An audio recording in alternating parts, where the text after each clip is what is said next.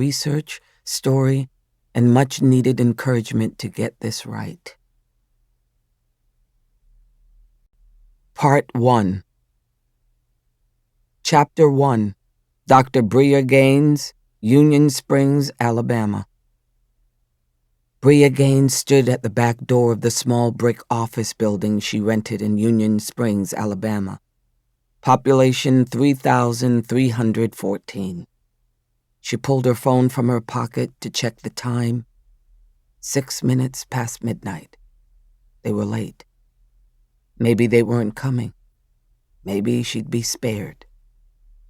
It was dark out, mostly quiet except for frogs, the spring peepers singing in the narrow creek that wove through trees leafing out for the season. She heard the rattle of an approaching vehicle before the flash of its brights signaled the arrival of the old Toyota SUV. Pulling up onto the gravel space that served as a parking lot, the driver cut the engine, killed the headlights. Bria's nerves were strung tight, heart pounding. She knew the risk when she'd agreed to do this thing. Nobody had forced her into it. Sometimes she'd realized a person has to take a stand. Bria tried hard not to let fear overcome her certainty. But when she flipped on the back door light, panic sent her pulse racing. Something was wrong already. Only 2 people emerged from the car. Bria had expected 3. She recognized the driver. It was Cochetta Bass, the nurse practitioner who worked at Union Springs Middle School.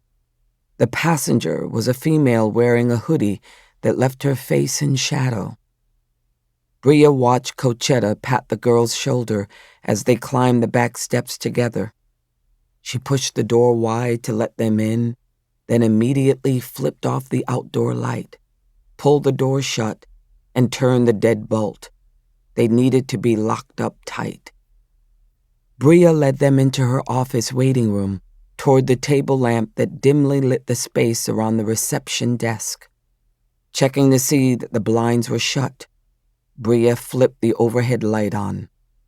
The school nurse spoke in a whisper, as if fearful of being overheard. "Dr. Gaines, this is Nova." The girl pulled the hood off her head and pushed her hair away from her face to reveal cheeks and a forehead glistening with sweat. Nova Jones was tall, standing 5 feet 8 inches, and her body had already matured. Bria recognized the frightened girl as the attentive big sister who chased around town after a brood of younger siblings. She smiled and said, "Hi, Nova. I've seen you at church over at Victory Baptist. How old are you now?" Nova looked down at the floor and whispered, 13. So, this was actually happening. A first for Bria Gaines, that was certain. She'd never committed a felony before, but a key person was missing. Bria couldn't overlook that. She glanced from Nova to the school nurse. "So where's Miss Jones, Nova's mom?" Nova's breath caught. She took a step backward like she might bolt. No, ma'am, Mama can't, no, never." Bria spoke gently to the girl. "You need your mother's support. She'll need to care for you, help you through this." Nova's voice shook as she said, "She'll be so mad. She'll think I'm a bad girl, that I was out there being fast." The girl's chest heaved like her distress was combusting, getting ready to explode. Bria had the uneasy feeling that she was walking straight into a predicament, a precarious situation even more out of control than she'd been led to believe. Bria didn't let her agitation show as she walked over to a supply cupboard. She pulled a clean hospital gown from a stack of linens and handed it to Nova. "The exam room is right over here," she said, opening another door and flipping the interior light switch. "You can change in there, take everything off, okay? Even your bra and panties. Let me know when you're done." She used her doctor voice, encouraging, brisk, professional. The girl wiped her wet eyes with her sleeve as she stepped into the examination room, shutting the door behind her. Cochetta pressed her hand against her chest. "How you doing, doctor? I'm so nervous, it's making me lightheaded. I was afraid I'd keel over just from walking up those stairs." Bria turned to the nurse, taking care to keep her voice low. "You said her mother would be here with her." Cochetta heaved a deep breath. "I tried. I did. Nova won't tell her mother about it. Absolutely won't budge on that. She's scared to death about what her mother will do if she finds out. Cochetta, I'd feel a lot better about this if she had family support." The nurse darted a look at the exam room door before she responded. "That girl got her first period when she was 9 years old. You know what her mother did. Gave her a pad and told her if she ever brought any babies home, she'd kick her ass out." Oh my God. It was a tragic situation, but it also scared her. She turned away from the nurse, wishing she had time to think it through. The nurse said in an urgent whisper, "If you don't fix this tonight, I can't guarantee what the outcome's going to be. That poor child actually threatened to try a coat hanger. Lord, I swear I thought those days were history." The suggestion terrified Bria. She rubbed her eyes, taking a moment to compose herself. There was only one reasonable solution. The stakes, though, were enormous. Who got her pregnant? Who's the father? Did you get her to open up about that? Sounding rueful, Cochetta said, "I asked. She still won't say. So legally, I'm supposed to call the Division of Human Resources or the police, as you know." Bria did know. Mandated reporter statute. "Yeah, we're mandated reporters under Alabama law, but I grew up on the Creek Reservation in Porch, so I never really felt like state law governed me, because my tribe had a treaty with the feds. Does that make sense?" No. The discussion made Bria's head hurt. Cochetta's interpretation of her legal liability was flat wrong. We're both mandated reporters in Alabama, both subject to Alabama state law. Okay, right. But if we call the police or DHR, you know what's going to happen, what they'll force her to do. She's just 13, Dr. Gaines, barely 13. Bria knew what the child's fate would be. She also knew that the assistance that Nova Jones and Cochetta Bass wanted her to provide could end her medical practice and send her to prison.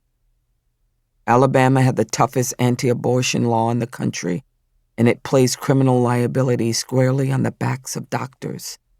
Under the Alabama Human Life Protection Act, intentionally performing an abortion was a Class A felony. Maybe Cochetta could read her mind. She said, "Doctor, I know the spot I'm putting you in.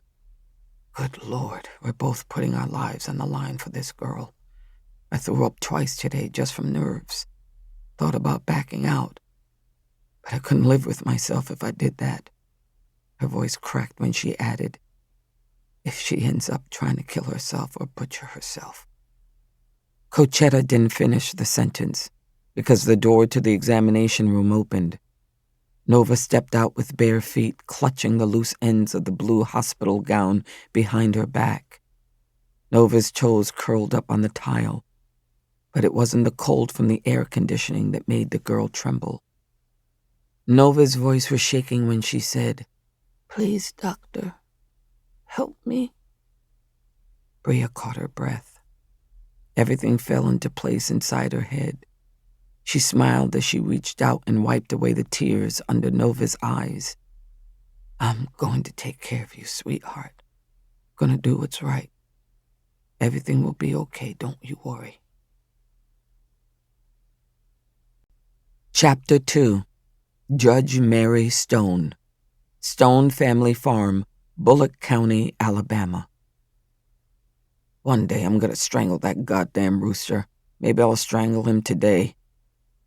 That was my first thought after being rudely, no, savagely awakened on a Monday morning in late March.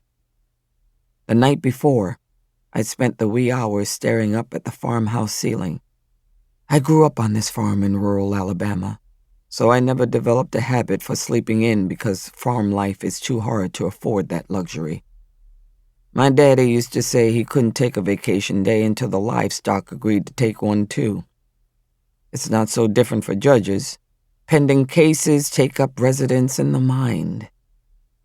I'd been agonizing over a decision I'd be called on to make. It was no exaggeration to say I'd been dreading this cursed day for weeks, counting down the hours until I had to choose between life and death, and trying to determine the wisest course. I rolled out of bed, pulling a long-sleeved t-shirt over my head and fastening the suspenders of my overalls. Didn't bother to glance at my reflection in the mirror while I brushed my teeth. At that hour, it didn't much matter how I looked. Inside the mudroom door, I stepped into a pair of rubber chore boots, stuffed my pant legs into the boots to discourage ticks from latching onto me. Then I exited the farmhouse just as the sky overhead was lightening from black to indigo blue. I crossed the hard, bare ground of the side yard, heading to the weathered barn my great-grandfather had built with his own hands.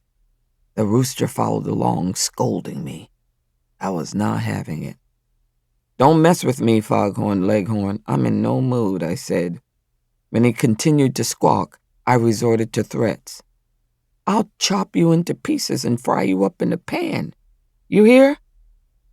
My quarter-horse Tornado trotted up to meet me.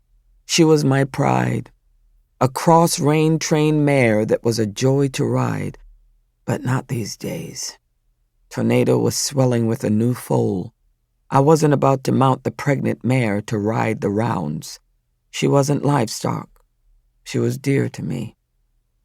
Inside the barn, I climbed onto the John Deere tractor and drove it to the east pasture, where I kept bales of hay stored under a plastic tarp.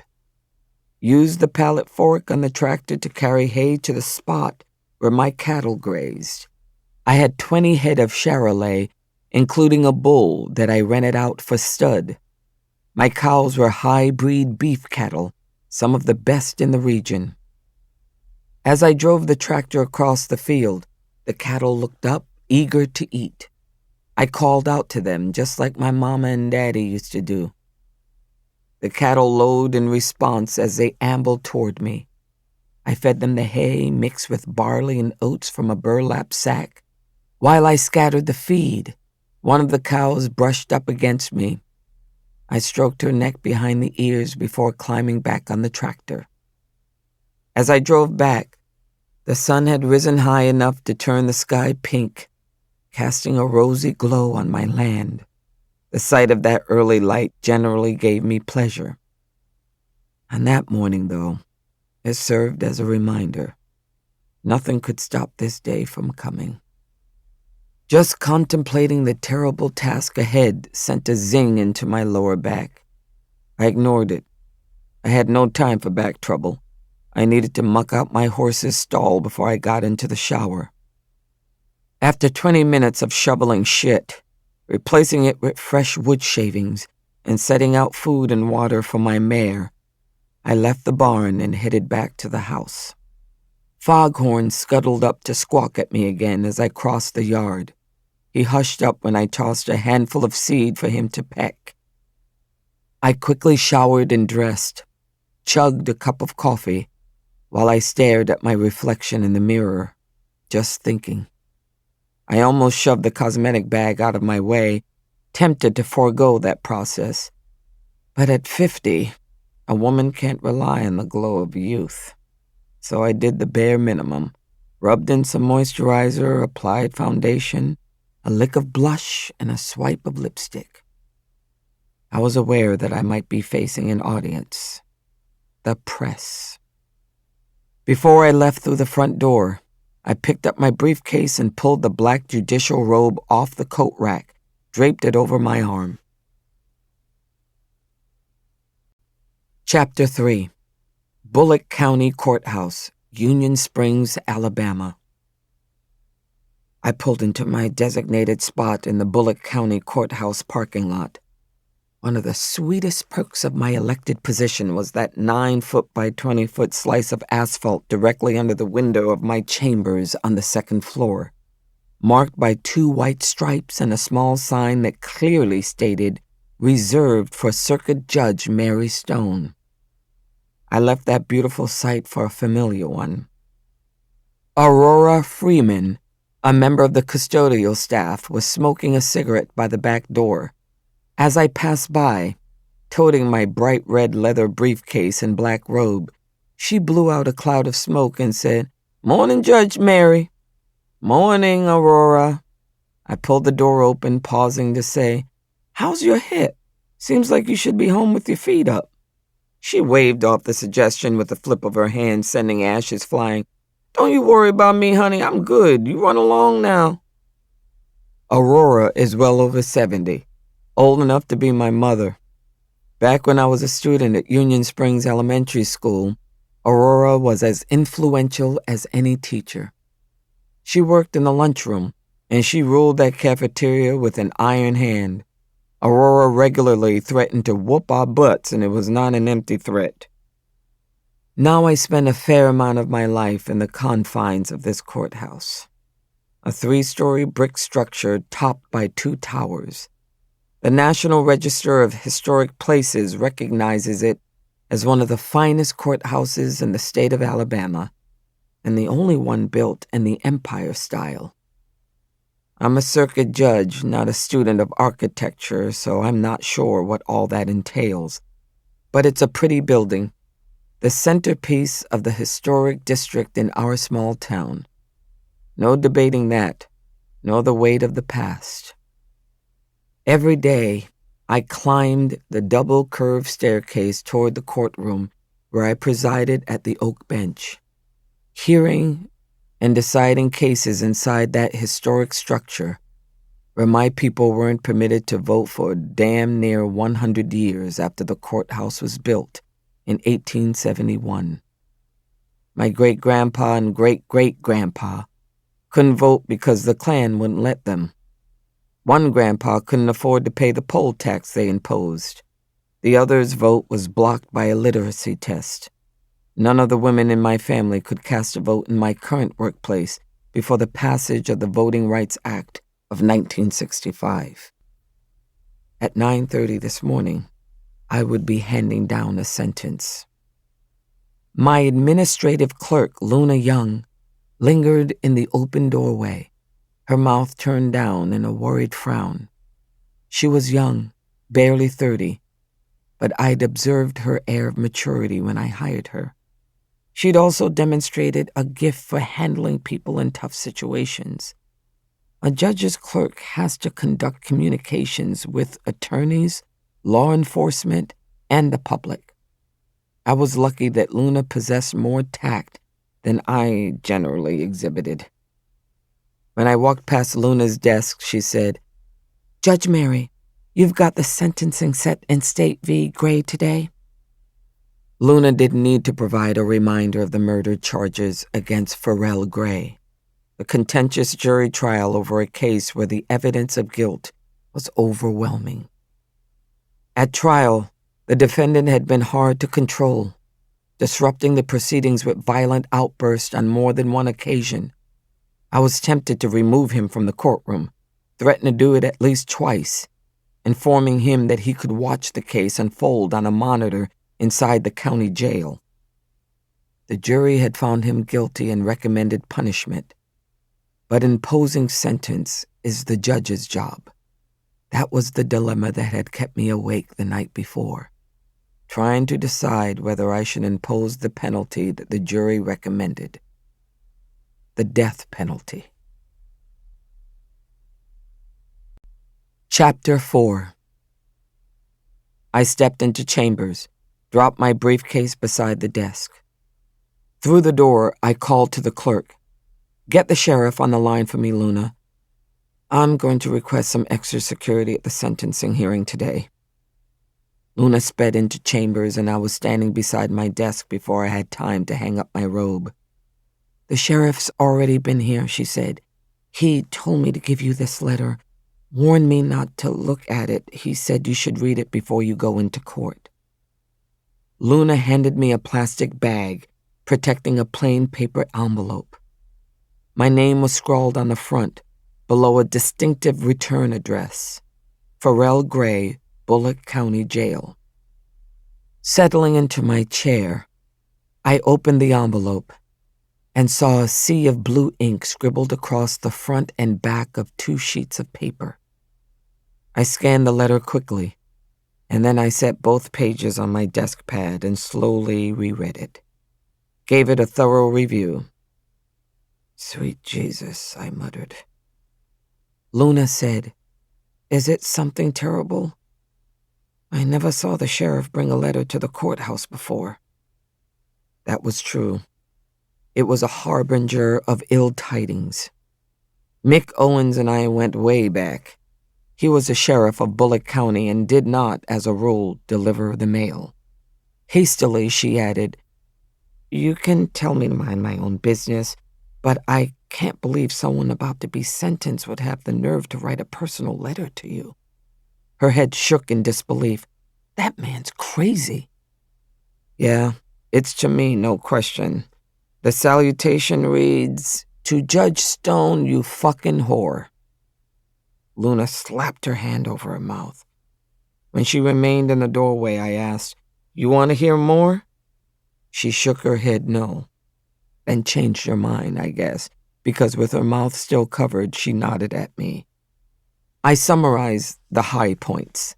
She'd be making copies in a minute and could read the whole thing from start to finish. "He devotes an entire page to my personal appearance, unflattering comments, you feel me?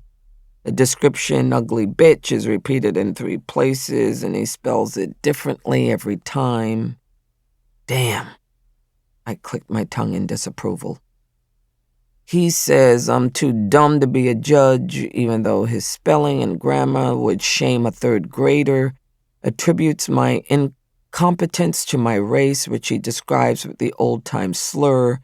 That word he could spell." "It's a scandal, Judge," Luna said. I turned to the second sheet of paper. Well, there's more. He informs me that he has made a deal with the devil. Satan himself is now Farrell Gray's ally, apparently, and that forms the basis for his threat. "He threatened you? Oh, no, he did not." "He did. He says if I follow the jury's recommendation and sentence him to death, the devil will see to it that I die a gruesome death, which the defendant describes in some detail." I winced as I read the second page a final time, recalling the brutality of the deaths the defendant had inflicted on the elderly couple he'd murdered when the old folks interrupted his burglary of their home. I knew that Farrell Gray didn't require the devil's assistance to commit unspeakable acts. I blew out a deep breath. Our system places tremendous power in the hands of the judiciary. The delicate balance can get thrown off when personal emotions come into play. Luna lingered in the door of my chambers. I picked up the envelope and letter, extended the documents across my desk for her to take. "I need 3 copies, Luna. Be sure to get the front and back of both those pages. Envelope 2. I was glad she pulled the door shut behind her. I had some thinking to do. Chapter 5. Every courtroom has its own vibe. I learned that as a trial lawyer in Alabama, but it's true everywhere. The vibe produces an atmosphere inside the courtroom like an electrical charge in the air. Everyone in the gallery can almost smell it. The judge is responsible, you understand. Whether the atmosphere in court is good or bad is determined by the person in charge. If the courtroom is relaxed and people are courteous to one another and to the public, the judge has set a standard for that behavior. On the other hand, if a court operates with a bailiff who's a bully and a docket that never starts on time, and a court reporter who's surly to lawyers and snaps at witnesses, that's the judge too. Shit's rolling downhill, Staff is copycatting the judge's attitude. In most U.S. courtrooms, all interested parties are in place before the judge arrives. The judge's appearance is announced with pomp and ceremony. The bailiff shouts, "All rise!" and people jump to their feet. That's how it's done. But it's not necessarily standard procedure in my courtroom. Not always. Sometimes I like to be the first person to the party. Helps me get in the right headspace. So when folks started drifting into court, taking their seats in the spectators' gallery, I was already seated. In the big rolling chair at the raised wooden bench, I was suitably attired in my black robe, zipped up and topped with a bright yellow scarf, my substitute for a man's necktie. Bullock County Courthouse has a huge courtroom, designed when it served a wide variety of purposes. Back in the day, there was a function in addition to upholding law and order by enforcing the criminal law and serving up justice in civil cases. Because the courtroom also provided entertainment to the masses, the public would turn out for jury trials to see the show. Jury trials are live theater in which the script is written as the drama unfolds. The defendant didn't have a cheering section. No family willing to claim him, not that we'd seen at trial.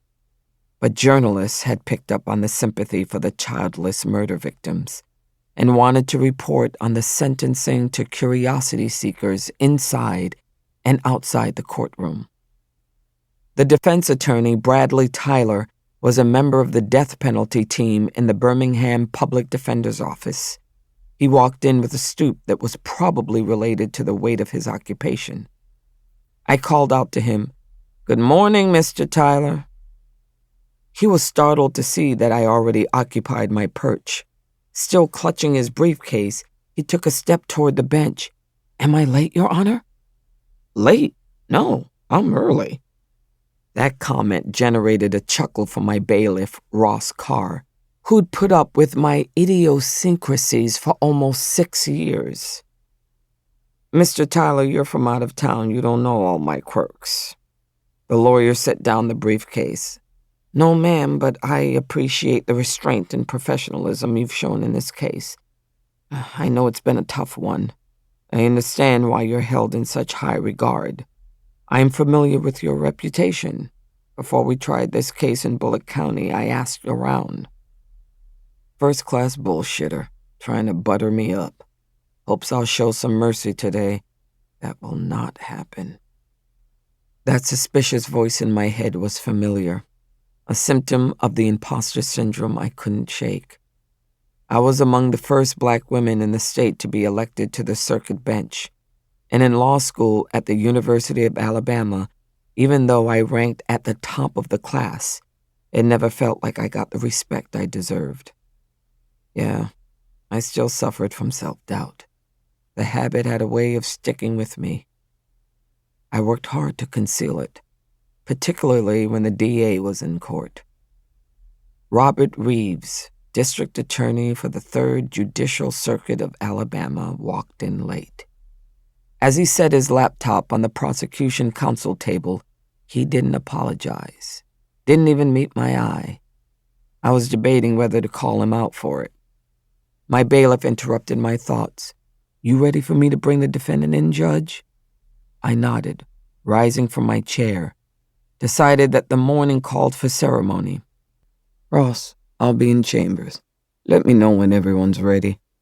A few minutes later, I walked back into court as Ross called out, "All rise! Circuit Court of Bullock County is now in session. Judge Mary Stone presiding." The public defender jumped to his feet. All of the people gathered in the gallery stood up. Even the DA waited for leave to sit down. "Y'all be seated," I said. "We're here in the matter of State v. Farrell Gray, case number CR193878. The state appears by District Attorney Robert Reeves.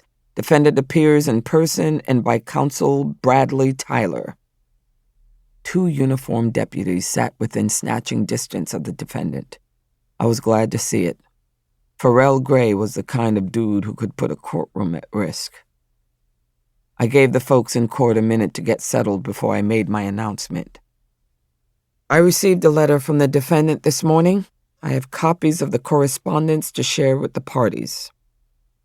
When I picked up the folder containing the copies Luna had stapled together, my bailiff stepped up to take it from me.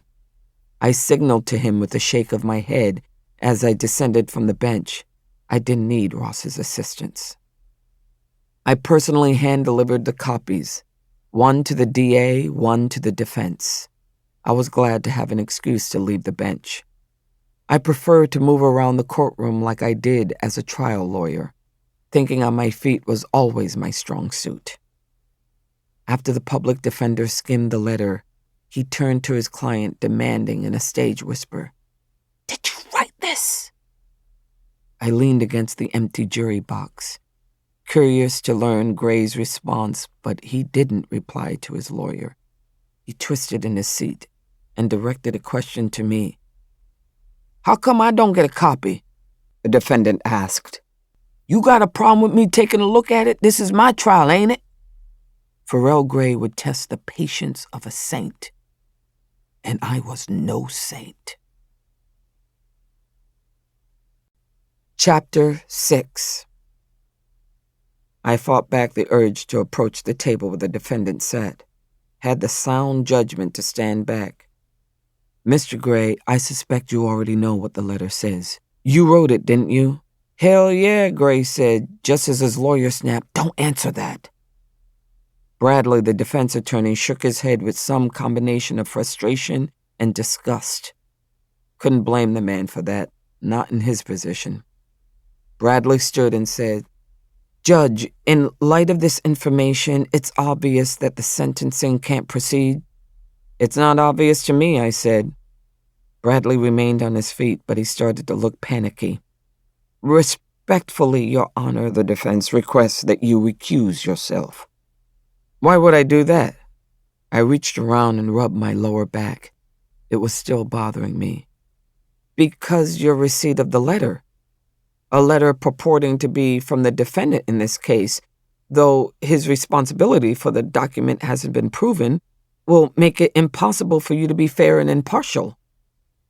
I stared the man down for a moment before I asked, "And why do you think I won't be fair?"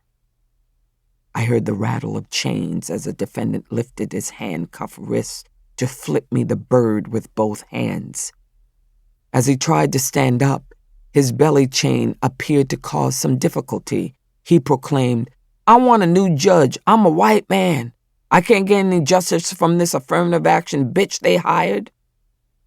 The defendant was unfamiliar with the judicial process. I wasn't hired. I was elected. In Alabama, circuit judges are elected to 6-year terms of office by the registered voters of the counties in their circuit. As the deputies jumped up to ensure that Gray remained in his seat, the public defender said, "Judge Stone, I apologize for that outburst." The outburst wasn't over. Not yet. While the deputies wrestled Gray back into his seat, the defendant continued to utter insults that were, thankfully, mostly incomprehensible. His lawyer appeared to be sincerely distressed. "It's not your fault," I told the public defender. I felt the urge to move, so I stepped closer to the defense counsel table, but took care to keep a safe distance from the criminal defendant when I addressed him. "Mr. Gray, you need to quiet down. You're not helping your cause." That was when the DA decided to weigh in. "Your Honor, the law on this matter." I swung around to face him. "You think I'm not acquainted with the law on this issue?" He blinked, continued in his nasal voice. "I just want to contribute the state's position. I don't recall asking for your opinion." The DA was getting under my skin, as he tended to do. It was time to create some distance. I strode back to the bench. Climbing up the 3 wooden steps that led to my chair was well-timed in this instance. It demonstrated my authority. As I sat, I said, "Defendant's motion is overruled." Pharrell Gray snatched his attorney's copy of the letter and flung it to the floor. "The devil's gonna burn you alive! You'll be screaming when your flesh is on fire. To the court reporter, I said, Marlena, did you get all that? When she nodded, I said, I have ruled the law is on my side. In Alabama, judges are obligated to recuse themselves when they've behaved badly. To be clear, that's when the judge has behaved badly. You're an ugly whore, Gray shouted. His lawyer grimaced. Looking away, he was embarrassed. I said, this is just what I'm talking about. See, in this case, the wrongful behavior is all on Mr. Gray's part. The defendant has behaved badly. But I won't permit him to use that as a basis to go judge shopping. If you have any dispute on this issue, I recommend that counsel check out Ex parte Bentley, an Alabama appellate decision that's on all fours with our situation in court today. The DA smirked, looking satisfied. Well, that would be short-lived. Mr. Gray, please stand, I said. The defendant snarled. Why? Because I'm going to pronounce sentence in your case. The defense attorney stood and whispered an entreaty to his client to do likewise, but the defendant didn't want to comply with traditional procedure at sentencing. It required the assistance of both deputies to pull Farrell Gray into a standing posture. In the case of State of Alabama v. Farrell Gray on counts 1 and 2, I hereby sentence you to life imprisonment without possibility of parole.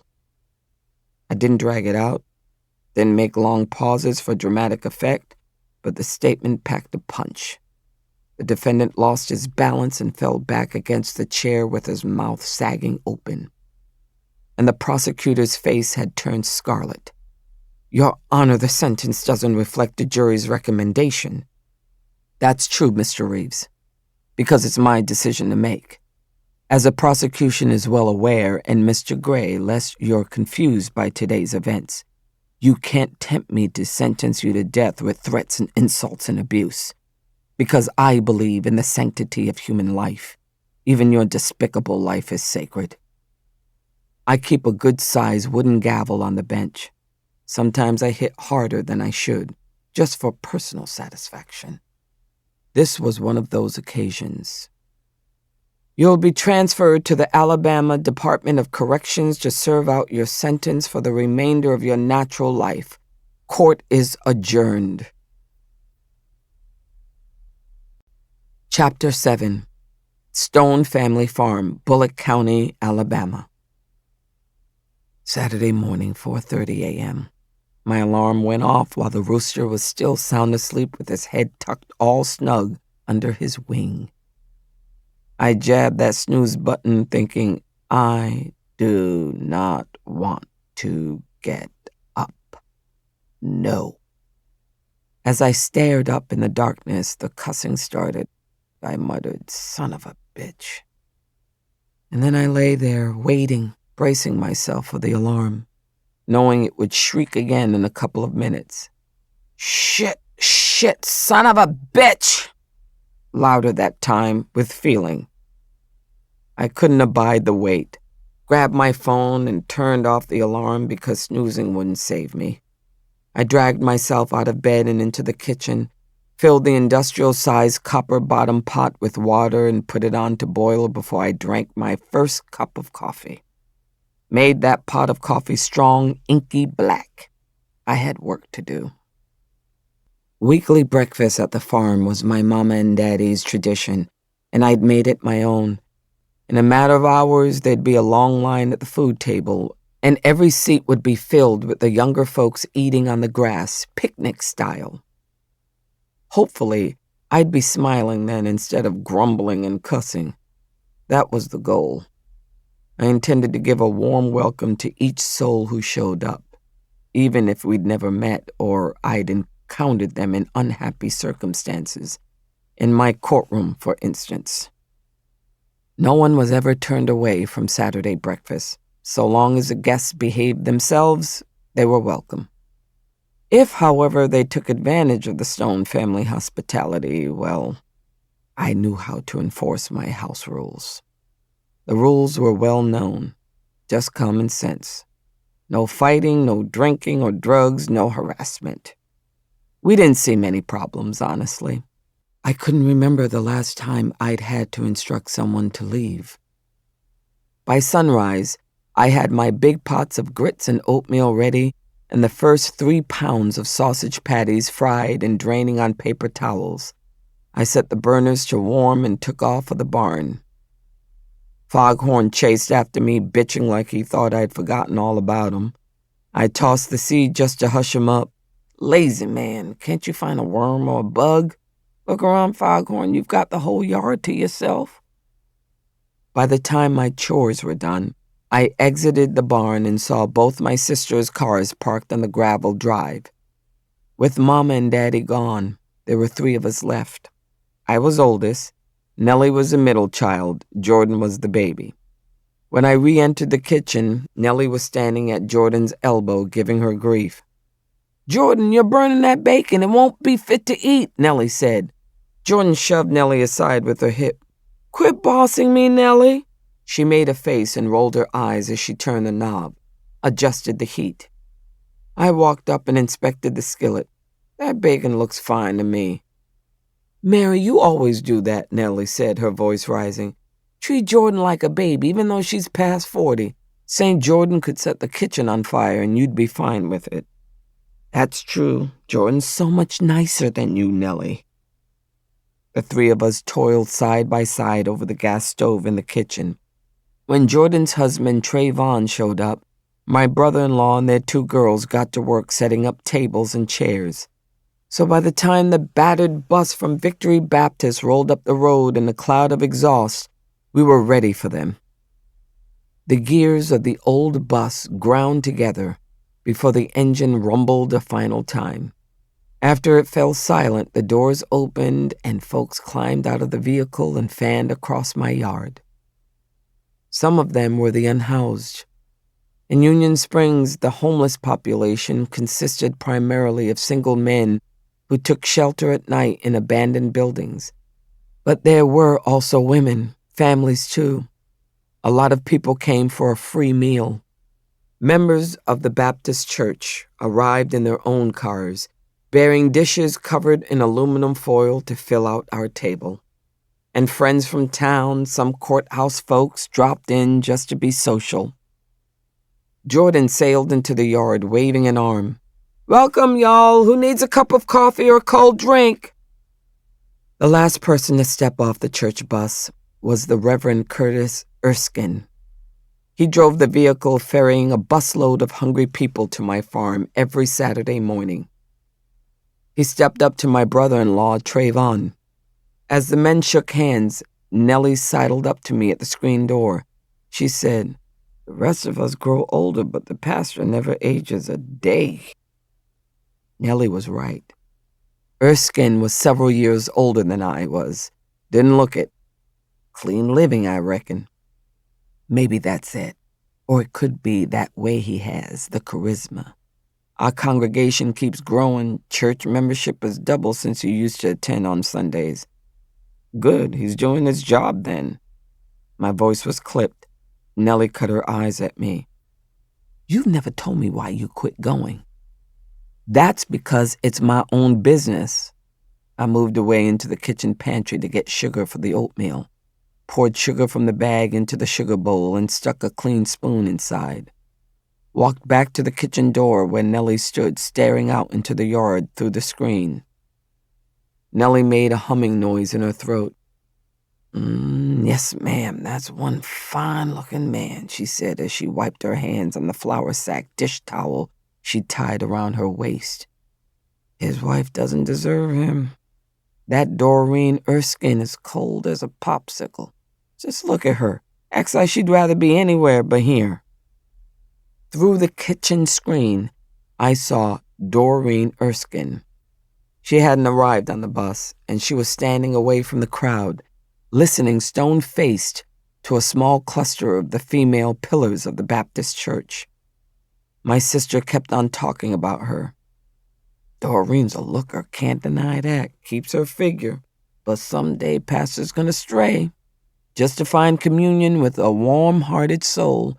I'd bet money on it. What do you think, Mary? I don't care what the man does. He's not my business, I said. And I meant it. Chapter 8. The preacher never made it to the kitchen door. He was stalled midway, brought to a halt by a young woman dressed in a tight pair of well-worn jeans. When the woman buttonholed Reverend Erskine, Nellie made a scornful noise. She nudged me. Mary, check her out. You see that one? Pastor would be wise to turn and run for his life. I did look, just to see what Nellie was going on about. The woman smiled up at Erskine, talking a mile a minute. She was laser-focused on the preacher until a child toddled up and grabbed her around the leg. Without looking down at the child, the woman whirled around and called out, Nova! Beside me, Nellie made a disapproving click with her tongue. I could tell you who she's hollering for. Nova, that's her oldest. I see the girl at school. I'll have her in my math class next year. She's finishing 7th grade. Nova ran up to her mother. The girl had a child in her arms, 2 more trailing behind her. Nellie kept talking as she grabbed a gallon of milk from my refrigerator and carried it back to the door. That girl Nova looks a lot older than she is. You'd think the child was in high school. She's so big. Really stands out. She's taller than most of the boys. The revelation stirred memories. I was a big girl. It's not easy. I still recalled exactly how it felt to tower over everyone, to be the first girl to wear a bra, what it was like to explain to the teacher that I desperately needed to run to the restroom in the middle of class. My sister and I stood together, watching Nova peel her sibling away from her mother's leg. Nellie said, their mother's still in her 20s, has 5 children, no man at home, but she runs up to the church every time the pastor opens a door. What do you think about that? My voice was neutral. I don't think I should judge. Nellie's laugh sounded like a hoot. You judge people all day long. It's your job. Hugging the plastic milk jug, she shouldered her way through the screen door. As it banged shut, I checked the clock over the stove. It was past time to feed my guests. Still holding the sugar bowl, I made my way out of the house and into the yard, stopping to greet people as I passed them. We'd lucked out with the weather, had a brilliant blue sky overhead. The late March sun was just right, not too hot. People were comfortable whether they stayed in the shade of the porch or in the middle of the yard or under the old birch trees laden with Spanish moss. As I set the sugar by the oatmeal pot, Reverend Erskine came over. Always a pleasure to break bread at your table, Judge Mary. Thank you, Reverend. Will you lead us in prayer? He did a creditable job, knew when to wrap it up. I was glad of that. Hungry people don't appreciate a mealtime grace that runs over long. Keeping dishes filled while folks went through the line was a group effort. Jordan ladled the oatmeal while Nellie served bacon and sausage, and I dished up the eggs and grits. People helped themselves to biscuits, rolls, the covered dishes neighbors had shared.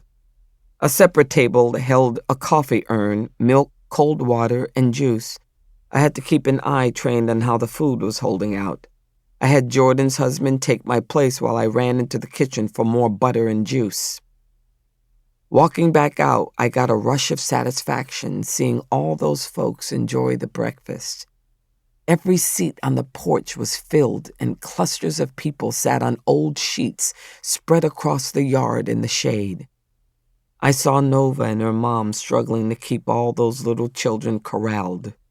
The youngest was a baby who kept crawling off the sheet and into the grass. I walked over and scooped him up. He was a pretty boy with eyes like buttons. Nova started to rise. I shook my head to keep her seated. You eat your breakfast, hon. I'll hold this big boy for a bit. Nova looked at her mother for permission before she sat back down and spooned up oatmeal for her little sister. I caught her looking over her shoulder across the field. In a voice so soft I could barely catch it, she said, You got a lot of pretty trees. The dogwoods were blooming. red buds starting to fade. I said, "It's been a good year for dogwoods. Weather must be just right for them." She looked up at me. "How'd you plant so many?" "Oh, honey, they grow wild on my farm. Dogwood trees have been growing here as long as I can remember." The young mother spoke up. "Is she bothering you about the trees? That child is always going on about them, showing off how she knows so much about flowers and all." The woman shaded her eyes with her hand and smiled up at me. "You're the judge, aren't you? Judge Mary. I'm Starla Jones. These are my kids. We've been going to Victory Baptist. That's how we heard about your Saturday picnic." I knew every soul in that town, but I rarely encountered her. "Welcome, Starla. I'm happy y'all could come." Her little boy bounced on my hip, chewing on his fist. I whispered to him, talking baby talk. Starla glanced at the child in my arms and said, "Nova, did the baby eat his cereal? I don't want him crying in an hour." Nova scurried around looking for the little boy's foam dish of oatmeal. I took it from her, plopped myself down on the tattered sheet, and balanced the baby in my lap. The girl looked hesitant, like I might not be up to the task. I said, "Nova, I had 2 little sisters. I used to feed Jordan oatmeal just like this. You sit down and eat. Do you have a plate?" Nova shook her head and whispered, "I don't want any breakfast. Thank you, though." Starla's voice rose. "All this food out here and you didn't get nothing to eat? What's the matter with you?" She answered in a voice even softer than before. "I don't feel good, Mama." "You got nothing to feel bad about. I'll bring you to a judge's house and she invited you to eat. Don't give me any attitude. Get you a plate." I said, "I'm not hungry." I could hear tears in the girl's voice. "Nova, you fix your face right now." Oh, Lord, I thought, here it comes. Scooting sideways, I put my back to them, gave the baby another spoonful of cereal, and scraped the excess off his chin. Tried to pretend I couldn't hear Starla fussing with her daughter about breakfast. But it was impossible to ignore.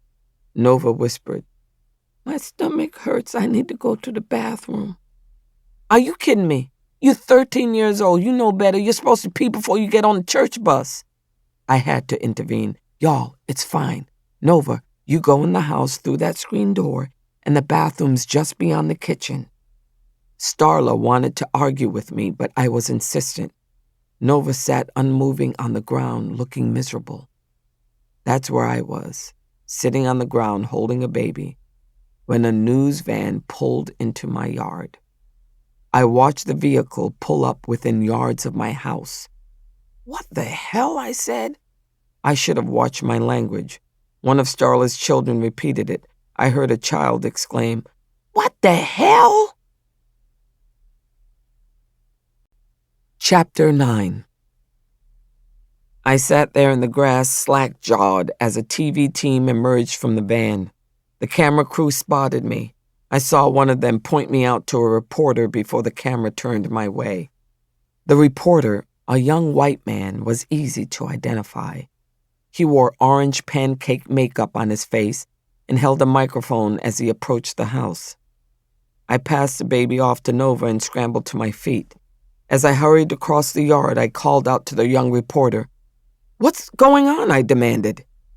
I could see that the camera was already taking footage, zooming in on the sunken faces of ragged men who sat on my front porch accepting my charity. I saw one man bow his head in shame. My temper flared. My sisters had stepped away from the food table to watch the TV team. When I caught Nellie's eye, her chin lifted in defiance. I marched up to her. "Now, what the hell is this, Nellie? Is this your doing?" She didn't deny it. "I'm trying to help you. I got a TV news team interested in doing a feature on Saturday breakfast to help you out." "Don't help me. I don't want it." "Why are you so stubborn? This is free advertising for your re-election campaign." I strode right over to the camera team. The young reporter with the mic gave me a once-over as he stepped up to greet me. "Judge Stone, I'm Reese Wilson with WYLR in Birmingham." His starched white Oxford shirt was tucked into pressed khaki pants. I resisted the urge to brush food splatters from my faded t-shirt. When I gave him a tight smile, my tone was all business. "Nice to meet you, Mr. Wilson. Y'all need to turn right back around. Put your equipment back in the truck. There's no story here today, nothing to see." The camera crew looked to the reporter for guidance. When Wilson spoke, his voice carried barely a hint of his regional Southern accent, but his native arrogance hadn't been erased. He said, "Really? Nothing to see? Judge, it's right here in front of me. I can see it with my own 2 eyes. We were invited to do a feature on you. We drove 2 hours to get here." I tried to keep it civil, even though something in the young man's face as his eyes swept over my home triggered a defensive reaction in me. "Sorry for your inconvenience, Mr. Wilson, but I didn't invite you, and it's my private property." The reporter flatly ignored me. He turned to his crew, gestured toward the house. "Set up down there with the porch in the background." This kid had picked the wrong woman to mess with. I was mad enough to spit. "I'm not playing." My voice had a hard edge. "You are trespassing. I'm ordering you to leave." "You're not serious," he said. I shot a look at my breakfast guests seated on the porch and scattered across the grass. Some of them watched the confrontation furtively. Others had turned their heads away. I didn't blame them. I wish I could turn away from it. I dropped my voice. "My guests deserve their privacy. I'm going to protect it, you understand me?" He didn't bother to lower his voice. "You're a public figure, an elected official. As a journalist, I'm entitled and obligated to cover you. I also have a lot of influence over how you'll be perceived, you understand? I'm entitled to do this." "Oh, I understand you better than you might imagine, and one thing we agree on, you're entitled. You're an entitled little ass." His eyes widened. I thought I heard the cameraman snicker. Maybe I imagined it. I pulled my phone from my pocket, held it up. "I've already informed you that you're trespassing, and I have the sheriff's department on speed dial. Sheriff Owens is a quick responder. He'll be out here in a flash." The sun was in my eyes. I squinted at him to make sure my words hit home. "Want to see me in court on Monday morning?" He hesitated. I gave him a moment to think it over. I would prevail, no doubt about that. The only question was how far the battle would go. He exchanged a glance with the cameraman. I saw the reporter curl his lip, but he'd backed down. I could sense it. I followed them back to the van and watched them load their equipment. I waited until they started the van up and put it in reverse. As they departed down the gravel drive, I waved at the van and called out, "Y'all drive safe." When the news van disappeared, I started picking up empty plates and cups. It was time to wrap up the breakfast. If folks started leaving soon, I might have everything cleaned up around 2 in the afternoon. Not trying to blow my horn. That's the way it's always been on our farm. Just a typical Saturday. Chapter 10. Nova Jones, Union Springs, Alabama. Nova Jones ran down the cracked concrete steps and headed across a weedy strip of green yard. She'd barely made it to the sidewalk when the door to their apartment building flew open. "Nova, get back here!" She turned, squinted up at the figure of her mama. Mama was standing in the doorway, frowning down on her like Nova done something wrong. Nova said, "You told me to go to the dollar store, Mama. You get back here and take your brother. I can't have him underfoot." Nova walked back up the steps, moving slow and dragging her feet.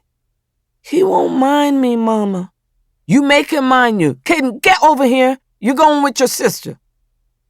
Mama opened the door, pulled Caden through the opening. Squatting on her haunches, she shook a finger in the toddler's face. "When you go in that store, you don't touch nothing. You hear me?" Nova wanted to scream. She just couldn't do it. No way she could carry Caden all that way. She'd been cramping again, pain coming and going and spotting blood. Dr. Bria said it might happen, told her to come back to see her if it did. But how was Nova supposed to do that? How would she explain it to her mama? "Mama!" Nova's voice rose to a whine. "I can't carry him, it's too far. Take the wagon." Her mama pointed at an ancient toy wagon, its red body covered with a coat of rust. Nova sighed as she climbed back up the steps, picked up her brother, and carried him to the wagon. "Don't you fall out," she said, giving him a glare. Mama called from the door. "Don't be lazy, pick up your feet. I don't want to wait all day for you to get back here." "Yes, ma'am." "If they give you any trouble about using my EBT card, you ask for Cherie. She knows you just helping me out." Nova kept her mouth shut. It wasn't that easy using Mama's card when she wasn't there to approve it. More than once, the women working at the store had refused, saying Nova wasn't authorized. And how could Nova argue with that? It was Mama's card, not hers. No point in fighting about it with Mama. Nova had a better chance winning an argument with the cashier at Dollar General. Mama didn't put up with any back talk. She picked up the handle, gave it a pull. Her baby brother had to grab both sides of the wagon to keep from spilling out. He didn't cry, though, didn't complain. He crowed with laughter, giggling like a crazy boy. Nova smiled. It was hard to stay mad at Caden. Not his fault Mama was acting so cross. Not Caden's fault that Nova was feeling bad either. He was a sweet baby, a funny little guy. Nova loved babies. She hoped the Lord would understand that when she stood before him on Judgment Day. God would know it wasn't all her fault. God saw everything, so he knew what got done to her. Nova tugged on the wagon. She wasn't going to think about that. Going to push that memory clean out of her head. She talked to Caden over her shoulder. "You want me to show you something pretty? Pretty trees and flowers?" He let out a happy squeal. "Pretty!" Her spirits lifted. She took a right at the intersection, taking the long way, so there'd be more to see. An old rundown house up the block had the biggest lilac bush in town. The bush sat in full sun on the corner of the property, crowding the sidewalk. No telling how old it was.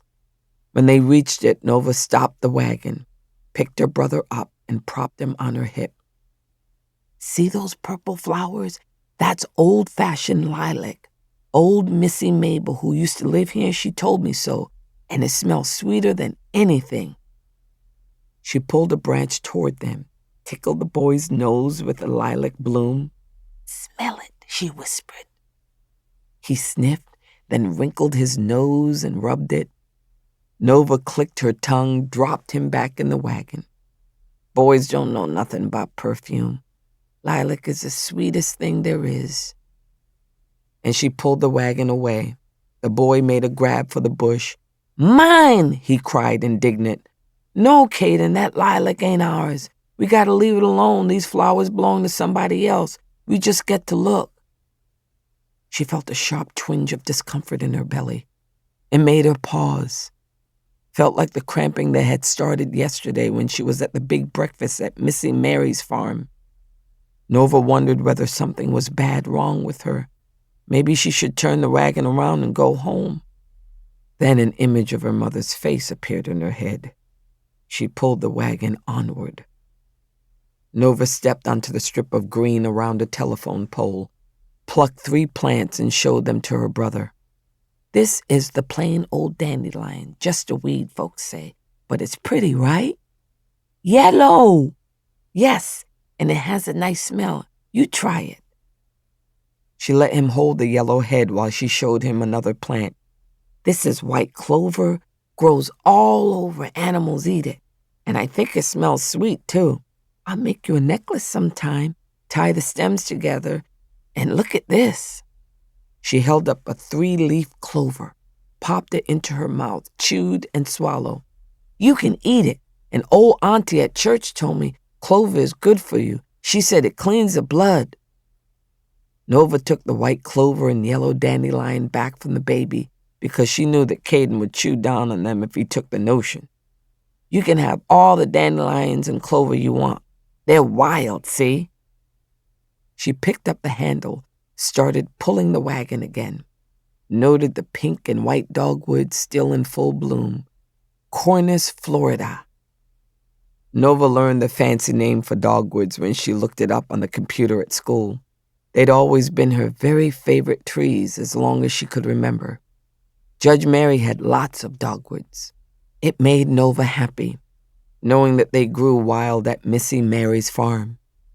If Nova could find a wild dogwood, she'd break off a blooming branch, put it in a jar of water by her bed. Her very own sprig of flowers and green leaves. As she pulled the wagon along, the pain in her belly got worse. Like yesterday, but stronger this time. Felt like menstrual cramps, bad ones. She stopped, bent over, grabbed her knees for support. Caden started to fuss, making loud noises that threatened to turn into full-out wailing. Nova straightened up, walked over to a patch of clover. She picked a handful of white clover, tossed it in the wagon. You can have all that. It's yours. When the weather gets hot and school is out, I'll take you to the railroad tracks. We'll pick pink coneflowers. They grow wild all summer long, and black-eyed Susans, as many as we want. We'll fill this wagon with wildflowers. They don't belong to nobody, so they're for everybody. The baby was distracted. He clapped his hands, picked up a clover and waved it. Nova tried to carry on, pulling the wagon down the road, but she couldn't stand up straight. She was doubled over with the cramping pain. When the blood stained her shorts, she didn't know what to do. She was in agony, couldn't go on to the store, didn't have the strength to go back. She pulled the wagon off the road into someone's yard, got the baby out of the sun under the shade of a tree, a dogwood tree. She sat in the grass panting. Tears started running down her face. She hurt so bad. Nova had to get home some way, but she couldn't just lie there in the grass. Caden could crawl out of that wagon, get into the street. Nova got on hands and knees, then got to her feet, grabbed the handle of the wagon, then started walking. She stumbled down the sidewalk, bent over, pulling the wagon behind her.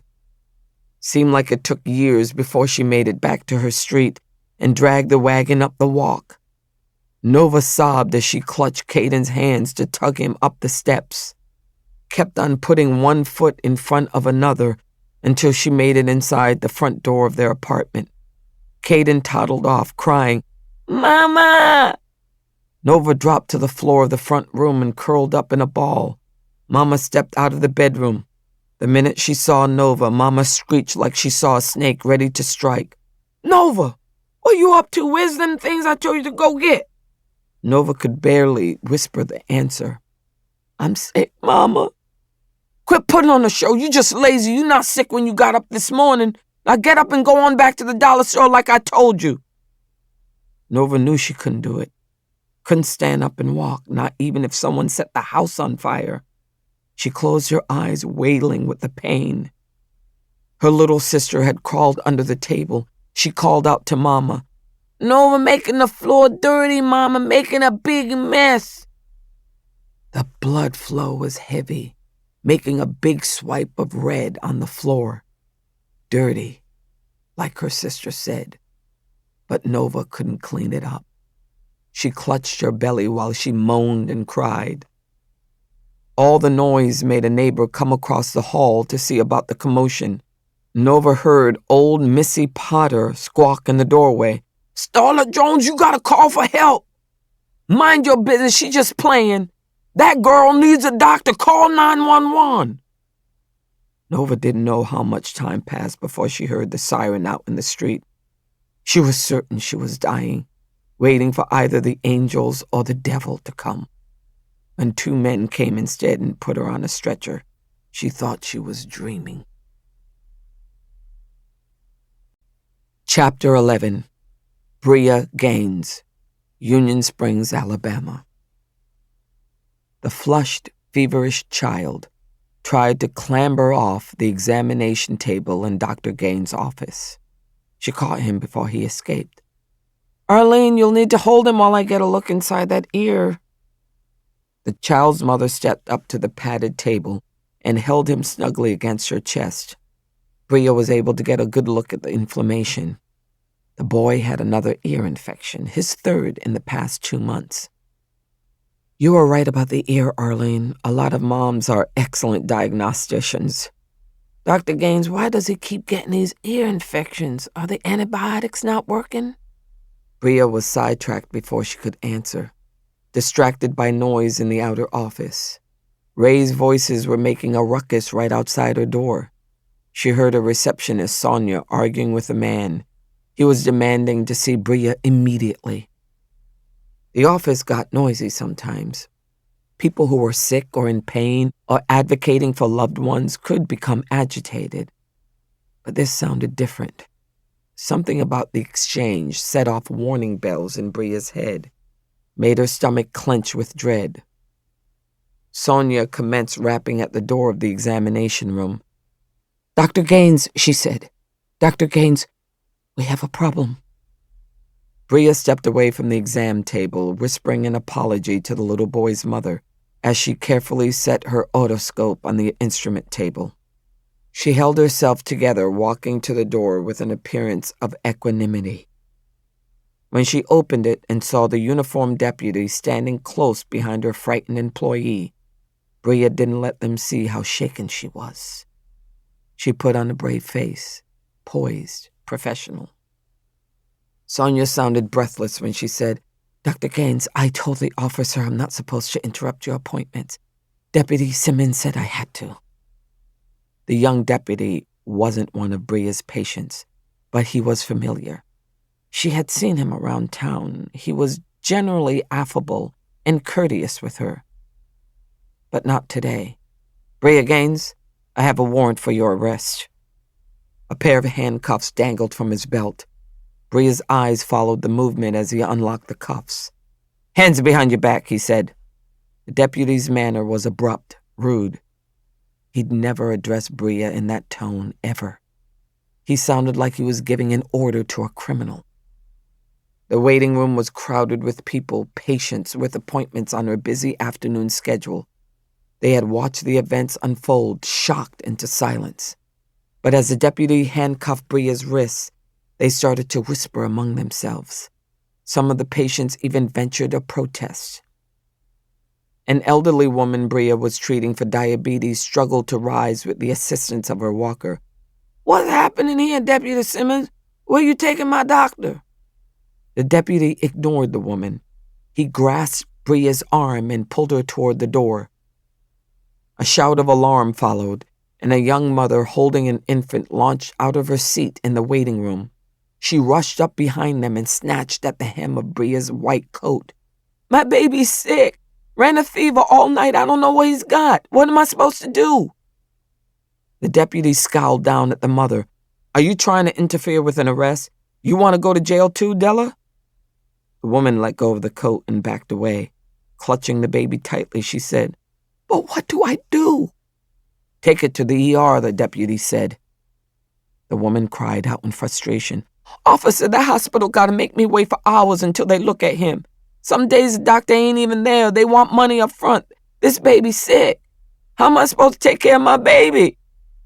Bria knew that Della wasn't overstating the circumstances. The baby needed to be examined. Bria tried to reason with the officer. "Let me see the baby just for a minute, Deputy. I won't take long." Deputy Simmons behaved as if he hadn't heard her speak. He pulled a sheet of paper from his pocket. "Bria Gaines, you're under arrest for the Class A felony of performing an abortion. A Class A felony carries a minimum sentence of 10 years, a maximum imprisonment of 99 years to life." Bria was aware of the law. She'd read the penalty before, multiple times. Hearing the range of punishment stated aloud, though, gave it a different weight. It conjured up the image of that vast stretch of prison time, swallowing up the remaining years of her life.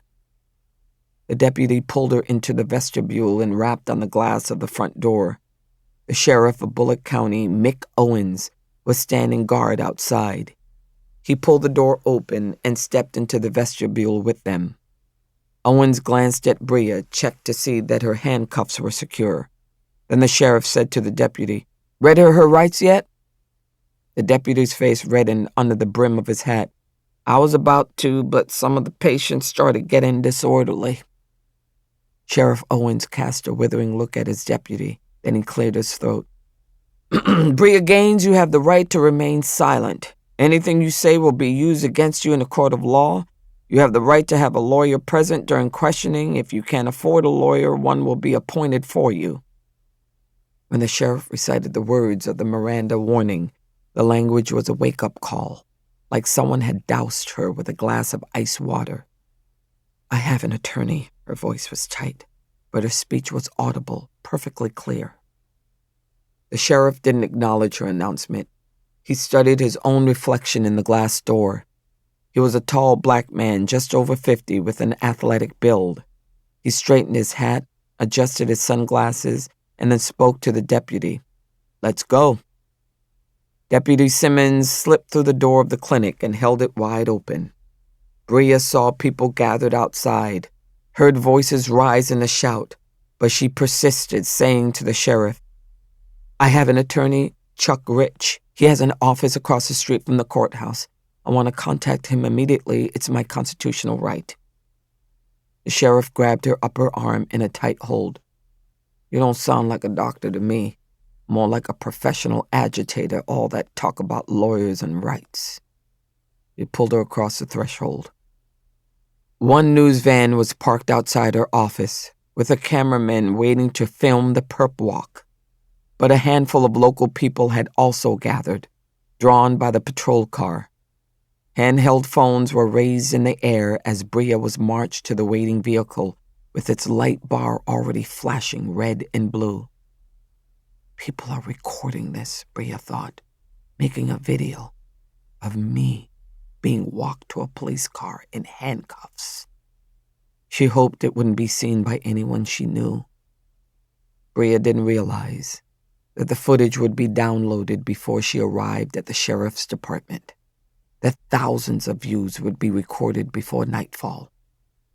She just concentrated on walking, moving her feet down the pavement step by step, trying not to collapse in front of the camera. A thought drummed in her head. "Can't be happening. It can't be happening. Not to me." But it was. She felt the sheriff's hand cradle the back of her head before he shoved her into the back seat of the patrol car. Chapter 12. Mary Stone, Bullock County Courthouse, Union Springs, Alabama.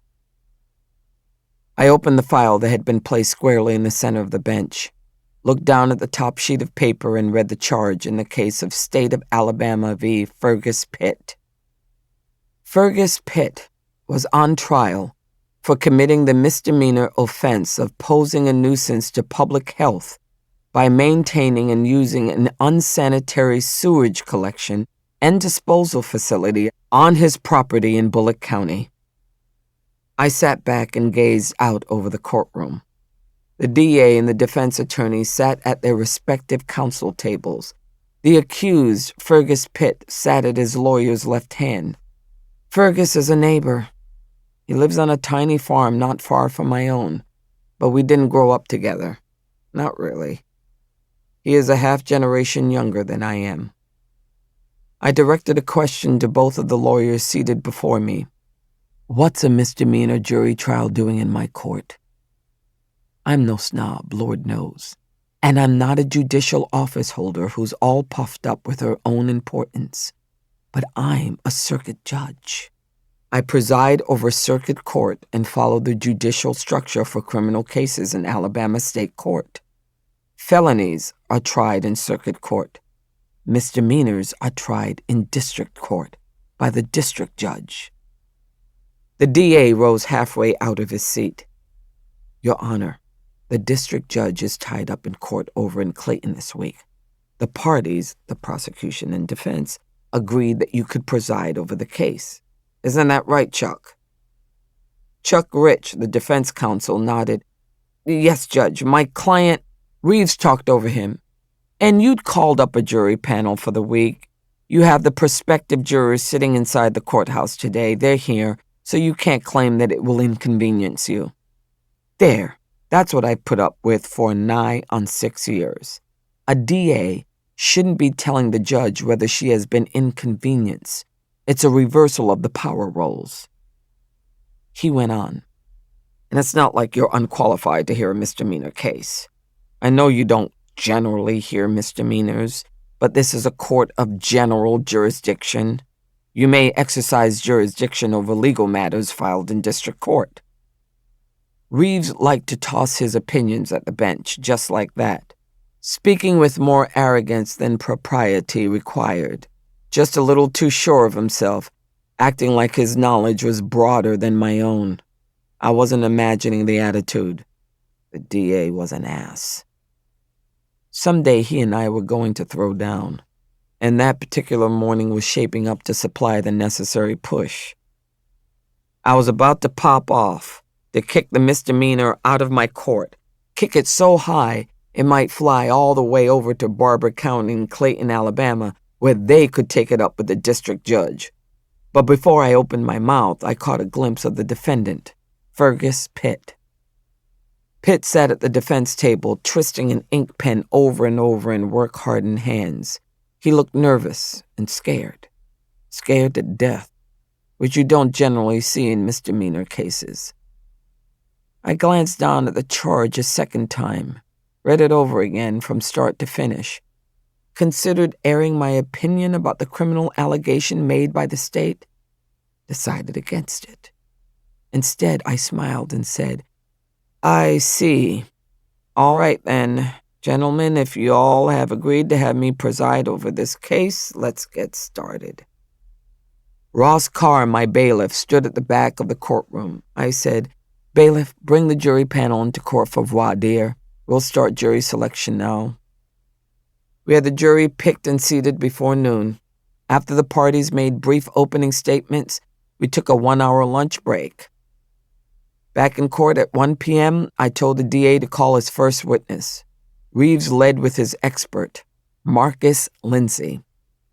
Lindsay had come from Montgomery to appear.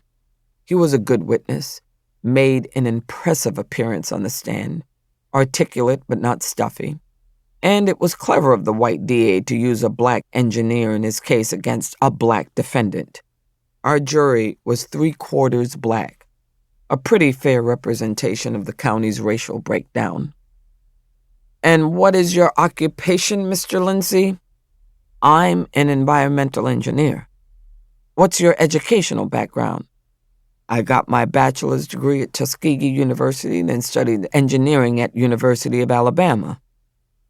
I didn't betray any reaction when the witness revealed he'd received his degree at the very same HBCU where I'd done my undergraduate studies. I was tempted to gaze at the jury box, see whether any of them were wrestling with the question that had occurred to me. How many of us were wondering why that engineer was testifying for the prosecution in this case? The DA's voice oozed courtesy when he spoke to the witness, more courtesy than he'd ever shown to me. Directing your attention to March 17th of this year, did you have occasion to be in Bullock County, Alabama? I did travel to Bullock County, yes. For what reason? To determine whether raw sewage was contaminating private property and threatening public health. I sneaked a look at the defense table. The defense attorney was fidgeting in his chair. I tried to send him a mental message. Get out of that chair, stand up and fight. The attorney didn't pick up my vibes. Meanwhile, the DA's direct examination continued. Where did you go on that date? To a rural property located a mile north of the city limits of Union Springs. The address was 37 Farm Road 164 in Bullock County, Alabama. Did anyone accompany you? A sheriff's deputy. The sheriff's department had hired me to make the inspection. What the hell? The sheriff had laid out funds from our impoverished county to pay for a private sector engineer? What was Mick Owens thinking? It took tremendous fortitude to remain in my seat. Had to put my hands in my lap, out of sight. My clenched fists would give me away. I stared at Chuck Rich again, saw him sigh as he wrote something on his legal pad. The DA edged over to the jury box as he asked the next question. What did you observe on the property at the location, Mr. Lindsay? There was a mobile home on the property about 50 yards from the road. I observed a long white PVC pipe running from the trailer to a trench in a pasture behind the home. What, if anything, did you observe in the trench? It was filled with raw sewage from the trailer. The owner of the property was straight piping his sewage to a hole in the nearby field. Objection, Your Honor! Finally! It had taken him long enough. The defense attorney was on his feet. Grounds, I said. The defense attorney, Chuck Rich, was sweating. Perspiration trickled down his face, making dark spots on the collar of his blue shirt. Judge, they can't do this. The DOJ put a stop to it when they were prosecuting people in Lowndes County. The DA leveled a look at me. This isn't Lowndes County. We're in Bullock County. Rich gawked in disbelief before he turned back to me and said, Judge, what he's trying to do is outrageous. This is an environmental equity issue. Reeves extended an arm to the jury so they'd know he was addressing them. I don't disagree with the last half of that statement. The environmental quality of this county is an important issue, and it's equitable and fair that we keep people in the county safe.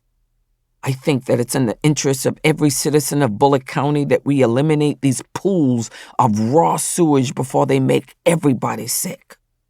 Hope people in this jury haven't caught anything yet.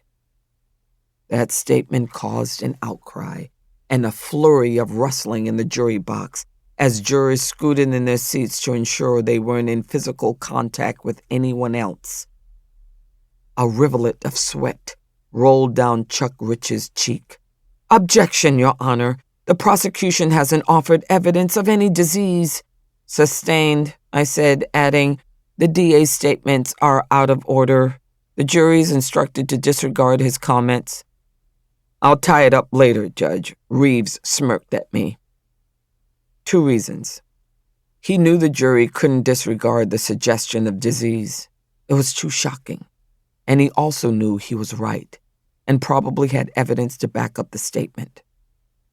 The pools of raw sewage that polluted nearly every county in the Black Belt of Alabama caused a host of infectious diseases. I'd read up on it after I heard a DOJ presentation on the topic at a judge's conference. The guy from the DOJ said that we're not supposed to have hookworm disease in the United States anymore. He also said that almost 1/3 of people tested over in Lowndes County were positive for hookworm. It's found in underdeveloped countries that don't have indoor plumbing, or toilets that flush away human waste. You catch hookworm through contact with the stool of an infected person or infected soil. The Black Belt of Alabama is my ancestral home. Fergus Pitt's land, his soil, was a stone's throw from my own. My skin began to itch. I had to suppress the urge to reach under my robe and scratch. Chapter 13. No further questions, the DA said. The defense attorney consulted with his client. It appeared to me that he was reassuring the man. Privately, I've always thought Chuck Rich's intentions were good. It was the execution that was faulty. Like, for example, his very first cross-examination question. Rich rose and stepped toward the witness stand. Mr. Lindsay, have you read the interim agreement that the Justice Department has reached with the Alabama Department of Public Health? No. Rich hesitated, as if he hadn't expected that answer and didn't know quite what to do next. Well, are you familiar with it? The DA eased out of his chair and called out, "Objection, Your Honor, irrelevant." I checked out the jury, wondering whether they were familiar with it and knew what the defense attorney was referring to. They needed to be aware. "Mr. Reeves, I think it's entirely relevant. Overruled." The DA regarded me with hooded eyes, like he didn't want to reveal his true assessment of me. "Judge, do I need to point out that neither the Federal Justice Department nor the State Department of Public Health is a party to this lawsuit?" I was running low on patience. Counsel approached the bench. Both attorneys walked over to my right side so that the jury wouldn't overhear. As soon as they stood before me, I snapped, "Gentlemen, why is this federal civil rights matter being bandied about in state court?" Reeves wore an innocent expression, phony as hell as he said, "I'm just doing my job as prosecutor in this district, Judge." Chuck Rich had a desperate tone. "Judge, I told the DA he couldn't proceed with this prosecution. This case violates the agreement that public health reached with the feds. The DA should never have filed this charge. The government is supposed to help people who are too poor to have sanitation systems." I flipped through the file. "So where's your motion to dismiss, Mr. Rich? I don't find any pretrial motions from the defense. Not one." "The DA told me not to file it. He said we'd resolve the issue at trial." Lord have mercy. "Mr. Rich, do you think it's smart to take advice from the opposing party? Let's clear that up right now. It's not wise. He is your enemy." Reeves was smirking, and that pushed me into the red zone. I had to act. As a rule, I tried to remain in my seat during jury trials. Truly I did, but sometimes it just wasn't possible. I found myself rising, stepping down the stairs with the black robe billowing behind me. I approached the witness stand. "Mr. Lindsay, did you have any conversation with Fergus Pitt regarding the direct piping of sewage on his land?" "I did." "What did he tell you?" "He said that a septic tank had been installed on the property at one time, but the system failed. That's when he installed the straight piping system." "In your experience, have septic tank systems been known to fail in this region of Alabama?" The engineer glanced at the DA. I caught him at it. I pressed closer to the witness stand. "Answer the question, Mr. Lindsay." He shrugged. He knew the jig was up. "Yes, they often fail." "It's because of our soil, isn't it, Mr. Lindsay?" I'd switched on the light bulb. The jury knew what I was talking about. Half of them were nodding. The engineer said, "The soil in the Black Belt region of Alabama, soil that gave the region its name because the rich black soil was great for growing cotton.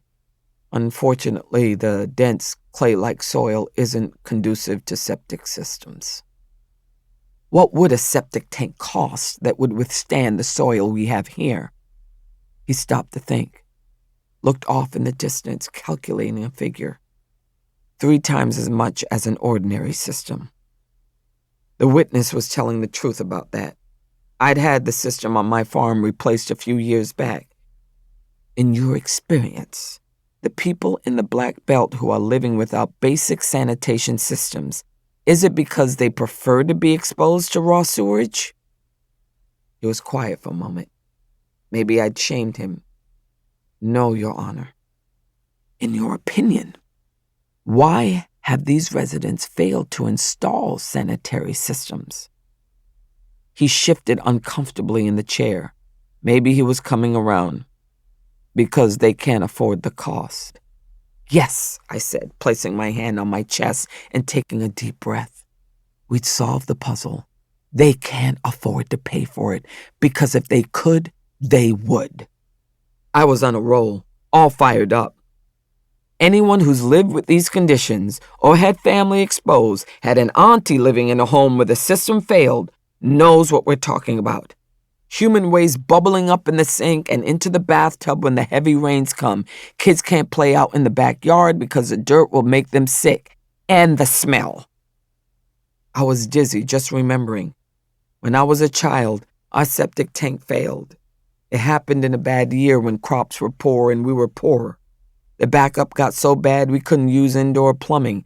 Had to use the ancient outhouse on the farm. Mama said we were lucky to have it. The DA was sitting at his counsel table, disgruntled with me for taking over his witness. I figured I had uncovered the necessary information, so I climbed back up to my seat, nodded at the defense attorney. Frankly, he appeared to be somewhat confused. Mr. Rich, you may continue cross-examination of the state's witness. Chuck Rich whispered to his client. Fergus Pitt shook his head. Rich said, "No more questions, Your Honor." The state wrapped its case up pretty fast after that, and Chuck Rich put the defendant on to testify on his own behalf. Fergus did a good job of explaining how the system broke down over time, described his efforts to seek repairs.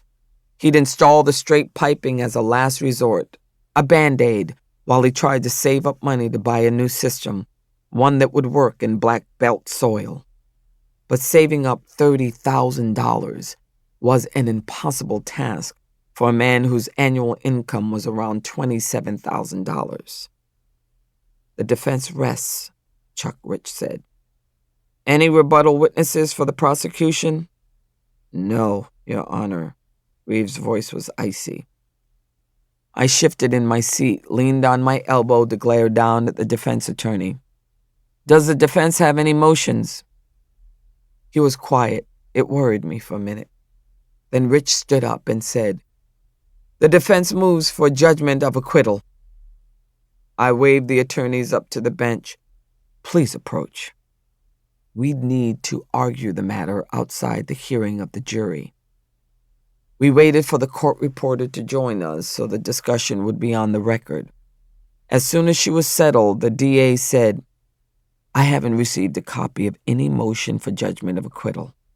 Not required, I said. The motion under Alabama Criminal Rule 20 can be made orally or in writing. I focused on Chuck Rich. Mr. Rich, what are the grounds for your motion? His brow wrinkled. After a brief pause, he said, The evidence that the DA presented isn't sufficient to support a finding of guilt beyond a reasonable doubt. Those were the magic words. I said, Defendant's motion is sustained. The state's evidence was insufficient to support a conviction. We will dispense with closing arguments. I'm not submitting the case to the jury. I hereby find the defendant not guilty. I swiveled the chair to face the jury. Ladies and gentlemen, I want to thank you for your time and attention today. It will not be necessary for you to retire to the jury room for deliberation. I'd hoped to get the jury free before the DA came out swinging. Wasn't going to happen. Reeves barely made it back to the counsel table before he got mouthy. I object. What's going on here? I have the right to a jury verdict. He most certainly did not. Furthermore, Reeves knew better. Under the rules of criminal procedure, I had the power to throw the case out with a judgment of acquittal before it reached the jury. Mr. Reeves, don't be ridiculous. I made a submissible case. He actually pounded on the wooden counsel table with his fist. I provided evidence from an independent third party licensed in Alabama. The engineer's testimony proved up the allegations of the criminal complaint. I frowned down on him from my seat at the bench. Where was the proof of criminal intent? You should be thanking me, Mr. DA. The state of Alabama got their butt kicked by the DOJ for doing exactly what you're trying to do, and you think you have the power to defy the United States Justice Department with an action down here at the county level? You're familiar with the Supremacy Clause, right? I just saved you from some excruciating embarrassment. Yeah, here we go. Because it's always about you, isn't it, Judge Stone? Reeves was pale as death. I recognized his expression. It was one he displayed from time to time over the years. I anticipated that he would launch an attack on me without weighing the consequences. He went on. Every case has to be decided on the basis of your life, your personal history, the way it makes you feel. And you just take over the courtroom. You're the defense attorney, the judge, and the jury, right? Well, I'm still the prosecutor in this district, and I'm sick of this game. I was shaking with anger. I had to tuck my hands inside the sleeves of my robe so that he wouldn't see it. One more word, Mr. Reeves. Just one more word, and I'll hold you in contempt. I settled back in my seat, waiting to see which way it would go. He wanted to backtalk me, that was obvious. Reeves struggled to swallow it. Looked like he was going to lose the battle. I gave him some incentive, said to the bailiff, Ross, when I say the word, you'll escort Mr. Reeves to the county jail. That extinguished the DA's fire. Reeves dropped back into his chair. He kept his mouth shut while I dismissed the jury. But I could feel the heat of his fury as I left the bench and went into chambers. Chapter 14. That raw sewerage misdemeanor flat wore me out. My mind was troubled. Though I had saved Fergus Pitt from criminal consequences, the inequity of the situation hadn't changed. That trench of raw sewage still sat in his pasture. It was a weighty problem, one I couldn't solve. I trudged into chambers, wrestling with the zipper on my robe, needed to get the heavy garment off my shoulders. My clerk followed me into chambers. Luna said, Judge, something's happened you need to know about. The zipper had caught in the fabric of the seam. I tugged at it but couldn't work it free. Damn, I'm stuck.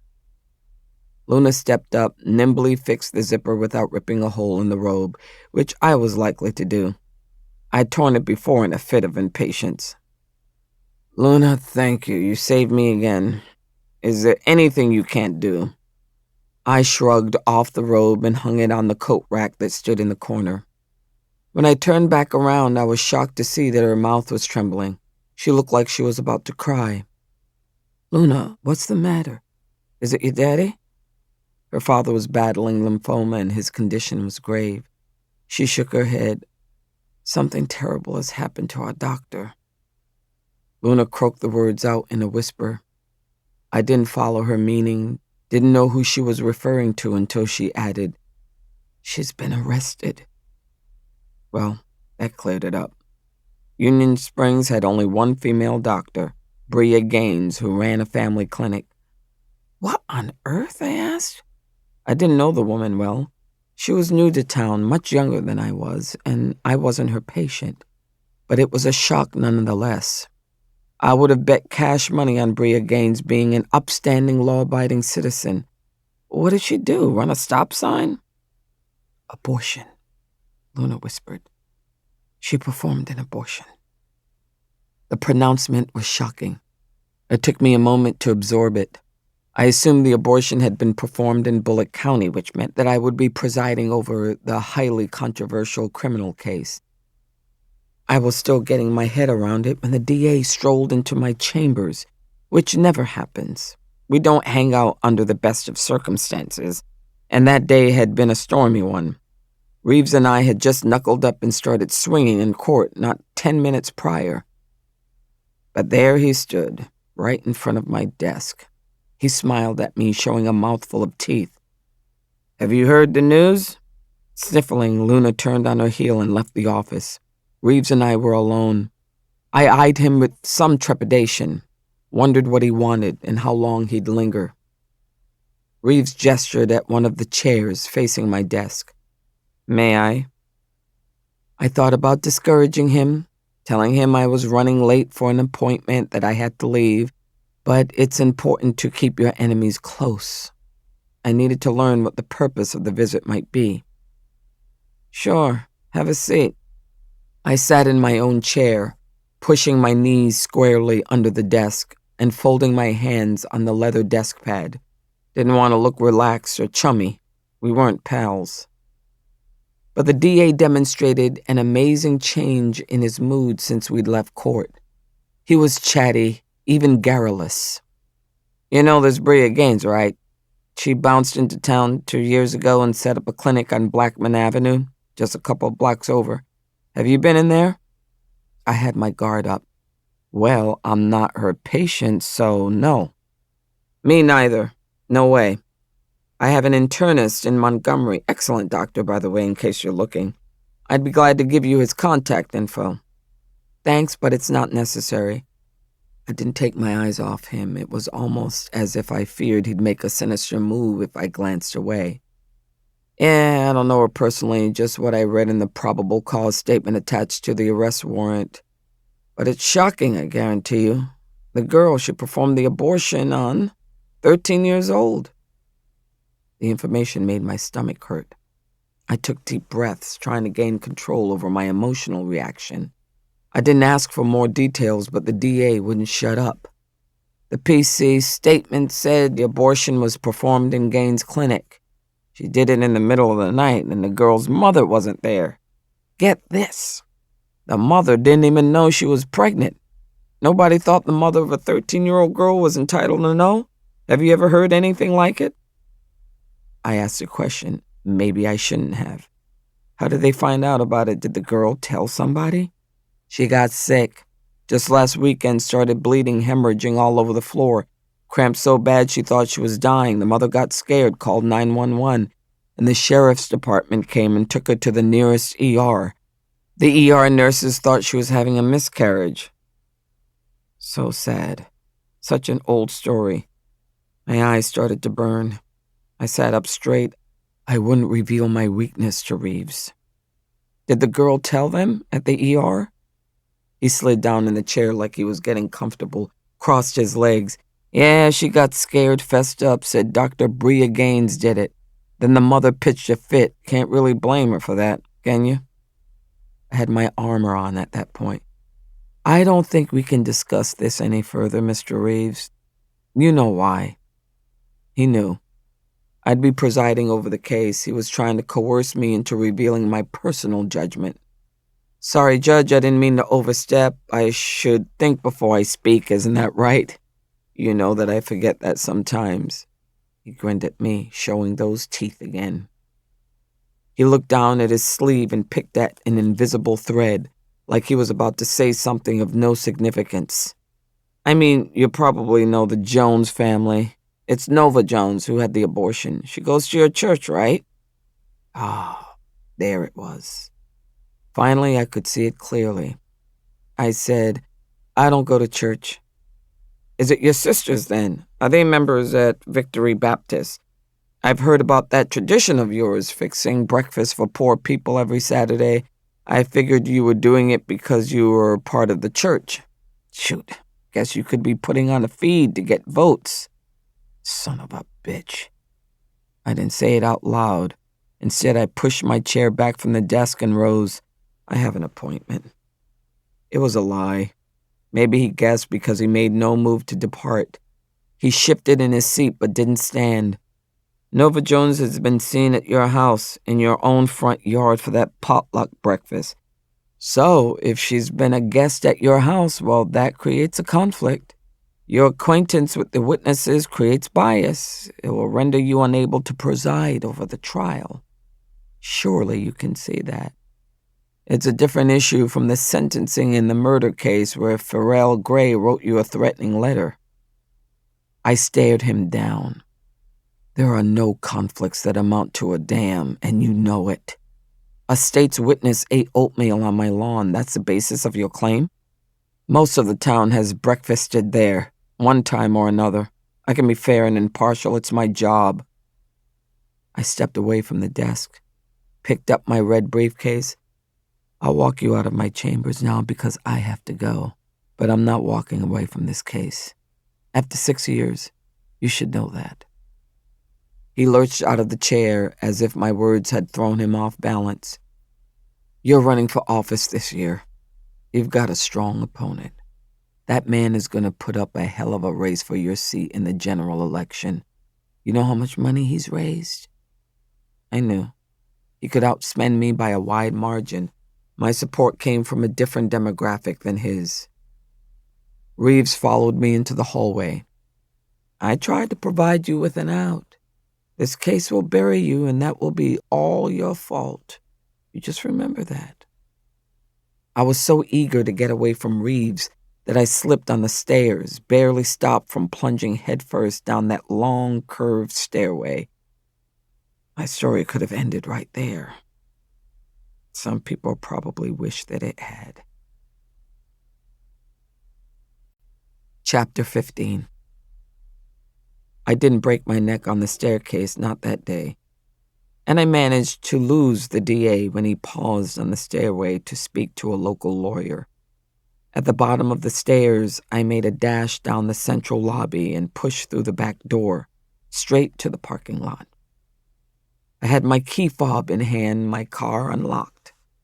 Pulled the driver's door open just as an older model SUV with a rattle in the engine roared into the lot, blocking me. Nellie, my sister, rolled down the car window. "Get in," she said. Nellie's not the boss of me. I'm the firstborn child, the one who had to babysit two little sisters so Mama could work the farm. But the expression she wore that day made me climb into the passenger seat without argument. "Where we going?" I asked. "For a drive. Maybe get a Coke at the McDonald's." She gripped the wheel so hard that I could see the tendons stand out on her hands. Her voice was grim. "The sheriff came to school today. Mick Owens waltzed into the office like he owns the building, didn't even take off his shades. I've known Mick Owens since high school. He was my date to senior prom, in fact. Mick drove us to the gym in his daddy's pickup. Mama sewed my prom dress herself. We cut out early from the dance for the usual teenage reasons and went to the local makeout spot by the river where we engaged in what the health teacher would have described as heavy petting. Back at school on Monday, Mick implied to everybody that we'd done a lot more. He was generally believed. I'm still pissed off about that. Maybe I'll get over it after another 34 years. The image of the sheriff shaking up the school troubled me. He's pulling Nova Jones out of class in front of her peers? That's a clumsy way to investigate. Seems like he'd want to approach her at home to respect her privacy. He needs to be careful with a child witness. Not Nova. He came for the school nurse, Cochetta Bass. You know her. Sure. I knew everybody. In a town of 3,000, you do. Our paths cross at the Piggly Wiggly or the Dollar General. He took her out of the building in handcuffs. She was crying, begging the office to call her son, let him know what's happening. I was speechless. What the hell kind of role did the school nurse play in the scenario? The case was becoming more outlandish with each additional detail. Nellie pulled up to the speaker in the McDonald's drive-through lane and ordered a large Diet Coke. Glanced my way. "You want something?" I shook my head. We didn't speak again until Nellie had her drink in hand and rolled the window up. "I guess everyone at school is freaking out," I said. She took a pull on the straw before she set her drink in the cup holder. "It's wild. They're already picking sides." "What?" "Dividing into camps, for and against." Nellie took her eyes off the road to give me a look. "Sure, there's some people who are loyal to Cochetta and Dr. Gaines, but there's other people saying they committed cold-blooded murder, that they killed a baby in the womb of a girl too young to know her own mind. A lot of people are saying it." Damn. My throat had gone dry. Wish I had ordered a big Diet Coke. I needed that cold carbonation to burn the ache away. Nellie's voice was flat. "You're going to have to pass on this one, Mary." "Oh, stop." I picked up her drink, lifted the lid and took a gulp from the side of the cup. Made me feel better, to tell the truth. She grabbed the cup away from me just like we were squabbling kids again. "Damn it, Mary. Why didn't you order one for yourself? I don't want your germs." "You never did like to share, Nellie." She scoffed at me. "Mary, you listen to me. I'm serious. Let some other judge handle this, someone who doesn't live right here in Bullock County. We're going to see people all eaten up by this case, totally obsessed. The crazies will come out. Mark my words, Mary, this case will destroy you." "You're being dramatic." I turned away from her, looked out the window at the buildings as we passed. Our town was dwindling. People kept moving out, businesses shut down, but we still had a church on every street corner. Nellie raised her voice, determined to be heard. "This is a losing proposition. Call it abortion, pro-life, pro-choice, women's reproductive health. Doesn't matter how you label it, there's no middle ground. None. Not here in Alabama. The issue fires people up, makes them unhinged. Whatever the outcome in that criminal case, a whole lot of people will be mad. You know who they're going to blame? Silence in the car. It wasn't until she elbowed me that I realized she expected an answer. Yeah, I know. Good. You tell me. Who are they going to blame? Who will people be mad at? I sighed. She was right on that one. The judge. She repeated it. The judge. That's what I'm saying. She picked up her big cup of Diet Coke again. Our eyes met while she drank more down. I was shocked to see tears welling up in her eyes. Quickly, I reassured her. Nellie, I hear you. Consider your words marked. A tear ran down her face and she wiped her nose. Her voice shook as she said, I'm scared for you, Mary. I keep thinking about what happened to Daddy that time. You know what I'm talking about. My chest tightened. I did know what Nellie meant, and I didn't like being reminded. Nellie and I had been grade school age. Jordan wasn't born yet. We'd been driving to Birmingham when our car was pulled over, and Daddy had to get out of the car. The deputy didn't like it when Daddy argued and insisted he hadn't been driving too fast, hadn't veered out of his lane. I won't ever forget the sight of Daddy's head getting split open while Nellie and I screamed and cried in the back seat. Mama was scared for us, said we had to quit making so much noise. She crawled halfway over the seat trying to cover our mouths with her hands while the deputy beat my daddy by the side of the road. But that was almost half a century ago. Times had changed since then. I squeezed Nellie's shoulder. Don't be upset, Nellie. It's going to be okay. She whispered.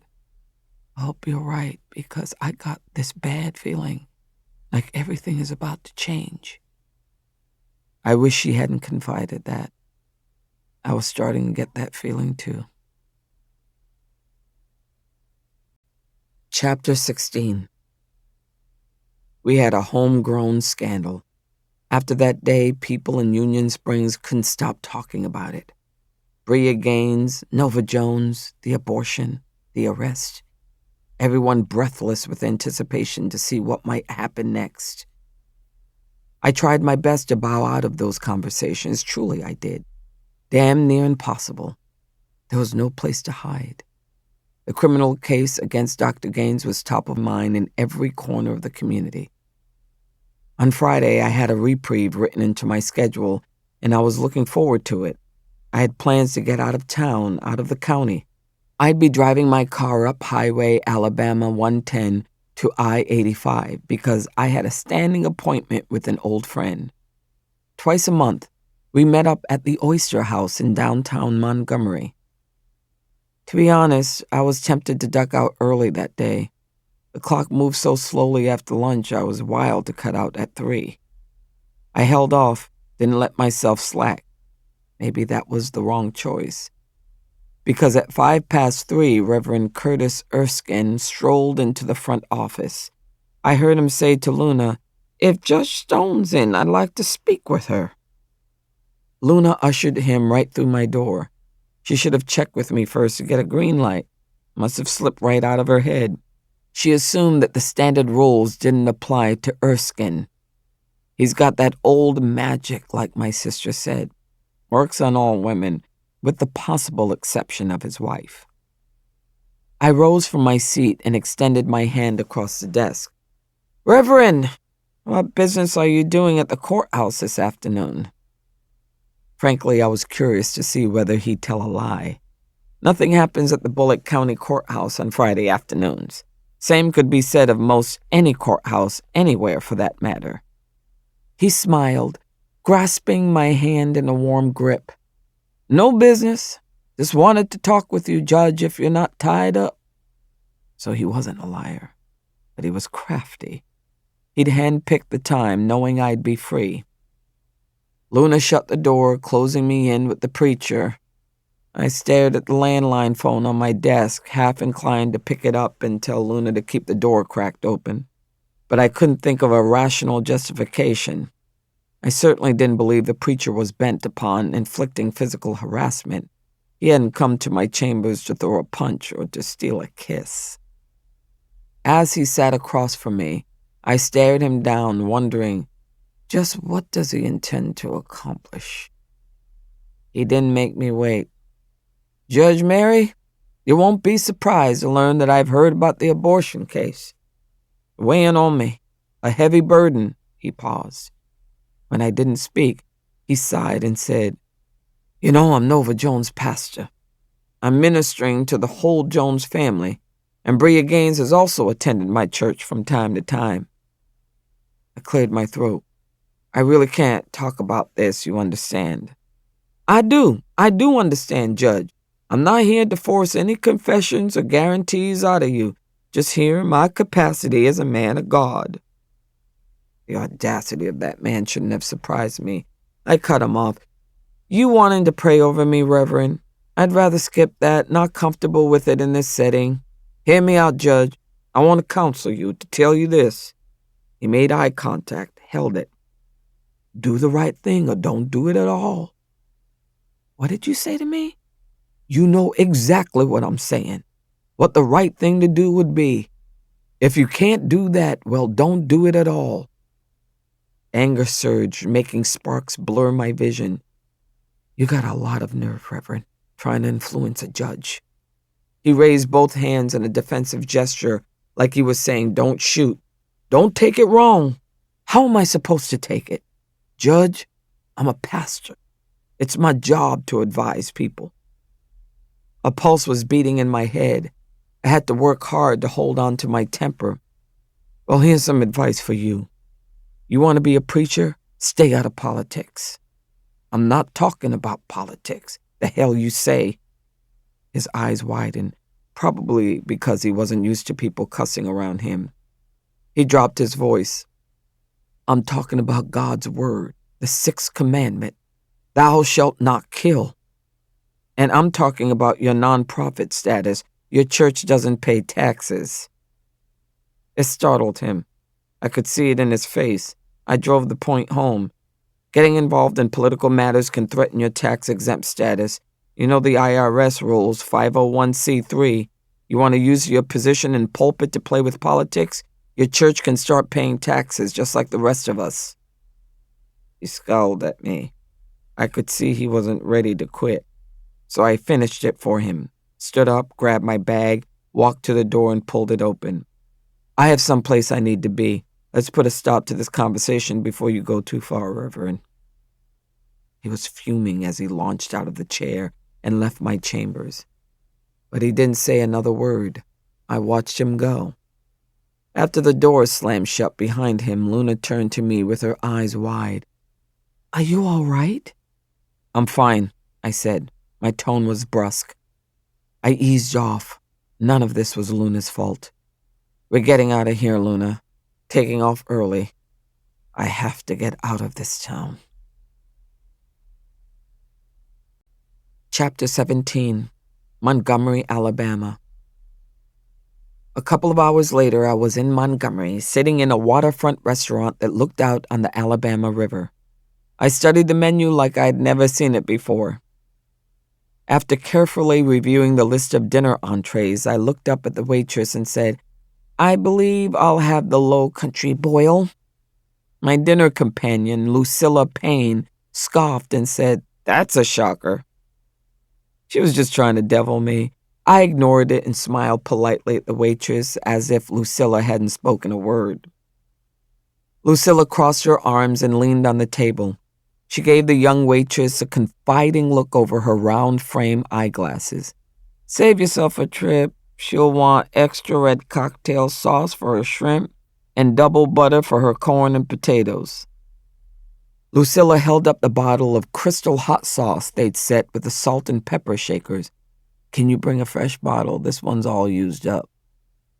I let the waitress walk away before I said, Just because you're my best friend doesn't mean you can order my food. She laughed at me. We've been meeting up twice a month for years. You pick the same restaurant every time and you always order the same damn thing. You're entirely predictable. It wasn't surprising that Lucilla Payne could anticipate my selection from the menu at the Oyster House in downtown Montgomery. We went way back. We'd had each other's back since we were undergrads at Tuskegee University. And now, 30 years later, Lucilla was a tenured professor of political science at the University of Alabama at Birmingham. I said, "What you got good? Anything happening this week?" "Mary, please." She gave me that no bullshit glare over the glasses. "I lectured about global politics, attended faculty meetings, graded papers. Meanwhile, you were in the papers, first with the murder sentencing and that criminal case against a man piping raw sewage. And then Bullock County topped that, made the national news. Never thought I'd see that day. Tell me about it." I took a swallow of lemonade. Lucilla had a frosty glass filled with lager beer, which I'd have preferred. But a woman who's running for re-election as circuit judge has no business trifling with alcohol when getting behind the wheel. Lucilla was impatient. "Come on! Quit dragging your feet. I want to hear about that 13-year-old girl and the poor doctor they're determined to crucify." I tried to avoid the topic all week, but I couldn't dodge it with Lucilla. She was my confidant, the one person with whom I could unburden myself and be vulnerable. I dropped my voice. "She'll be arraigned in circuit court next week. It's on my Tuesday docket. But nothing happens in arraignment. I just read the charge to her. Her lawyer will enter a plea of not guilty, and that's it. Simple. Nothing much to it. So maybe we won't attract too much media attention." "You kidding me? Really? It's the biggest case in the country. Media's going to be on it like flies on shit, and you're right in the middle of the controversy. You watch your back, Mary." "I think you're being dramatic." When she rolled her eyes, I doubled down, saying, "I know it's a high-profile case, no question about that, but you're exaggerating my importance. The case isn't about me. I'm just the judge, the arbiter up behind the bench. Nobody pays attention to the judge in these sensational cases." Lucilla gave me a dark look. Shaking her head at me, she said, "Are you just lying to me? Or actually deceiving yourself, too? You can't honestly believe what you're saying here. Remember that judge in Las Vegas who got knocked flat when the defendant leaped over the bench like Superman?" I did remember that. At the time, I had to make myself stop playing that clip over and over on social media. But Union Springs wasn't Vegas. The defendant in this case will not fly over the bench to attack me, I guarantee it. It's not her I'm worried about. She was getting worked up, starting to raise her voice. It's a miracle you haven't been assaulted already, the way you sashay around the courtroom in that black robe like a bullfighter waving a red cape. Oh, stop, and for God's sake, lower your voice. You'll get us thrown out. You stop, I'm serious. She was giving me a searching look. There's a lot of talk on campus. They're already organizing. Students are planning to head to Bullock County when it goes to court to protest. I tried to envision it. Protesters on both sides of the issue, clashing in the street in front of the courthouse. The sheriff might want to get involved, and the result could get ugly. I reached for her beer and took a sip from the bottle. As she saw me steal a swallow, Lucilla squawked, "Get your own bottle, you're a grown woman. Why you always do that?" I didn't try to explain my actions. Lucilla knew I grew up with two little sisters. I didn't get to have a Coke all to myself until I went away to college. It will be a long time before the case goes to trial. College students will have a new cause célèbre by then. You can't seriously believe that. I didn't. Not really. But I wasn't disposed to admit it even to my best friend. I said, well, if people want to voice their opinions on the public sidewalk, that's their right. The waitress walked up bearing a tray. My dinner was a steaming dish of shrimp and andouille smoked pork sausage with red potatoes and corn on the cob. I was glad to see generous helpings of butter and red sauce, and the waitress set a brand new bottle of hot sauce on the table. Lucilla cut into her steak but wouldn't back off. What you're going to face won't be a friendly debate, a simple difference of opinion. People are not going to be civil, Mary. Is the county prepared? You need security? Lucilla, It's a courthouse. I have a bailiff. We're protected by the sheriff's department." She snorted at that. "Jesus, Mary. Anybody can bypass security at the Bullitt County Courthouse. It's so full of holes, they barely monitor the metal detector at the front door. And the back door, they still keeping it propped open?" They were, but I was too ashamed to admit it. The employees wanted a shortcut from the parking lot for their breaks. That would have to change. There was an elementary school behind the courthouse. If hell ever broke loose, those kids could be in danger. I needed to talk to the county commission. Lucilla tipped back her beer. When she set it down, I was ready to change the subject. Thought we could talk about her life for a bit rather than mine. I said, "So, tell me about your ex. Has she recovered from her broken heart, or is she still calling in the middle of the night? You think you can distract me that easily? I'm not done with you yet." I considered a restroom run just to create a break in the conversation. "I don't want to talk about it anymore." "You think you can avoid this topic?" My friend laughed in my face, didn't try to hide it. "You're sitting on the biggest case Alabama's ever seen. This could be the most significant court decision on individual rights in science since the Scopes monkey trial in Tennessee in the 1920s.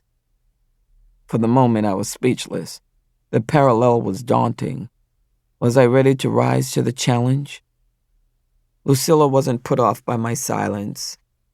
"Of course, you can't go into specifics. You have an ethical obligation, but just let me say this." She pierced me with a look through her eyeglasses. "You can make history. Do the right thing." My shoulders sagged. Within the space of a couple of hours, I'd been instructed to do the right thing by two people with opposing views who devoutly believed they were on the ethical and decent side of the issue. I lifted the ear of corn from my dish and bit into it, hoping to silence the discussion. But my friend kept talking. "But maybe it's too much, more than you signed on for." Mary, that's okay. You know you can dodge it altogether, make it someone else's problem. You could drop out of the judge's race right now." I dropped the corn onto my plate, couldn't protest because my mouth was full. She said, "If you withdraw from the election, you know what would happen? Your term ends, new judge gets elected and takes your place. Someone else, some other judge would try that criminal abortion case. It doesn't have to be you. Girl, you could let that cup pass." I just shook my head, wondering, how many times will I be advised to step away from the Bria Gaines case? Lucilla was trifling with me, willfully misunderstanding my situation. She couldn't have been serious when she suggested that I drop out of the judge's race. I had an obligation to the citizens of Bullitt County. I'd sworn an oath to faithfully discharge my duties as judge of my Alabama circuit. I took that responsibility seriously. It was sacred to me. Who would take care of the people of Union Springs if I just dropped out? When I could speak, I said, "I never quit anything in my whole damn life." She hid a smile. I guess that's true." Our dinner talk was subdued afterwards, even stilted.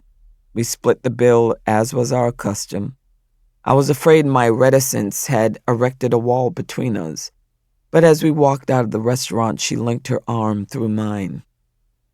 When we paused on the sidewalk, I saw the figure in his hiding place.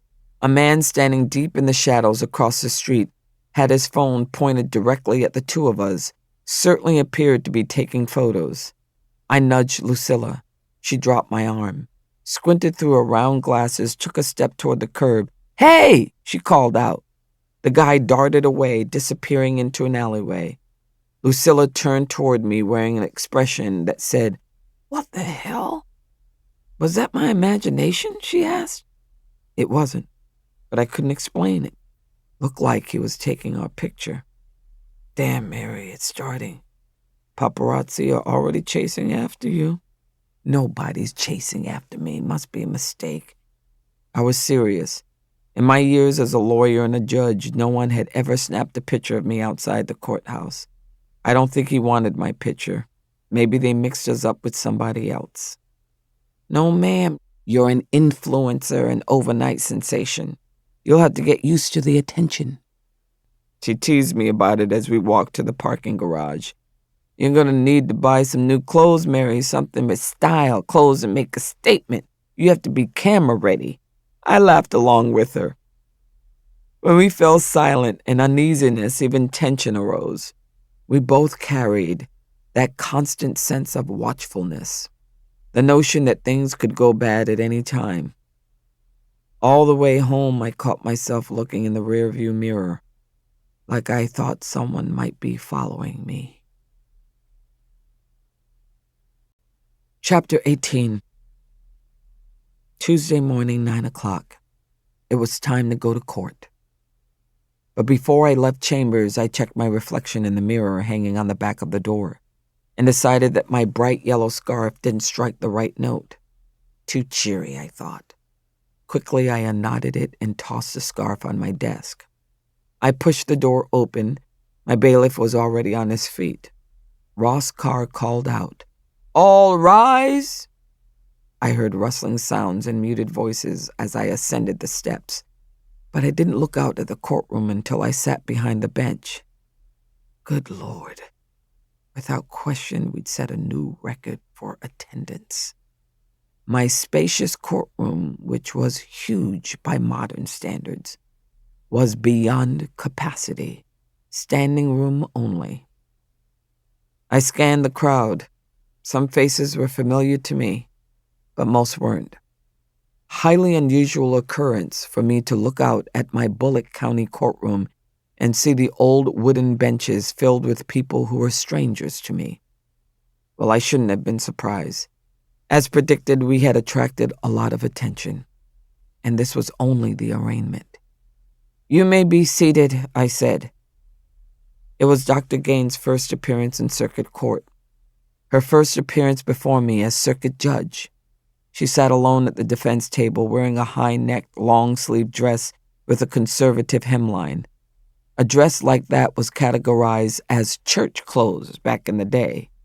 In law school, we were taught that it was crucial to make our clients wear church clothes to court. It was sound advice. And when I started out in my law practice trying mostly criminal cases, I urged my clients to follow it. That was 25 years ago, and people didn't necessarily dress up for church or court anymore. I wondered where Bria Gaines was getting her wardrobe advice. Because she was sitting alone, no lawyer in sight. It didn't make sense that she was alone in court. She should have a lawyer at her side. The woman was charged with a felony. "Dr. Gaines," I said. She sat up straight with a jolt, raised her eyes to meet mine. "Are you represented by counsel?" "Yes, Your Honor." When she spoke, her hands clutched involuntarily, like she was looking for something to hold on to. She hid them in her lap. Clearly, the doctor was petrified. I could see fear etched in her face and hear it in her voice, though she tried to hide it. "He was here, said he'd be back in a second." The courtroom door opened and he trotted down the aisle. "Apologies, Your Honor, I had to step out. I'm representing Dr. Gaines." Well, shit. It was Chuck Rich. Like I've always said, Chuck's intentions are good. I admired his willingness to take on clients whom other attorneys turned away, but I was reminded of his lackluster performance in Fergus Pitt's misdemeanor trial, and this case was no misdemeanor. Chuck Rich was in over his head, and he probably was aware of it. It would explain why a lawyer would have to run out of court to answer Nature's call right as his big case was about to be heard. While he joined his client at the counsel table, I opened the file and read the docket sheet. One of the notations was shocking, almost made me shake my head in disgust right in front of everybody. Chuck Rich had waived a preliminary hearing in the case. By doing that, he had squandered his chance to obtain an early look at the DA's evidence and get the witness's testimony under oath, so they couldn't change it down the road. The opportunity was gone. The defense couldn't get it back. I wondered why Chuck Rich had taken such a foolish step. I looked out at the prosecution counsel table, stealing a glance at the smug face of Reeves. It occurred to me that the DA might have talked Rich into it. Even though I tried to remind Chuck Rich when he was last in my courtroom, the DA is not the ally of the defense. "Mr. Rich, are you ready?" When he nodded, I said, "In the case of the state of Alabama versus Bria Gaines, the defendant appears in person and with her attorney, Chuck Rich. Dr. Gaines, you are charged with the Class A felony of intentionally performing an abortion. Shall I read the language of the charge aloud?" Chuck Rich stood and said, "We waive formal reading of the felony charge." "All right. Dr. Gaines, how do you plead?" Again, Chuck Rich spoke. "The defendant pleads not guilty." I nodded, uncapped an ink pen, made a notation in the file. It only took a second, but that momentary pause was all that was needed. It gave a man in the courtroom the time to stand up in the crowded room and shout, "Liar! You're guilty as hell, you murdering witch! God will make you pay!" Chapter 19. When the man shouted out from the courtroom gallery, I dropped my ink pen and rolled off the bench and fell to the floor. A crazy impulse tempted me to duck down and pick it up. I resisted the urge. I had a situation in my court. "Liar!" he cried out again, even louder this time. "We all know what you done." The man was about my age, wearing an ill-fitting suit coat that didn't cover his belly. Not a local white guy, or I'd know him, and he'd know better than to act out in my courtroom. Voices began buzzing in the benches, people exclaiming as they shifted in their seats, turning toward the speaker. I had to put a lid on the disturbance. If I didn't, it could become explosive. Grabbing the wooden gavel, I struck it 3 times to ensure that I had everyone's attention. My bailiff was in position. Ross Carr had made his way to the aisle where the incorrigible citizen stood, and he was waiting for me to say the word. I pointed the gavel directly at the disruptor. To Ross, I said, "Bailiff, escort this individual out of my courtroom immediately." The guy appeared compliant, but the process was slow. In part because the bench was crowded and the man was stout. A woman cried out when he stepped on her. But also I suspected that the shouter was in no hurry to depart. He wanted to air more of his opinions before he left the courtroom. As he lumbered past the people packed into his row, his statements were audible even where I sat. "Everybody knows she done it. I saw it on TV. The girl's mother told a reporter what happened." That sent the room into another buzz of reaction. Apparently, lots of folks watched the interview. I didn't catch the broadcast, but Luna told me about it. She said that Nova Jones' mother had permitted a TV news reporter into her home. They didn't show Nova, but Starla was willing to be interviewed. The reporter recorded Starla Jones with his phone, and she'd had a lot to say. Unbelievable. I wondered whether the DA had known about it in advance. Surely not. It was unethical to try the case in the press before it went to trial. In my opinion, it reflected poorly on the prosecutor, whether he had plotted it or not. The DA should have his witnesses under control. The big-mouthed out-of-towner had finally reached my bailiff, but he still wouldn't shut up. "We all know that doctor done it. She can't take it back now." Dr. Gaines' face twisted. Bowing her head, she edged lower in her seat. The courtroom spectator was robbing her of the dignity she'd fought hard to maintain. "That's it," I said, rising. I'd been itching to jump out of my chair since he first opened his mouth. I hurried down those steps and out onto the courtroom floor. "You are in contempt of court, sir, for disrupting these proceedings. Bailiff, take the man to the county jail." It was a gamble. A contempt citation ordinarily would dump cold water on courtroom misbehavior, and everyone would simmer down. Folks would get the message. No one wanted to be the second person sent to jail. But the current climate was hard to predict. Taking a hard line against the dude could incite sympathizers to jump to his support, and then I'd be screwed, because we were not prepared for a major revolt. We were understaffed. My miscalculation.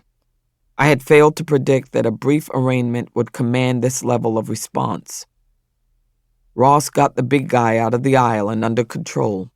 When the bailiff cupped his hands behind his back, it took the wind out of him. I stood in front of my bench and watched until the two men disappeared through the door. Then I walked down the center aisle of the spectators' gallery and addressed everyone present. Due process of law is guaranteed in this courtroom. I don't know what your prior experience has been in state court in Alabama. Tell you the truth, I don't care. Don't care what you've seen before, what you watched on television, or what you think the legal system should be. The Fifth Amendment states that no person shall be deprived of life, liberty, or property without due process of law. That's a sacred guarantee. I was just warming up, honestly. When I got on a roll about the constitutional rights of the accused, I could go on indefinitely. I'd made my share of closing arguments as a trial lawyer, and the words rolled out with ease, and I thought this gathering of citizens could benefit from hearing what I had to say. But as I reached the very last bench in the courtroom, the one near the exit, I spotted a familiar face.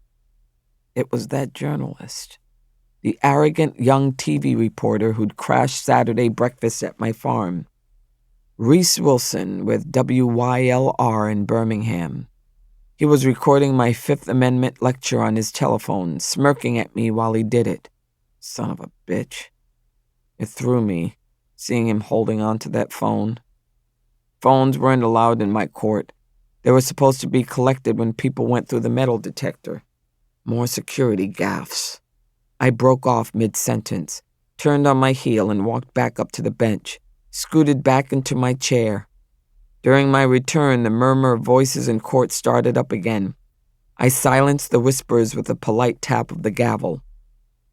I glanced down at my file, trying to recall where we'd been in our stage of proceedings before things got out of control.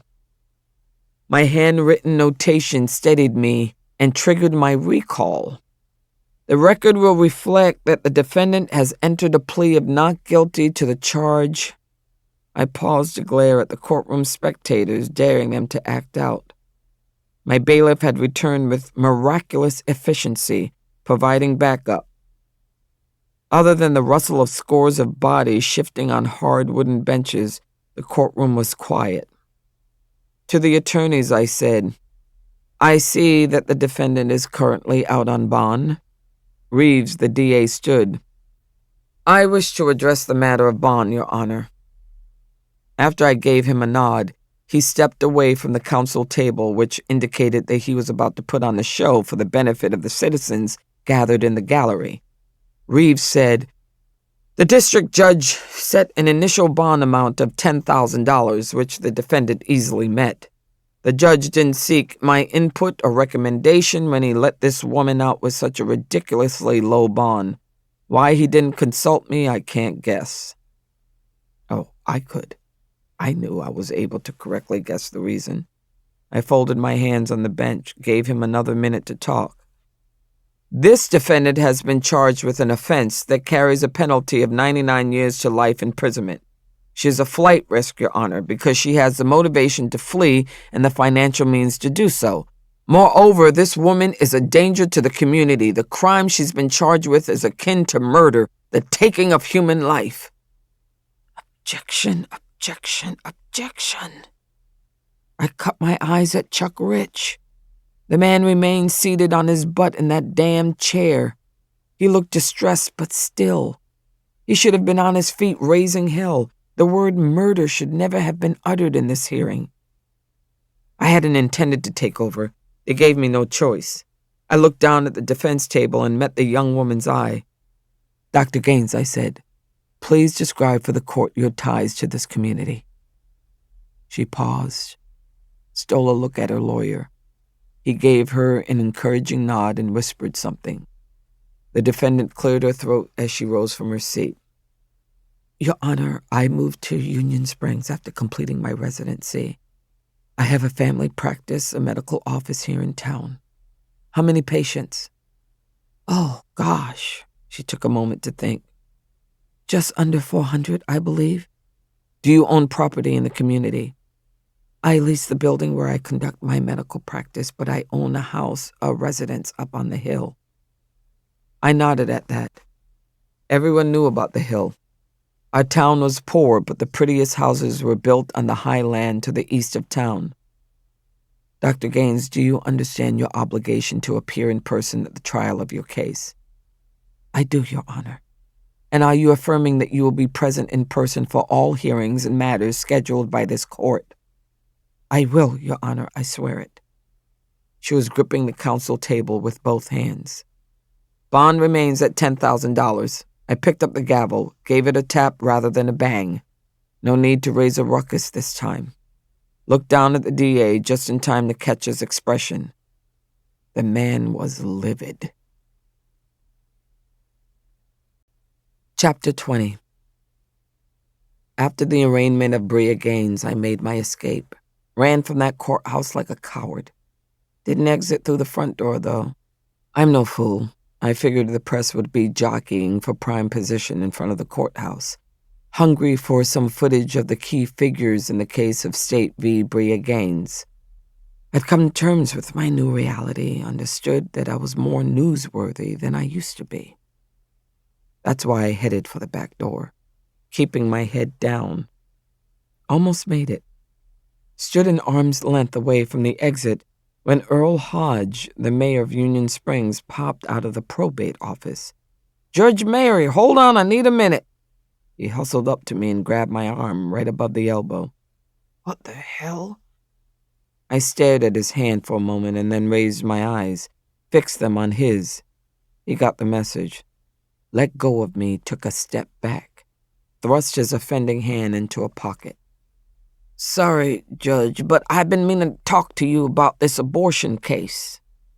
I literally groaned, couldn't help it. Took a breath and repeated my go-to line. "I can't discuss this matter with you." "Not the facts, nothing like that, just the situation, you understand?" I didn't. He must have read it on my face. He quickly added, "I need to lay out the situation that's putting us all in. You know the city." I didn't ask for any details on the city situation. I was itching to get away. It's a felony case, Earl. We see them all the time. And this isn't the ugly set of facts I've heard in my courtroom. Isn't the most horrific crime I've presided over this year.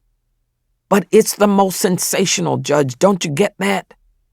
As he spoke, he used both hands to fiddle with his bow tie like he wanted to make sure it was straight. I took a closer look at him. Earl was all dolled up, wearing a flashy suit and a striped bow tie.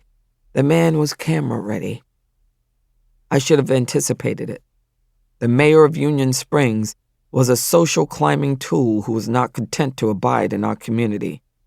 Earl Hodge had higher ambitions.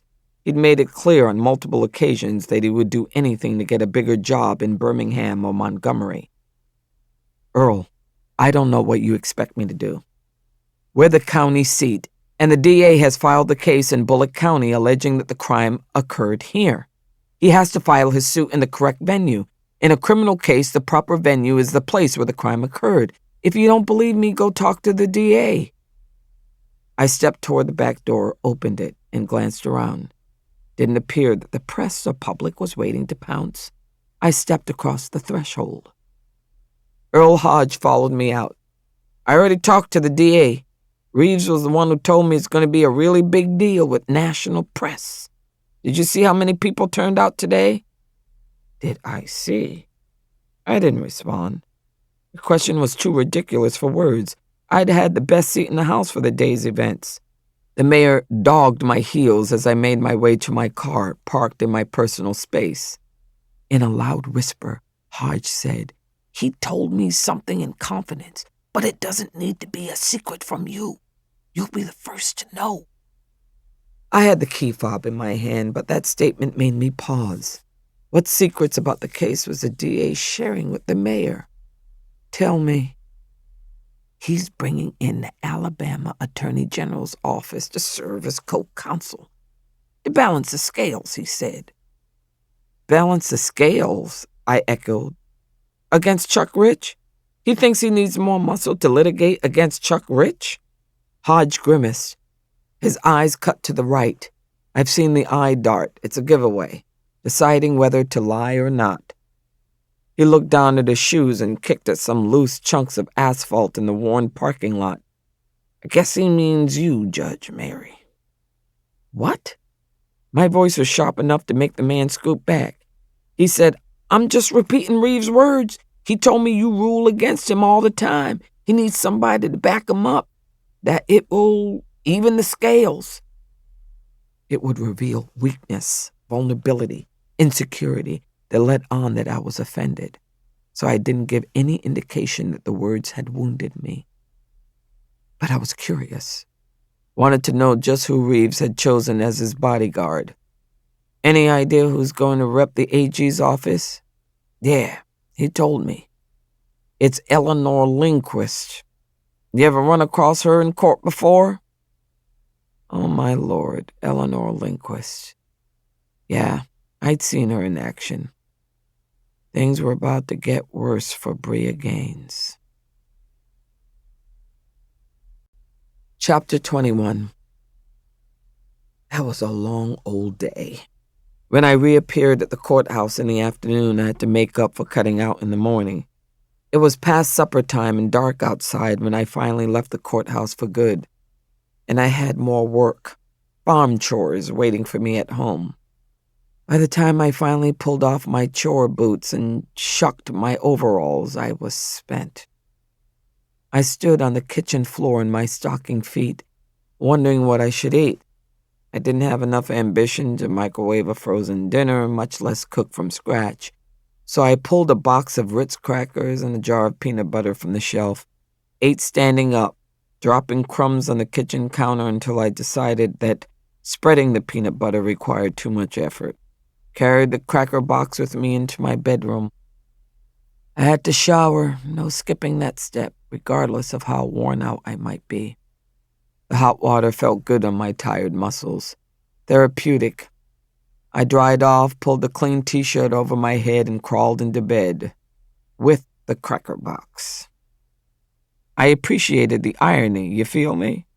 Eating crackers in bed, but no one was around to appreciate the joke. I had my phone in bed with me because I intended to check the news online to see whether the Gaines arraignment had generated an uproar. Didn't quite make it. My eyes drooped, head nodded.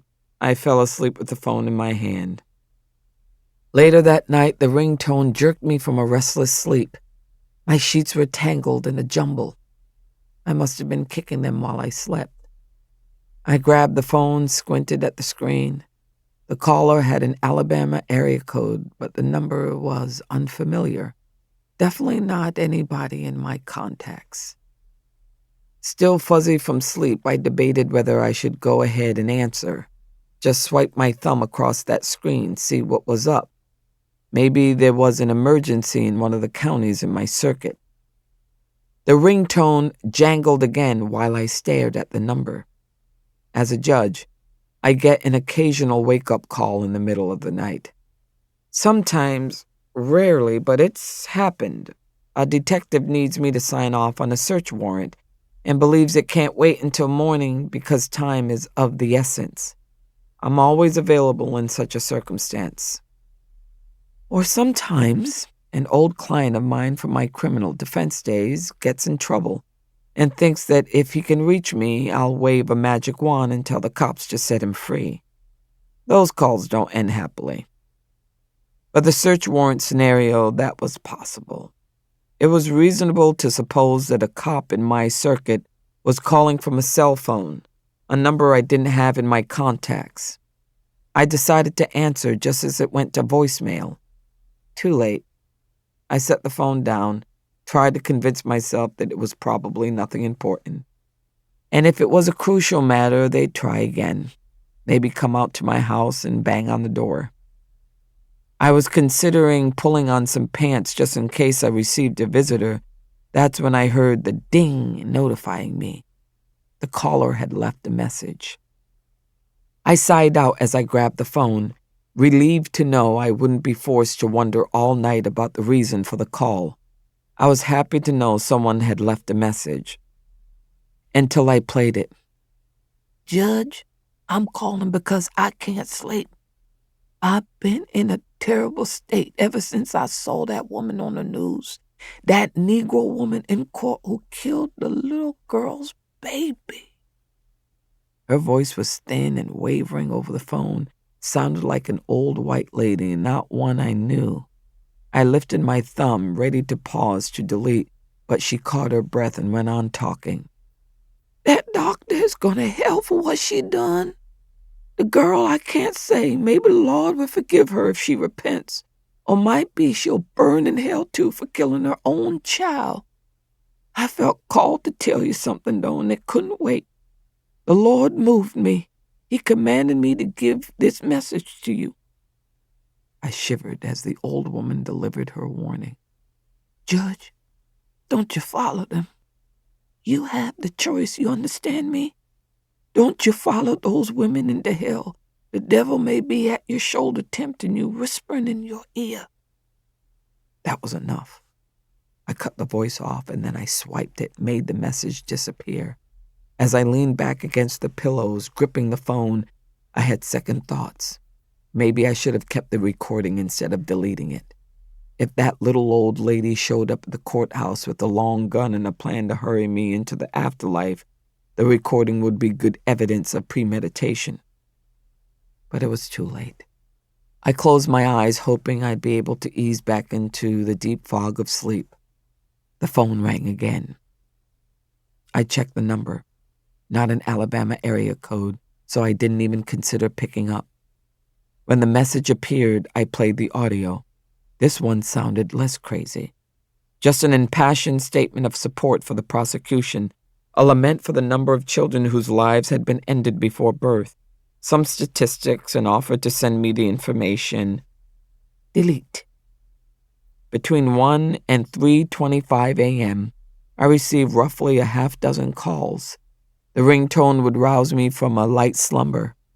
I'd wait for the message, calculate the crazy factor, the odds that the caller was capable of actual harm. And I'd wonder how the hell people were getting their hands on my private cell number, exactly who was giving that information away. The seventh call was the game changer. The caller was no reedy-voiced church lady. It was a man who sounded like he was in his prime, speaking in a deep baritone. He got right to the point. "I saw you on the news. Big black bitch in a big black robe sitting up all high and mighty in that courtroom like you got a right to be there. Time was when you people knew your place." I slid down and pulled the covers to my chin, but I kept listening. "You poison this case, you're gonna be right back in your place again. You might just wish somebody killed you in the womb. Trust me, when I catch you, you be licking my fine leather boots and begging for your goddamn life." The message ended. I didn't delete that one. It had to be preserved. But I knew that I couldn't tolerate another night caller. I muted my phone but didn't put it on the bedside table. Kept it in a tight grip, ready to dial 911 if necessary. I lay awake for a long while, tossing in bed, watching the minutes tick closer to morning. Gave me time to think. Too much time, arguably. I grew maudlin and commenced a nostalgic fit of longing for ordinary days, for times when I faced the obligations and labor of the farm in my judicial seat without this new level of exposure and drama. My last conscious thought before I dropped into a deep sleep was a somber realization that there would be no more normal days for me, not for a long while. When I slipped into a nightmare, I couldn't tell if I was asleep or awake. Chapter 22, Bria Gaines, Union Springs, Alabama. Didn't take long for Bria Gaines to discover a basic fact. Being charged with a felony was bad for business. The destruction of her medical practice was an overnight phenomenon. Bria hadn't expected it, couldn't have foreseen the cancellations, the no-shows that left her pacing her empty office. She'd sent the receptionist home indefinitely. When it became apparent that the downturn wasn't a temporary blip but would continue, she cut her hours of operation. Open Monday, Wednesday, and Friday, 8 a.m. to noon. The sign she printed for her office door said "Walk-ins welcome" in bold print. That's why Bria was sitting at home on Monday afternoon at 2:30, parked in front of her television. A reality TV program was playing out on the screen, two people engaged in some ridiculous argument. Bria didn't know what they were fighting about, hadn't paid sufficient attention. She kept it on for background noise. When the house was silent, she was left to her own thoughts, and currently she preferred the sound of battling strangers to the voice in her own head. The doorbell rang. It startled her. She still had some friends left in town. They had reached out, and she was grateful for that. But nobody would be stopping in on a Monday to have a friendly chat over a glass of tea.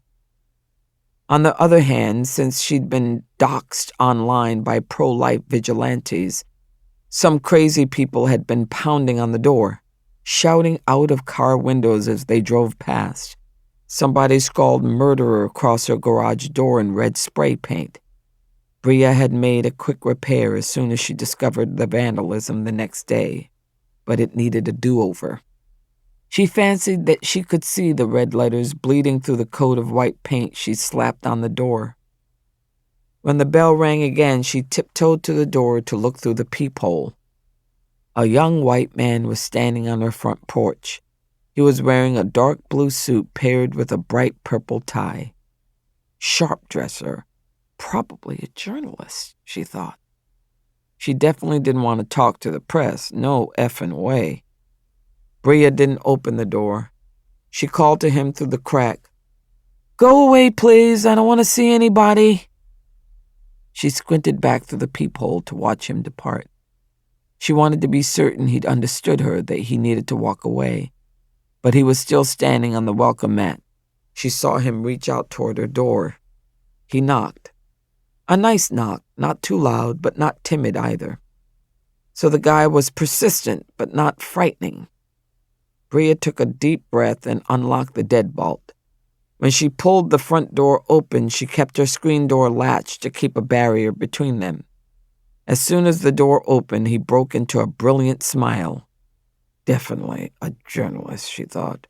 TV, not print from the look of him. "Dr. Gaines," he said through the screen door. "Thank you for seeing me." "I'm not seeing you. You heard what I said 2 seconds ago. I'm not talking to anybody, just making that clear.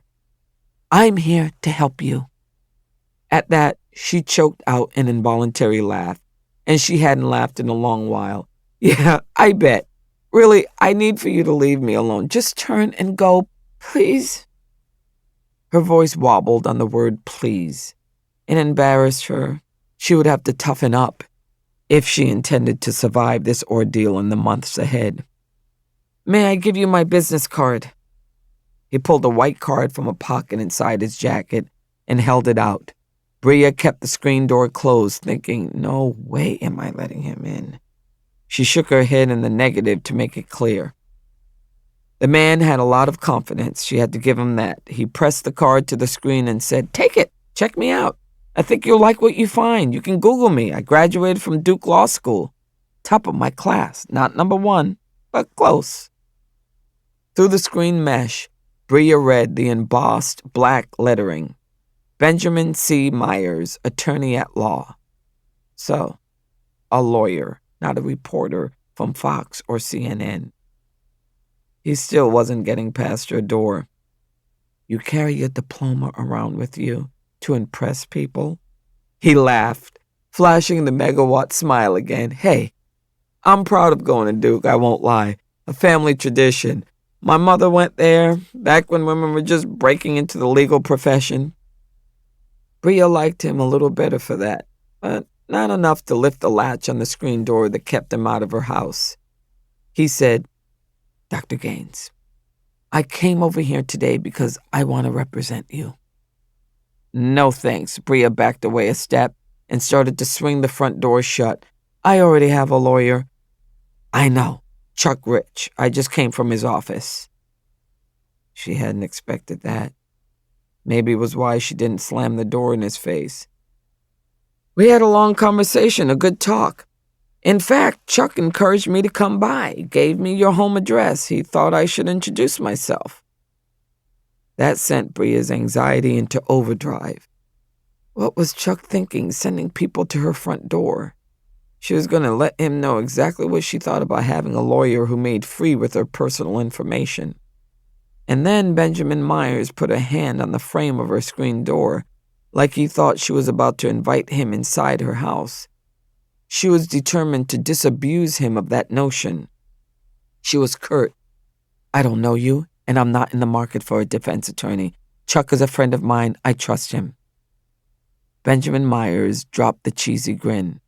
His face was somber as he said, "Do you trust that lawyer with your life, Dr. Gaines?" Bria didn't have an easy answer for that.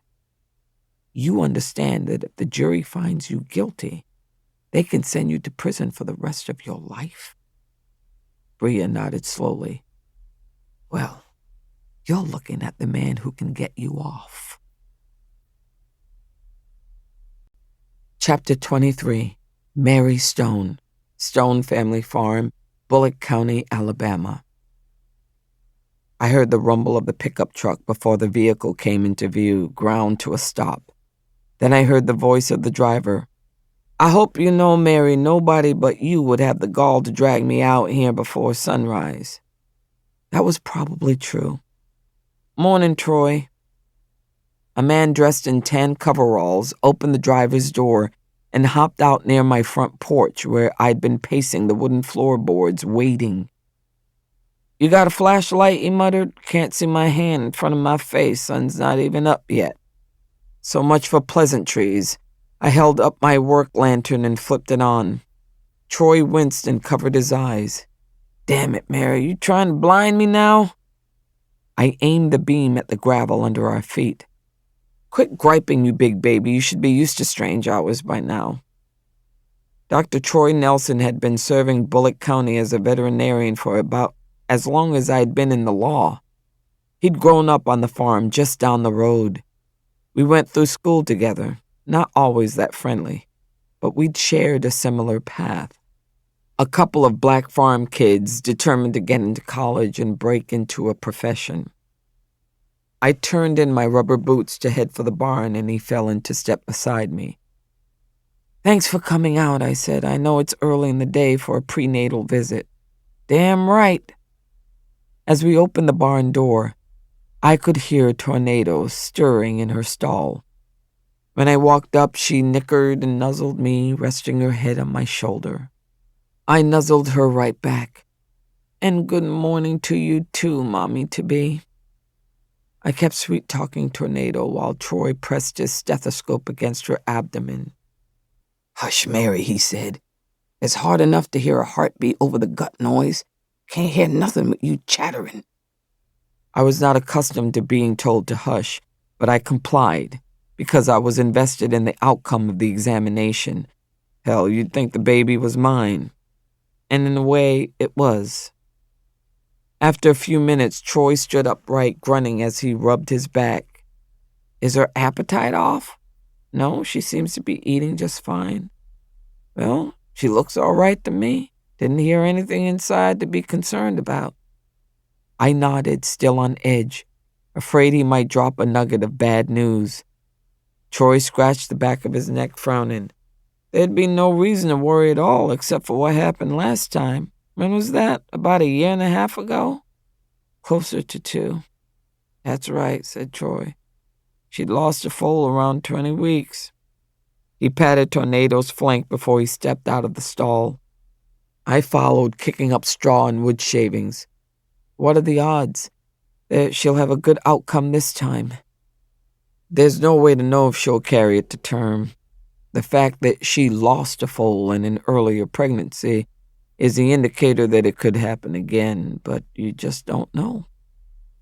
My eyes pricked with tears. Quickly, I blinked them back, embarrassed by my reaction. I'm not a crier, never have been. I work hard to keep that urge under tight control. There's got to be something I can do for her, I said. What you want to look for, Mary, are signs of distress. Placentitis is a typical risk for a mare. It's caused by bacteria contaminating the cervix and entering the uterus. That's probably what caused the miscarriage last time. So tell me what I can do for her now. You want to look for premature udder development bagging up long before the due date. Also look for streaming milk and vaginal discharge. Okay? Yeah. Absolutely, I'll keep an eye out, contact you if I see anything that's off. Are there any other tests to make sure she's okay? I know a vet in Macon County who can do an ultrasound, but I don't necessarily recommend it. I'm not an advocate of bothering the mare with sonograms. If she develops an infection, we'll treat it. Otherwise, just let nature take its course.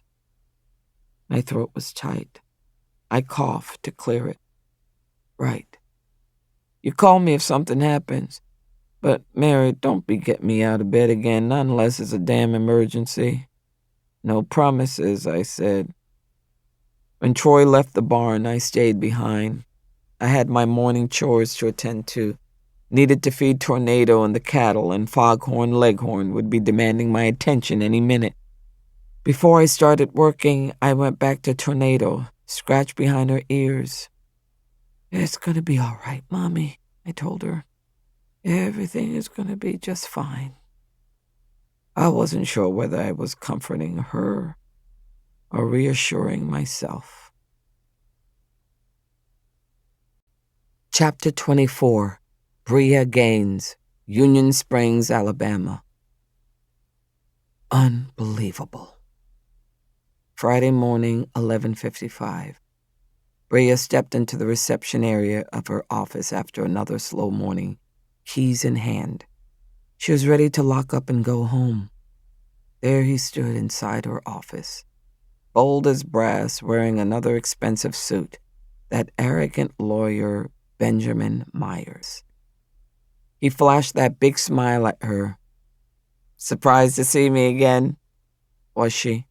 Maybe not. He'd been calling nonstop for the past few days. But she hadn't expected to see her lawyer, Chuck Rich, the defense attorney she'd formerly retained, standing directly beside him. Bria addressed Chuck because it was clear that Benjamin Myers wouldn't listen to her. Chuck, would you please tell this man to leave and to quit calling? I told him on Monday I already hired a lawyer. Chuck just stood there while Benjamin said, just give me 5 minutes. Bria took care to sound firm, decided, nope, sorry, I don't have 5 minutes. Myers put his hand over his heart. You can't spare 5 minutes, really? What are you afraid of? Bria wouldn't confess it, but when he came to her home on Monday, Benjamin Myers' words scared her, especially the part about trusting her lawyer with her life. Still, she had no cause to place any trust in him. He'd done nothing to earn her regard. The man was from out of town, a total stranger. Plus, he was white, not an automatic disqualifier. After all, Chuck was a white man, but it wasn't a trait that inspired immediate confidence. You have to go. Making sure she didn't convey any doubt, she appealed to her lawyer a second time. Chuck, please tell this guy y'all are leaving, now. Chuck lifted his shoulders in an apologetic shrug. I think we ought to hear him out. He's come all this way, Bria, from his office in Atlanta. Atlanta? Bria almost sputtered when she spoke. You never told me you were from Atlanta. Myers said you didn't give me a chance to tell you much of anything. Oh, great, that's all I need. Some out-of-state lawyer who lives 3 hours away from here. Are you even licensed to practice in Alabama? Would I be standing here if I wasn't licensed to practice in Alabama courts? Hell, I don't know. I don't know anything about you. It was beyond belief that some white stranger would feel compelled to come across the state line to save her. She turned to Chuck again, willing him to step up. Chuck, we don't know this guy. Chuck said, I want you to listen to him, Bria. Her shoulders sagged. She couldn't keep on fighting. It was wearing her out. Okay, she said, walking over to the waiting room chairs that lined the wall. She dropped into one of the seats, slumped down in it. You can have 5 minutes. An old-fashioned wall clock hung behind the reception desk. She took note of the time as Chuck sat next to her. It was 12:03. At 12:08, she would toss him out. Myers walked to the middle of the room. I'm going to make an opening statement for your criminal trial. It's a rough version of what I'd say in the courtroom. Bria shrugged. Okay, go ahead. He didn't launch into the speech immediately. He took some time, maybe 30 seconds. In that span of half a minute, she watched him undergo a transformation. Physical changes in his posture, demeanor, expression. Bria was glued to the spectacle, couldn't look away. He made eye contact. Ladies and gentlemen of the jury, I'd like to thank you for your service in this trial. You know, Abraham Lincoln said, the greatest service of citizenship is jury duty. Brief pause. In a wry tone, he added, you notice President Lincoln didn't say anything about jury duty being convenient or easy or lucrative. Okay, Bria thought that was funny. It took some effort to keep a straight face, which, considering the circumstances, was preposterous, crazy. After the icebreaker, he segued to the next part. He talked about the burden of proof, how it was the state's job to prove Bria guilty, and not Bria's job to prove herself innocent. Bria knew all that, was certainly aware. However, she suspected that the average citizen of Union Springs might be unaware of those basic precepts of criminal justice. She thought it was probably wise to give a reminder. You watch out for that DA, for how he tries to frame this case.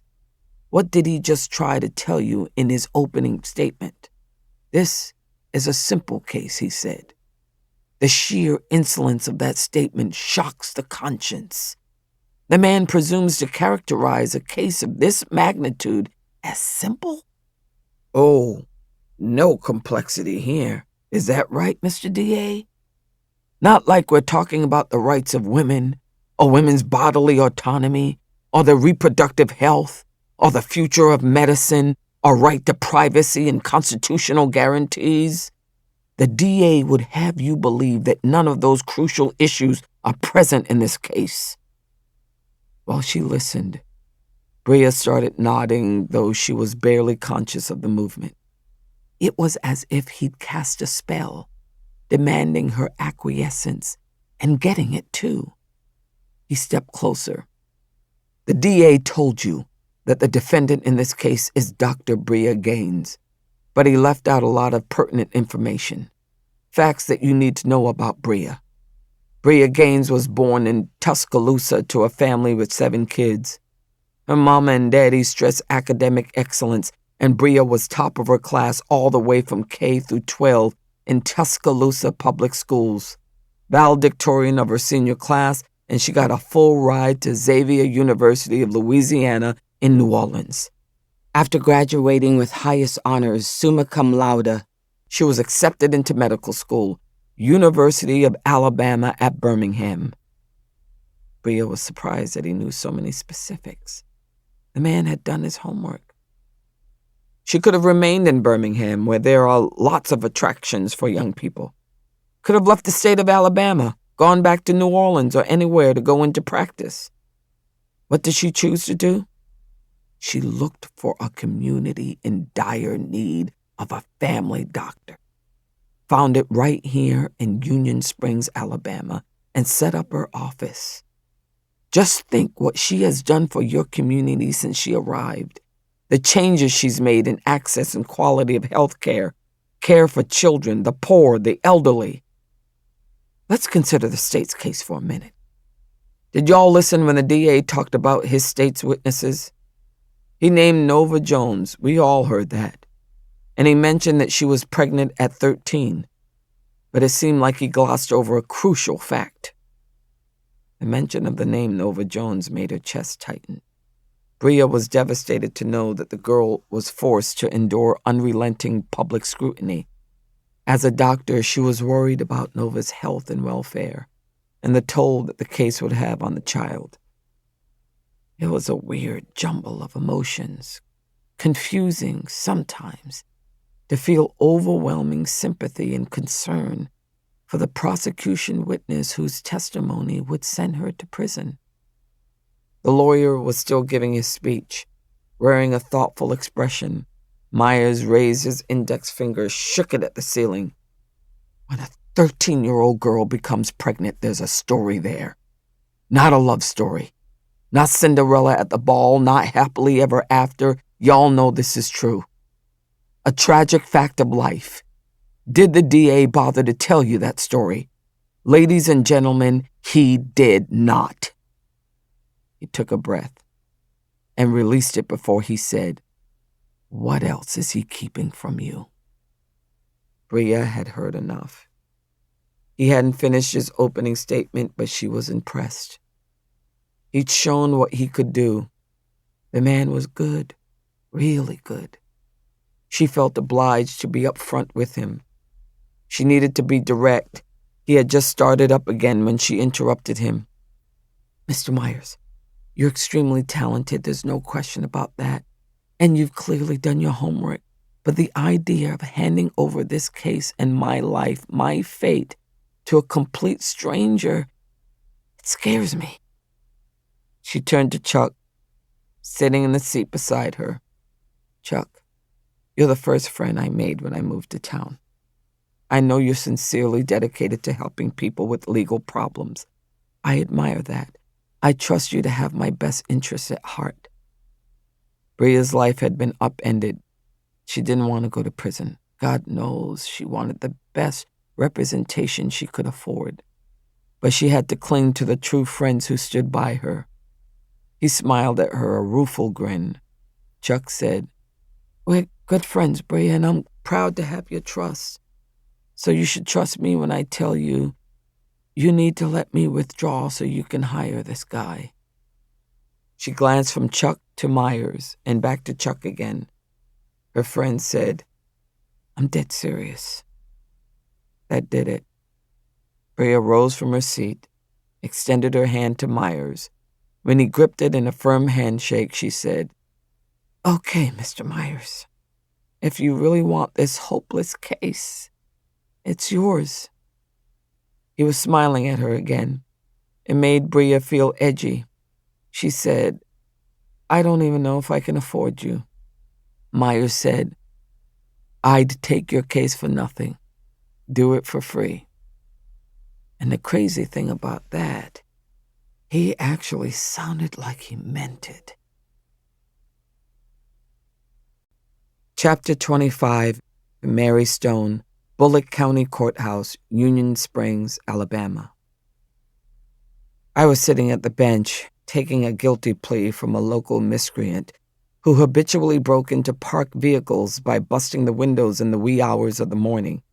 Then he'd get inside the vehicle, take a backpack, laptop, jacket, or dig in the console, take something from the glove box, steal whatever he could find, even if it was just a handful of change, take a nap, maybe, jerk off if he had the urge.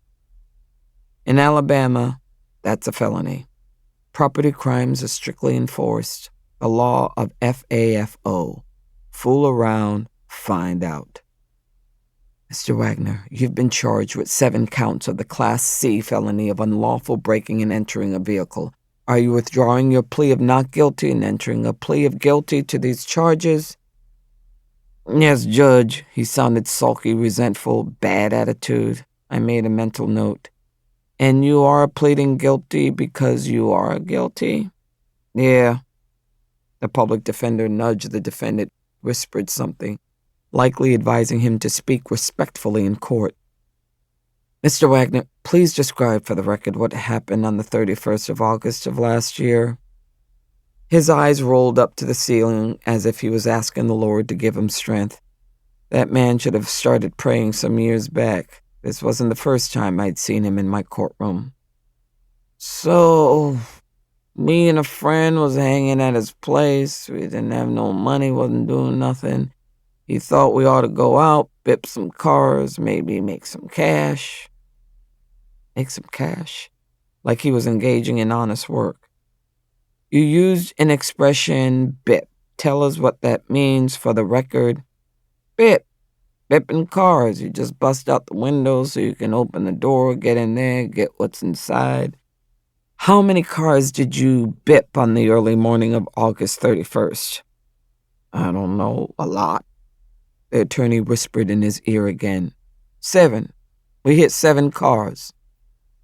I folded my hands on the bench, asked a follow-up question to check all the boxes. When you broke the car windows and entered into those 7 vehicles on August 31st, did you do so with the consent of the owners of those vehicles? Huh? The people who owned those cars. Did they consent to you breaking the windows, getting inside to steal? They give you permission to do it. Oh, no. We didn't have nobody's consent. I looked at the DA. Is there a plea bargain agreement in this case? Reeves was present. His mood had improved in recent days. He wasn't sending me any deadly looks. He stood up, holding a legal pad. There is, Your Honor, in exchange for his plea of guilty to counts 1 to 4, the state has agreed to dismiss counts 5 to 7 and recommends a 3-year sentence of imprisonment. The door behind the bench opened, no way to ignore it. That was my chamber's door. I glanced over. Luna was leaning out, peering at me, which is not something I'd usually see. Luna doesn't interrupt court proceedings. She knows better. I turned my attention back to Reeves. What is the state's position on probation? We stand silent, Your Honor. The state takes no position. So it would be up to me. Without any argument from the prosecution one way or another, I'd ultimately decide whether the man would go to prison or go home. But there were preliminary procedures in this situation. I would need to order a pre-sentence investigation by the Office of Probation and Parole. I heard a whisper. Judge Mary. I swiveled in the chair. Luna, what on earth? She grimaced with embarrassment, gripping the edge of the wooden door. You have a phone call. I dropped my voice, no need to shout at my clerk in front of the whole courthouse. Luna, I'm in the middle of a felony guilty plea. Take a message. I swiveled back, facing the courtroom. The attorneys were exchanging a look. I saw the DA shrug as if asking, who knows? That whisper again. It's the governor. Wow, that was a first. I paused for a moment, trying to decide what was proper procedure in a situation like this. I didn't have personal experience contending with high state officials. Then I caught the defendant, Ray Wagner, rolling his head back like he was bored. This was my courtroom where justice was served, and I was dealing with the specific crime and punishment of a man standing before me. Luna, tell the governor I'm on the bench, I said. I sat up straight and adjusted the gavel so that the handle was within easy reach, as it should be. I looked over my shoulder at my administrative clerk. She was pretty flipped out. She'd recover. The governor would recover too. He can leave a number. I'll call him back. Chapter 26. After I wrapped up the guilty plea and left the bench, I was breathing hard, like I'd just run up 2 flights of stairs or had stepped on a copperhead in the barn. I charged into chambers with Luna at my heels. She said, Oh, Judge, thank the Lord you got here in time. The governor's office is calling back in just a few minutes. Already? I had never spoken to the man before. Now he was calling me every 10 minutes. I closed the door and checked my face in the office mirror to make sure I didn't look a sight. Is it a Zoom call? No, a conference call on the landline with you and the governor and the Alabama Attorney General. The state Attorney General. Shit. It was getting worse and worse. I unzipped the robe. No need to stay in uniform for an old-fashioned conference call where no one could see me. What's the number of the ID info? His secretary's setting it up. Very old school. We don't dial. They call us. Wow. It'd been a while since I'd had a meeting that way. Okay, then I'll wait. Luna left my office and was back at her desk before I had the presence of mind to ask. I called out, "Luna, what's the governor calling about?" She didn't shout out the answer. She stepped back to my doorway and whispered, "State v. Bria Gaines." I tipped back in the big chair and closed my eyes. I wanted to take a moment to center myself, but I didn't have that luxury. My desk phone rang. I hit the speaker and Luna's voice came through. "Governor's office on line 2.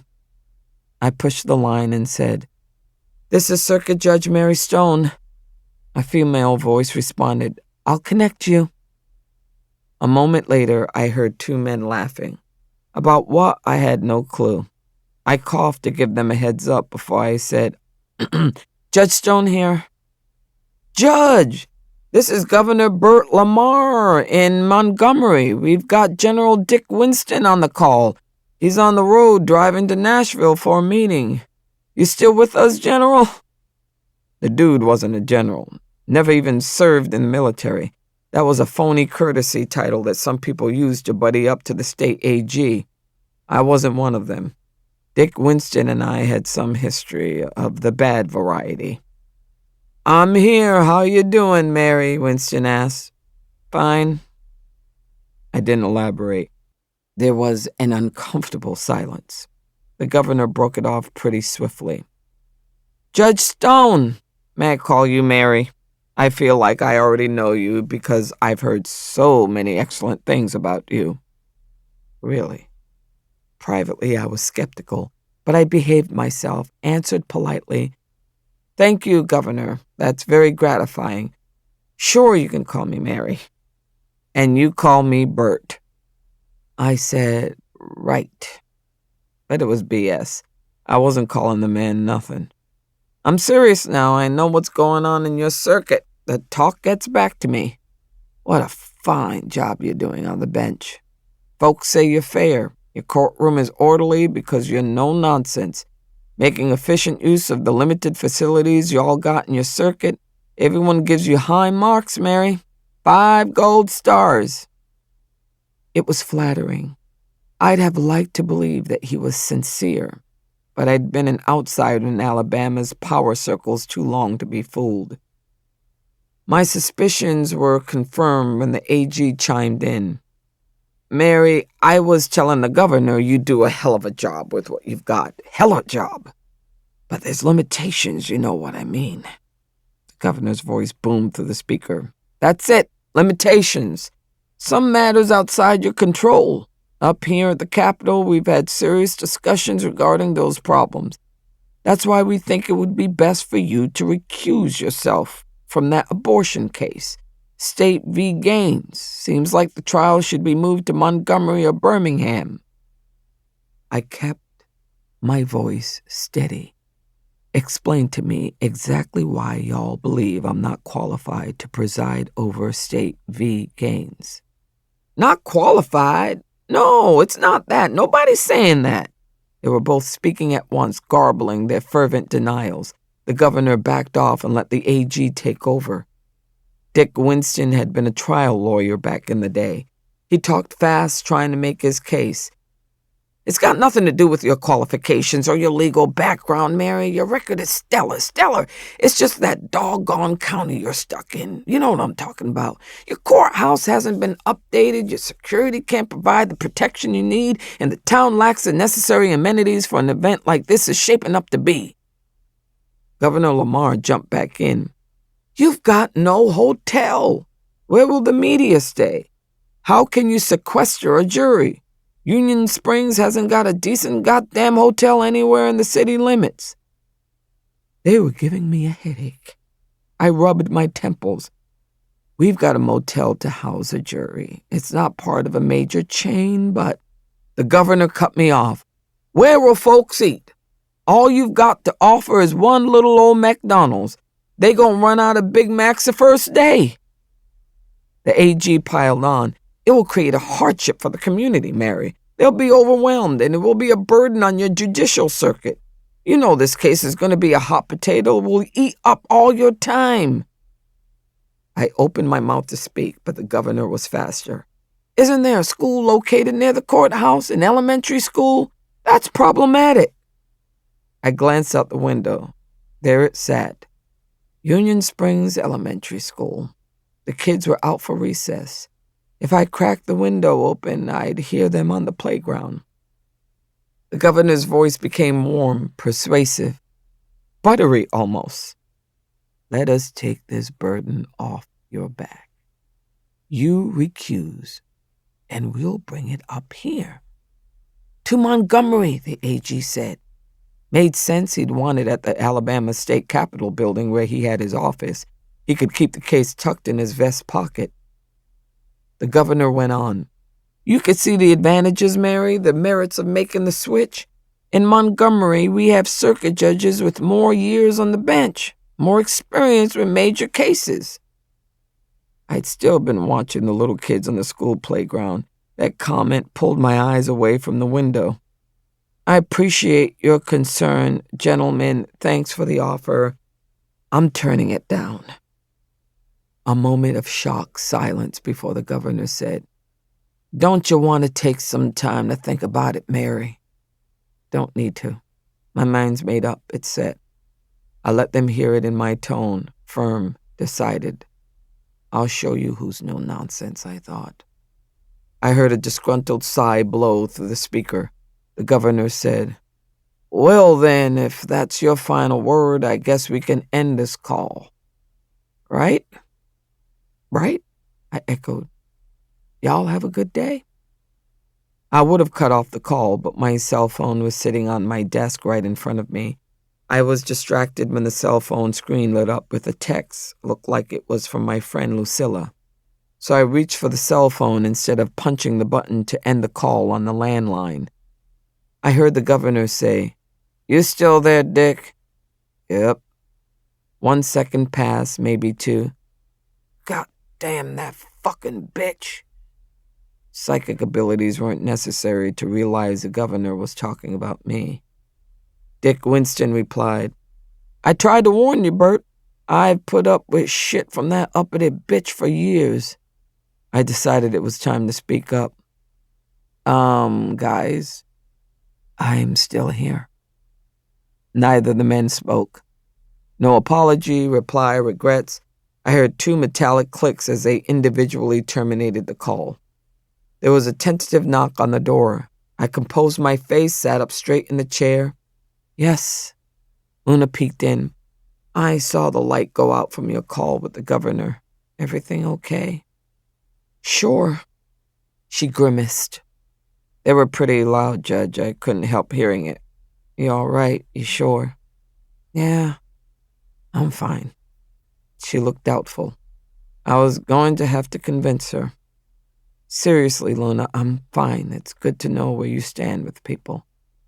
They asked me to do something, I turned them down, so they called me names. That's nothing new. Same old shit. But it's terrible. I waved a hand in dismissal. It's over, and I'm glad. What else can they do to me? Chapter 27. After that telephone scuffle with the governor, I was on high alert, poised for trouble to start, but may pass without any kind of major incident. School let out, and it appeared that we might have an ordinary summer in Bullitt County. Traditionally, the courthouse is quiet in June and July. The temperature heats up and people slow down. Folks don't have the energy to duke it out in court. Their kids are running the streets of town all day, and those summer days are long. The sun doesn't set until 8 o'clock, and twilight keeps the sky lit past 9. It was a Friday afternoon in the middle of June, and the end of the work week had me in good spirits, except that I was missing the Oyster House. Since the Bria Gaines case had put me on people's radar, Lucilla and I had to switch up our long-standing meeting day. Changed locations, too, moving around and trying out new restaurants. A change of habit is healthy, Lucilla claimed, but the novelty didn't hold much charm for me, and I wondered whether we might hazard a return visit without attracting unwanted attention. As I turned off the farm road and into my gravel drive, Foghorn trotted out of the barn to greet me. Before I reached the farmhouse, I had to hit the brakes and let the car idle while he picked his way across the path.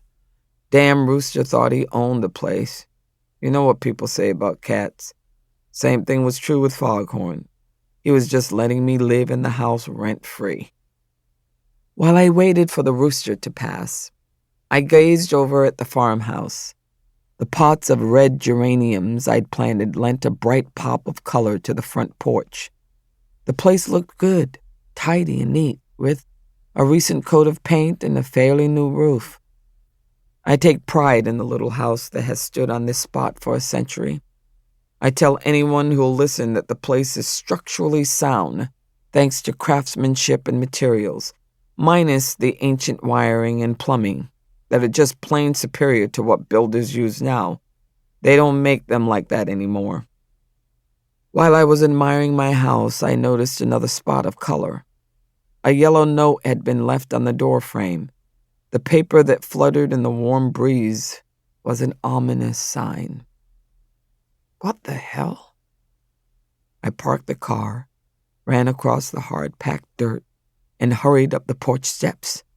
The printed message from the U.S. Postal Service, "Sorry we missed you while you were out," was as regulation as my old-fashioned metal mailbox, the kind that allows the rural route postman access without leaving his vehicle.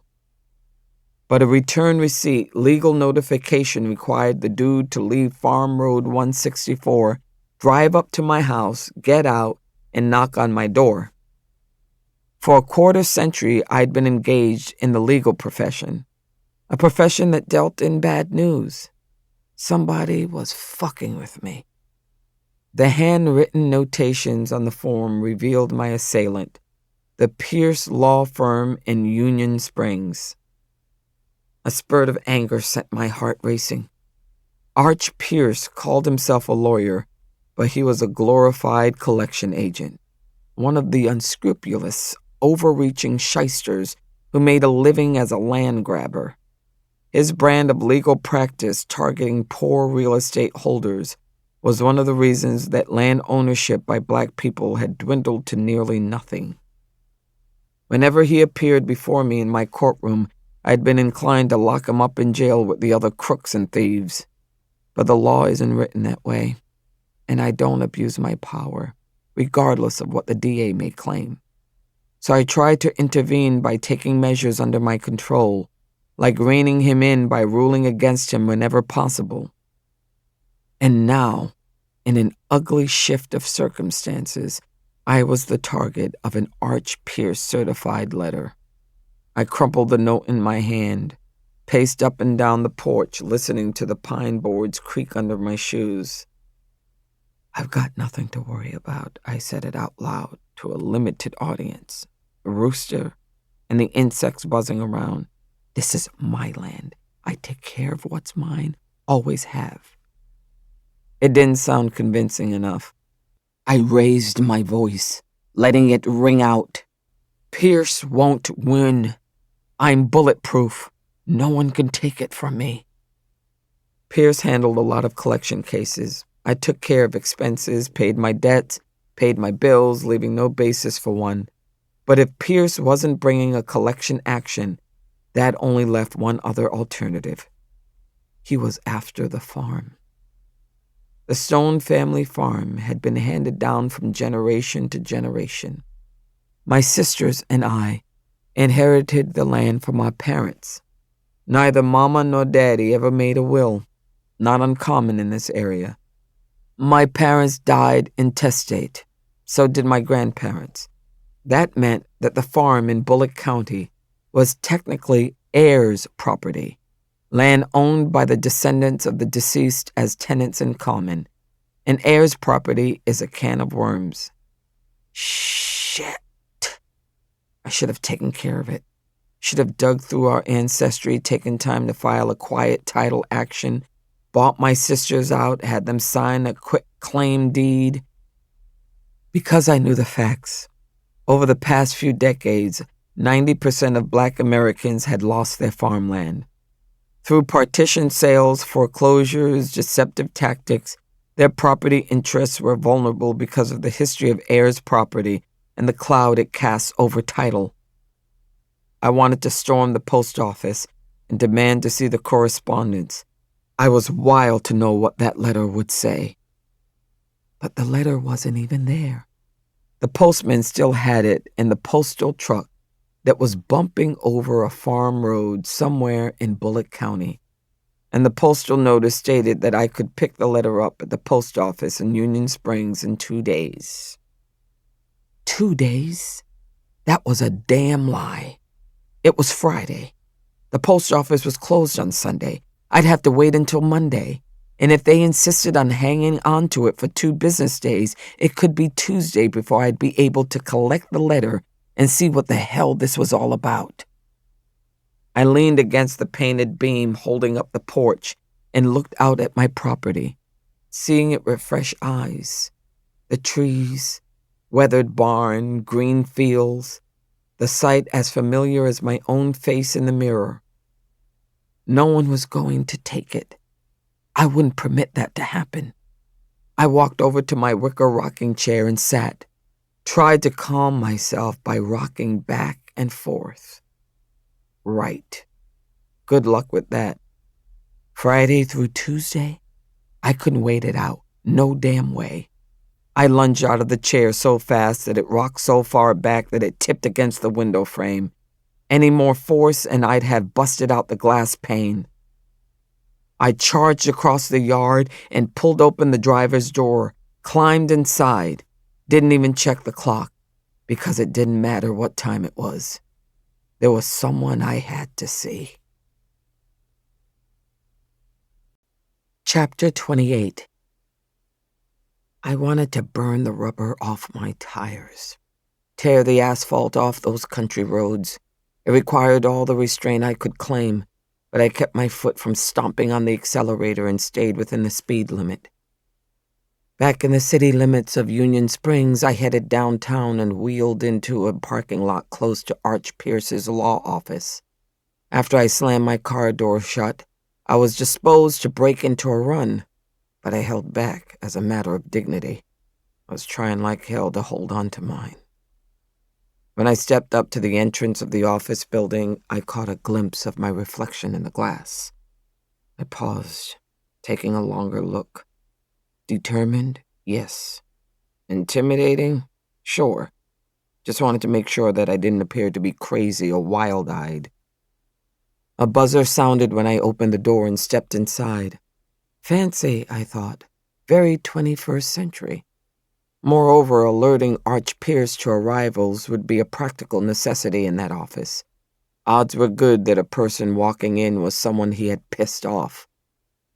After all, he was in the business of taking advantage of people who were vulnerable, bringing them to their knees, taking what was rightly theirs.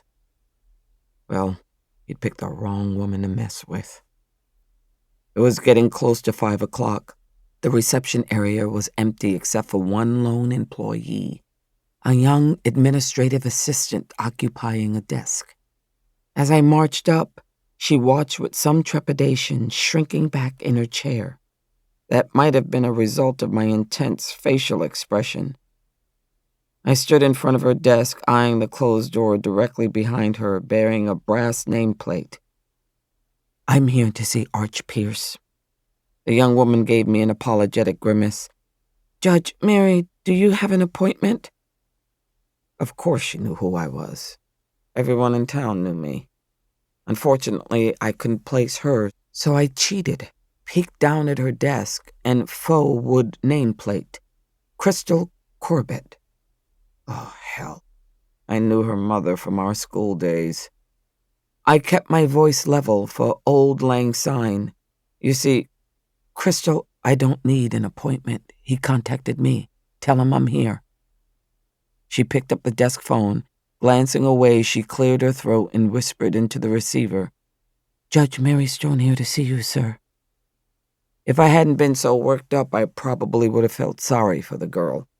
People shouldn't work for a thief like Pierce, but she was young and I knew her background. Nobody was packing up the car to send this girl off to college at 18. She was probably just getting by like most people in town. But she was in bed with the devil and probably wise to the scam. He'd probably made her print out the correspondence he'd sent to me. She may have folded the paper and licked the envelope. "Yes, sir," she said, pinching her lips together with a pained expression. She put the receiver back in place on the desk phone, handling it delicately as if it were made of glass. She knew why I was at the office. Addressing a point over my left shoulder, she said, "Mr. Pierce is busy right now." The fucking nerve. I almost laughed. It was so absurd. "He's busy? Really?" "Tied up. Mr. Pierce is tied up." She met my eye then with a pleading look. The girl was terrified. I didn't jump on her. There was no cause for that. My argument was with her boss. As I moved on past her desk, I bent down to say, "When he asks, just tell him you tried, but there was nothing you could do to stop me." I twisted the knob of his office door and discovered that Pierce was underestimating the opposition. Apparently, he'd believed that little Crystal Corbett could shoo me away. I swung the door wide and stepped right in. "Mr. Pierce, I understand you have some business with me." He hopped out of the chair. "Judge Stone, I wasn't expecting you." I ignored his outstretched hand. "Is that right? But you sent this, didn't you?" I had the crumpled sticker in my pocket. I pulled it out, stuck it on his desk, smoothed it out. "That's your name, your business address. When I saw the notice on the front door of my house, I came right on over. I'd like for you to produce a copy of the correspondence so that we can discuss it." He was wary. "You haven't received the letter through the mail?" "I wasn't home. That's why the postman left this." I tapped it with an index finger. "But I'm very curious about the contents of your letter." "Let's see it." I dropped into the chair across from his desk, sat back, crossed my legs. I was prepared to wait if necessary. He didn't pretend to hunt for the file. It was within easy reach, sitting on the credenza behind his chair. He opened the file folder, pulled out a copy of the letter, and slid it across the desktop. I picked it up. I was careful to keep a neutral face as I read. It was tough to do. "Dear Mary Stone, this letter serves to advise you that our client, Mr. Caleb Wilton, recently acquired a common interest in the 60-acre tract of land in Bullock County, Alabama, where you currently reside. He acquired his interest through a certain Mr. Abraham Stone, who inherited his heir's interest as a direct descendant of your late grandfather, Luke Stone." It was a phony, a sham.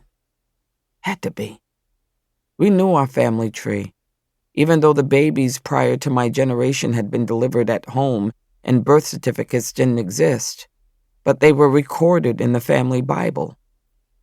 I kept reading. The next line jumped out at me. I should have anticipated it, but the words shook me nonetheless. "Mr. Wilton desires that the subject real estate be sold at auction to monetize his duly acquired interests. Alternatively, if you wish to acquire Mr. Wilton's interests, the appraised value for his share is $190,000. I had to read it twice, just to be sure it wasn't a typo. I was careful not to let my face betray me. Looking up, I deadpanned. 190,000. "You kidding me, Arch?" He shifted in his chair. "It's valuable property. I shouldn't have to convince you of that. You've lived on it all your life." "Yeah, it's valuable to me, but no legitimate expert would appraise the value of a 1/4 share of the property at $190,000. That's astronomical." He sighed, looked at his wristwatch. The guy still wore one, a real watch. It was a theatrical prop. Immediately after checking the time, he said, "I hate to rush this impromptu meeting, Judge Stone, but like the saying goes, I got someplace I gotta be." Is that right? I gripped the arms of the chair. Wanted to show him I wasn't going anywhere. Business or pleasure? He tapped an ink pen against his chin like he was thinking it over. "A combo, I guess, a political event in Montgomery." Ah, the clouds disappeared and I could see clearly. "Think you'll run into the governor?" He gave me a sheepish grin. "It's likely. He's the keynote speaker." "How lucky for you to get to hear him speak." I stood, seized by a sudden urge to get the hell out of that office. Didn't even want to breathe the air in there. Felt like the atmosphere was toxic, poisonous, burning my lungs. I leaned over the desk and peeled my yellow sticker off the surface, held up Pierce's letter and said, "I see you've given me 30 days from receipt of this letter to elect to purchase the interest." He looked guarded. "Yes, that's standard. 30 whole days. I bet that demand typically cuts black people off at the knees. They get confused, think they're at your mercy, and then you buy them out at a fraction of the property's actual worth." "Well, I don't know about that." "Oh, I do. I know all about it." He didn't respond. That was okay. I didn't need for him to explain his game plan. "If I don't buy the interest, you're going to sue." "That's right. You want to sue me? Go ahead, do it. Waste your time and resources." "I don't consider it a waste of my time." I shook my head in disbelief. "But you know I'm going to win. You can't claim adverse possession. I've occupied that property for over 20 years, whereas I can successfully make a case of adverse possession under color of title. But you know that." "We don't need to make an adverse possession claim. This property interest was obtained from a member of your family, a direct descendant of Luke Stone." "Bullshit!" And suddenly I was 10-year-old Mary again in the face of Stanley, the school bully who decided to single me out because my hair was kinky and my skin was too dark and he couldn't make sense of it. He singled me out because he could. I was scared then, but not now. And like an 800-pound bull being taken down by 4 lions, I roared, "You want to bring me down? You think you have the balls, you cowardly piece of horse shit? You just woke up the lion." I fired a parting shot. "Get ready, Pierce. I'm going to disprove your claim, even if I have to dig my granddaddy up to do it. Don't think I won't. I know where the bones are buried." Chapter 29. Back in the driver's seat of my car with windows rolled all the way up, I let loose. Stupid, stupid, stupid! I beat the heel of my hand against the steering wheel hard enough to hurt, because I was mad as hell. But my ire wasn't only directed at the shyster Arch Pierce and his lying client. I also wanted to beat my own head against a wall. A lot of black folks lose their land because they don't understand the law. I didn't have that excuse. I knew better. Idiot! We could lose everything Mama and Daddy died for. One final slam against the steering wheel. People passing by on the sidewalk were looking spooked. Guess I was making more noise than I intended. I can carry a lot. That's why I stay so busy, work so hard. I can shoulder everything, but not my own pain. After I started the ignition, I hit Nellie in my contacts. She picked right up. "What's up?" she said. Her voice was cheery with that upbeat Friday afternoon sound. "Meet me at Jordan's. I'm on my way over there right now." I could tell that I'd stolen the shine right off her day when she answered, "Is something wrong? You sound like somebody just died." I blew out a breath, tried to chill. It wouldn't help to scare my family out of their wits. "Nothing that bad. Serious, though. Jordan's home, isn't she?" "Yeah, I just talked to her. What is this all about?" "I'll see you over there." cut off the call, didn't even say goodbye. I could hear Nellie's voice in my head. Why do you have to be so rude? But I was trying to spare her. There's some news you don't want to break over the phone. It only took a few minutes to drive to Jordan's house from the commercial area of town. Nellie got there before me, though. The call must have lit a fire under her. I pulled up behind Nellie's car on the curb. I walked up to the front door of the neat one-story ranch-style house where Jordan and Trayvon lived with their 2 daughters. The front door was open. I could see Jordan and Nellie through the screen door waiting for me. When the door banged shut behind me, the questions started raining down. Nellie was quicker. What the hell is going on? Damn! You do realize you hung up on me, right? Nellie, don't start cussing. The girls will hear you. Mary, what's wrong? Nellie said you're sounding like the world is coming to an end. Let's sit down, okay? Jordan led us into the kitchen. I pulled the copy of Pierce's letter from my bag. It was wrinkled, but not so bad that they couldn't read it. Jordan sat and smoothed the paper on the wooden table. Nellie leaned on the chair behind her, reading over her shoulder. Jordan gave her head a shake, like she was trying to clear it. I don't understand. What's it mean? Nellie wasn't as naive. They're taking the farm? She looked up, met my eye. That's right, isn't it? That's what they want. I pulled out a chair, sat down. That's what they're trying to do. No, Jordan was genuinely confused. They can't. It's been in the family for generations. That's true, but there was no will, you understand? But we own it. I put my elbows on the table, propped up my chin in my hand, suddenly felt so weary I had to hold my head up. I said, Nellie, that's just it. No one in the family ever made out a legal will. So the farm, the 60 acres our great-grandfather bought back in 1917, it's heirs' property. When a person in Alabama dies without a will, their heirs own the property as tenants in common. Jordan wasn't a believer. Not yet. But we're the last. The only surviving generation. Everybody knows that. So it belongs to us. Nellie put her finger on the sheet of paper for emphasis. Apparently, this motherfucker Wilton is not convinced. He's claiming that he bought a share from Abraham Stone, whoever the hell that is. In complete disbelief, we 3 sisters exchanged glances, our voices rising, each speaking over the other now, not in anger, but in urgency, to get our points across as if the volume directly correlated with the other's understanding of the words. Jordan said, Daddy ain't had but 2 brothers and one died when he was 1 year old. Direct descendants make that make sense. Shit, Jordan, it doesn't have to. Wilton is just a name. Nellie nudged my shoulder. I interjected, my voice overpowering theirs. Nellie's right. Somebody who claims to be a descendant sold his interest to this Wilton. But what the fuck, Mary? You pay the taxes. You've paid them every year since Mama died.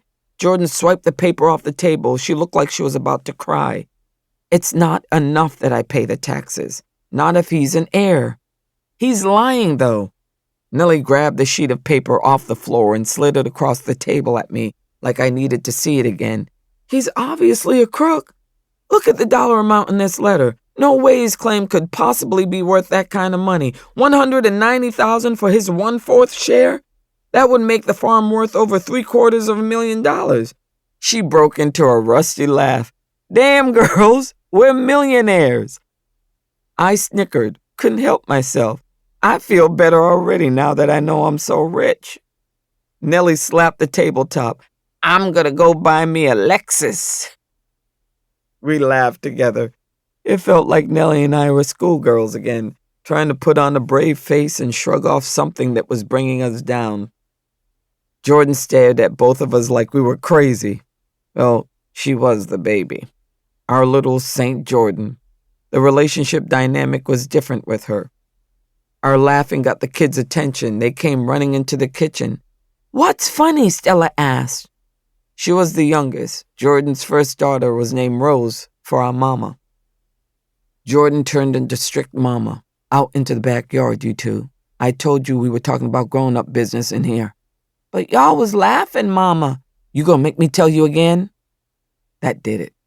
We waited until they slipped out the patio door into the back, watched while they ran across the yard and climbed onto the swing set. Jordan lingered by the window, then turned to me. What do we do, Mary? I'd already started to map it out. We'll be prepared to go to court. We'll get all of the documentation we can put together. I'll get the deed from the safe deposit box at the bank. Jordan, you've still got the family Bible. She sputtered, indignant. Of course I still got it. I'll do a title search. Nellie, did you ever find anything when you were going onto that ancestry website? She shook her head. Girl, there wasn't much I could find. It's hard to document our family history even after our people were free. We just didn't have many official papers, no birth certificates or death certificates, no government documents. I think I've got Mama's and Daddy's death certificates.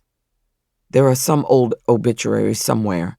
Yeah, I think I've got those, Nellie said.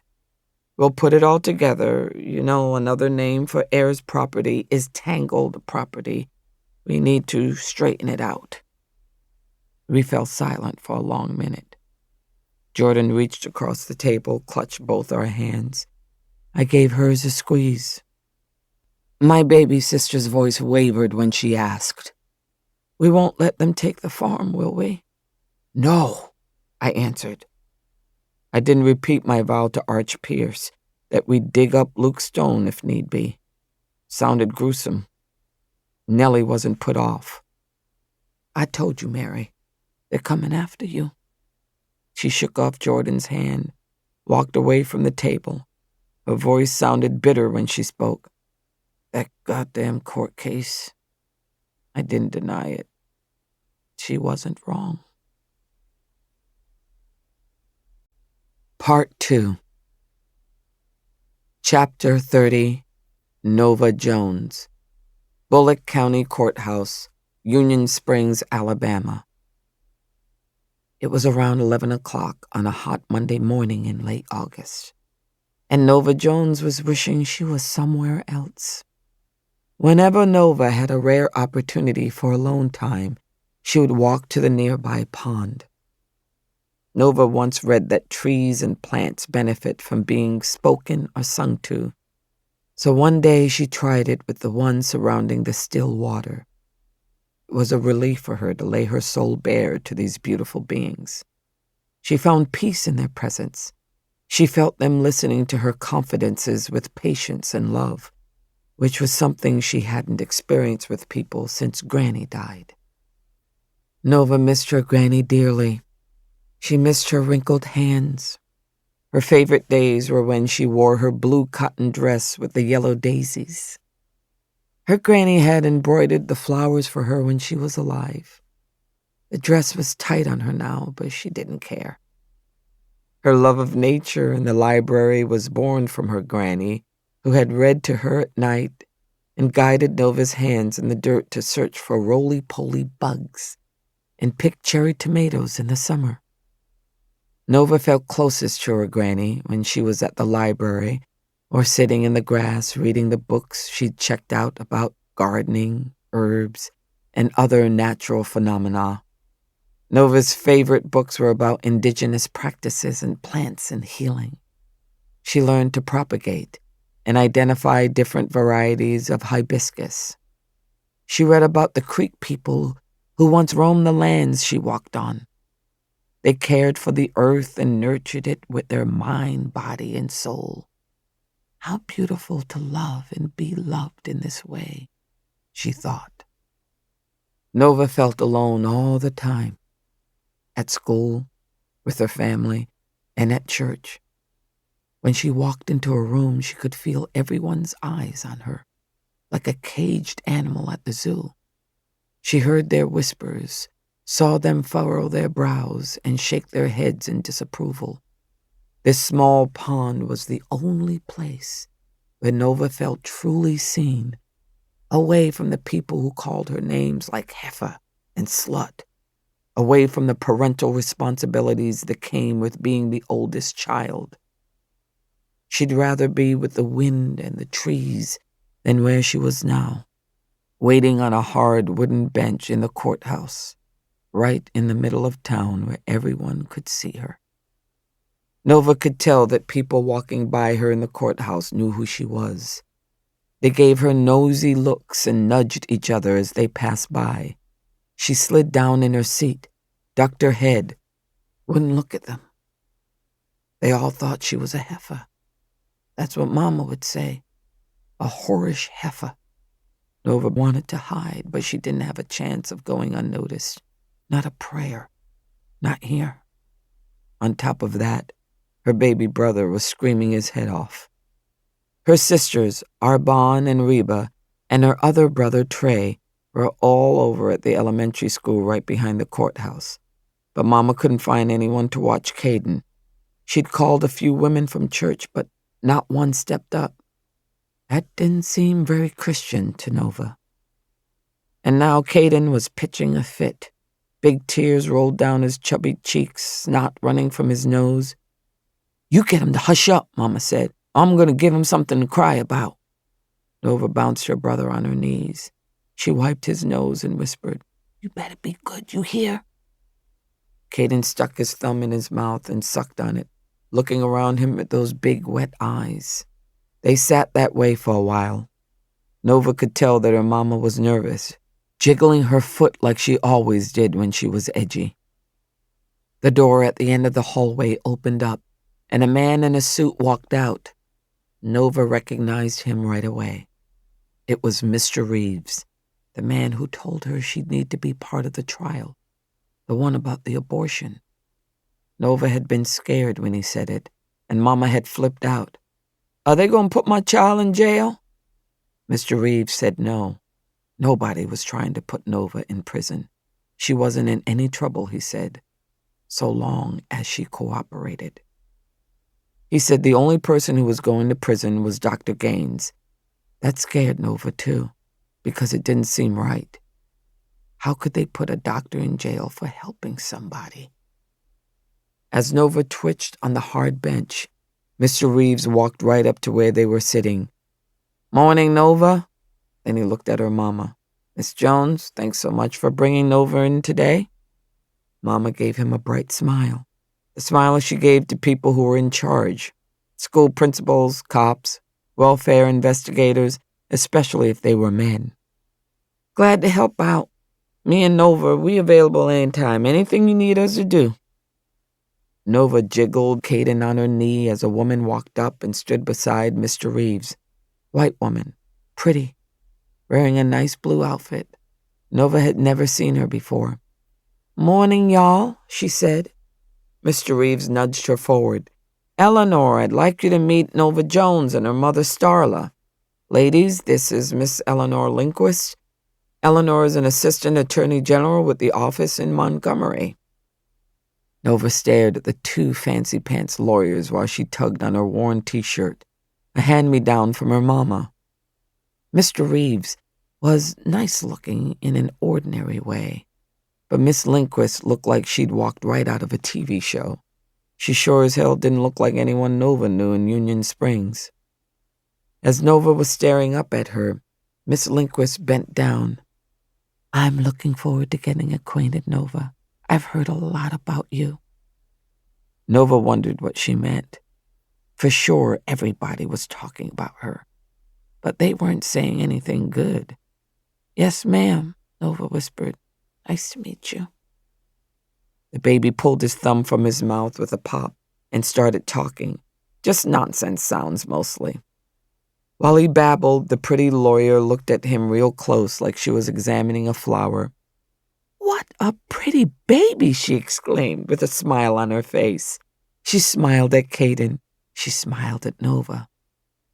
But Nova saw something else on Miss Lindquist's face. She knew what the lawyer really thought. She thought Nova was dirty. Nova kept telling herself that wasn't true and could no longer tell what was real anymore. Her mama tried to settle Caden down, but his patience was all used up. He started up crying again. Nova watched her mama bend him over her shoulder and swat his bottom. "You stop that!" That made Caden cry even louder. Nova could have told her that would happen, but nobody was asking for her opinion. Miss Lindquist turned to Mr. Reeves. "Robert, tell your clerk she needs to take this mama and her baby to a restaurant, somewhere they can get something for the baby to eat." Nova's mama didn't argue. "He eats McDonald's. Love those nuggets and fries." "Perfect. What is it now, 11:30? You go have a nice lunch and come back in about an hour. We'll be all done by then." Mr. Reeves made a quick call on his cell phone. A few seconds later, Nova saw a young woman coming down the hallway. She walked right up to her mama and Caden, ignored the fact that the baby was wailing like crazy, just patted him on the head like he was a puppy. "Hi, I'm Luann. You two ready to go?" Nova watched as her mother walked out with the baby and the clerk. When she looked up, Miss Lindquist winked at her. "Nova, I'm pretty sure I know what you're thinking. You're wishing that you were going to McDonald's too." Nova ducked her head and looked down at the floor, embarrassed. She wasn't sure what to say, so she nodded because it seemed like something she should do.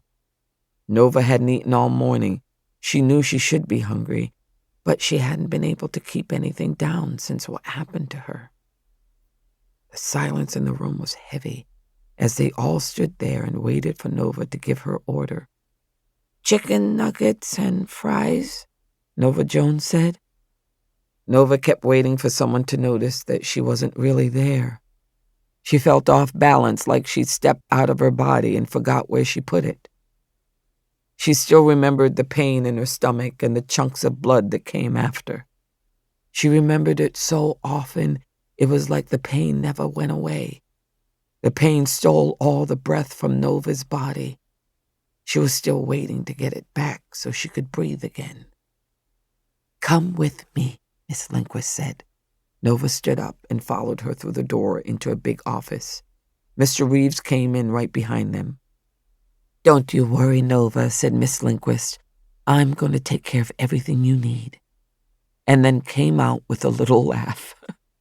"What kind of lawyer do you think I am, starving my star witness? Do you think I'd do that?" Did she expect an answer to that question? She had no idea what a star witness was. She'd never felt like the star of anything. "Nova, you're a VIP in this courthouse, a very important person. Are you aware of that?" Nova didn't feel important. She often felt like a rabbit being chased by a coyote. Her heart was pounding through her chest so hard, she thought surely people could see it thumping through her T-shirt. Nova shook her head. "No, ma'am, never thought I was important." "Well, you are. You're making history, Nova. And so we're going to take very good care of you, okay? Starting with McDonald's. Anything you want." She turned to Mr. Reeves. "Hey, Robert, can you do a McDonald's run? Just hit the drive-thru." Nova sucked in a breath. Mr. Reeves looked busy, and he seemed like he was the boss around here. Nova expected him to come back at Miss Lindquist with a smackdown. Instead, he just pulled out his car keys. He looked at Nova. "Nuggets and fries?" Nova nodded. "And maybe a Diet Coke?"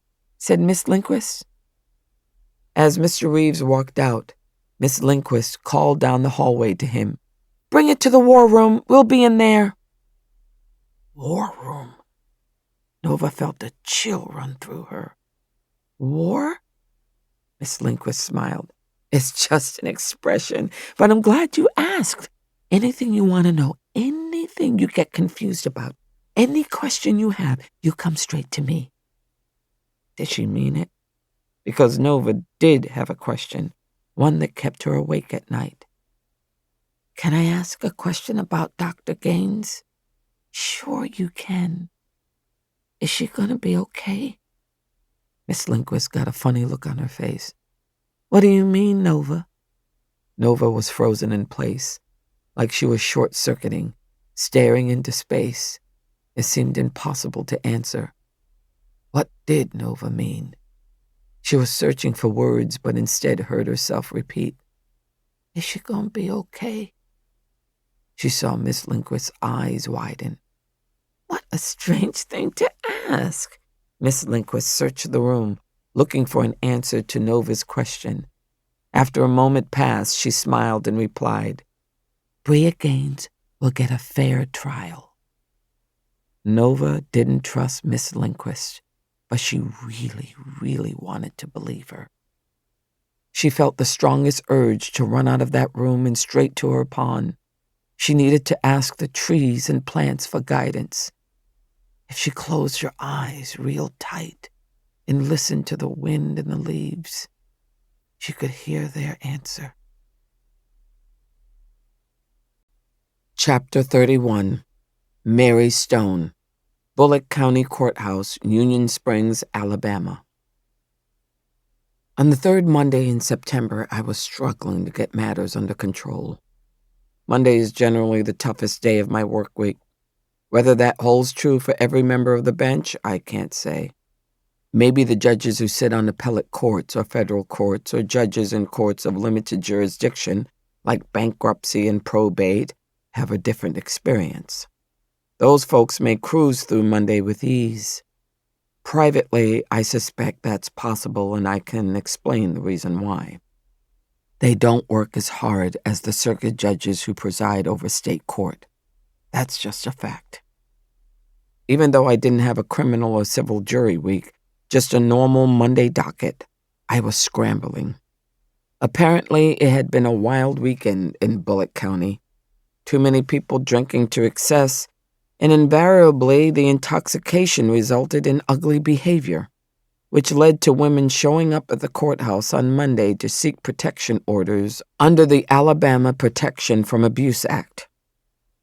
On that particular Monday, I heard from a young woman who just filed for an ex parte protection order against her fiancé in the case of King v. Stewart. Miss King needed that order entered without delay. I could see that before she uttered a word. Her eye was swollen shut, and her lip was split, still oozing. She kept dabbing at it with her finger. I had a box of tissues on the bench. When I held the box out to her, she approached the bench and pulled one out. "Take some more," I said. When she reached again, I handed it off. "Take the box." I held the form she'd filled out in the circuit clerk's office, walked her through it.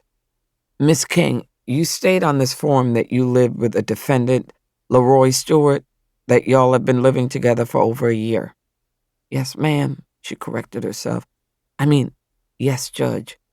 And you indicated that when the defendant inflicted harm upon you, the weapon used was his fists and feet." She hung her head, as if the beating was cause for her to feel shame and chagrin.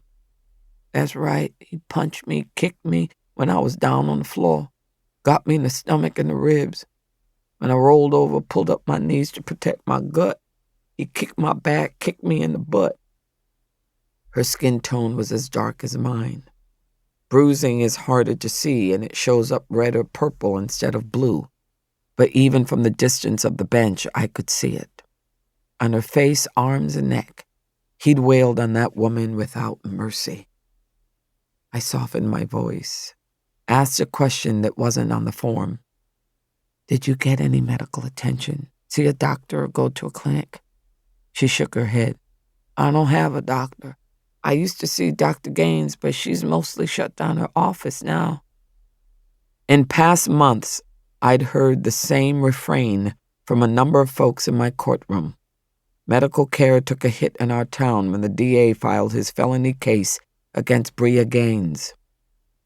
I was concerned for the woman in court, worried about her physical condition, felt compelled to come down from the bench to take a closer look. I couldn't take the chance that she was neglecting a serious injury. She looked nervous as I approached. I inspected the marks that were visible, took note of swelling and discoloration, the reddish hue on her battered skin. "Did you take pictures of yourself? Pictures that show the injuries covered by your clothes? I'll need to see them if you have them." She nodded. pulled them up on her phone, and handed it to me. I flipped through the images. My head started pounding as I looked at the pictures. My eyes grew hot. Quietly, I asked, "Did you call the police?" "No, ma'am. I was too scared, shook up. I just got out, me and my 2 boys." "I see." That was the plain truth. I did see. "Kids in school right now?" "Yes. The grade school behind the courthouse." I studied her. She looked like she was about to drop. She was so spent. I wanted to show emotional support, to give her a hug, but I didn't dare. I was afraid I'd hurt her anywhere I touched her. Gently, I reached for her hand and held it. "I'm worried he might have broken something," I said. "Damaged you more than you know. I sure do think you ought to go to the hospital and file a police report, too." "Yes, ma'am, maybe so." "This is not your fault. You know that, right? There's no reason in the world why he'd be entitled to do this to you. No justification." "Thank you, Judge. I understand that." Her eyes wouldn't meet mine when she said it, though. She took a breath and said, "Mostly, I just need to get me a court order so he'll know to leave me alone." Maybe, I thought, we can revisit the issue after the order is entered. I returned to my seat at the bench and continued asking the standard questions. "Is the defendant the father of the children?" "No, ma'am. Judge, they not his." "All right." I glanced at Luna to let her know I was ready to enter the order. "I hereby find that this court has jurisdiction and that a temporary order is necessary to prevent abuse, that the defendant represents a credible threat to the physical safety of the plaintiff." The courtroom door opened and slammed shut. I ignored it. I was filling in the boxes on the ex parte protection order form.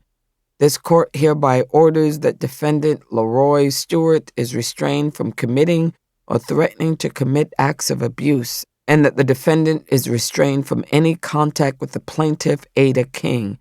This order will be effective until further order of the court."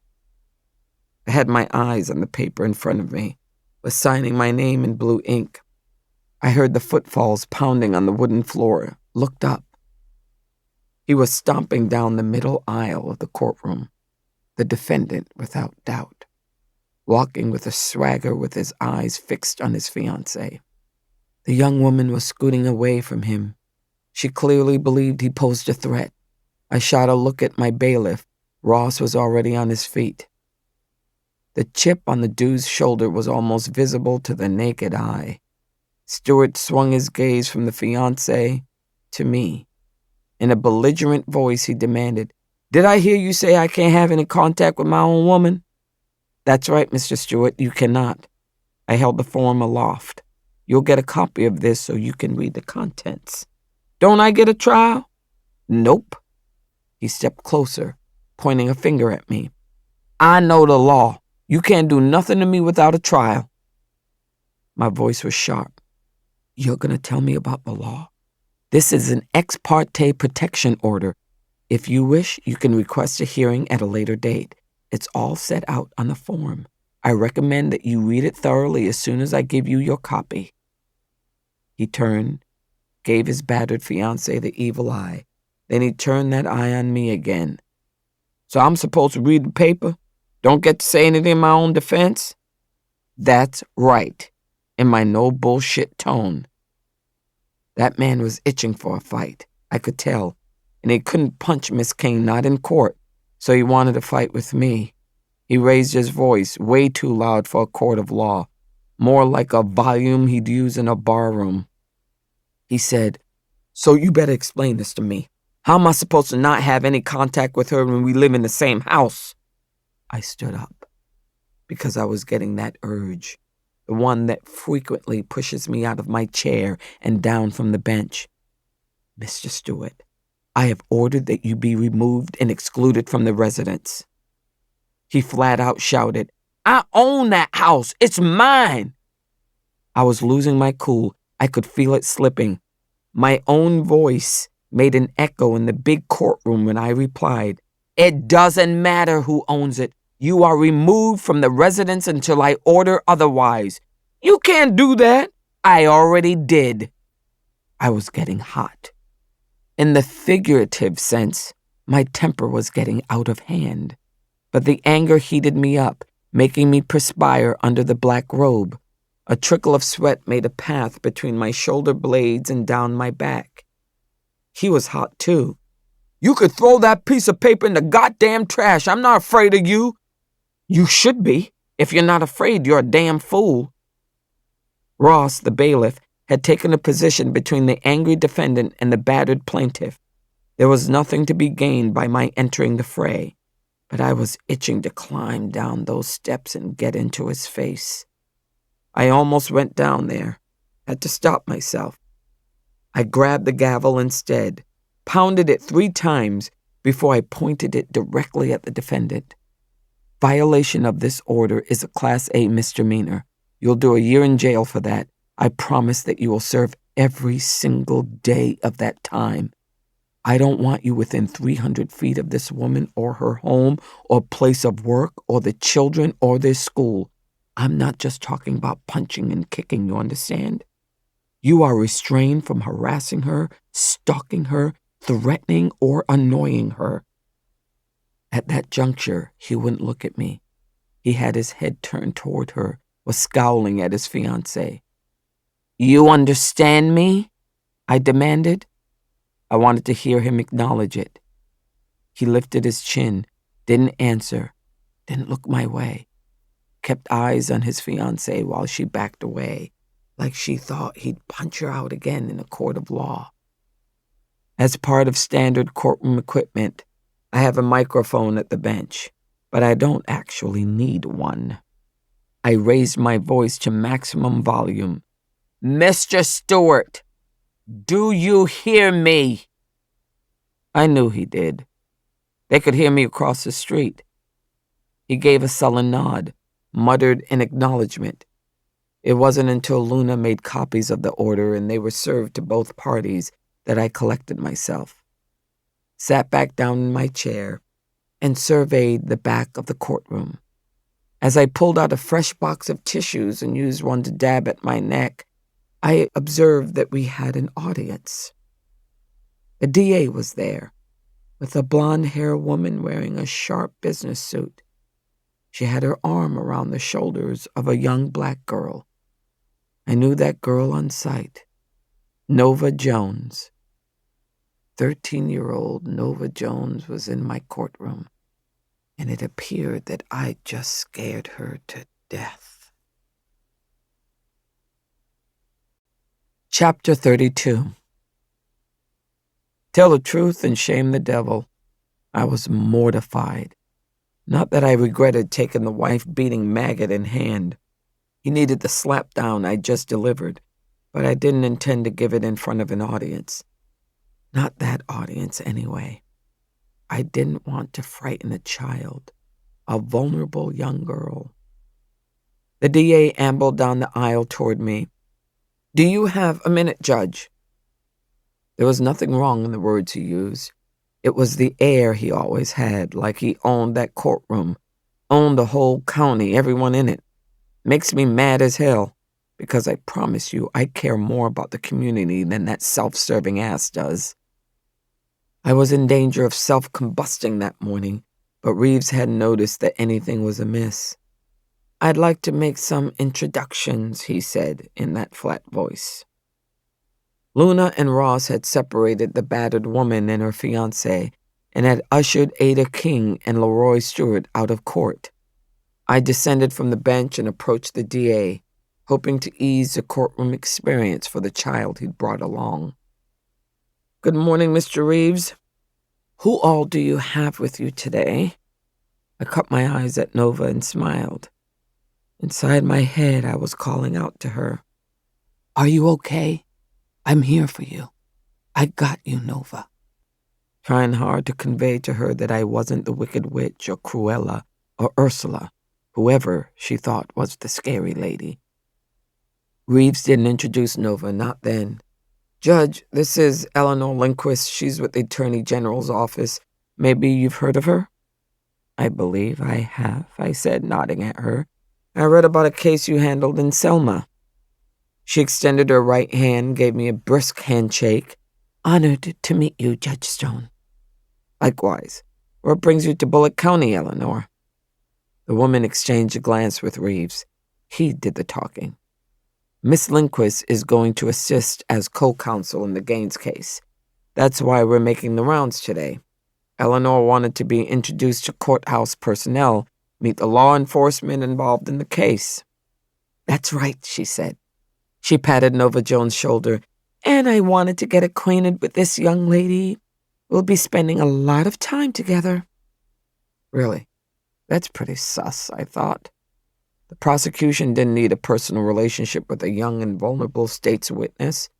A professional relationship, certainly, but the chumminess she was displaying seemed a little off, smacked of coercion almost. When the woman started patting Nova's shoulder like she was somebody's pet, it made my hackles rise. And she kept on talking. "Your Honor, I've had some cases with young witnesses, and I found that it's crucial to introduce them to the process. Give them an orientation that goes beyond the verbal description of what to expect at trial. I want my witnesses to feel at ease. So I take them on a tour of the courthouse. First on the agenda, make sure they know where the restrooms are. That's an important thing to know, right?" Laughing, she nudged Nova like they were just having a good time. The woman was full of shit. That 13-year-old was facing public testimony in a case that exposed her most painful, intimate secrets. It was going to be an excruciating experience.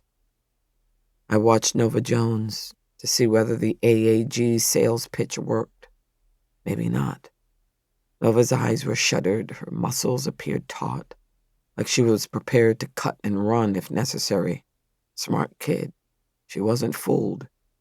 Testifying in the court of law ain't no fun for nobody. I picked up the vibe. The girl wanted to get out of the room. I couldn't keep my mouth shut. "Is this some holiday I've forgotten? Shouldn't Nova be in school right now?"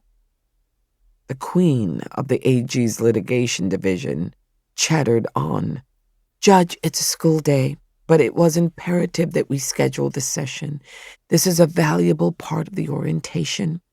I want to give Nova access to the courtroom so she can see what it's like in here, where she'll stand to take the oath and then sit while she testifies."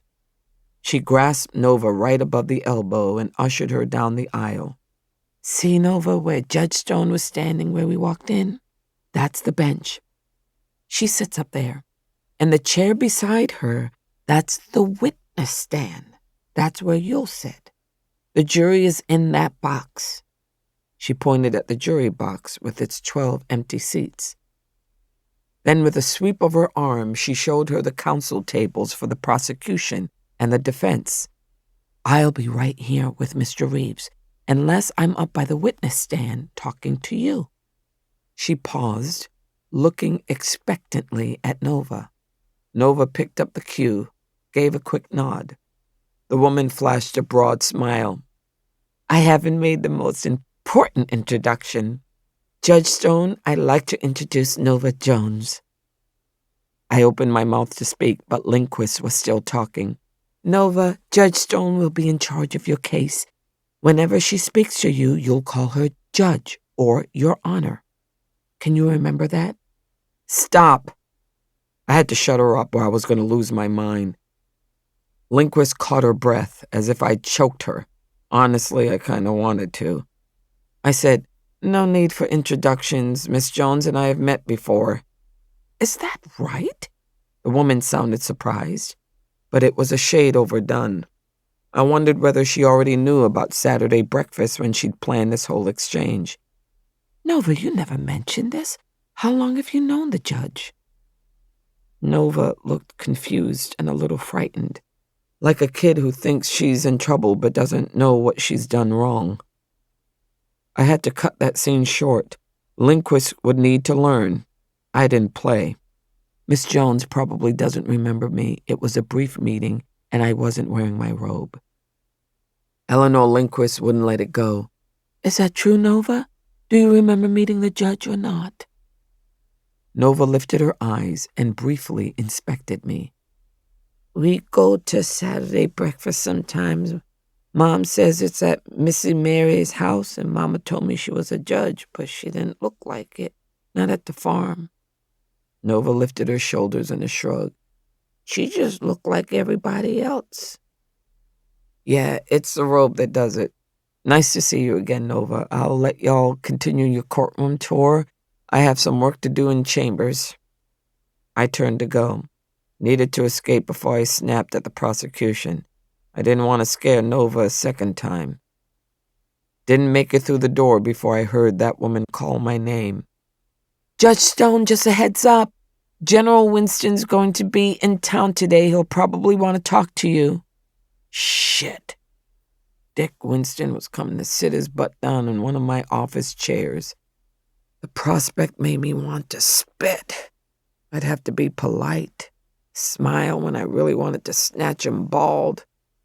Goddamn Mondays. Chapter 33. The offhand comment from Eleanor Lindquist was all the notice I received heralding the AG's visit. He never let me know he was coming. No call from his secretary requesting an appointment. Fortunately, I wasn't fated to spend the whole day dreading his arrival. The Attorney General sailed into Luna's office right before we shut down for lunch. My door was open, so I witnessed his entrance. Watched him flash a benevolent smile at my administrative assistant. Tell Judge Stone an old classmate of hers from University of Alabama is here. Luna wasn't in on the game. I hadn't alerted her. Sir, it's 12 o'clock. I'm about to lock up for the lunch hour. Do you have an appointment? I had to cover my mouth. Didn't want him to see me grinning. I knew it was a blow to his ego when Luna didn't recognize him on sight. The man thinks he's a star, always has. The schmoozing politician disappeared. His voice was tight when he replied, I'm Dick Winston, the Attorney General of the state of Alabama. Go ask Judge Stone if she'll spare me a moment of her valuable time. I was quick to come to Luna's rescue. I rose from my chair, called through the door. Luna's just trying to keep me on schedule. Come on back, Dick. You don't need an appointment to see me. Luna was flustered. She followed him, lingering in the doorway. I'm really sorry, sir, for not knowing you right off. He didn't speak. Wouldn't acknowledge her apology. Asshole. I wasn't going to let him freeze out my hard-working clerk. I said, Luna, Dick has been in politics for a long while. He doesn't get his feelings hurt by folks who intend no insult. Do you, Dick? Dick unbuttoned his jacket before he sat down. Looked like he'd put on weight. Certainly not. I gave Luna a nod. Close the door behind you, please. Not because I was eager to be alone with the man. I wasn't. But I figured he'd come to deliver a message, and he probably didn't want an audience to hear it. He cleared his throat before he spoke.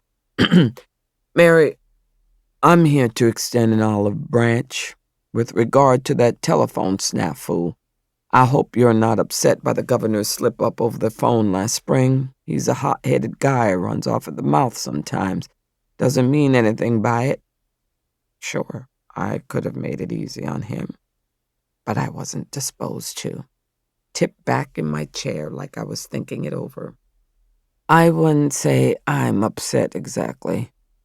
Good, that's good to hear, but I did want to clear the air just in case. Deadpan, I said. Sure, it's always good to clear the air. You're not the sensitive type. Hell, I've known that since University of Alabama, right? Remember how we battled it out in moot court back in law school? I did recall. I beat him like a drum in those mock trials, but Dick always seemed to garner all the credit, even when he cheated. I wanted to shout, I graduated summa cum laude, you bastard. He was waiting for me to respond. I made a neutral noise, kept my mouth closed. Hey, I hear you met my assistant today, Eleanor. She's a tough competitor, I'll guarantee that. Powerful litigator. Lots of courtroom experience. I'm familiar with her rep. I was, actually. Eleanor Lindquist was becoming low-key famous in Alabama. Everyone in the law biz knew about the victories she'd won in high-profile cases. I wondered whether he'd reveal the true reason for her presence on the case. Was sincerely curious. I said, I know you send some trial lawyers from your litigation division to lend a hand to inexperienced county prosecutors, and they need help with big cases, but that situation doesn't apply to Robert Reeves, our DA. He's not a novice. True, but Eleanor Lindquist, well, she's got qualities that Reeves lacks. She'll add a different dimension to the trial. She's already establishing rapport with the state's primary witness. I see. Actually, I did see. Strategically, it was a smart move. So y'all are thinking that a woman at the prosecution counsel table will counter sympathy for the doctor. Juries sometimes have a soft spot for female defendants, and when your 13-year-old witness testifies, being questioned by a woman will make the direct examination less awkward. He nodded, shrugged.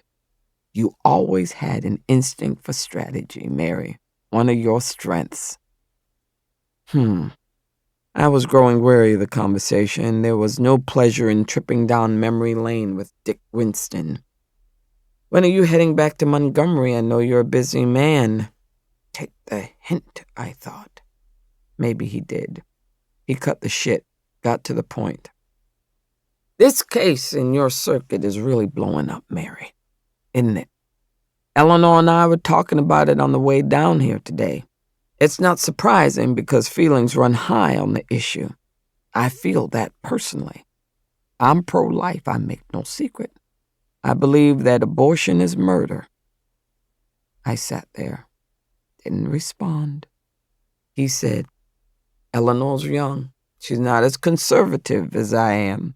She told me that she personally believes we could benefit from more leniency in our Alabama law, but it won't affect her ability to represent the state in this case.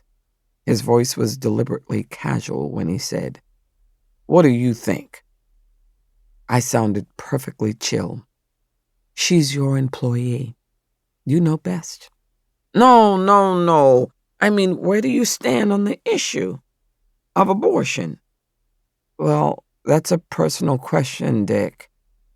He edged forward in his seat. Come on, Mary, it's a fair question. No one really knows your position on these issues. You're running as a Democrat on the ballot for your re-election campaign for circuit judge. But where do you stand? No one knows for sure what your position on abortion is. Hell, I don't know, and we're old friends. I was getting hot. Didn't let it show, not then. I'm a judicial candidate. I can't make statements about issues of law that will come before my court. Can't commit to ruling in a particular way on the bench. You're well aware of that. Mary, it's just the two of us sitting in here. Lord, he was trying my patience. Dick, I know what you're doing. He sat back, smiled at me. What am I doing? I'm trying to have a conversation with you. The condescension was biblical. It always has been with him. No, you're not. You're trying to coerce me into making a statement that you can use to pry me out of my position as the judge overseeing this case. Even though you are perfectly aware of my obligation to remain politically neutral, you want a statement? Here it is. As circuit judge, I'll uphold the law. In the case of State v. Gaines, I will preside in a fair and impartial manner. We had a brief standoff after that, a short period of strained silence. When the AG finally spoke, he dropped all pretense of civility. Let me tell you what's going to happen here, Mary. Dr. Gaines will be convicted. We both know that, don't we? It's open and shut. And the jury will recommend a sentence. I'm projecting nothing less than 20 years. Hell, they may give her life. No easy exit. That was the problem with having a shithead like Dick Winston sitting in my chambers. It was my territory, so I couldn't just get up and walk out. I needed to kick him out of my office before I lost it. After all, he was the state AG. I was devising a good line to get him up from that chair and out the door when he dropped the bomb. After she's convicted, a lot of money will be spent. Whatever it takes. To be absolutely certain you're no longer a circuit judge. You'll lose everything. That did it. No point in fake civility. We were past that. I pushed away from my desk and stood up because I was determined to get that man out of my space, even if I had to haul him out by his shirt collar. Well, at least I'll have the family farm. Careful, Mary, you might lose that too. Son of a bitch. What's that? What'd you say about my farm? I don't want to hate anybody, truly, but I hated Dick Winston's guts. I stalked around the desk toward him, ready to smack that smirk off his face. Maybe he could see my intention, knew he'd gone too far. He hustled out of the chair and threw the door open. Mary, I'm just bullshitting you, trying to push your buttons. Gotta go now. Thanks for receiving me in your sanctum sanctorum. I watched him run past Luna's desk. After the door shut behind him, I muttered, We've had a reckoning coming for a long while. You'd best stay out of my sights, Winston. My heart was so bitter. I could feel it burning inside my chest. Chapter 34. Bria Gaines, Union Springs, Alabama. Bria read through the final page of the police report, turned it upside down on top of a stack of documents resting on a rickety metal desk. She was sitting in an office Ben Myers was renting, a small space in a mostly deserted strip center on the outskirts of Union Springs. When Bria looked up, Myers was watching her. You made it through. Read all the way to the end? Of course I did. Bria rubbed her eyes. She'd been reviewing police and medical reports through most of the afternoon. You buzzed through that file pretty fast, that's all.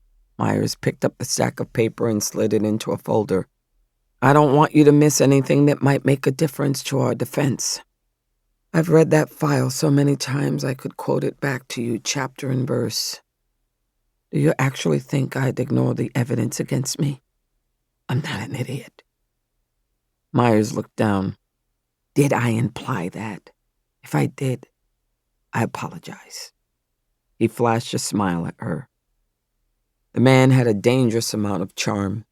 Bria knew it would be useful at trial, but she'd put up a wall against it. Getting a schoolgirl crush on a defense attorney would lead nowhere good. She stood up, eager for a break from the unforgiving office chair. A coffee maker sat on the plastic table in a corner of the room. The pot held a scant inch of inky brew. Bria stepped over, poured it into a mug. She made a face. Sorry, said Myers. That's from this morning. Should I make a fresh pot? Wouldn't hurt. I think this might have solidified. Myers walked over to the corner and pulled out a bag of Pete's. How come you haven't joined the coffee pot cult? Asked Bria. I like making coffee, said Myers. It's one of the few domestic skills that I've mastered.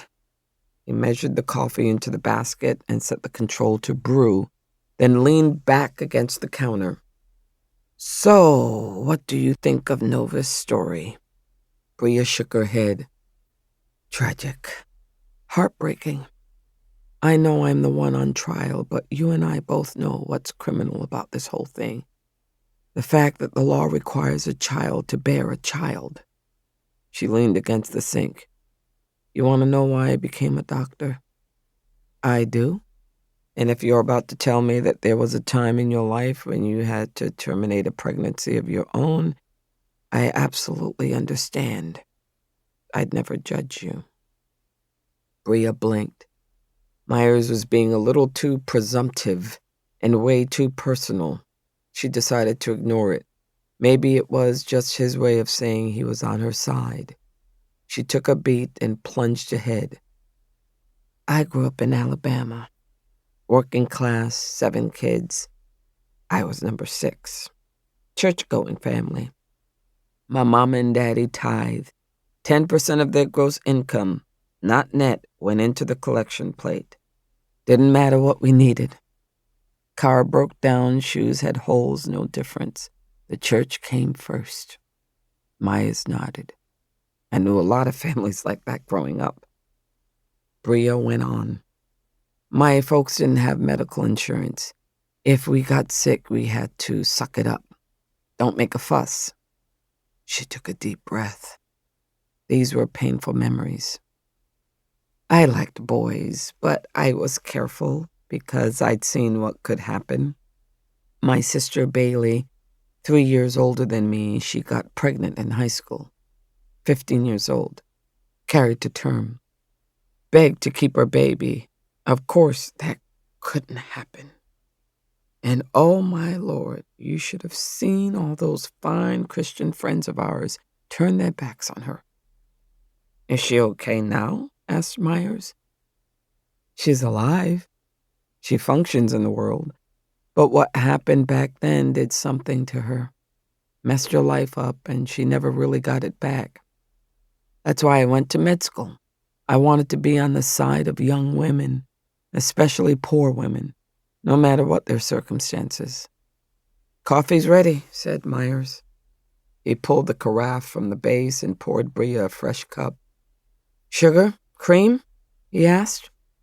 Nothing, said Bria. I want to judge it on its own merits. She took a small sip, then another. She smiled. You're right, Benjamin Myers. You are domestic. Myers poured a fresh cup for himself. So what do you think of Nova's story, the one she gave to the cops, about how she got pregnant? Bria toyed with the handle of her mug. I feel for that girl, you know that.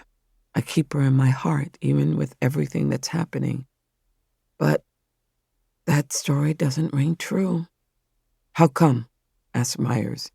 In her statement to the police, she says she didn't know who got her pregnant. Says she was drinking at a high school party and passed out. That doesn't sound credible to you? I think what she described is a common occurrence, but it's not what happened to Nova.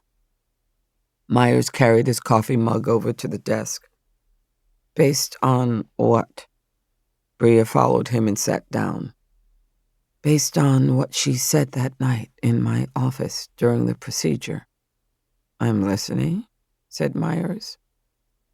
During the physical exam, I asked Nova some basic health questions, explained the procedure to her, made sure she understood what was going to happen, got her consent. At that point, she wasn't volunteering much information, pretty much just one-word answers. Myers didn't interrupt, just gave her an encouraging nod. The procedure I performed that night was an aspiration abortion because Nova was less than 14 weeks. She was just under the line. It took me about 15 minutes, maybe a little longer. Wait, said Myers. You said she was talking during the procedure? Wasn't she sedated? No. It's standard to perform that procedure without sedation or anesthetic. She was awake, a little uncomfortable, but not in pain. Bria closed her eyes. It was all coming back. She could see it like a reel playing in her head. Nova in the stirrups, gripping the sides of the examination table with both hands, tears running down her face. She kept saying, "This ain't my fault. You done this. I hate you. I hate you."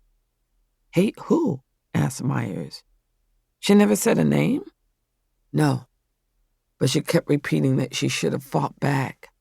I remember her saying I should have kicked the way the Dora Milaje do, just like in Black Panther, like a warrior. Myers shook his head like he didn't get it. Tell me what you're thinking.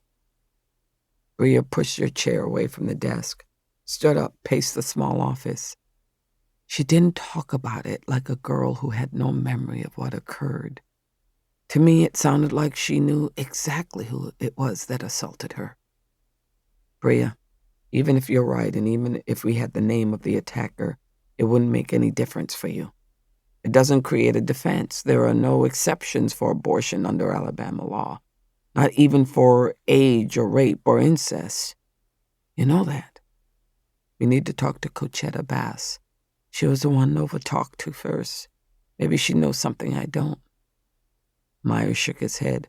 Cochetta Bass isn't going to be any help to us. Of course she will. Cochetta and I have been friends since I moved to Union Springs. Bria saw Myers dip his chin toward his chest like he didn't want to meet her eyes. Ben, what's going on? What do you mean she won't be any help? Myers looked up. Bria, she's testifying against you. Cochetta is a witness for the state. In shock, Bria dropped back into her chair. She clutched the edges of the desk, felt the metal dig into her fingers. No, she wouldn't. Reeves just notified me today. They offered her a deal for deferred prosecution on the mandated reported charge in exchange for her testimony in the felony abortion case against you. Bria couldn't speak. Cochetta had turned on her. Just like everyone else in town. She let go of the desk. Her hands dropped in her lap and lay there inert. Myers scooted his chair closer to hers. Bria, you all right? He leaned in closer. Look, I know it's a shock. It's okay to cry. People feel better after they cry sometimes. Bria lifted her chin and sat up straight in her seat. No, thanks. I'm all cried out. Didn't make me feel any better.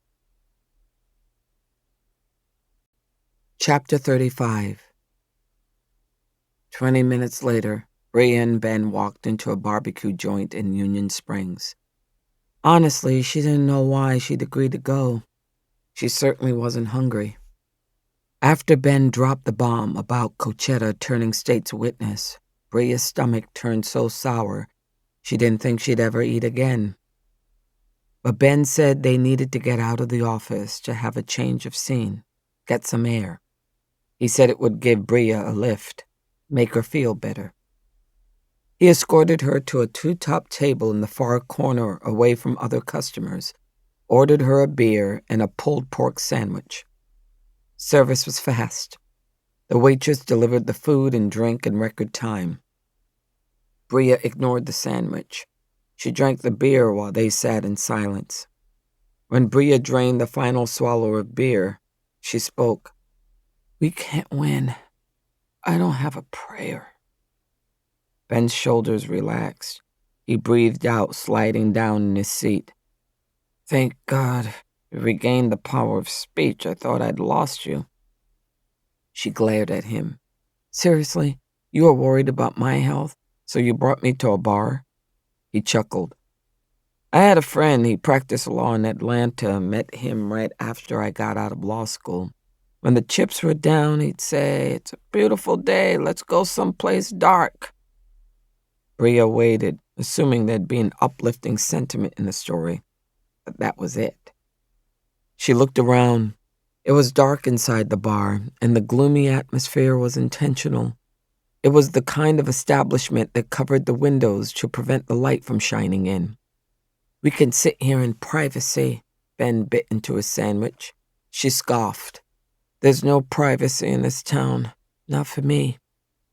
After he swallowed, he said, okay then, relative privacy. He nudged the plate that held her untouched sandwich, pushed it an inch closer to her. You should try it. It's delicious, spicy. It'll put some fire in you. Not happening. The fire's out. Extinguished. She studied her empty beer glass. I'd take another drink. That might make me feel better. He looked doubtful. Is that a medical opinion? Because in my experience, more alcohol isn't always better. Oh, shut up. Bria raised her glass to signal the waitress. When a fresh beer appeared in front of her, she took a sip, just to show him she was in control. I've made up my mind, Ben, she said. Her voice sounded thoroughly professional. One glass of beer couldn't shake that. You've been extremely noble coming in from Atlanta and taking this case on, but it's hopeless. We can't win, so what's the point of going to trial? There's no benefit, none that I can see. I may as well plead. I'm ready to go there. What's the best plea bargain offer you think you can get? I don't expect the DA to recommend probation. There's no chance he'd do that. The case is too political. Bria. She kept talking, couldn't stop. But if he'd offer a reasonably low sentence and take no position on probation, I think I'd have a shot. My record is clean. I've done a lot for the community, and Judge Stone, she'll be fair. I sincerely admire that woman. The judge seems genuinely compassionate. Bria, stop. He didn't raise his voice, but when he spoke the words, her breath caught. He wore the expression she'd often seen in the medical profession when a doctor had to break the terrible news. He didn't sugarcoat it. Evenly, he said, "It's not an option for you. Reeves doesn't intend to offer us a deal.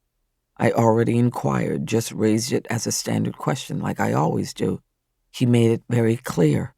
No plea bargain in this case." The revelation shocked her into silence. Bria wasn't naive. She knew that she faced an uphill battle in the case and that the DA would never offer her a sweetheart deal. But the stark refusal to consider a plea bargain at all?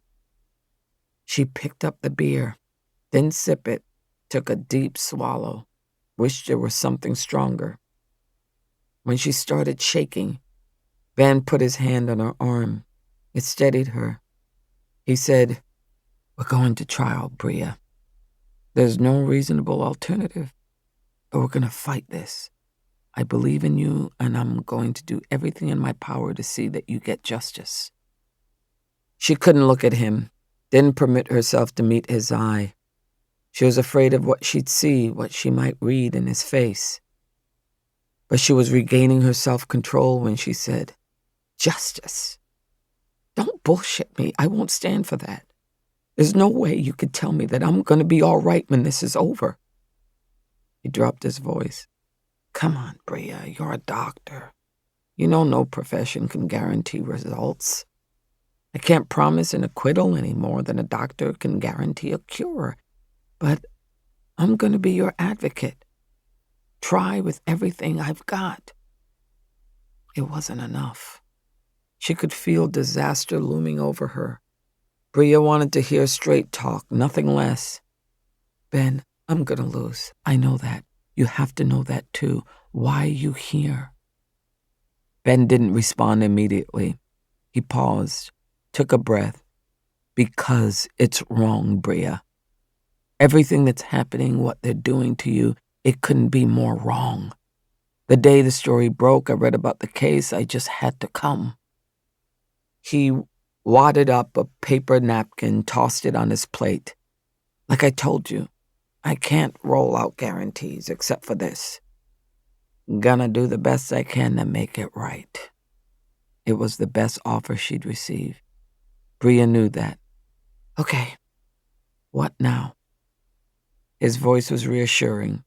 "We'll take it one step at a time. I'm going to talk to each of the state's witnesses, take a statement, analyze what they say." She thought about that. "Nova, you're taking her statement?" "Got to. Her mother's too." She opened her mouth, shut it. It hurt to think of inflicting distress on the girl, making her talk about the abortion. She wished she could prevent it, but it was inevitable. Bria had to let her lawyer do his job. They talked about his pretrial prep and her struggle with the pain of waiting. She asked him to advise her how she could best survive until the trial. He advised Bria to try to stay calm, keep up her day-to-day activities, work, home, go to church if that was part of her routine. "I don't know about that," she said. "I'm more comfortable in a seedy bar right now than sitting in a pew at the Baptist church." Just then, the door opened, sending a burst of afternoon sunlight into the gloomy interior. The light blinded Bria for a moment. When her eyes adjusted, she saw that 3 men had sidled up to the bar. She knew one of them. Vic Fowler, a patient of hers, though it was probably more accurate to classify him as a former patient. Vic Fowler and his friends appeared to be getting rowdy from the way they were calling for drinks. Sounded like they were all half lit. "Let's go," she said, picking up her purse. It was time to leave. She just had that feeling. Ben paid the waitress and they made their way to the door. They didn't dawdle on the way out, but they weren't quick enough. Fowler had spotted Bria despite the dim lighting. "God damn, it's Dr. Bria Gaines. You got a lot of nerve showing your face in here." Bria didn't break stride. She pushed the door open and hustled outside with Ben right behind her. When they were on the sidewalk, Ben took her arm as they hurried toward his car. But Vic Fowler followed. "Hey, Doc, got a message for you. I think there ought to be the death penalty for what you done." Ben held the key fob, unlocked the doors. When they reached the vehicle, Fowler ran up and blocked the passenger door to prevent them from leaving. Bria tried to reason with him. "Vic, I can't believe you're acting like this. I'm your family doctor.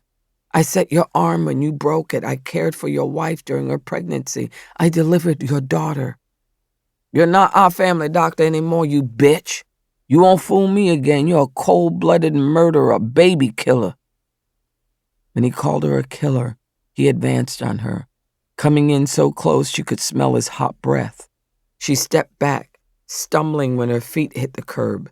Ben kept her from falling. Then he moved up to confront Fowler. Ben said, "Back off," and he shoved Fowler away. The shove threw Fowler off balance for a moment. His arms flailed. When he recovered, he reared back and threw a punch that sent Ben face down onto the asphalt, knocked Ben out cold. "No!" Bria fell to her knees on the pavement, checking the injury. His nose was gushing blood. Fowler stalked away, heading back to the bar. Before he ducked inside, he shouted a warning. "You can't be no Christian, Dr. Gaines. Probably don't believe in God. Do you believe in omens? Well, there's your omen." Chapter 36. Mary Stone. Bullock County Courthouse, Union Springs, Alabama. I hadn't set a trial date yet.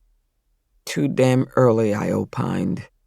Dr. Bria Gaines had hired a new attorney, Benjamin Myers, from Atlanta, Georgia. He'd only entered his appearance in court a couple of months prior. It was a major case. He needed time to prepare. Especially since he was traveling to Union Springs from Atlanta. That's a long-ass round trip.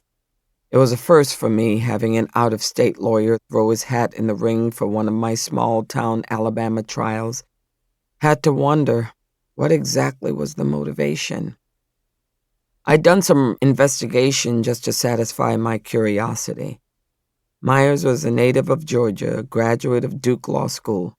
Went into a silk-stocking Atlanta firm after passing the bar, but didn't stay long. Made his name taking on high-profile cases and winning them. A high-stepping white boy tearing down the highway to Union Springs to defend a young black woman? Maybe he was kind-hearted, compassionate, a supporter of feminist causes. Or it might be he was ambitious, trying to enhance his reputation as a high-powered litigator. Could be something else. There was that, too. I intended to keep a sharp eye out, because I knew that a case like the Gaines trial wouldn't die down or fade from public attention, even though we had no hearing scheduled, no motions being heard, no jury panel scheduled. State v. Bria Gaines was top of mind. The public imagination had been kindled, with emotions running high. It was an uneasy balance I had to strike. Needed to give the defense and the state adequate time to get their ducks in a row, but not too much time, lest public reaction spin out of control. That was the goal. I thought my balancing act was working reasonably well. I was wrong. I heard Luna knock. "Judge," she called. "Yeah, come on in." She opened the door, stepped inside my office. She was holding her cell phone in her right hand. Judge Mary, you got a minute? I need to show you something. Luna came over beside the desk with her arm extended. Holding her phone so close to my face, my eyes couldn't focus on the screen. But I did hear the scrambled sound of people fussing with one another. I pushed back from my desk, wheeling my chair away from her. Didn't mask my disapproval as I asked, "Is that social media? You know I don't hold with that." "Yes, it's Twitter. X, I mean, Judge. I know you don't usually follow it." "Luna, I never look at it. No usually to it. I pay no attention to that. Don't have the time or the patience to watch other people acting the fool." She still had that damn phone aimed straight at me. "Really, Judge, you ought to..." "Girl, you know me better than this. Haven't you heard me preach on the evils of TikTok and Twitter and Instagram? That stuff they post on there is toxic. It's a time waster. People get all worked up watching fights between people they've never met happening 1,000 miles away." She wouldn't back off. "Judge Mary, it's not miles away. This video on X, it was shot right here in Union Springs." That shook me. "What have you got there? What are you looking at?" She handed her cell phone to me, and this time I took it. Looked down at a frozen image. I tapped the arrow with my thumb, and the action started. Two people were having an argument, people I'd never seen before. A middle-aged white man held a big poster. "Abortion is murder." A young white woman, college age maybe, was trying to grab the poster, pull it out of his hands. They struggled over the rectangle of poster board. After about half a minute, the girl shoved the protester and he pushed back. They screamed at each other. I couldn't make out every word that they were saying, but the subject of the argument wasn't a mystery. The controversy over abortion rights had never been hotter, not in my lifetime. That dispute captured by the video might be playing out in any city in the United States, but the video hadn't been filmed in some faraway place. I tapped the screen. That's Union Springs for sure. They're on the sidewalk in front of Bria Gaines' medical office. There was no mistaking it. Her name was still painted on the front window. The shiny black letters hadn't been obscured by the red paint vandals had flung on the building's exterior. Luna nodded. "That's what I saw too. Seemed like you needed to know about it. It's not the only fight I've heard about. Did you know that Vic Fowler punched out Bria's lawyer?" I did not know that. "Where? Outside of Uptown Barbecue?" "Shit." I muttered the word, though I wanted to shout it. Had to exercise some self-control in the heart of the courthouse. No, I hadn't heard that. "Yeah, Bria had to take him to the hospital. His head hit the pavement, gave him a black eye and a bloody nose." Good Lord. Why am I the last person in town to hear this? That's an assault on defense counsel. I have the duty to provide oversight for the trial of this case. Well, I couldn't pretend that it was a surprise because I'd been expecting it. I capped my ink pen. My desk pad held a stack of motions I'd been reading to enter rulings in other cases. I hastily returned the papers back to the respective file folders, shoved them to the side.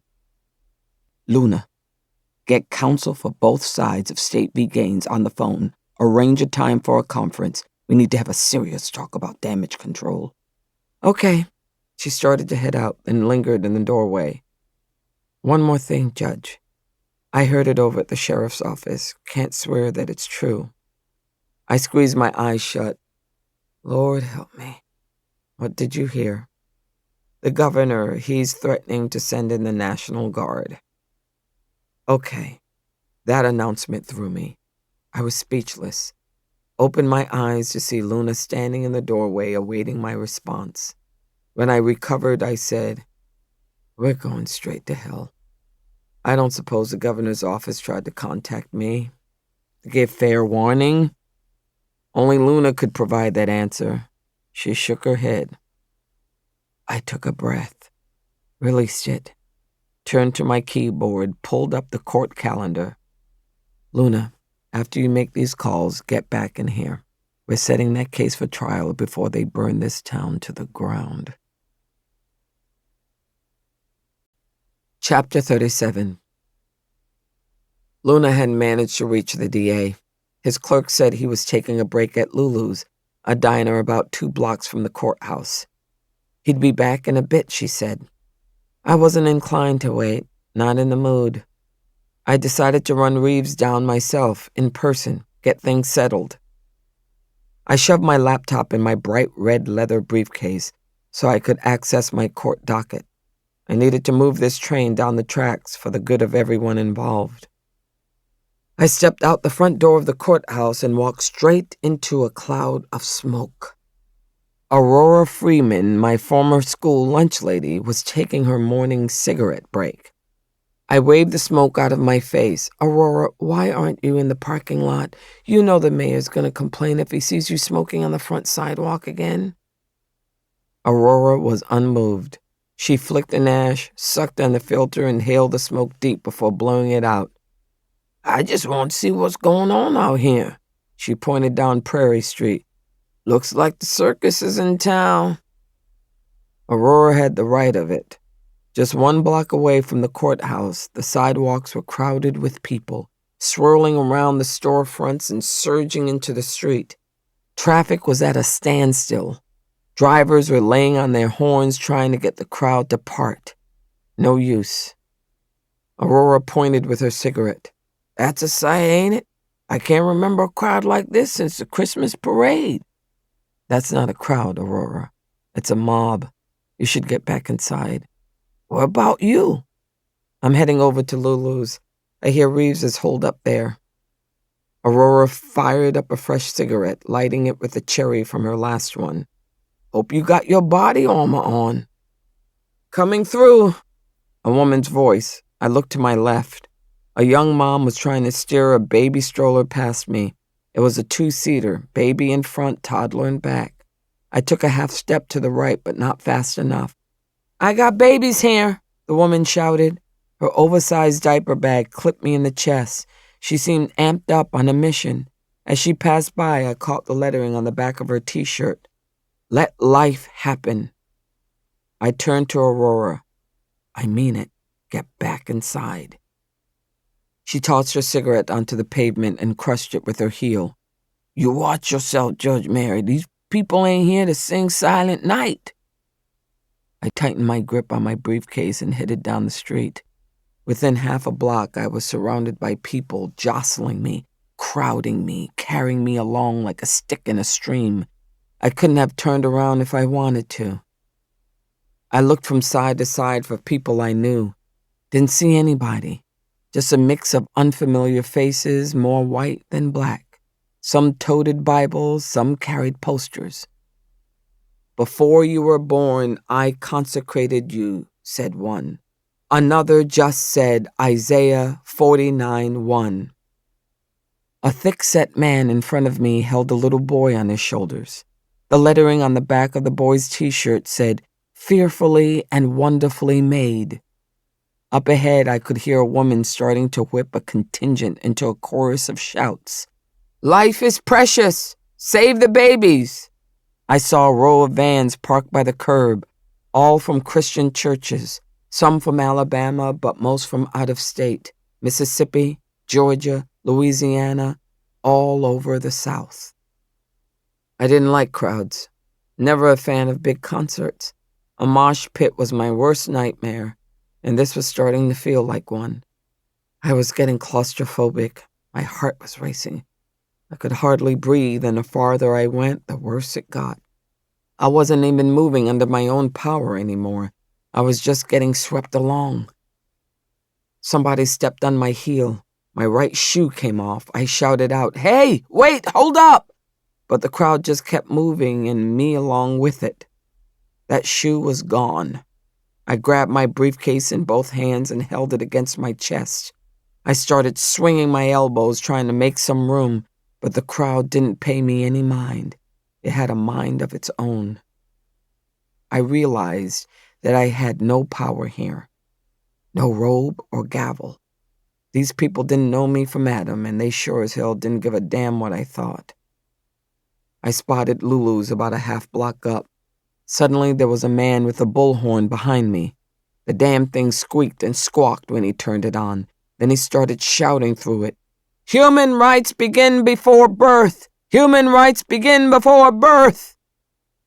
The people all around me took up the chant. I was the only silent one in the jostling mass.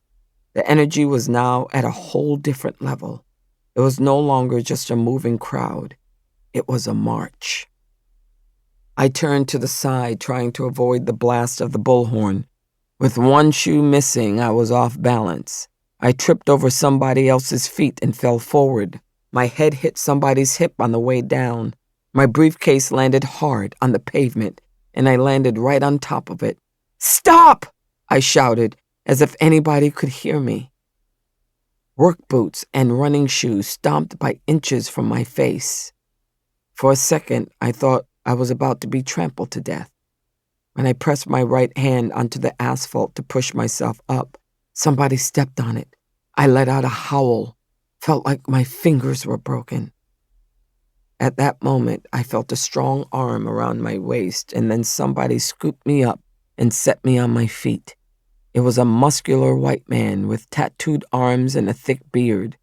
He stood like an oak, holding me in front of him as the mass surged around us. He leaned down and spoke right into my ear. "You okay?" I nodded, out of breath. My knees were banged up. My blouse was dirty and torn. When my rescuer stepped back, he kept his hands on my shoulders, steadying me. I could see a silkscreen image on his t-shirt, a Confederate flag draped over a crucifix as if Jesus had left it there. "Can you walk?" he asked. "I'm fine. Thanks. Praise the Lord," he said. "Praise the Lord," I said right back. At least that was one thing we could agree on. I thanked him again, then shoved my way through the crowd until I was huddled in the entryway of Lulu's. Through the glass door, I could see Reeves inside at a table, talking to two of his associates. I couldn't imagine what he'd say when he saw me in this kind of shape. As I tried to collect myself, I watched the marchers stomp past, waving their signs, chanting their chants, blocking out everything that was familiar on Prairie Street. I was born in this town, grew up here, but I didn't know it anymore. Union Springs, Alabama, had gone batshit crazy. Chapter 38. Cochetta Bass, Happy Haven Nursing Home, Union Springs, Alabama. Cochetta Bass was working 2 jobs these days. During the 10 months of the school year, she was employed as a school nurse at Union Springs Middle School, where she screened adolescents for illness and treated injuries of all sorts. Served up no-nonsense maternal advice, along with bandages and disinfectants and sanitary napkins. And there was that one time when she landed in the middle of a student's major life crisis. Cochetta was still paying a high price for that decision. But miraculously, it hadn't resulted in Cochetta getting fired because she was hard to replace. The county was short on licensed nursing professionals. A person with her background was in demand. So after her divorce from her no-good deadbeat husband, she'd taken on a second job. Cochetta worked the swing shift at the Happy Haven Nursing Home, right outside the city limits of Union Springs. Cochetta didn't relish the 16-hour days. She took on the extra work because her son, Holden, had started college the year before. Holden was the first in her family line to attend college. Not a matter of importance to her ex, though. Despite all the promises that Carl Bass had made to step up and help fund their son's education, that man never had any money to spare when tuition was due, or the housing bill came up. She sat at the computer in the nurse's station, recording her notes on the status of the residents on her floor. A coworker, one of the aides, walked up and leaned over the counter, watching her. Out of the blue, the young woman said to Cochetta, "You know what I think is crazy? That she wasn't on the pill. I mean, why wasn't she using birth control? That would have fixed everything." Cochetta didn't answer. The explanation was so obvious she wanted to scream. Because she was 13. It was dark outside. Stars were starting to blink. She could make them out through the skylight overhead. Cochetta looked up, checked the time on the wall clock. Almost 10 o'clock. She wouldn't be compensated for overtime. Cochetta typed faster. The nurse's aide kept firing questions. So how'd it go down? Did the girl come to you at school, tell you she was pregnant, or did that Bria Gaines get you involved? The mention of Dr. Gaines made an ice pick go to work on Cochetta's brain. She winced as a band of pain tightened around her head, the product of a guilty conscience. Bria Gaines didn't get Cochetta involved. It was the other way around. But they threatened her, said she'd go to jail. Who would take care of Holden? How would he remain in school if Cochetta was locked up? I can't talk about it, was all she said. Finally, she wrapped up her reports, unlocked a drawer, and pulled out her purse.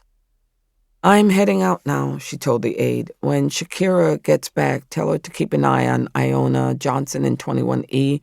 Her C. diff is acting up. Again? Cochetta walked to the side exit.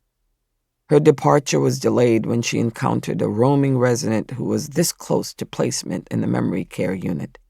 After she walked the man back to his room, Cochetta made it to the parking lot. She had a sinking feeling when she started up her Toyota SUV and saw that it was low on gas. That meant she'd need to go out of her way to drive to the 24-hour convenience store on the highway. Just a matter of minutes, but she wasn't happy about the delay. Cochetta felt like she was out of gas, too. Her energy supply was drained. She just wanted to get home. She'd driven about half a mile from the nursing home when the glare of headlights shining in her rear-view mirror started to bug her. She took a glance over her shoulder. Looked like a truck was following her with its bright lights on. The headlights blinded her, so she couldn't tell much about the truck, couldn't guess the make or even the color. Wasn't her husband, though. His truck was a clunker that ran on diesel. You could hear it a mile away. She was relieved when the brightly lit quick serve sign came into view. She turned into the lot, releasing a huge breath as the truck picked up speed and drove on by. She only pumped $20 worth of regular because payday was a week away. Then she went inside the store to kill a little time, wandered the snack aisle, walked by the coolers of water, soda, and beer. The cashier kept an eye on her. He called out, "Can I help you find something?" Cochetta almost confided in him, told him that a truck was following, making her paranoid. But the guy didn't look particularly sympathetic.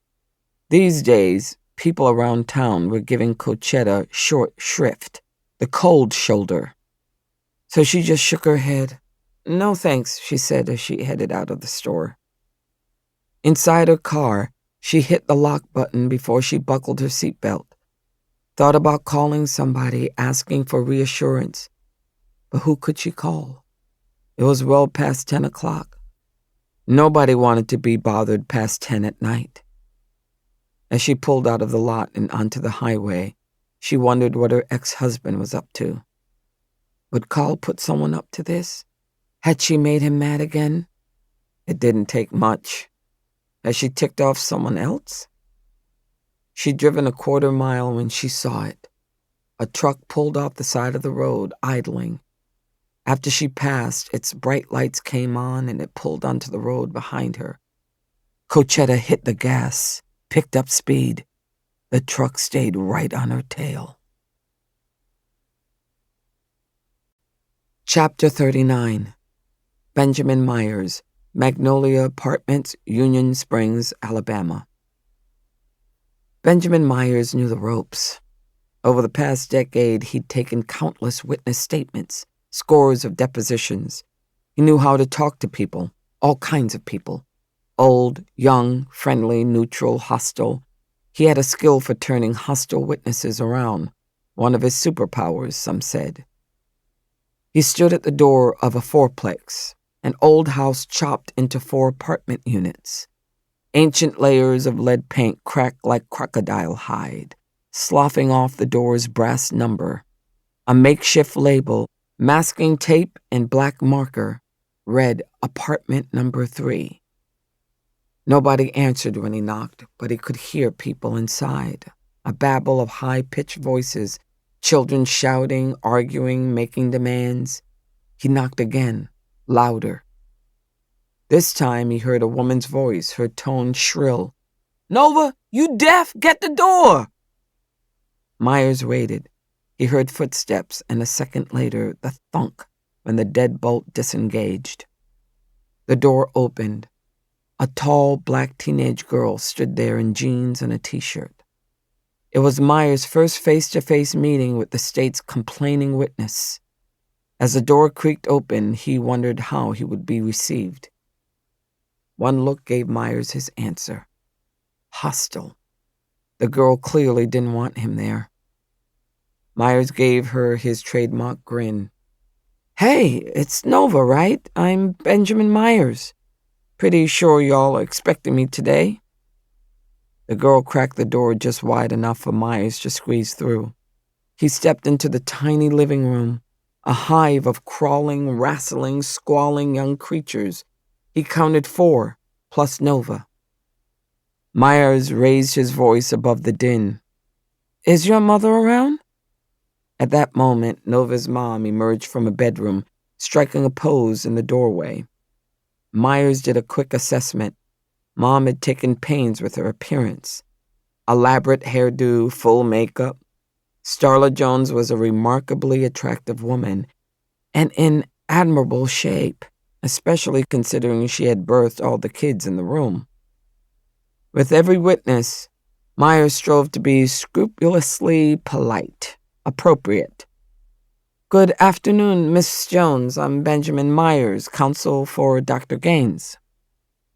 Nova's mom was showing cleavage and her jeans were tight, and she was barefoot with toenails painted bright red.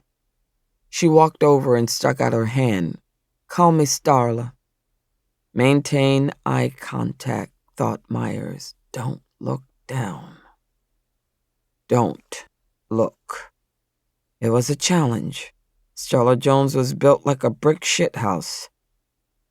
"Ma'am, I appreciate you letting me come by your home to visit with y'all today. Hope it's not an inconvenience." "You coming here? No inconvenience at all. You understand why I couldn't come to your office with Nova. No way I could leave these other ones at home. They'd burn the house down." "Mama, look!" Myers turned toward the kitchen. One of the kids had clambered up onto the kitchen counter and was crawling across the stovetop, proudly. Starla smacked her hands together. "Trey, you get off that stove right this minute. You could burn your damn hide off. Nova, get that child down from there." "I'm hungry," the boy wailed. "I want chips." "We don't got any chips." "Nova, get him a cracker." "I don't want a cracker," the boy shouted. "You can have nothing at all then. Nova, put him to bed and lock that door." To Myers, Nova looked doubtful, like she didn't think lockdown was the answer. After she put the boy on her hip, Myers saw her grab a Little Debbie pie from a shelf. She slipped the snack to the boy as she carried him down the hall. The other kids were still romping in a corner of the room, but their mother's presence seemed to lower their volume a smidgen. "Come sit," said Starla. She led the way to a pair of sticky chairs at a round wooden table. Myers sat down and pulled out his iPhone. "Do you mind if I record our conversation?" "No problem at all," said Starla. She seemed welcoming and cooperative, unlike her daughter. Myers got the distinct sense that Starla liked attention. "Can I get your full name, please?" "Starla Simone Jones." "Age?" "You probably won't believe me." 28. "Why wouldn't I believe you?" "Because I got all these kids, that's why. And a teenage daughter, a teenager. Of course I was a teenager when I had her." "How many altogether?" Myers asked. He'd done a head count, but he wanted to be sure he wasn't missing anyone. 3 girls, 2 boys. Nova's the oldest. She's 13. My baby Caden, he not 2 yet. I just love cheering. Always have. Starla, the district attorney has endorsed you as a witness for the state in the case against Dr. Bria Gaines. That's right. Yes, sir. And you understand that Dr. Gaines has been charged with a felony. Oh, hell yeah, I do understand that. She aborted Nova's baby, sucked it out, killed it, threw it out like trash. And then nobody asked me nothing about it. The mother. I'm Nova's mother. Nobody told me shit. Are you personally acquainted with Dr. Gaines? Oh, I've seen her, met her. Starla crossed her legs, leaned forward. Myers kept his eyes on hers. Her eyes were pretty, big and brown, like Nova's. Starla wrinkled her nose. Dr. Gaines, she'd go to church once in a while, over to Victory Baptist. That's Pastor Erskine's church where we belong. But she never helped out, didn't bring anything for bake sales or nothing like that. Some folks used to say that she thought she was too good for that kind of work because of her being a doctor. So, you're a regular at Victory Baptist, you and your family. Since Caden was born, yeah, they took care of me. Made a food train, brought a meal every night for weeks. I don't know what I'd have done if it hadn't been for Reverend Erskine. He got everyone to pitch in. That man has a true spirit. Myers made a mental note. Baptist Church Assistants. Starla, do you think your daughter, Nova, was physically prepared to bring a pregnancy to term? Sure she was. She narrowed her eyes like she thought it was a trick question. I was just 15 when I had Nova. Didn't hurt me none. But with your last child, you said you couldn't have handled it without church assistance. Am I right? Starla was impatient. Her answer clipped. Look, I didn't say she was going to raise it. Nova's just a kid. No way she could have kept it, but she could have had it. Delivered the baby. Nova would have been fine with that. Myers glanced over Starla's shoulder. Nova was standing at the front of the hallway, 1 foot in the living room. He lowered his voice.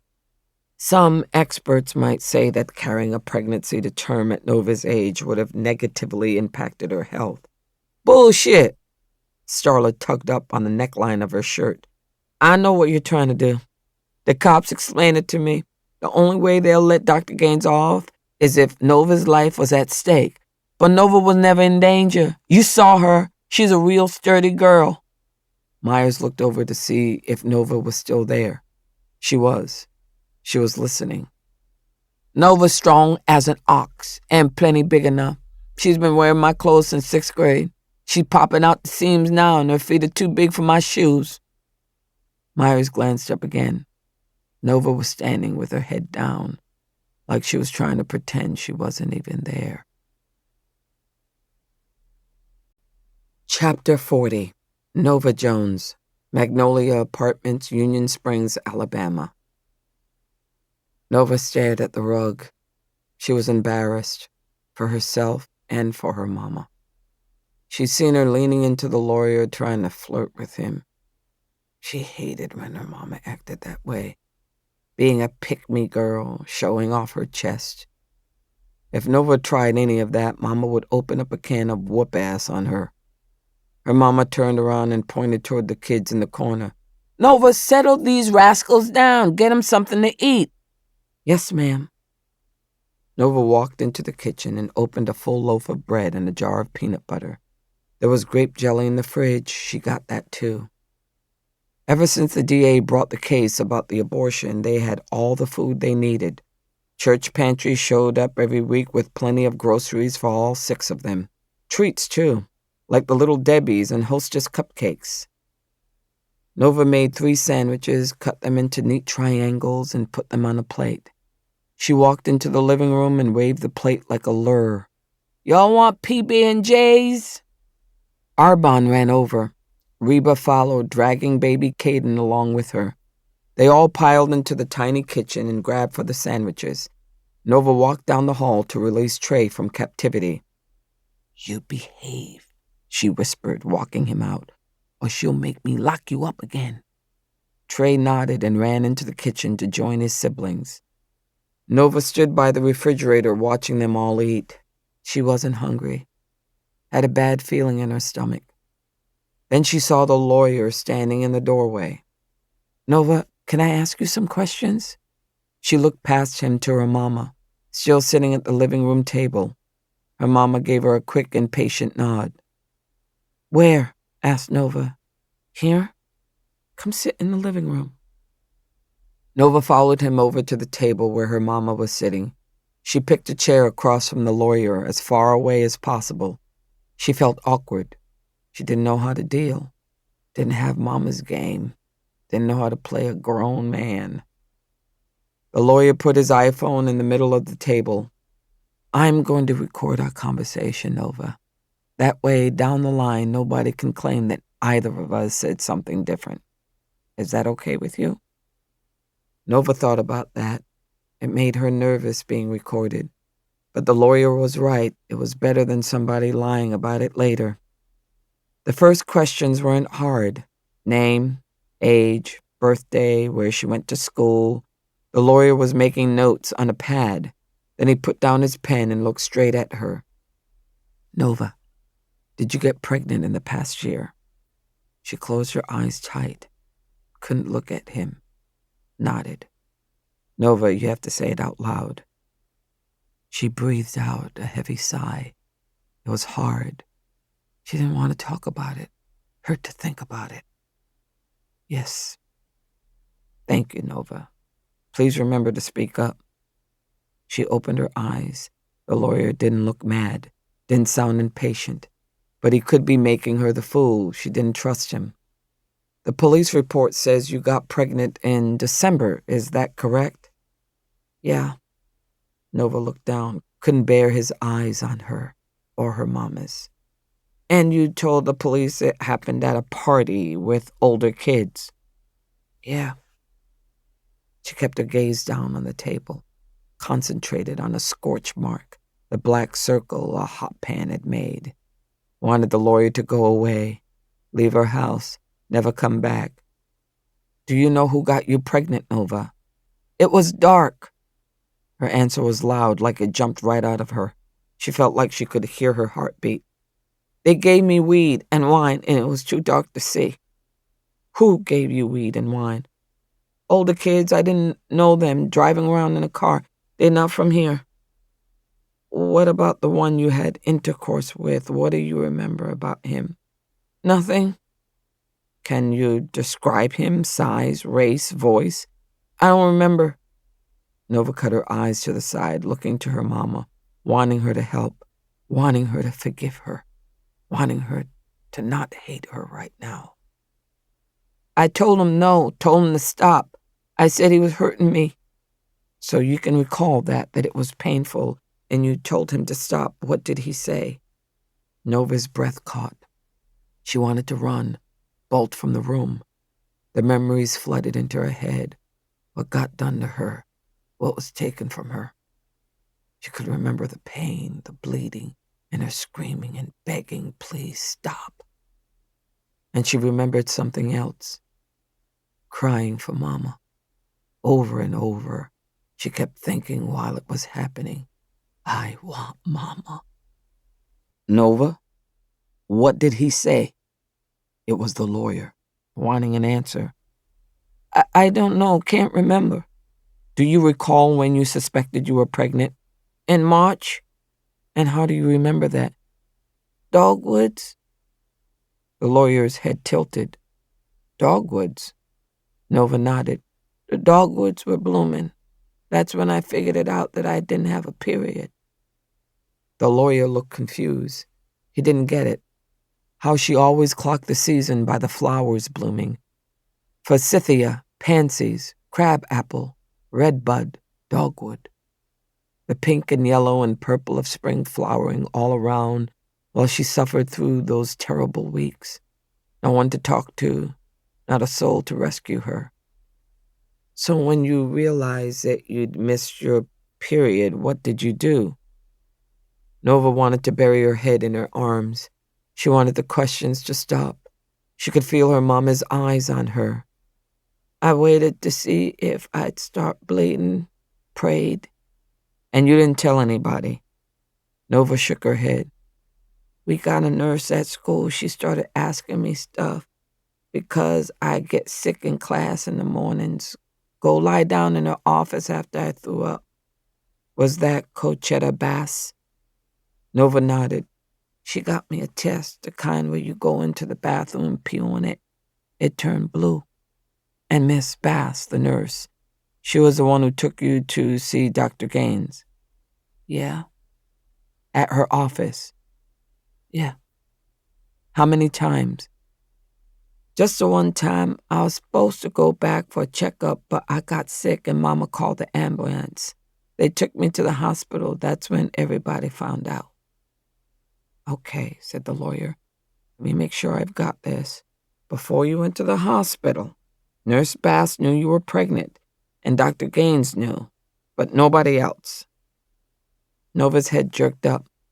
Nobody. I never told nobody about it. Nova's stomach hurt so much, she was just about doubled over in the chair. She couldn't be honest with the lawyer or her mama. She couldn't say what really happened, because all hell would break loose if she did that. Chapter 41. Mary Stone, Bullock County Courthouse, Union Springs, Alabama. I was meeting with Arch Pierce, the collections attorney who tried to steal my family's land. Circumstances were different this time around. We were still meeting in an office across a desk. But on this occasion, it was my office, my desk. Pierce held up a manila folder which he described as the Wilton v. Mary Stone file. So, I showed my client the documentation you provided and the written statements from you and your sisters and the neighbors. He found them to be pretty convincing. I can keep a straight face. Well, that's gratifying, I guess. Right. Caleb, Mr. Wilton, he's willing to unilaterally amend this offer, the one I made in the original letter sent by registered mail. You first saw a copy of it at my office. I raised my brows. I'm familiar with it. You're talking about that part of the letter where you demanded $190,000. He gave a sheepish chuckle. Yeah, that feels out of range in light of what you've shared. I'm authorized to settle for a payment of $20,000. I didn't just laugh. I howled. The man was hilarious. Arch, I'm not paying your client a damn dime. You know that. But it would resolve the issue, Judge. Wilton couldn't come back later to make another claim. Let him come. I'm ready to take him on. Arch, I think your client Wilton is a liar who never had dealings with this mysterious Abraham Stone. Or alternatively, Abraham Stone is a phony who conned your client.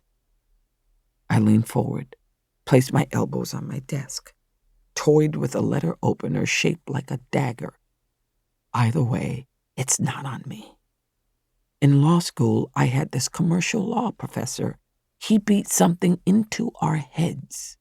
He'd say, he who deals with the bad actor is lost. Yeah, I had him too. Then you know. I wasn't blowing smoke. Wasn't just talk trying to get a more attractive offer. Arch Pierce couldn't make an offer I'd accept. He and his client would never make me surrender no matter what terms he laid out. That being the case, I was ready for Pierce to dislodge himself from that chair and get out of my office. Wished I were wearing a wristwatch so I could pull back my sleeve and stare at it.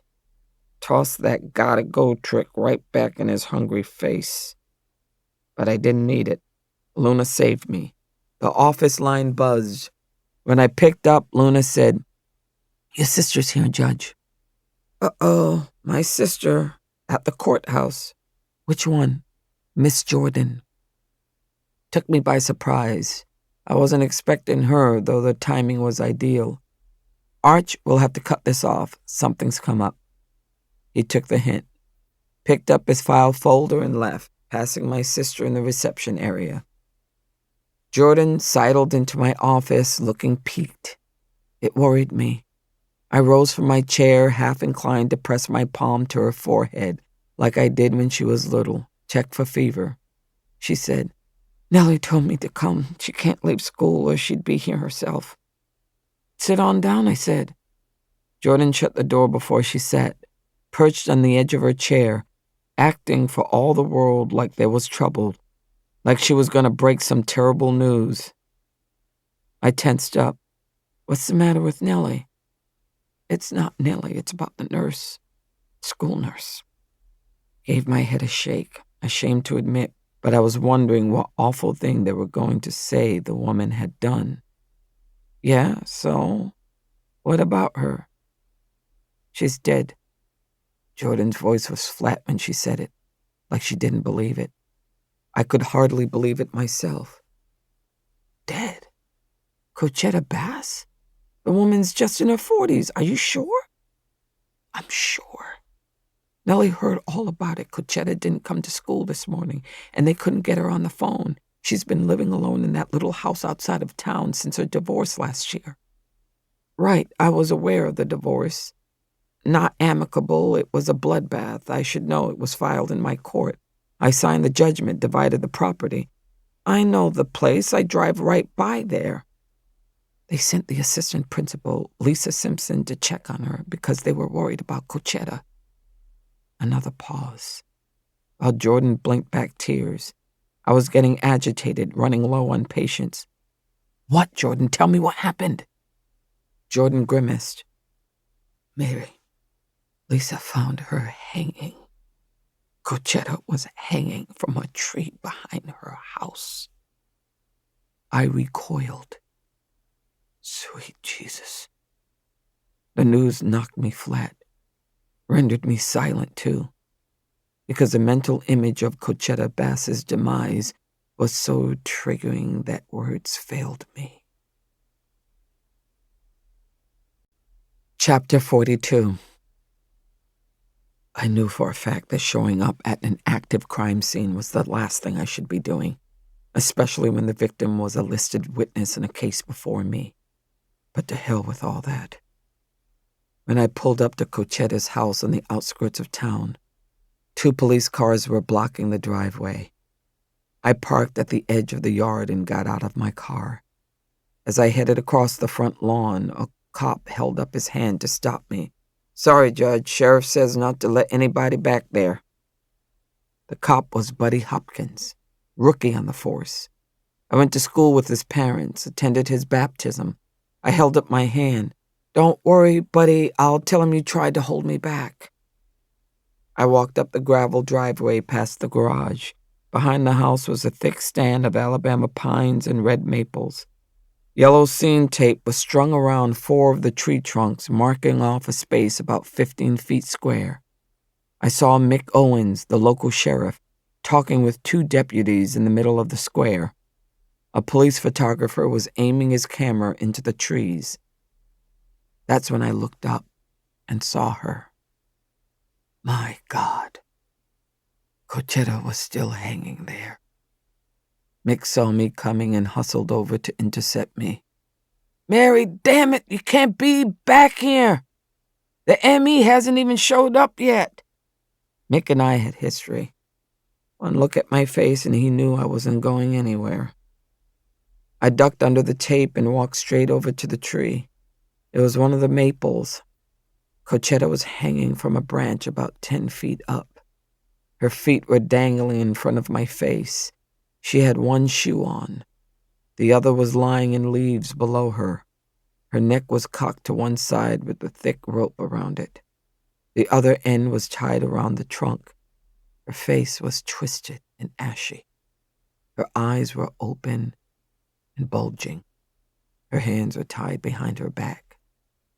This was no suicide. Somebody lynched her. Somebody wanted to leave a message. I turned into the brambles and threw up. As I was bent over, I felt a hand on my back. It was Mick.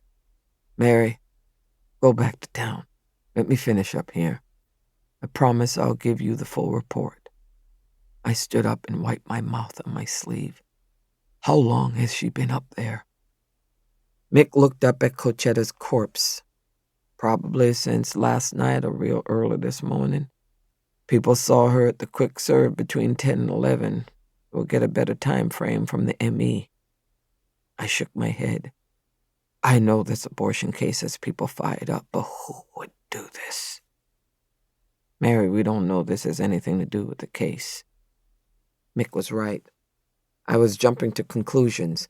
Bad habit for a judge. What about the ex, I asked. It was an ugly divorce. Macon PD informed him, and it looks like his whereabouts last night are accounted for. Hey, Sheriff, take a look over here. It was a photographer. He had moved around the other side of the tree. The underbrush was thicker there. Mick headed over. I followed right behind him. The photographer pointed to the trunk of the tree. At about eye level, I saw a marking in red spray paint. It was a big K, the color of blood. Looks fresh, said Mick. I looked down. Sure enough, some excess spray had misted the leaves below. I stared at the letter, turned it over in my mind.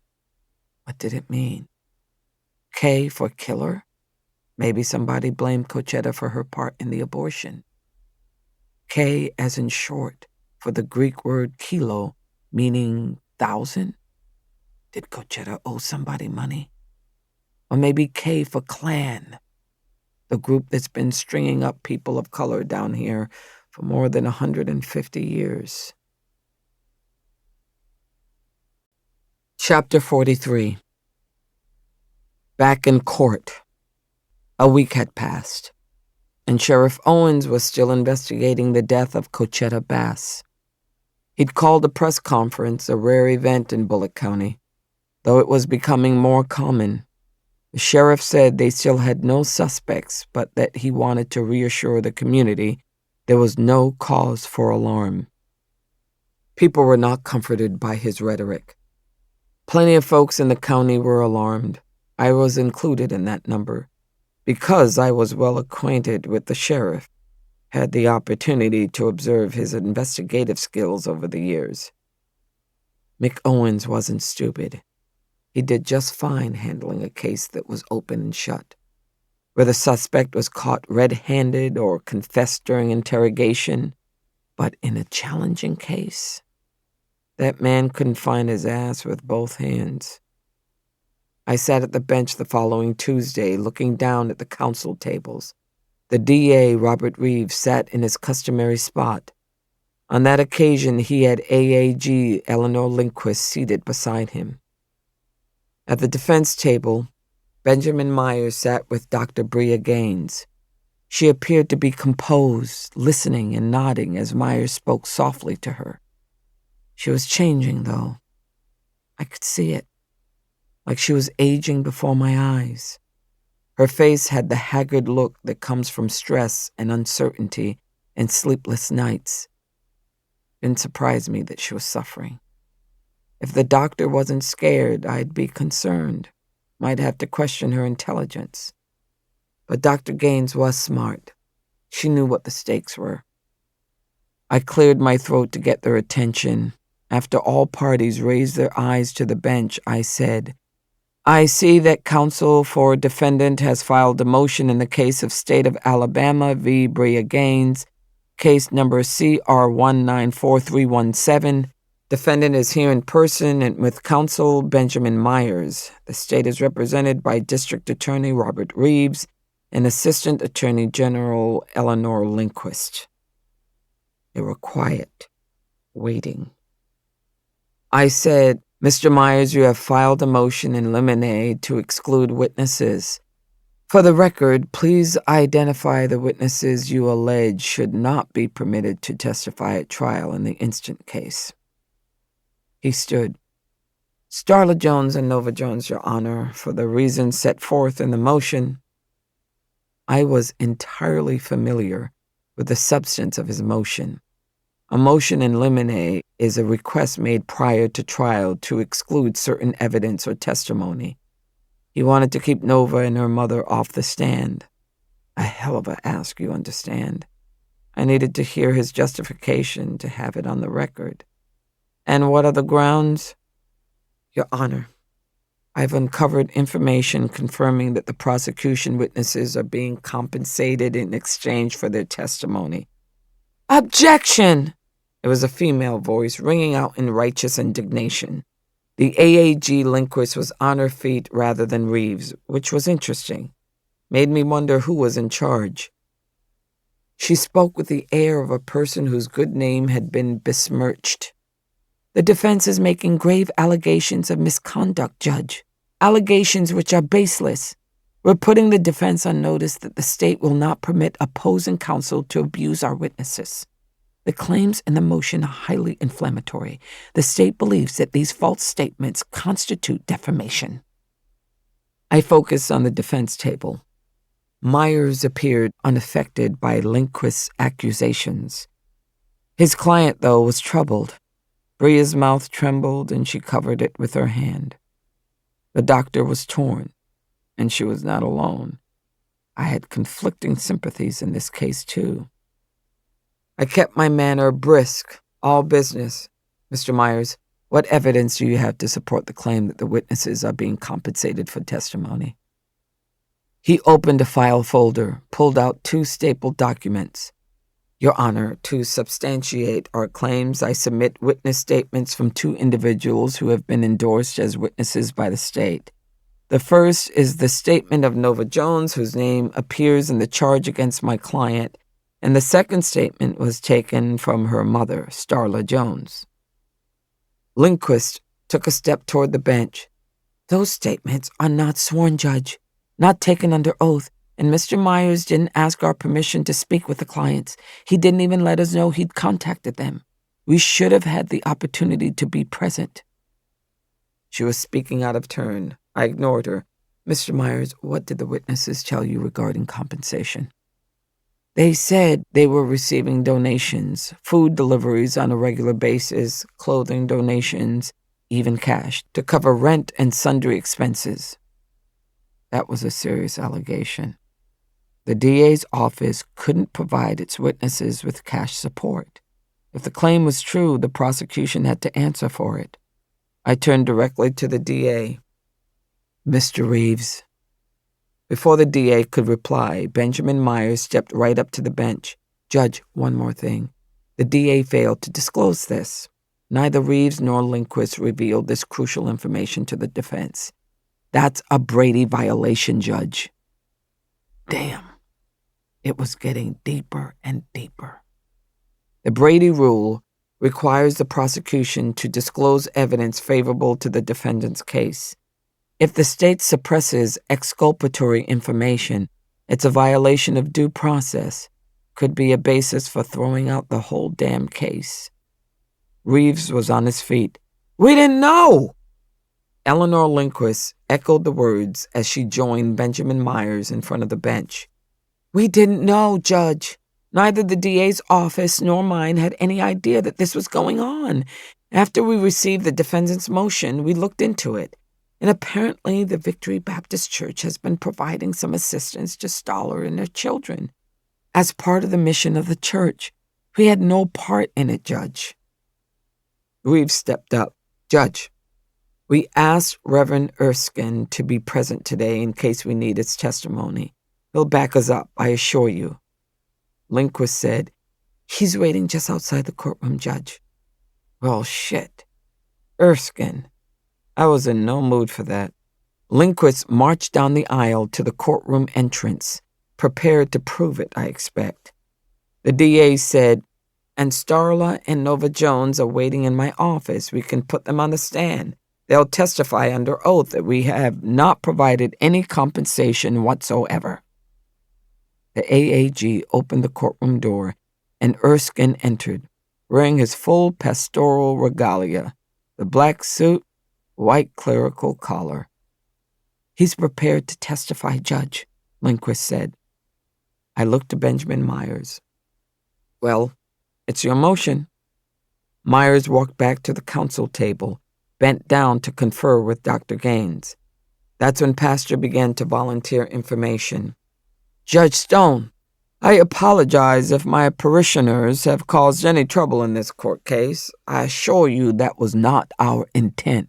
We were just trying to do the Lord's work, looking out for the fatherless children.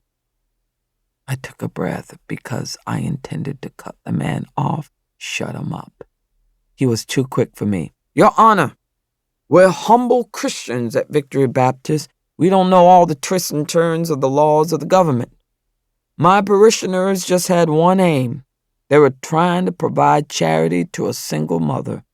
For now abideth faith, hope, and charity, these three, but the greatest of these is charity. That's the King James Version. Jesus. I frowned down at Benjamin Myers. Was he going to make me do his job? Apparently not. Myers shot a look at Erskine and said, Your Honor, defense objects and asks that this man's statements be removed from the record. This witness hasn't been sworn. The sound of Erskine's laughter bounded off the courtroom walls. This man doesn't know me, Judge. I don't need to take an oath in order to speak the truth. I did not intend to lose control of the courtroom. I'd be damned if I'd let Erskine drag his pulpit up to my bench. Sustained. Reverend Erskine, if you wish to remain in my court, you'll need to be seated, and you'll hush your mouth. Unless, does the prosecution intend to put the pastor on the stand in this hearing? The pastor did not sit his ass down. Erskine's voice boomed, drowning mine out. Judge, I can fix this problem. My church made it. It's my responsibility to correct it. He gazed around the courtroom, staring at Dr. Gaines before turning back to me. If Victory Baptist has offended the law by providing food and clothing and rent money to the Jones family, we'll cut it off immediately. Well, shit. It made me sick. I was forcibly reminded of the passel of small children eating breakfast on my farm. Starla Jones had so many I couldn't keep all the names straight. My job is tough, and some days are worse than others. I kept my tone flat when I addressed the defense attorney. Mr. Myers, is that what you want? Will the Reverend's proposal satisfy the defense? I could catch her whisper when from the counsel table, Bria Gaines said, No. Benjamin Myers heard it too. They consulted, a hushed exchange. He stepped back to the bench. The defense doesn't control the actions or decisions of the leadership at Victory Baptist Church, but the prosecution has permitted a coercive situation to develop under which the state's witnesses are rewarded for their participation in this criminal case against my client. On that basis, their testimony should not be admitted. I was torn, shredded. I didn't want to make the order that would dry up the Jones family's grocery supplies. Starla and her kids needed whatever support the church could provide. But Bria deserved a fair trial. Her life was at risk. I almost chickened out, almost said, I'll take it under advisement. But that wouldn't resolve anything. So I made my decision, announced it from the bench, just like the judgment of King Solomon in the Book of Kings, the Old Testament story of the two women who claimed the same baby. Defendant's motion in limine is overruled. The receipt of donations from the members of Victory Baptist Church is not a basis to exclude Starla Jones and Nova Jones from testifying in this case. I stole a look at Dr. Gaines. She was staring at a blank legal pad. Seemed like she'd lost all hope. So I split the baby, like King Solomon offered to do. But the defense raises a viable possibility that witnesses might be affected. The donations may continue, but the defense can use the facts regarding compensation and cross-examination at trial. At that, the courtroom burst into a chorus of voices, all the lawyers talking at once. Objection! This won't work, Judge. You need to rethink it. This is an unreasonable ruling. What's the church supposed to do? We need a firm decision. I pounded that gavel. Order! Kept bringing the hammer down until the voices fell silent. I looked over at Marlena. Did you get that ruling down? Marlena nodded as her hands flew over the keyboard, recording the ruling. Court is adjourned, I said in my no-bullshit judge voice. At the council tables, briefcases were slammed shut. Angry murmurs were just barely audible. No surprise. I could read the room. If King Solomon was still around, he could have warned me. When you split the baby, you make everybody mad. Chapter 44. I was late to meet my sisters. Not my fault. There was no help for it. The discovery hearing in a personal injury case ran long. Lawyers put on a show for their clients, objecting to everything, making long, stuffy speeches. So by the time I reached Coley's, a restaurant on the other side of town, my sisters were already there. I spotted them in a booth against the far wall. Jordan raised her hand and waved. Coley's was busier than usual. I shouldered my way through the crush, trying to avoid stepping on feet. I slid into the red vinyl booth next to Nellie. They were dressed all in black, down to the toes of their church shoes. Nice service? I asked. They both nodded. I could tell Jordan had been crying. Well attended, I expect. Nellie put her napkin on her lap. People were asking after you. Well, I hope you told them I had a full schedule at the courthouse. I had cases set. If I could have been there, I'd have gone. I feel terrible about Cochetta. Always liked her. I kept track of her after her divorce. Jordan leaned forward. He showed up, the husband. I clapped my hand to my chest. Oh, no, he did not. Jordan lowered her voice to a whisper. He threw himself on the casket, carrying on, crying like a baby. Nellie nodded. Nobody believed it was for real, all for show. Pastor pulled him off. I could picture the scene playing out. I'd seen Carl Bass's theatrics in my courtroom. The son of a bitch. The man ought to be in jail, said Nellie. I felt the same way. If not for murder, at least for decades of mistreatment and abuse. To my sisters, I said, I keep thinking about Cochetta's body. I can't put the sight out of my mind.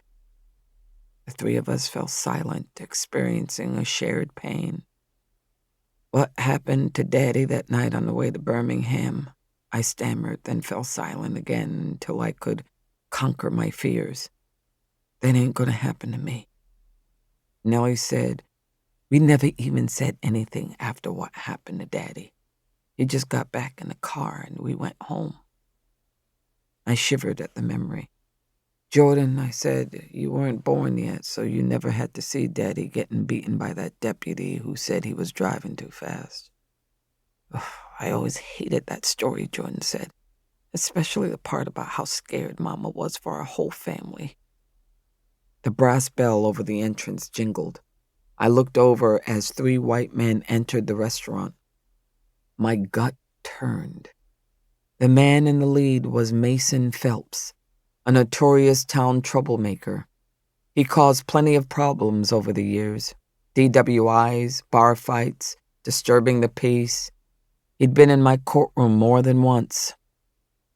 Phelps and his buddies all had the same basic wardrobe: torn denim jeans, mesh snapback caps, gray t-shirts. Phelps' tee bore the words, "Save Our Heritage," under the image of the Confederate flag. His companion shirts had a different logo, "God Bless the South," screened under a design of the rebel flag draped over the cross. Wait, I'd seen that same design before, at the march in town on the man who rescued me. It was a hard image to forget. Nellie nudged me, nodded in Phelps' direction. I swear I'd heard that Phelps had finally given up. Some folks at school were saying his neo-Confederate club disbanded. Jordan gave a nervous glance over his shoulder as Phelps started putting up posters of the same Confederate flag he wore on his shirt. That's what Trayvon said. He heard the same thing. Folks were saying the white supremacists lost their nerve after Charlottesville. I couldn't believe how naive my sister sounded. considering they'd both lived their whole lives in the Black Belt of Alabama. Are you kidding? I asked. They didn't disband, just went underground for a while, like hot coals under a layer of ash. People think the fire is out, but sooner or later it'll come back to life and burn the whole house down. Phelps and his men chose a table with a clear view of us. They settled in and stared with an intensity in their gaze that sent fresh shivers down my spine. I don't like the way they're staring at us, Jordan remarked in a hushed tone. I don't like it either, replied Nellie. Best not to start something. They want to get a rise out of us. They want a confrontation. It's not worth it. My sisters tried their best to carry on our conversation and ignore the men. I could still hear Phelps, though, every word. He was talking about Alabama's abortion law. It was a common topic these days. Everybody had an opinion. Sometimes I wondered whether folks ever talked about anything else. I caught Mason Phelps staring directly at me. I slipped out of the booth and stepped into the aisle, had a rage burning deep inside me. I wanted to smack the smirk off his ugly face. The fearful image of Cochetta swinging from that tree stopped me. Phelps stood. To make sure he had everybody's attention, he raised his arms, revealing a mark burned in his forearm, a symbol that looked like the letter K. Apparently, he had one more announcement to make. He called it out in a booming voice. There's a protest coming up, folks. Biggest one anybody around here has ever seen. A mess of warriors are coming. They're going to open people's eyes in this town. Things are changing. Then he looked straight at me. Shit's going back to how it used to be. God bless Alabama. We girls sat frozen at our table until Nellie rose and broke the silence. Let's all walk out together. I was taking care of the check when I heard Nellie emphatically whispering, Jordan, no! Jordan was standing frozen at the doorway, staring down the men who represented everything that was taken from her with no repercussions. Staring, almost daring them to be men, to stand up and fight. Phelps took notice. He stopped his posturing. He stared back and took a bold step forward. His friend swayed as if slightly tipsy, though aware enough to see something big silently brewing. Nellie walked slowly to Jordan and put her hand on our baby sister's shoulder. Jordan, you don't want this to be your story. Not this part. Not for your babies. Come on now, come on, she whispered. I grabbed her hand that had twisted into a tight fist. She loosened it as Phelps slowly turned to her, ready to justify his hate, ready to show the subject of his hate the wrath of his anger. What you got, little nigger? Said Phelps with a chuckle. That's your problem, Phelps. You don't know what I got, said Jordan quietly, her voice steady with the strength of David before bringing Goliath down. She pulled her hand away from mine and walked out the door. I held it open for a few seconds, staring at them for emphasis, and walked out behind her. I kept waiting for them to follow us, to light a firestorm, but the parking lot was clear. We hugged goodbye in silence. I was sure the firestorm would come later. I was sure of it. Chapter 45. Benjamin Myers, Bullock County High School, Union Springs, Alabama. Benjamin Myers parked directly across from the sign, Bullock County High School, with its image of the school mascot, a hornet, a big one with human fists and a prominent stinger and a scowl on its face. Myers checked the time on his car clock, 3:29, almost time for the bell. While he waited, Myers studied the exterior of the building. The one-story structure was in a state of disrepair. Student body was small, less than 100 per class, and enrollment was declining. He'd done some research. The school had a demographic mix of races. Achievement test scores were nothing to brag about. Occasionally, BCHS lucked into a winning athletic team. They'd won a state championship a while back, got a new gymnasium built in the flush of that achievement. It was the only construction update the building could boast. Myers heard the bell ringing inside. He stepped out of his car. The students were coming out, walking in clusters. He looked for groups of boys. Didn't want to approach any girls. Ben wasn't inclined to land himself in a jail cell. Myers knew that BCHS students were required to wear uniform polos in class colors. White for freshmen, gray for sophomores, black for juniors, gold for seniors. The color coding made his prospecting a little easier. Myers let the clusters of tall guys in gold pass him by. He had a feeling they wouldn't engage. At 17 or 18, males weren't likely to confess to activity that would constitute a crime, especially a sex crime. Especially a sex crime involving a minor. Myers let the freshmen pass too. They wouldn't be at the top of the information pyramid. He aimed for the middle. There. He spotted a small group of boys, some in gray shirts, some in black. They were walking fast, jostling and shoving one another. Myers had to jog a bit to catch up. When he got within hailing distance, he called out, "Hey! Can I talk with y'all a minute?" The guys kept moving, kept talking, but one turned around, checked Ben out. "Yeah, what do you want?" "Want to ask you about a girl."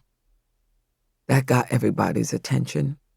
The whole group stopped and turned around. Myers pulled out his cell phone and pulled up an image from Instagram. It was Nova Jones' 8th grade school picture. No telling who'd originally posted it. He held up his screen. "You all know this girl?" They all leaned in.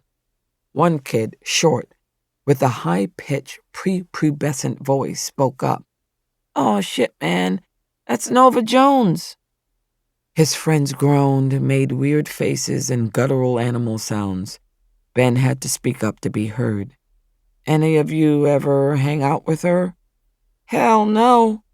A black dude in sophomore gray, the tallest in the group, rail thin, wearing a pair of high-water khaki pants he'd outgrown. "I wouldn't screw that girl with somebody else's dick." Myers kept a poker face. Interesting that hanging out went right to sex. "Who do you see her hanging out with, partying with?" Myers saw another kid sizing him up. White guy, a junior in a black shirt. Blonde hair, athletic build, had a suspicious air. The kid narrowed his eyes. "You a cop or something?" "No, I'm the opposite of a cop. I'm a lawyer. I'm just trying to find out about Nova." The blonde kid had a swagger. "If you're not a cop, maybe you shouldn't be hanging around the school asking weird questions." The blonde kid had a sidekick. Shaggy-haired, squirrely, with a case of cystic acne. "Yeah, why are you hanging around here?" The tall black guy looked around like he was checking for a camera. "You on TikTok? Is this for a podcast? I don't hang out with Nova. She too young. Too thick, got that big back. Not hot enough for me. But she'll do it with anybody. That's what I hear." Again, sex, Myers thought. These guys seemed to have a one-track mind, at least where Nova Jones was concerned. "Okay, but who's she with? Specifically?" "Everybody," the short kid stepped close to Ben. His face was lit up. "Go ahead, dude, put me on the podcast. Nova Jones sleeping with everybody. She don't care if she even knows their name." "Ever seen her at a party?" Myers asked. A bunch of the kids chimed in all at once. "What party? Where's the party? I want to go." Myers was getting nowhere. He needed to pin something down. Anything. "Okay, let me get specific. Do any of you know of anyone who says he had sex with Nova Jones last year?" The blonde kid in the black shirt started smirking. "I heard she went down on the whole basketball team." Another kid scoffed. That's a lie. That's some crazy bullshit. Nova Jones always babysitting, dragging these brothers and sisters around. How's she gonna hook up with everybody on the basketball team? Blonde kid said, I heard it, I swear. He raised his right hand like he was taking an oath. Myers caught a brief glimpse of a symbol burnt into his forearm, but couldn't make it out. Looked like a letter. I heard that too, added another kid. Nova Jones, she's the biggest whore in town. Thanks, guys. Myers turned back toward his car. Thanks for nothing. He was halfway down the sidewalk when one of the boys shouted after him. Hey, dude, you want Nova's number? Just call 417 I am a hoe. Myers unlocked his car, slid into the driver's seat, and started it up. The boys were still shouting. A couple of catcalls reached him, suggestions of what Nova would do for a price. Shit, Myers muttered. He put the car in gear and pulled out. He was relieved to have the BCHS Hornet in his rearview mirror. He wished he'd never visited the school. It left him with a bad feeling, like a storm was rolling in, the kind that turned the sky green and made even Alabama Gators run for cover. Chapter 46. Mary Stone, Union Springs, Alabama. By Saturday, it seemed like Mason Phelps had invited the whole damn town to his rally, and I couldn't stay away. I know my decision to show up was foolhardy, hot-headed, and injudicious, a troubling quality for a judge, but I had to stand up, see it for myself. I begged off from cleanup after breakfast on the farm, left it to my sisters to wash pots and pans and clear away the trash. Nellie wasn't happy. She demanded to know why I was cutting out. So I lied. I came up with some bullshit excuse about a meeting of the area bar association and just took off. I needed to do this alone. I didn't want my sisters with me in Union Springs that day. I had a feeling, a bad one. When I turned onto Prairie Street, it was already crowded. Vehicles lined the road, taking up every available parking space. I turned into my designated spot behind the courthouse. At least the sign, reserved for Circuit Judge Mary Stone, still counted for something. As I opened my car door, I could see the crowd pouring in from the side streets and moving toward the main drag. The sheer volume amazed me, made me nervous. But I'd come this far, had to see what was cooking at the pro-life white supremacy get-together. Who were all these people? Where were they coming from?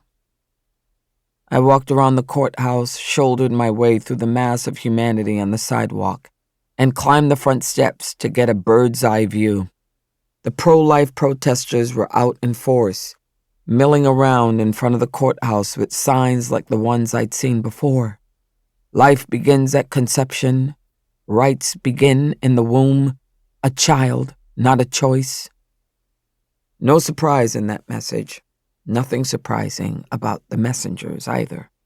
In fact, the pro-lifers looked a lot like the people I'd seen the other day when I ended up face down on Prairie Street. What I hadn't expected was the counter-protest. A pro-reproductive rights group had assembled, mostly young people, but definitely not locals.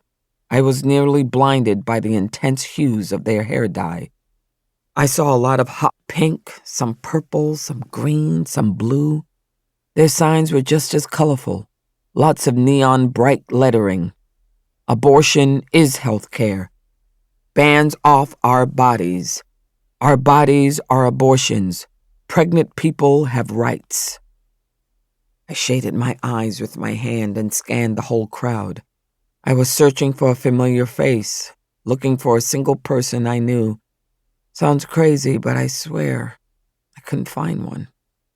I'd never seen so many white people in my life. Union Springs, Alabama is a black majority town, and it was startling to see that the black people in this public gathering made up such a small minority. I expected black folks to spurn the pro-life party. After all, it was organized by redneck racists. But why hadn't they shown up for counter-protests? Why were there no black folks carrying pro-choice signs? Was it old-time religion, or was it fear? I noticed something else. There were no babies in strollers at this protest. No kids in wagons, no tots on parents' shoulders. Everybody had left the kids at home. As I watched, the two groups started surging toward each other, shouting and screaming with hate in their eyes. I saw a few local cops trying to maintain order, but it was a losing battle. A shiver ran right through me. This was no longer a rally. It was a fight. Suddenly, I heard the sound of truck engines roaring from around the corner, and I realized that things were about to get a lot worse. Chapter 47. I stepped down onto the crowded sidewalk just as a fleet of pickup trucks turned onto the square, honking their horns and forcing their way through the throng. Each pickup was covered with oversized images of pregnancies in utero. Confederate flags were draped across the truck beds. The pro-life side greeted the caravan like a conquering army. Just then, the lead vehicle started blaring music from roof-mounted speakers at a deafening volume. The tune was Dixie. That song always gave me goosebumps in all the wrong ways. It wasn't just the lyrics that riled me. It was knowing that Dixie had been the anthem of the Confederacy, a song about how great the South used to be, back when black people, my ancestors, were enslaved, and when the economy of the South rested on the flayed backs of their forced labor. To me, that was what Dixie celebrated. I was not a fan.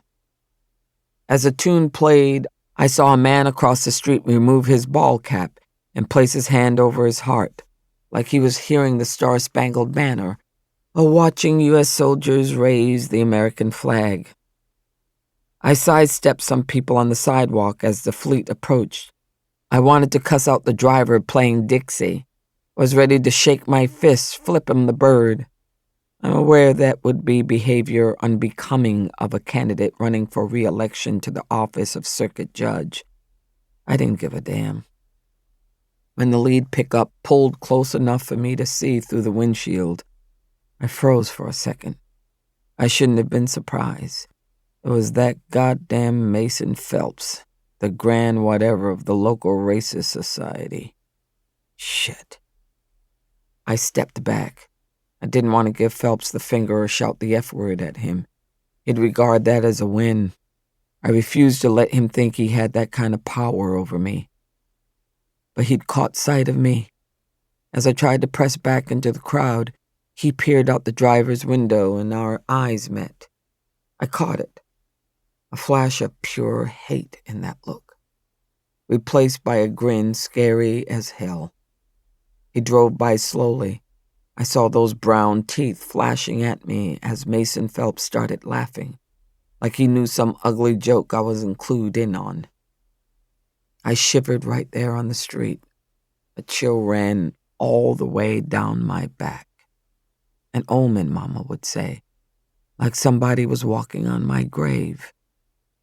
As the line of battered pickup trucks moved through town, a handful of people in the pro-life crowd gave them some patchy applause. Not many, though. I saw a number of people in pro-life shirts who looked visibly uncomfortable. It seemed like not all the pro-lifers were down with the Confederate flags. I saw that as a positive indicator. Calmed down a hair. Caught my breath. The pro-choice response was much stronger.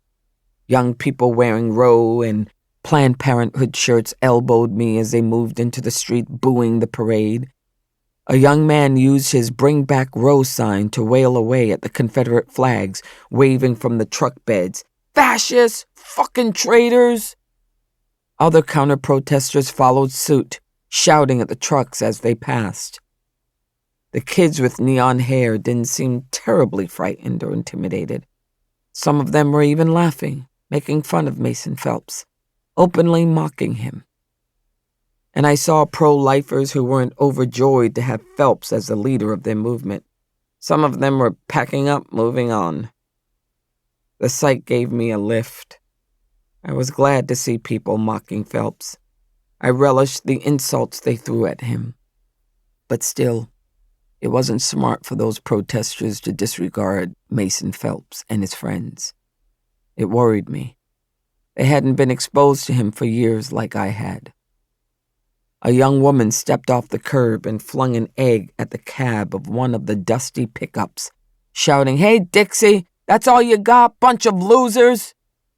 I had to smile at that. At that point, I even thought maybe I was wrong to have worried. It looked like the white supremacist attempt to lead the abortion protests was fizzling. That was when I spotted the last vehicle in the motorcade. A huge box truck, plain white, no flags, no slogans, no markings. It lumbered slowly up Prairie Street and came to a stop about a block from where I was standing. The door of the cab opened. I watched the driver hop out. Aside from being white, he looked nothing like Phelps or his shaggy crew. No long, greasy hair, no baseball cap. This guy was fit and muscular with a short military haircut, dressed in immaculate khaki pants and a red polo shirt. He jogged to the back of the white truck and opened the doors. "It's Patriot Front," someone called out. "They're white nationalists." Suddenly, 24 men jumped out and moved into formation. To me, they didn't look homegrown. Probably from out of state, guests of honor invited by Mason Phelps. He was probably thrilled to see them. They were all fit white guys dressed in the same red and khaki outfit that the driver wore, some kind of uniform. Their faces were covered with white gaiters, like the face coverings during the height of COVID. These days, in my experience on the bench, those face coverings were used by people who were trying to avoid identification. The men were all armed with assault rifles. "Sweet Jesus," I whispered. I overheard frantic voices nearby. The neon-haired young people were all shouting, "Call the cops!" One young woman followed behind the formation, screaming at them, "You can't do this, it's illegal!" Clearly, the woman wasn't from Alabama. If she was, she'd know that the men with assault rifles were not breaking any law. Alabama was an open-carry state, no permit required. As the armed, masked men began their march down the street, I heard more frenzied shouts. Sure enough, the Dixie melody started up again from Phelps' truck speakers. He must have been expecting the reinforcements. At the sight of all the guns, people on the sidewalk started to scatter. I'd seen enough. It was time to get the hell out of town. As I headed for the back of the courthouse, I was getting pushed and shoved from all sides. There was panic in the air, the kind of hysteria that gets people trampled and killed.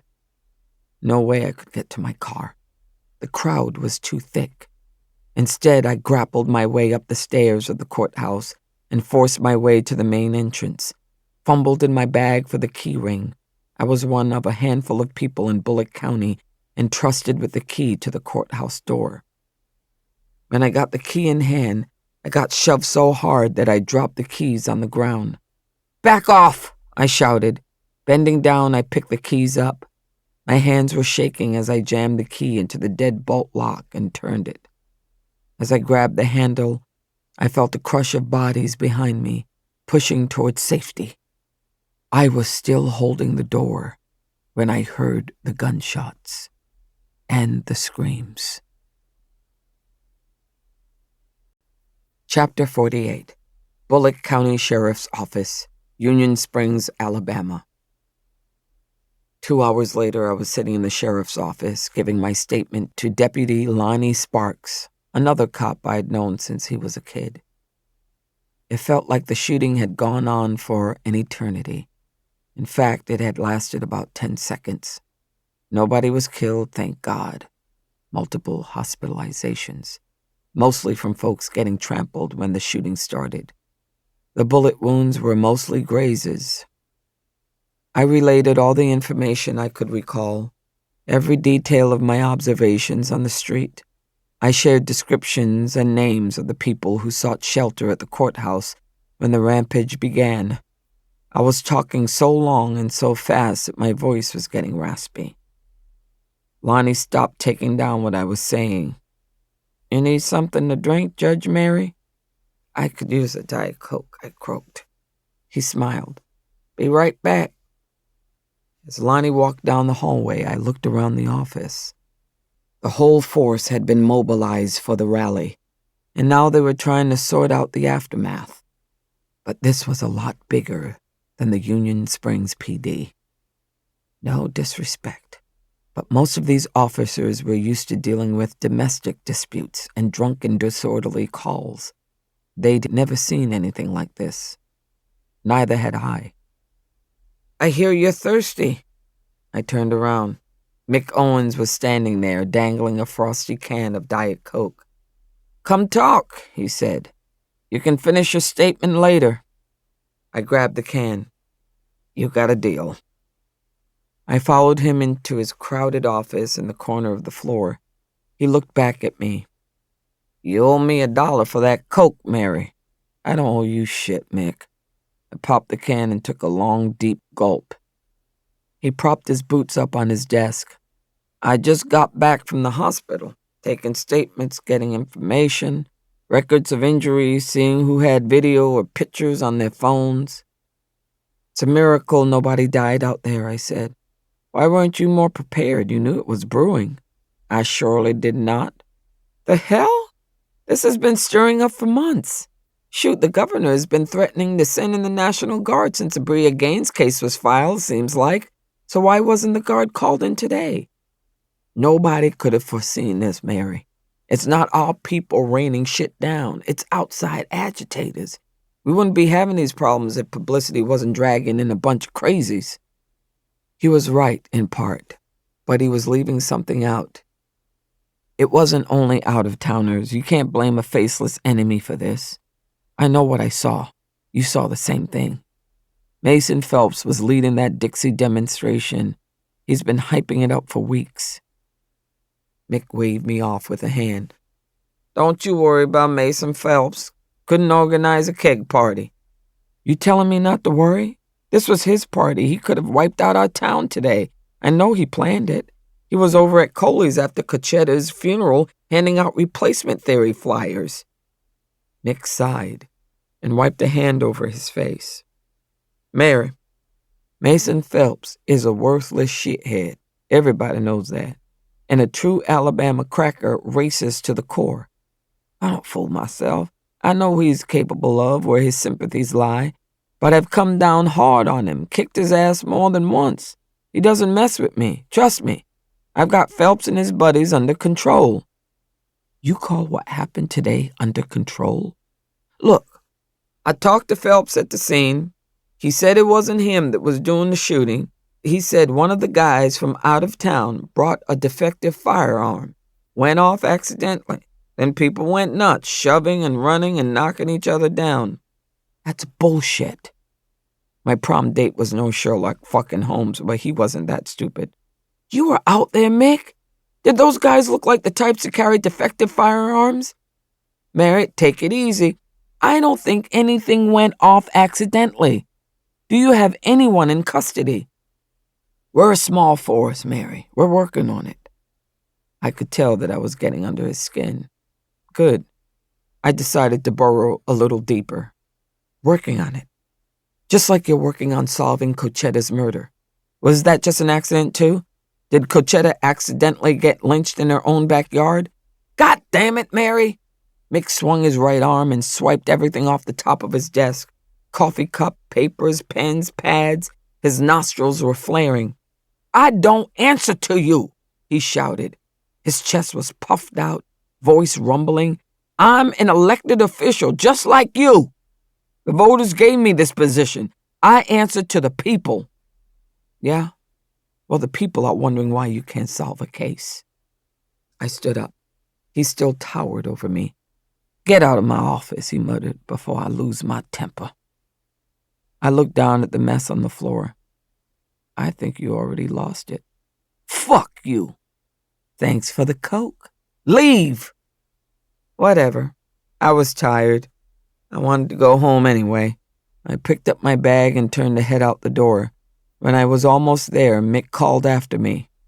Hey, Mary, you want to know what the people are saying to me? What I hear is they want to know why Judge Mary Stone won't get that goddamn abortion case over and done with. Try the fucking case. Then everybody in Bullock County can put it behind us. I paused for a second. Was that really what folks were saying about me? Maybe so. But I'd never admit it. Not here. Wouldn't give Mick Owens a satisfaction. As I walked out into the hallway, he had one more thing to say. He shouted it so loud everybody in the office could hear it. If anybody gets killed over this abortion case, Mary, that's on you. It'll be your fault. Blood on your hands. Chapter 49. His words stayed with me. The accusation preyed on my mind. I kept thinking about what he'd said, that I was the one responsible for damage being done. I was to blame for the harm that folks were suffering. Paying mind to Mick Owens' judgment was a novel circumstance. I'd never held his opinion in high regard, not even back in high school when we were going out. I wasn't attracted to his brain back then. As I sat in the wooden bleachers watching him run down the court in a Hornets uniform, leap into the air and dunk the ball. But even Sheriff Owens could be right on occasion, like a broken clock twice a day. So I'd been turning an idea over in my head. Something that might reduce the probability of violence and unrest in Union Springs. I was almost convinced that it was the best option. That or the worst. There was a possibility that it would hasten the demise of the community. There was that, too. I hustled past Luna's desk on Friday, so deep in thought I forgot to say good morning. She jumped out of her chair and followed me. Judge, got something you need to see. I pulled my suit jacket off, hung it on the coat rack, right by my black robe. Somebody filed something? I've been waiting for confirmation of a settlement from Barry McCurry. Has he called? No court business. It's a media thing. A wave of irritation rolled, almost making my skin itch. Stop right there. I extended my hand like I was face-guarding her. Luna, don't devil me with the nonsense you see on social media. I'm determined to keep far away from that. If I don't read it, don't see it, it can't ruin my day. Judge, I think you should check it out. I leveled a look at her. Luna, is it something on social media? Yes, it's on social media, but that's not the only place. What did I just say? Luna's shoulders straightened. She turned her back on me, returned to her desk, then marched right back into chambers with a stack of newspapers clutched to her chest, which she dumped directly onto my tidy desktop. Someone left these right in front of the courtroom, all of them. Ross found them when he unlocked the courtroom door this morning. I promised him I'd show them to you. She made a quick exit, had her hand on my door, ready to shut it. And yeah, the pictures are on social media too. Facebook, X, Insta, and TikTok. I checked this morning. Before she slammed the door, she stuck her head back in. I'll hold your calls. I lifted the top newspaper. It was a supermarket tabloid. When I leafed through the stack, I counted 12 copies. My picture was on the front page. Sweet Jesus. I saw my face above the fold. The photo was fairly recent. I wore a sweater I'd ordered online. There was a shot of me and Lucilla sitting at a bar in Montgomery. Lucilla was holding a martini glass. My beverage wasn't visible. The readers wouldn't know I'd been drinking iced tea. But the picture didn't bother me much. There's no prohibiting a grown woman from occupying a bar stool, not even in the Black Belt of Alabama. No, it was the headline that unnerved me. In bold caps, it jumped out at me. Gay agenda in Alabama abortion case. I felt the preliminary jab of a headache. I slid into my chair, pulled a pair of reading glasses out of my desk drawer. There wasn't much of a story. Hell, what could they actually substantiate? After rehashing the facts of Dr. Bria Gaines' charge, the tabloid detailed my regular dinners with my best friend, whom they described as a well-known lesbian activist from Montgomery. As for me, Circuit Judge Mary Stone, who has been assigned the criminal trial, is running for re-election on the Democrat ballot. Judge Stone is single, never been married. That was all true. Hell, I couldn't even sue the tabloid for defamation. I stared at the newsprint littering my desk. Other stories in the tabloid were devoted to actors in rehab, the breakup of a major star's marriage, a rapper sued for harassment. I wasn't just a local office holder anymore. I joined that cluster of tabloid fodder.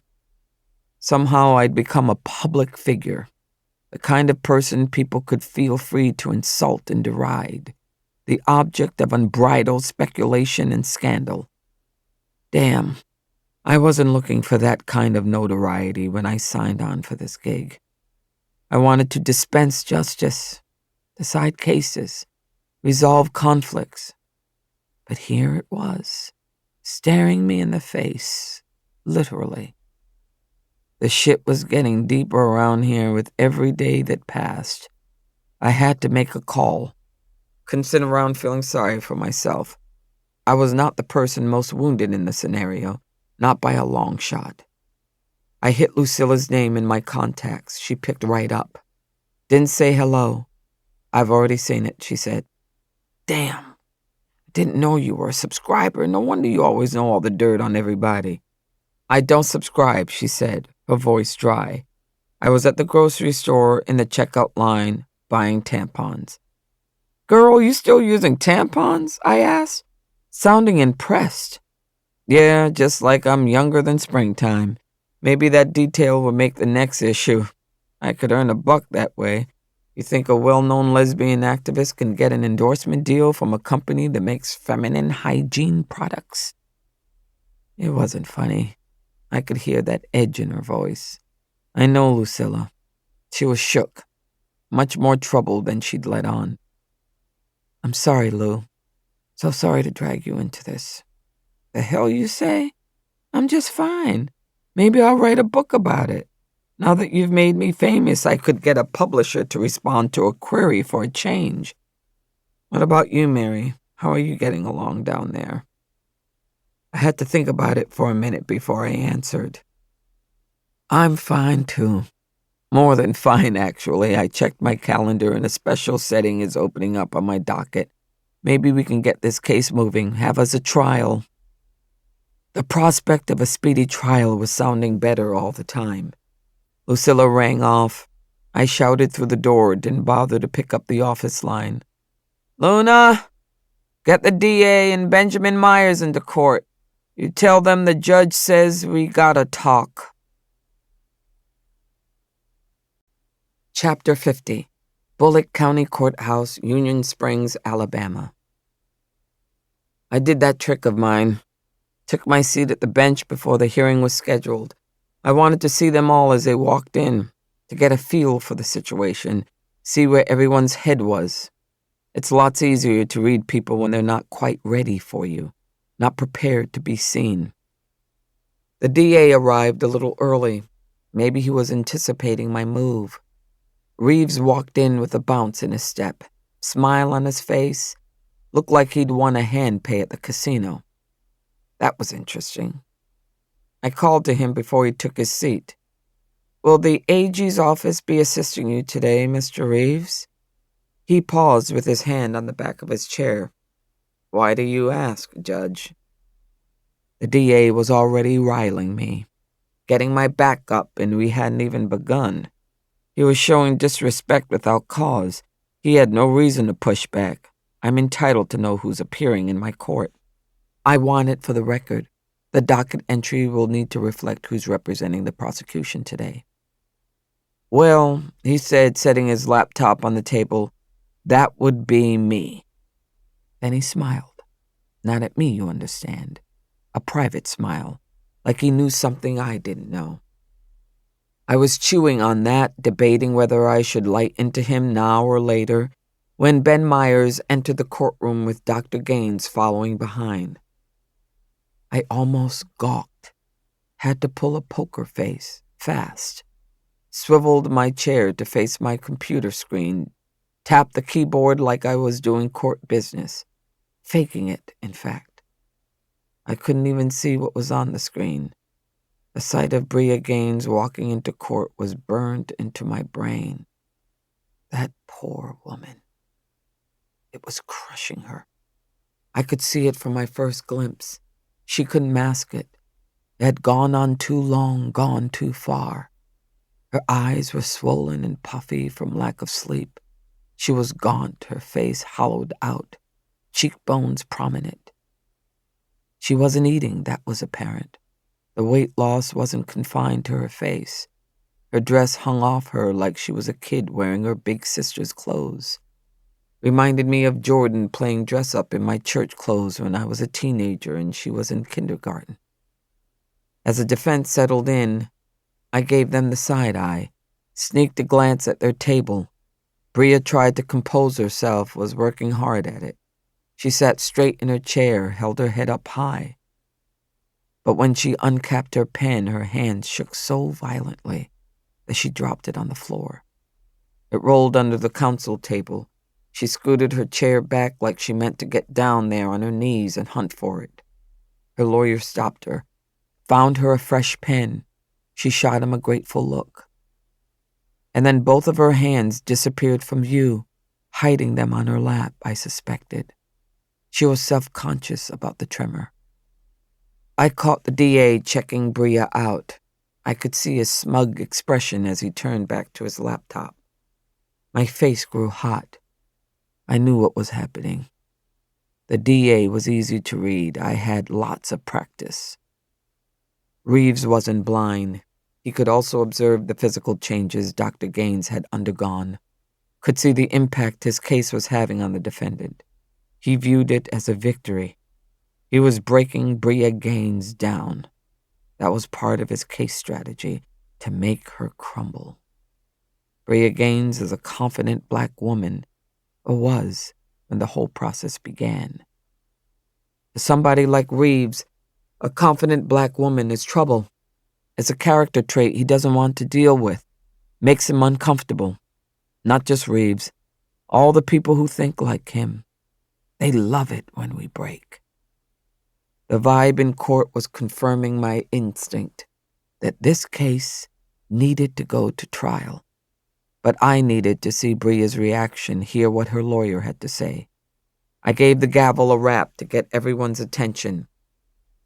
"I'd like to thank y'all for coming in today. You're probably wondering why we're here, since we don't have any outstanding motions."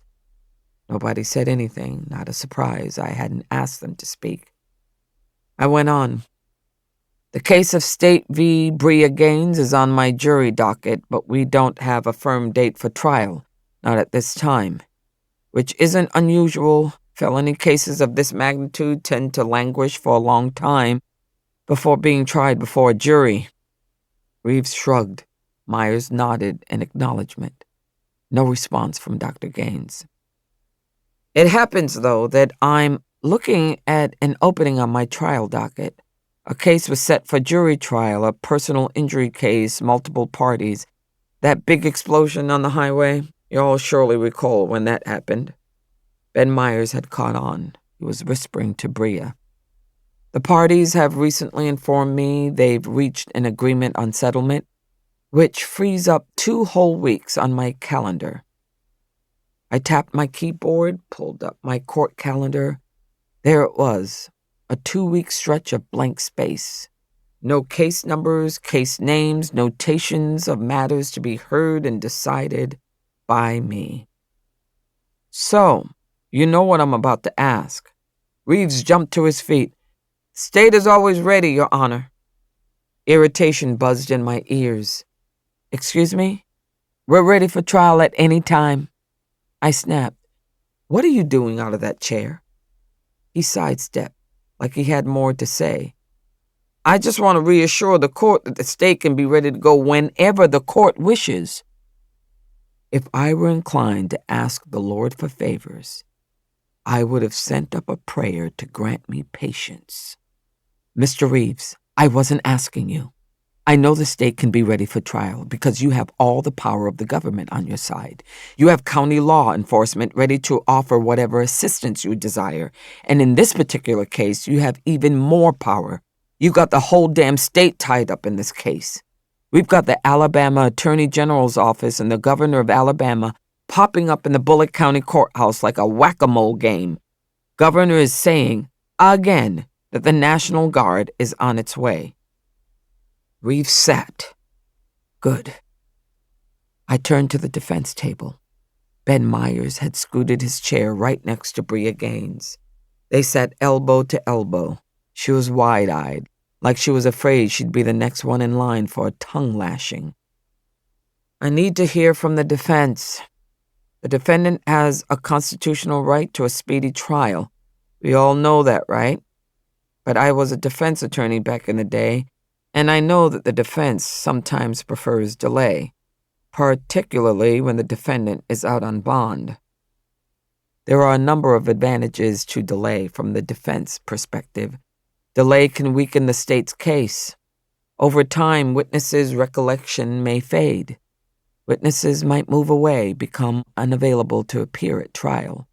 Sometimes a prosecutor's interest in or appetite for the case will fade. If Ben Myers wanted more time for Bria, he'd get it. But I needed to see her face. If the waiting was going to destroy her, I had to fight that. It was a tough call for them to make. Was it more brutal, more painful to proceed, or to wait around? Myers spoke softly to her. I didn't try to eavesdrop. Seemed like she trusted him. I saw her nod a couple of times. She whispered something in his ear. At length, Myers stood and said, "The defense has no objection to the trial setting." I had to be certain. "Dr. Gaines?" She looked up, startled. She hadn't expected me to address her directly. "Your Honor, this setting's just 2 weeks off. It's unexpected, I know that. You're comfortable with it? You sure?" I saw her neck move when she swallowed, but her voice was stronger when she answered. "Yes, Your Honor. I'm ready to have my case heard. I want to take it to a jury." "All right, then. Mr. Reeves, Mr. Myers, we'll conduct a pre-trial conference the week before jury selection. My clerk will be in contact with y'all to nail down the exact time for that." I stood. They stood. "Court is adjourned." As I left the courtroom, the voice in my head was loud. Sure as hell hope this isn't a horrible mistake. Part 3. Chapter 51. Bria Gaines. Victory Baptist Church, Union Springs, Alabama. It was Sunday morning, just 8 days before her trial would begin at the Bullitt County Courthouse, and Dr. Bria Gaines was late for church. The timing was intentional. Bria had been a member of Victory Baptist Church since she'd moved to Union Springs. She joined the church straight away. It was how she was raised, in a family of serious, Bible-thumping Christians. The congregation had embraced her back when she joined. They'd praised God for bringing her to town, flocked to her clinic for medical care. After the felony charge was filed against her, Bria stopped attending services. She stayed away for a number of reasons, any one of which provided sufficient cause. Fear of rejection, ostracism, the cold shoulder, or the opposite. She dreaded a verbal confrontation, accusations, insults, the very real possibility that her church family might kick her out of the fold, excommunicating her from their community of faith. The prospect of those reactions had been sufficient to discourage her from crossing the threshold. But when she got out of bed on that particular Sunday with her trial a week away, Bria decided that she needed to return. Her soul felt battered, weary, restless. She longed for the feeling of peace she'd always received when sitting in the wooden pew with her head bowed. In 8 days, when jury selection began, Bria would need courage and strength, the kind of fortitude that only a higher power could provide. Give it up to the Lord, her heart told her. She could hear the congregation singing as she left her car and walked up to the front entrance. Bria had missed the call to worship and the responsive scripture reading. They'd moved on to the first hymn, How Righteous is Our God. The timing of her arrival was perfect. Everyone was on their feet, singing, hands raised, some with eyes shut, moving with the Spirit. She couldn't have picked a better moment to slip in unnoticed. Or so she thought. Bria intended to take a seat in the back. Wasn't easy, not that Sunday. The church was packed. Reverend Erskine generally commanded good attendance, but this was a record-setting crowd. Like Easter morning, they'd place folding chairs at the end of each row to provide additional seating. While the churchgoers sang the final verse of the hymn, Bria managed to find a single bare space in the pew, a spot just large enough for her to slide in. That inconspicuous spot in the back was a blessing. She hadn't come to church to be recognized. She wasn't seeking fellowship. She was looking for God. She wanted to pray, to petition the Lord to give her the strength to withstand the rigors of the trial that she would have to endure in the coming days. As she slid into the back row, the organ music hit the final notes. Amen. Everyone took their seats. Reverend Erskine had taken his place at the pulpit. He stood there, a forbidding figure in black and white. His solemn face broke into a beaming smile. On this beautiful Sabbath morning, brothers and sisters, let's turn to welcome one another for the passing of the peace. The sound of pews creaking, bodies moving, a babble of voices rose up as members leaned over for hugs and handshakes, exchanging friendly greetings. Bria Gaines was seated directly beside a young couple with 2 children between them. The younger child bounced in his seat, exclaiming, "Mama, it's Dr. Bria!" The sweet voice made Bria smile. "Good morning," she said to him. She turned to the boy's mother, seated close beside her, and whispered, "A pleasure to see y'all this morning." The woman would not meet her eye when Bria spoke to her. Didn't even incline her head in Bria's direction. But the woman gave a light touch, a friendly pat to Bria's arm. The woman's demeanor made Bria's spirit plummet. Her reaction was physical. She had to clutch the wooden pew in front of her for balance. Why had she decided to attend that morning? After the volume of voices had peaked, Reverend Erskine lifted a black-bound Bible. "Please stand for the reading from the Old Testament." Folks took to their feet. A hush fell over the congregation. Bria bowed her head, closed her eyes, hoped Pastor had chosen an uplifting verse, something to carry her through the coming days. Jeremiah chapter 1, verse 5. Before I formed you in the womb, I knew you before you were born. I set you apart. I appointed you as a prophet to the nations. An elderly woman raised her arms, crying out, "Praise be!" "You may be seated," Erskine said. He waited for the congregation to get settled. Then he placed his hand over his heart. "Brothers and sisters, the words of this book have inspired my sermon for today. God tells us in the book of Jeremiah that He is the true creator of every baby in a mother's womb.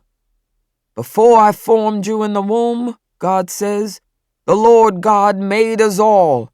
Can I get an amen? Amen! The chorus of voices was so loud, Bria jerked in her seat. The book of Psalms says the same thing, gives us the same powerful guarantee. Psalm 139, verse 1, for you created my inmost being. You knit me together in my mother's womb. A woman across the aisle from Bria jumped to her feet, raising her arms. Praise Jesus! Bria recognized the voice. A knot of dread exploded in her chest as she leaned forward to peek down the row. It was Starla Jones, occupying the back row on the opposite side of the sanctuary. Starla's brood took up most of the pew. She'd brought all 5 children with her.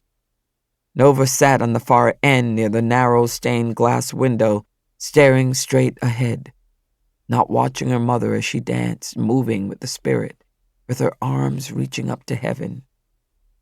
2 of the Jones kids were wrestling on the pew, fighting over a paper copy of the church bulletin. Nova didn't shush them, didn't intervene. She sat in the pew like a bronze statue, unmoving, facing the pipe organ. Reverend Erskine's voice rose. A sheen of perspiration made his face glisten. The good book confirms it. From the book of Psalms, I praise you because I am fearfully and wonderfully made. Your works are wonderful. Do you hear that, brothers and sisters? Each and every one of us, we are fearfully and wonderfully made. Praise the Lord. Amen. They were all rising, all getting fired up. Only Bria remained seated, it seemed. She peered around the sanctuary, then peeked down her row, trying to sneak a glance to see whether other backsliders had kept their seats. Only one besides Bria. Nova Jones. The good Lord, in all His wisdom and mercy, has decreed that we humble human beings are His own creation. So, tell me, brethren, when one of God's people is intentionally murdered, when that life is taken before it had the chance to begin, when someone kills a precious baby before it is even born, what do we call that, brothers and sisters? Murder! There was a group chant, so beautifully timed it sounded rehearsed. Pastor's voice began a crescendo. God gave us His commandments. He gave them to Moses on the mountain. The 6th commandment is clear as day. Thou shalt not kill. Bria's mouth was dry, her heart pounding. Nausea was coming in waves. She had to leave. She couldn't bear it, could not remain in that sanctuary any longer. She stood, tried to scoot in front of the couple who'd made room for her to sit with them. The woman who had reached out earlier to pat her arm made way to let her pass, but the husband was like a column of stone. She couldn't squeeze past him. Her heart raced, making her dizzy. She moved the other direction, pushed past 2 old women standing to her left. They didn't try to trap her inside the pew.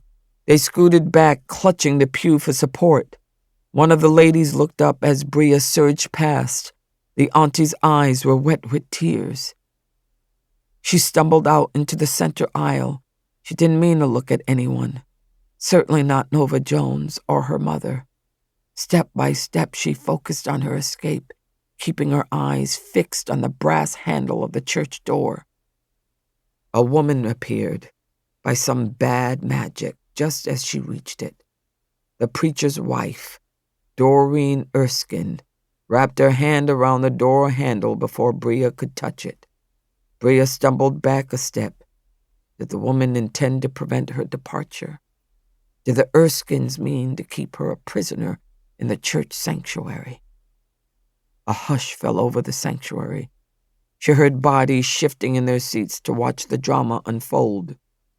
Bria's mouth was pressed shut. She sent a pleading look to Doreen Erskine, a silent plea. Let me go. Doreen Erskine's face was a frozen mask of condemnation. The pastor's wife pulled open the church house door, and she uttered 2 words, "Get out." Bria bolted. As the door closed behind her, she could hear a wave of voices rise again. She couldn't make out what all they said. But as she drove away from Victory Baptist, the pastor's words were locked inside her head, refusing to be silenced. Murderer. Killer. Chapter 52. Mary Stone, Bullock County Courthouse, Union Springs, Alabama. I rapped the gavel.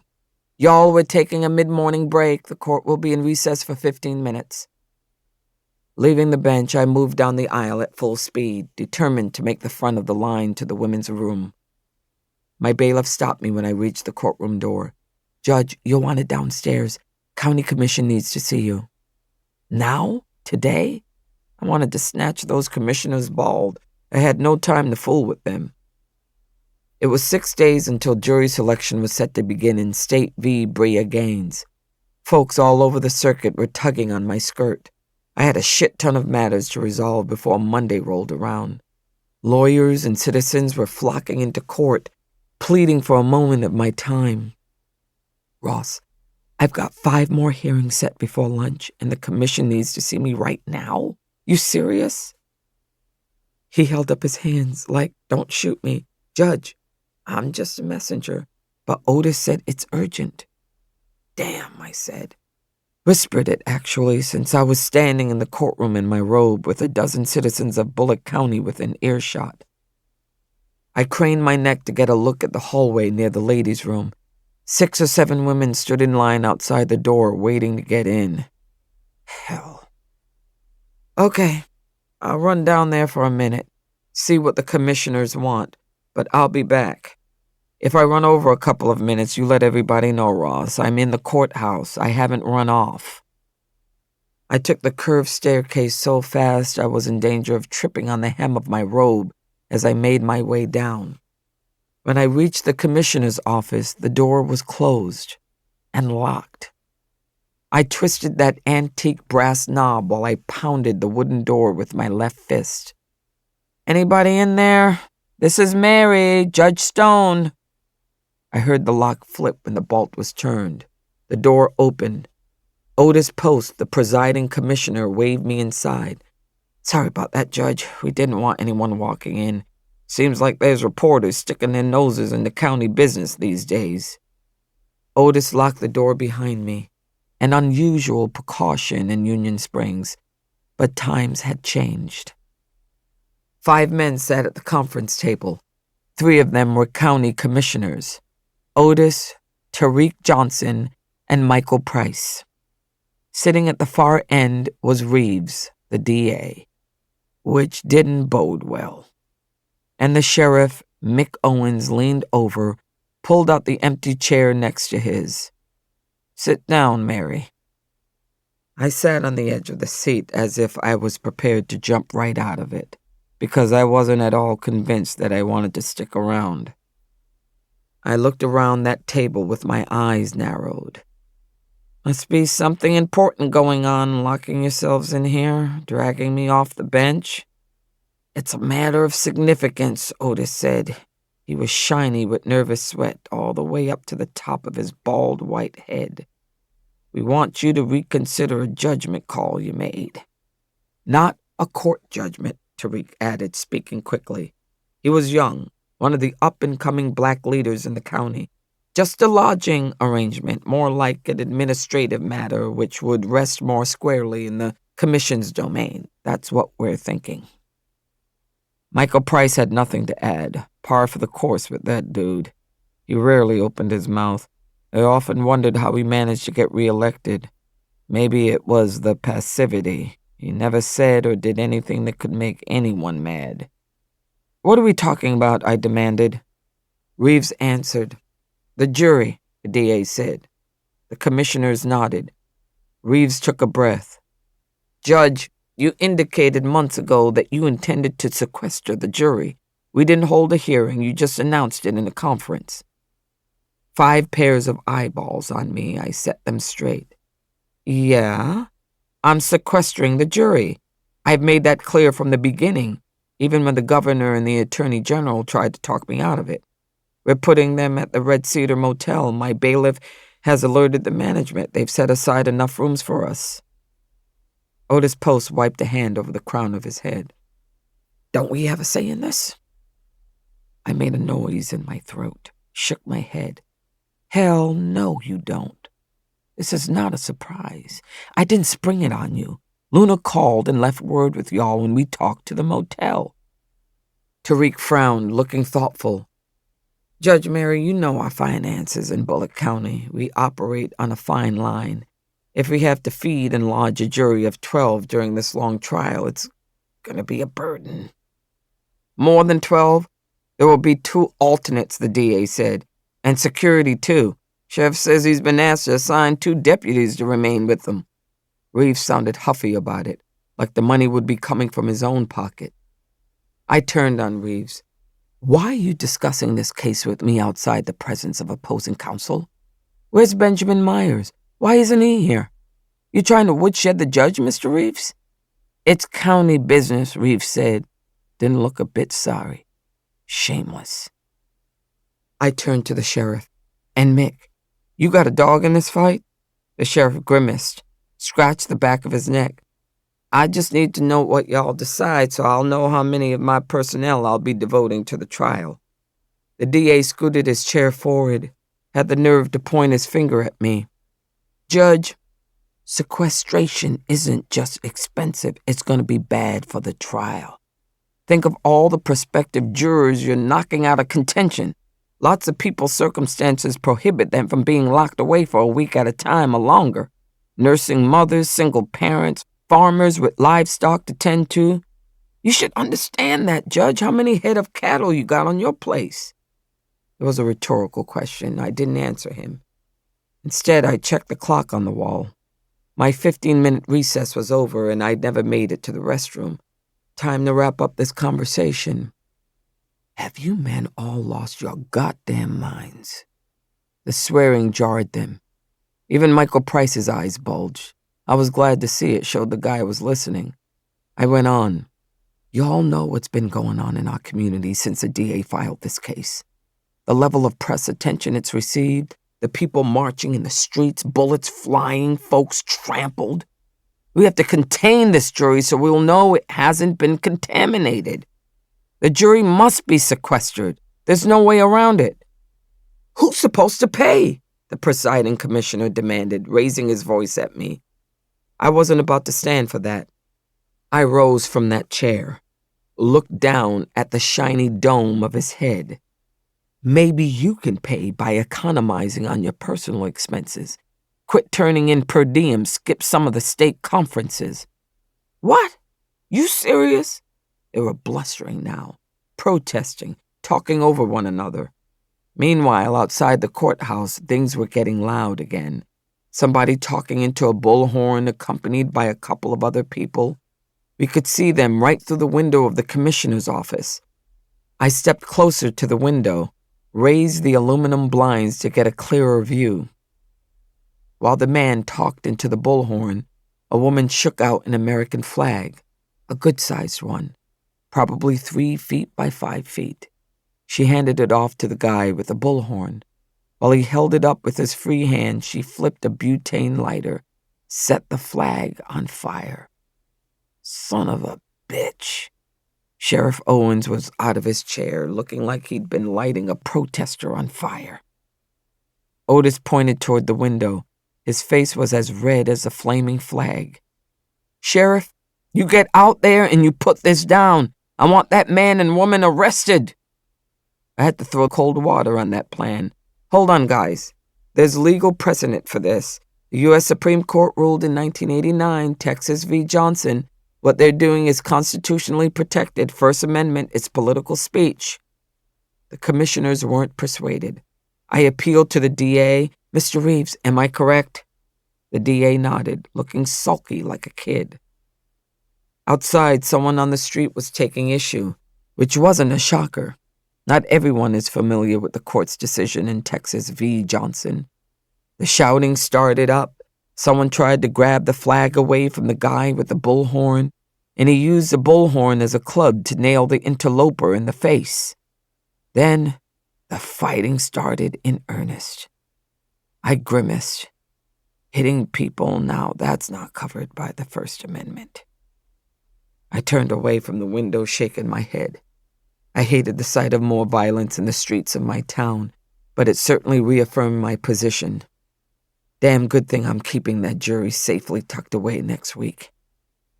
Heading out the door, I could feel the burden of that criminal case bearing down.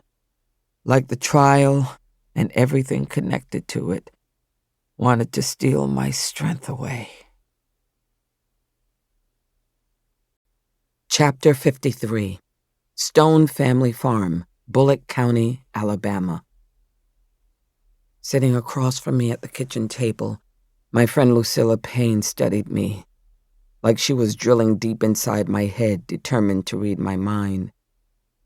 Mary's weighing you down, like you're carrying the weight of the world. It was Friday evening, and Lucilla and I were having our monthly get-together, but there was no way I could escape to Montgomery for dinner. Thank God Lucilla had come to me. I pushed away from the table, picked up the glass pitcher of iced tea as a pretext, filled glasses that were still 3/4 full. I knew Lucilla would break through, crack open my secrets if she had the chance. I said, "It's been hanging over me all this time. I knew the day was coming. Hell, it was my idea to move ahead. I gave them the early trial date. We start picking the jury Monday, just 3 more days to wait." I set the pitcher down, stepped over to the sink, washed my hands, just had to keep moving. Behind me, Lucilla's voice cut through the sound of running water. "Mary, you're all wound up. Why are you acting like this? Honey, you're not the one who's going to be on trial." I shut off the water, dried my hands. A truth was burning in my chest, trying to push its way out. Lucilla was still trying to reason with me. "You're not the criminal defendant. You're not the state's witness. Mary, you've tried all kinds of cases over the years, presided as judge over murders and sex crimes. This case is big. It's generated lots of attention, but your experience, it shouldn't be shaking you up this way. It's getting under your skin." I tossed the cotton dish towel onto the counter. She'd nailed it, described just how it felt. The facts of the case were under my skin like a bad case of scabies, burrowing under the surface, laying eggs, making me itch like crazy. I dragged my chair right next to hers. I didn't want the table to make a distance between us. It was likely that I'd need to cry on her shoulder. "It's strange that I've never told you this before. I know I can confide in you, tell you anything." Lucilla's face tensed like she expected a blow. "Mary, what is it?" I meant to tell her, and then my throat closed up. I couldn't answer right away. Had to rub the front of my neck before I could speak again. I was 15, end of my sophomore year of high school. She saw where it was going. Oh no. The sensation in my throat increased.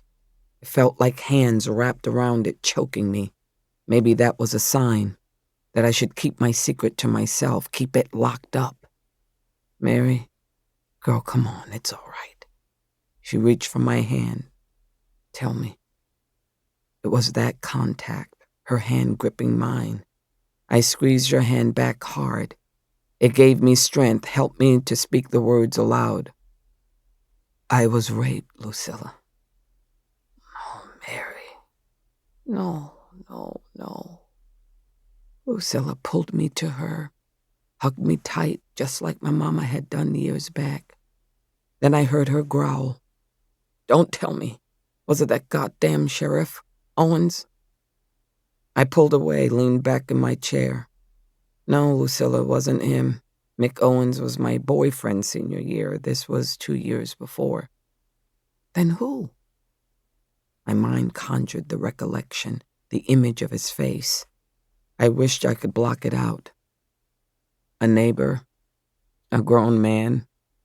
He was a tenant farmer living on the old Hood place. I can barely remember his name. Liar.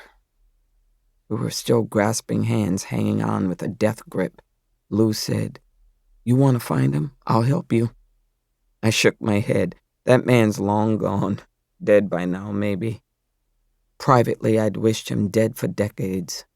Sometimes I thought about forgiving him. Hadn't gotten around to it yet. I was cutting through his land on my way home from a friend's house. He came out of his house and chased me down. Said he'd been watching me, that I looked all grown up. He acted like he was drunk or high on something. Maybe he thought that was an excuse for it. Did he go to prison for what he did to you? No, nothing like that. He got off scot-free. My friend's face was savage. Your daddy should have killed him. Lucilla, my daddy was already dead. Dropped of a heart attack in the pasture behind the barn years before. We both fell silent for a minute. I needed something to dull the pain that flared from the recollection. I was thinking about a bottle of Tennessee whiskey I kept in one of my cabinets behind the Heinz cider vinegar and a tub of Crisco. I wasn't a regular drinker of hard liquor. It was there for emergencies, like snake bite. Lucilla had started wiping her eyes. Well, if Lou was crying, it qualified as an emergency. Lord help me, I needed a shot myself. I got up, reached behind the Crisco and grabbed the bottle, set out a couple of juice glasses. The only barware I owned was a set of wine glasses. Didn't seem right to drink whiskey from a wine glass. I poured an inch of the whiskey into each glass, carried them to the table with the bottle. Lucilla knocked hers back in one swallow, reached for the bottle and poured herself a refill. Her eyes met mine. I don't get it. Why he wasn't convicted. When I answered that, my voice cracked like a kid who's about to cry. Problem was, I didn't tell anybody. Not right away. I was so ashamed. It was my first time a virgin. I shook my head as the rage rolled over me. I'd felt it before many times. And I recalled the other feelings from my youth. The helplessness, the shame, the fear of judgment. It's no wonder that girls are afraid to talk about it. The world can be a hard, cold place. Did you get pregnant? Lucilla was clutching the juice glass, blinking wet eyes at me. No. When my period started, I was so thankful. I took it as a sign that I could just move on, not tell anybody. But Mama could sense something was wrong. She kept after me. I finally broke down, told her what happened. And then, was he prosecuted? I sipped my whiskey before I answered. Grimaced when I felt the fire burn its way down to my belly. It made my shoulders twitch with an involuntary shiver. There wasn't any physical evidence. Too much time had passed. You know how it works. They didn't do a rape kit. What could they find on a victim who was raped 5 weeks prior? But your testimony would have been all they had as evidence. The sheriff went out and talked to him. He denied it. Sheriff told my mama it would have been a swearing match. My word against his. You would have convinced a jury, even at 15. I shrugged. No point in arguing what a jury would have made of it. It was ancient history now. He left the area not long after, so that was the end of it. See? They dropped it. Lucilla poured more whiskey. We both drank. I confess with every sip it was getting easier to swallow that liquid fire. I relaxed in the chair, let out a deep sigh. That was probably the whiskey. I could smell the liquor on my own breath. Good thing I wasn't driving anywhere, and my chores were done, livestock fed, tractor put away. Lucilla, I'll put fresh sheets on the bed in the guest room. Lucilla wouldn't be fit to drive either. Good, I'll help you. She knocked back another swig. My cat can live without me for one night. I was glad she was staying. I felt vulnerable, didn't want to be alone. She got to the heart of it. So, you never got justice, and you never got over it. And this case is triggering you because of the child, Nova Jones. I toyed with the glass. When I look at Nova Jones, I see myself, me at 15.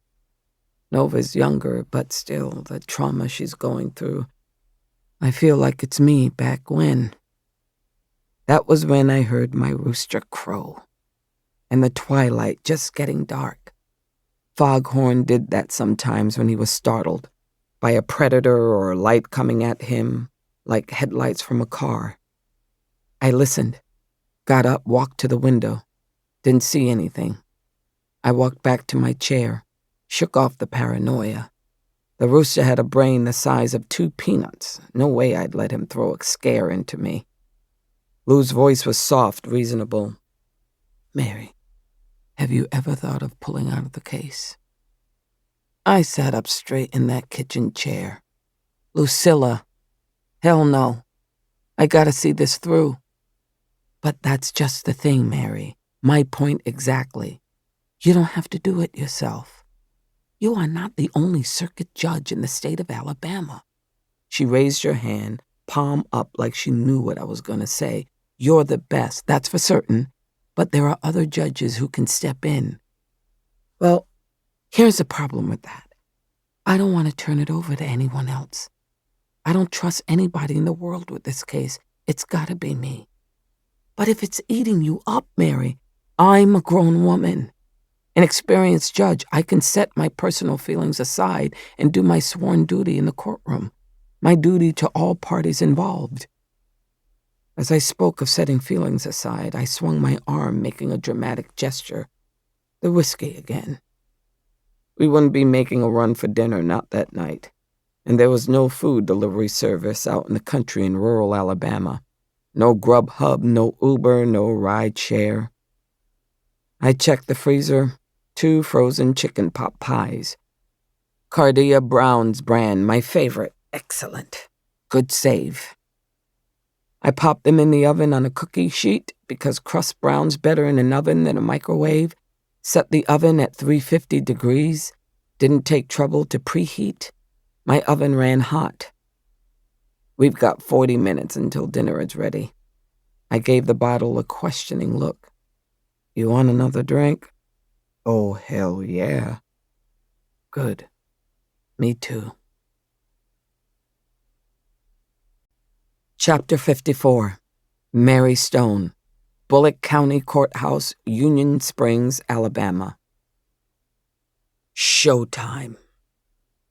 Standing in my chambers, I opened the door to the courtroom.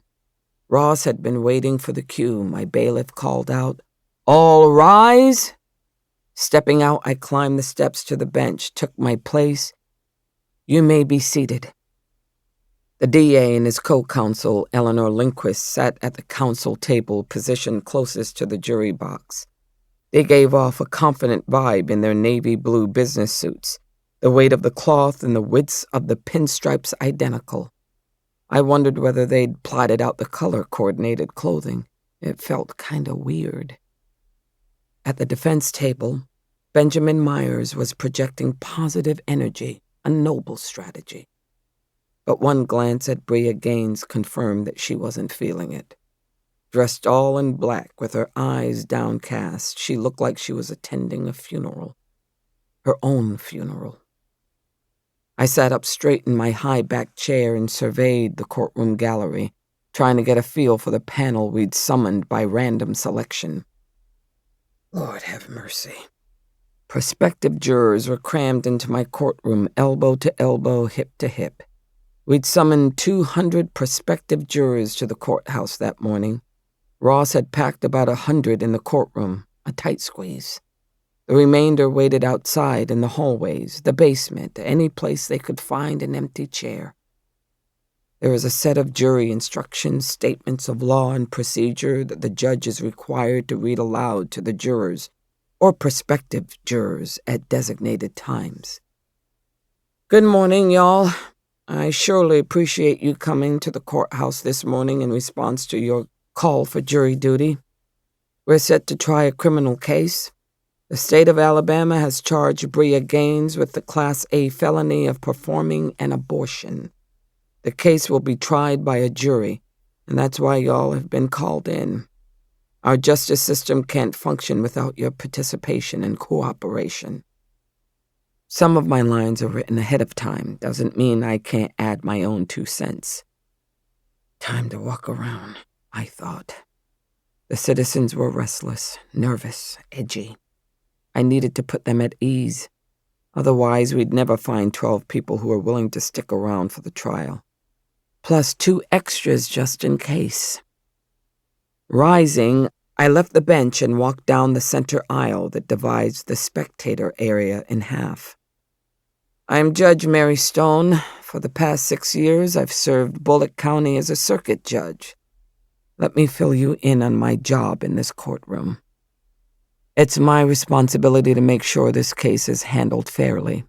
There are 2 sides in this criminal case, the prosecution and the defense. Just so you know, my role here isn't to make either side happy. A pair of young people, 1 man, 1 woman, exchanged a look when I made that claim. Then the woman rolled her eyes. The hell? I paused, waited for her to focus on me, gave her a stern glare before I moved on. My role, my only role you might even call it, my obsession, is to ensure a fair trial, to protect the rights of the parties and see to it that the law and procedure are followed. And that's precisely what I'm going to do. I'd reached the back of the courtroom near the closed doors. When I turned to face them, most folks had shifted around in their seats or peered over their shoulders to see what I was doing. Good. Loosen them up a little. Next job, loosen up their tongues. To have a fair trial, we're going to need to pick a jury, and we'll be asking questions to help us do that job. I'll make inquiries. I'll get to go first, one of the perks of being a judge, right? Pause for a chuckle. It got a small laugh, which was fine. I wasn't trying to bring the house down. This wasn't stand-up comedy. A woman's life was at stake. The DA and the defendant's attorney will have the opportunity to ask questions, too. It will take a while, so let's all settle in, try to get comfortable. I know those wooden benches are pretty hard. You'd think after 150 years somebody would have thought about padding the seats. Another chuckle followed me as I returned to the bench. Instructed the potential jurors regarding voir dire, placed them under oath. The questions began.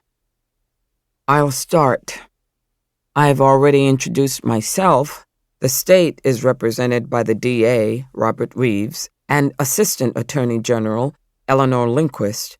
Anybody in this room acquainted with the DA or his co-counsel? Or related to them? We lost some panelists. No surprise there. Reeves was a native of Union Springs. A distant cousin of Reeves was in the room. I excused her immediately. Some neighbors, people who knew Reeves from school and others who knew his wife. 4 guys sitting together from Reeves' weekly men's prayer breakfast group. Good God, I thought. What were the odds of that? I almost said it out loud. No one claimed to know Eleanor Lindquist. Same with Benjamin Myers, the defense attorney from Atlanta. But the defendant herself, a different matter. A couple dozen hands went up. I called on the nearest one first, a man seated in the second row. Yes, sir. Your name, please, and the number you were assigned.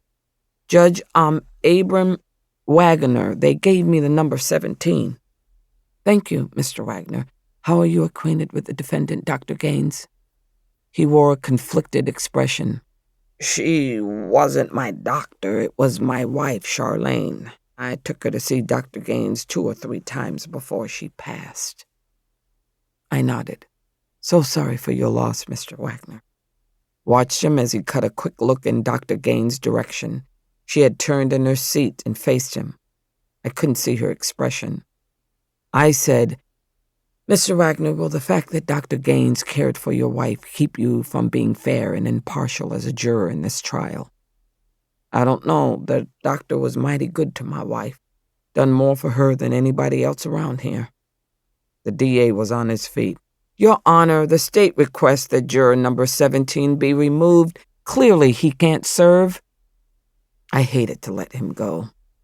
"Mr. Wagner, if I instruct you to listen to the evidence presented in this case and base your verdict solely on the evidence presented in court, because that's what the law requires, are you saying you absolutely would not be able to follow the instructions of the court?"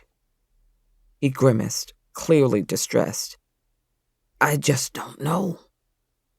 Reeves was already moving my way. "Request to approach the bench, Your Honor." I waved the lawyers forward. Reeves and Lindquist duked it out with Myers in whispers, while the court reporter hunched beside them, taking down every word. At their insistence, we had to drag number 17 to the bench for further questioning. By the time we were done, Mr. Wagner was so confused he could barely recall his own name. I didn't excuse him at that point. Figured if I let Wagner get away, there would be a run for the door and we'd lose the entire panel. As the man returned to his seat, I gave the courtroom a tight smile. "Let's continue, y'all, refreshing your recollection. The question before you is, does anyone on this panel know Dr. Gaines personally?" The hands shot up this time. Twice as many waved in the air. 4 dozen, maybe. Almost half of the room. For the first time, I experienced a panic of self-doubt. Maybe I'd made a mistake. I should have let another judge handle it. Let the case go to Montgomery or Birmingham, like the DA had suggested. Keeping it in Bullitt County would come at a price. And that price would be paid by Dr. Bria Gaines. Chapter 55. We broke for lunch shortly after 12 o'clock, barely 3 hours into jury selection, and I was already mortally exhausted. The panelists were dropping like flies, all kinds, black, white, old, young, male, female. They were snatching at any pretext to be excused from serving on that jury. Most folks fell into that category, people intent on escape. But I'd picked up on a handful that leaned to the other extreme, citizens who desperately, fervently wanted to be on the jury, were overly eager to serve. They had an axe to grind. It was clear to me that they'd already made up their minds before a shred of evidence had been presented in court.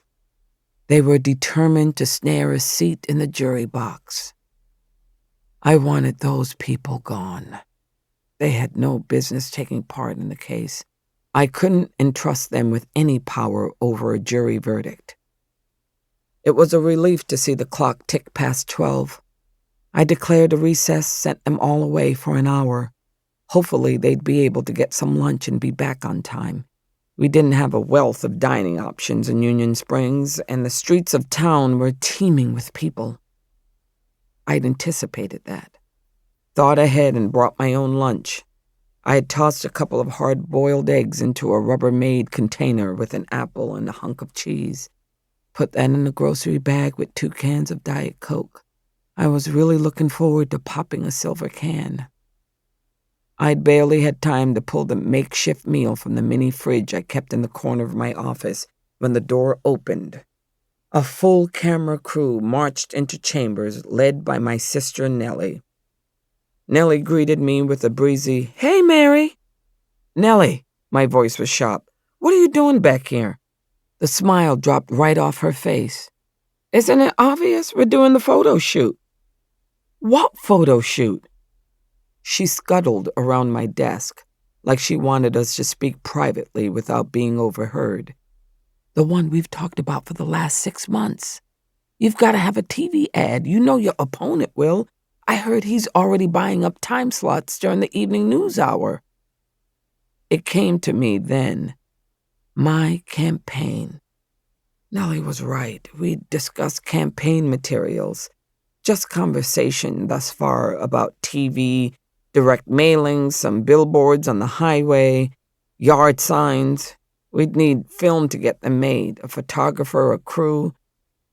But today? Your timing is way off, Nellie. We're picking the jury for the Gaines trial. Nellie grabbed my robe from the coat rack, shook it out.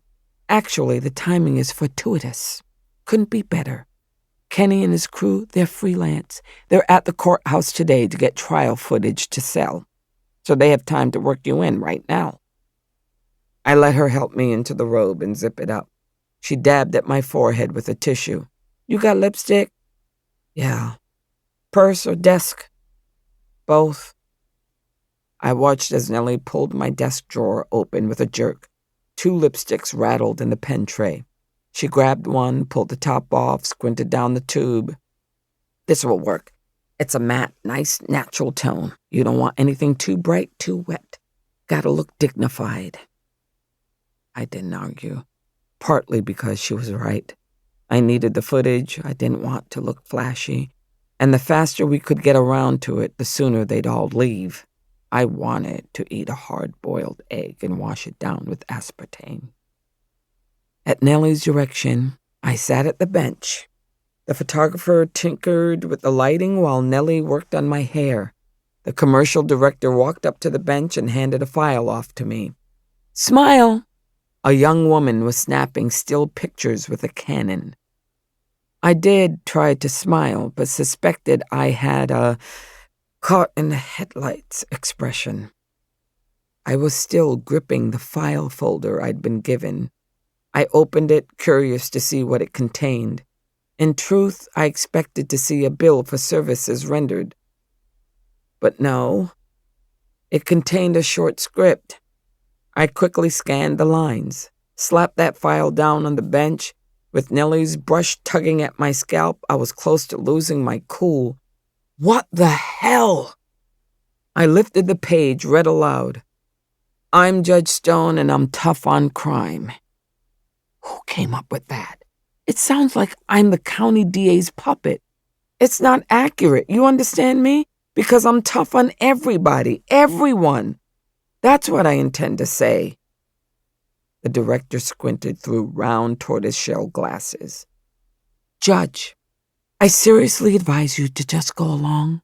Deliver the script exactly as it was written, okay? He waved Nellie away, saying, Hair's fine, she looks good. Let's see if we can get this on the first take. Judge Stone, are you ready? No, not ready for this. Off somewhere to the side, Nellie groaned. I kept my gaze on the man in charge of the ad. I prefer to be authentic. That's how I want to proceed with this. He gave me a sad kind of smile. But do you want to win, Judge? Be reelected? If so, you need to go with the script. Just read it aloud. I don't think you know me very well. I was about to say more. He cut me off. Maybe not, but I know about political ads. If you want to keep your job, you need to show your support for law and order constituents, business people, property owners. Criminals don't vote, you know what I'm saying? You're going to need the endorsement of the Chamber of Commerce. You can't win this race without it. In local elections, they control the votes and the money. I should have eaten that apple. Maybe if my blood sugar had been stable, I'd have held on to my temper and controlled my tongue.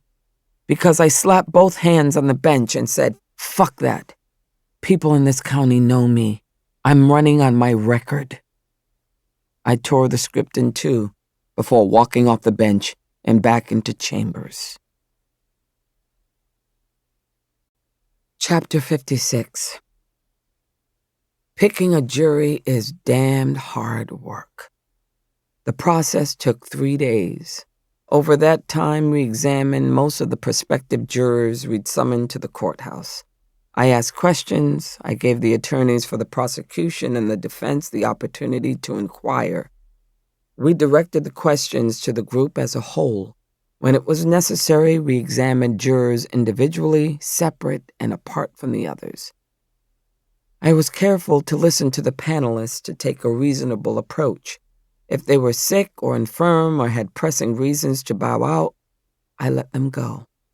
If they had attitudes inconsistent with an open mind, people who believed, for example, that a person charged with a crime must be guilty of something, I dismissed them for cause.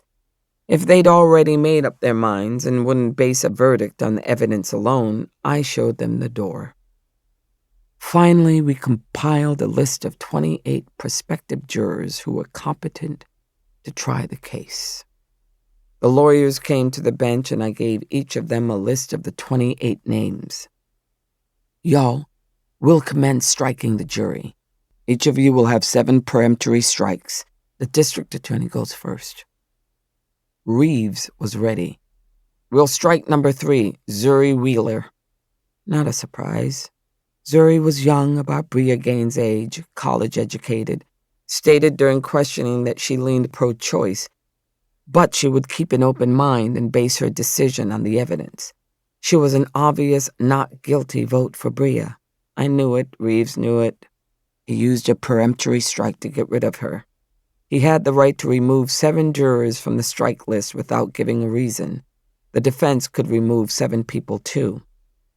Mr. Myers, the defense shall strike the next name from the list. Benjamin Myers held an open file. I glimpsed the strike list inside, emblazoned with scribbles of black ink. Garner Lee Bowman. A good choice, I thought. Bowman had given the defense table the stink eye for the past 3 days, but he'd never made a statement that could subject him to be removed for cause, so Myers used a peremptory strike to throw him out. So it went back and forth until only 14 names remained on the list. We had it then, our jury of 12 plus 2 alternates. Jury selection is a misnomer, an inaccurate term. It's actually a game of last one standing. We announced the list, let the rest of the panel go. I gathered the jurors into the box and instructed them to raise their right hands. You do solemnly swear or affirm that you will well and truly try all issues joined between the defendant and the state of Alabama and render a true verdict thereon according to the law and evidence, so help you God. The response was uneven, but they all answered in the affirmative, I do. Next step would be to launch into a series of formal jury instructions. Tell them about their duties, the proper conduct of a jury, what the order of proceedings would be in the trial of the case. I gave them a close look. They were strung out from sitting in the courthouse for 3 long days. Anything I said would be promptly forgotten. A check of the old wall clock showed that it was nearly 4 o'clock. I turned to the bailiff. Ross, it's time to get the reinforcements from the sheriff's office. Yes, Judge. Sheriff Owens was giving us 2 deputies. One was female, an essential trait. 7 of our 14 jurors were female. They'd be escorted everywhere, including the restroom, until the trial was complete. I flashed a smile at the jury box. Ross is going to show y'all to the jury room, conveniently accessed by a door right inside the courtroom. You're done for today. They were picking up their purses, their jackets, eager to move on. I held up a hand to halt the activity. I need to give an instruction to you before we recess for the day. You'll hear me say this over and over during the trial. I waited until I had their attention, all 14 of them. This was important. They were a sequestered jury and needed to remember it. Until you have been discharged, it is absolutely necessary that all of you stay together. You must not separate, not even for a moment, unless allowed by me or the bailiff. Some of them looked shell-shocked by the instruction, as the significance of sequestration registered with them. I tried to lighten the moment. When they wrote that jury instruction, I wish they had mentioned that you'll have a modicum of privacy. It's not as bad as the military. There are no group showers. The joke fell flat. Ross escorted the jurors out of the box into the back of the courtroom where they disappeared into the jury room. I turned my focus to the counsel tables. We'll convene at 9 o'clock tomorrow.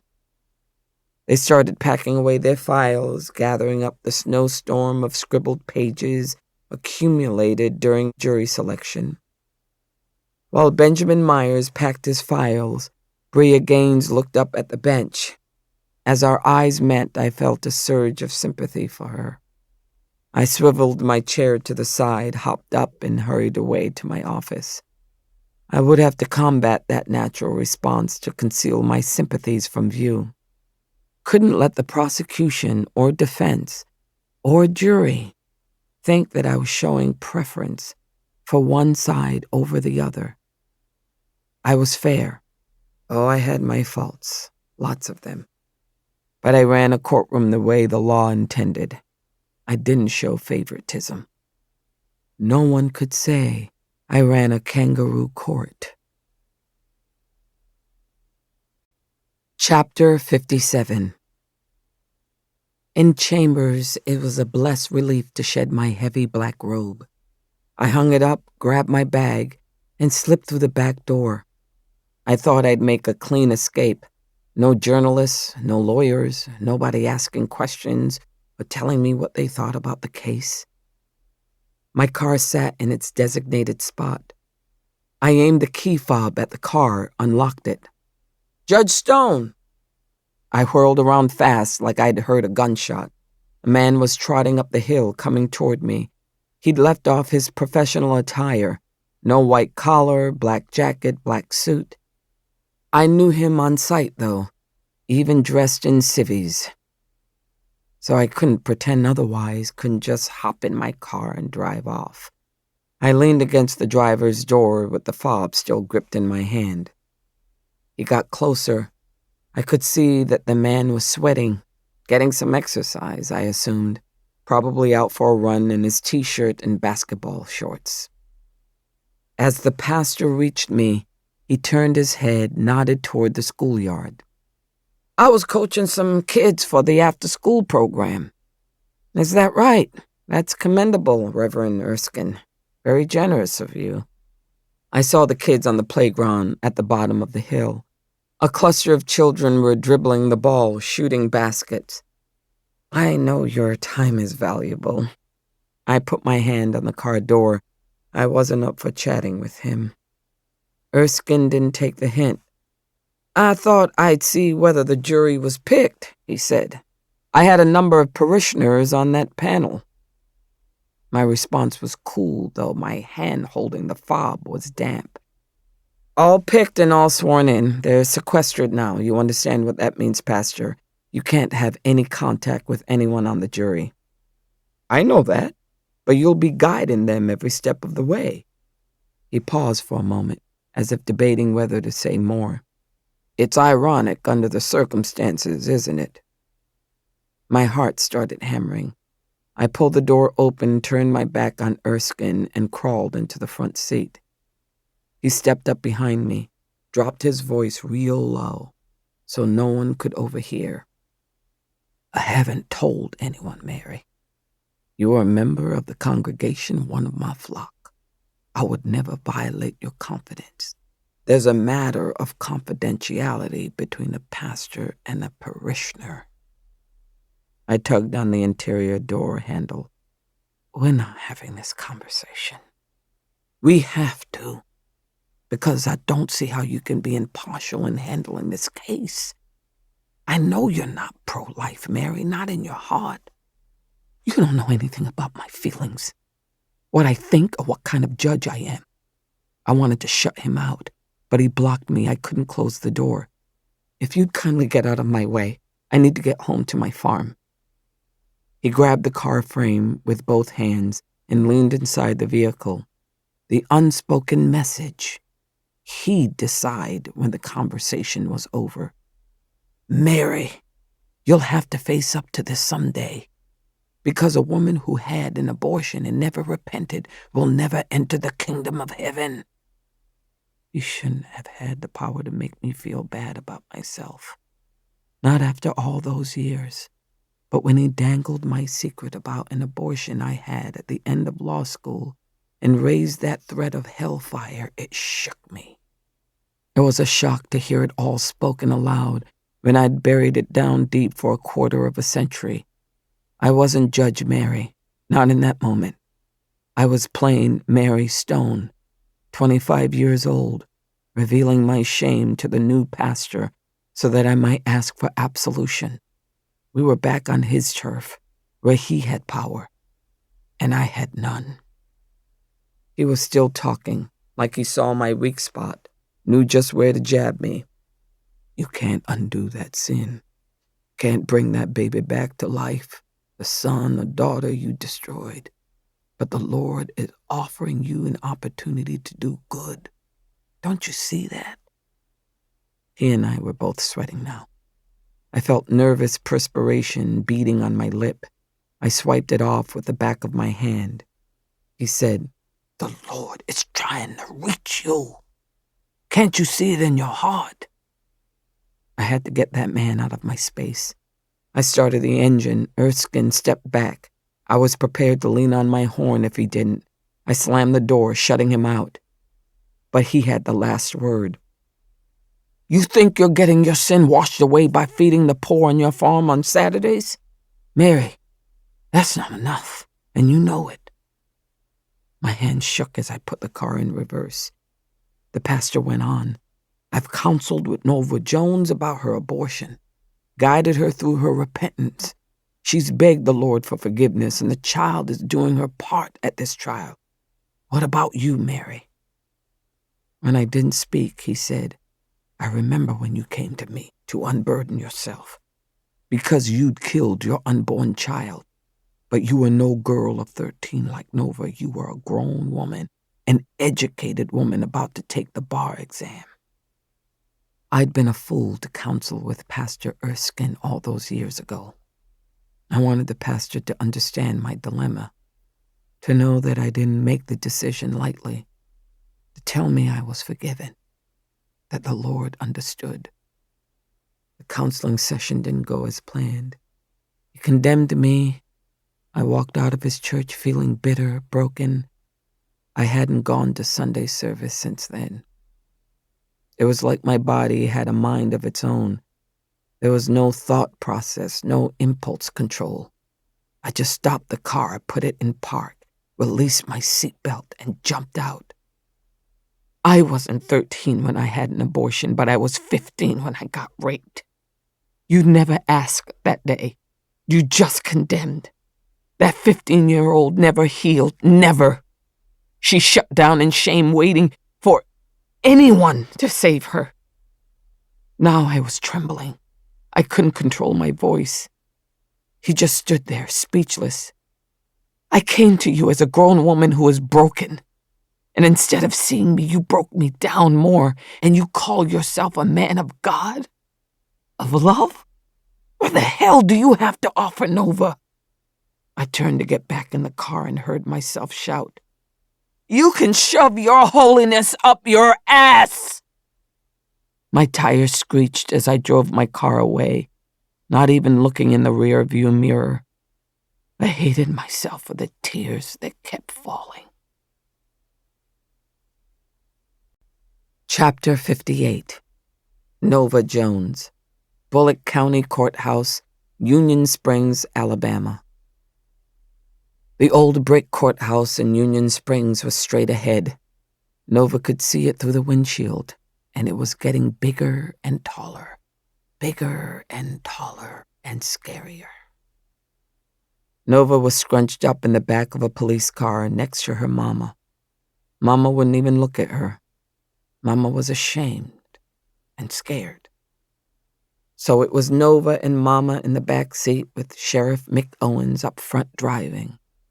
But Nova wasn't there. Not really.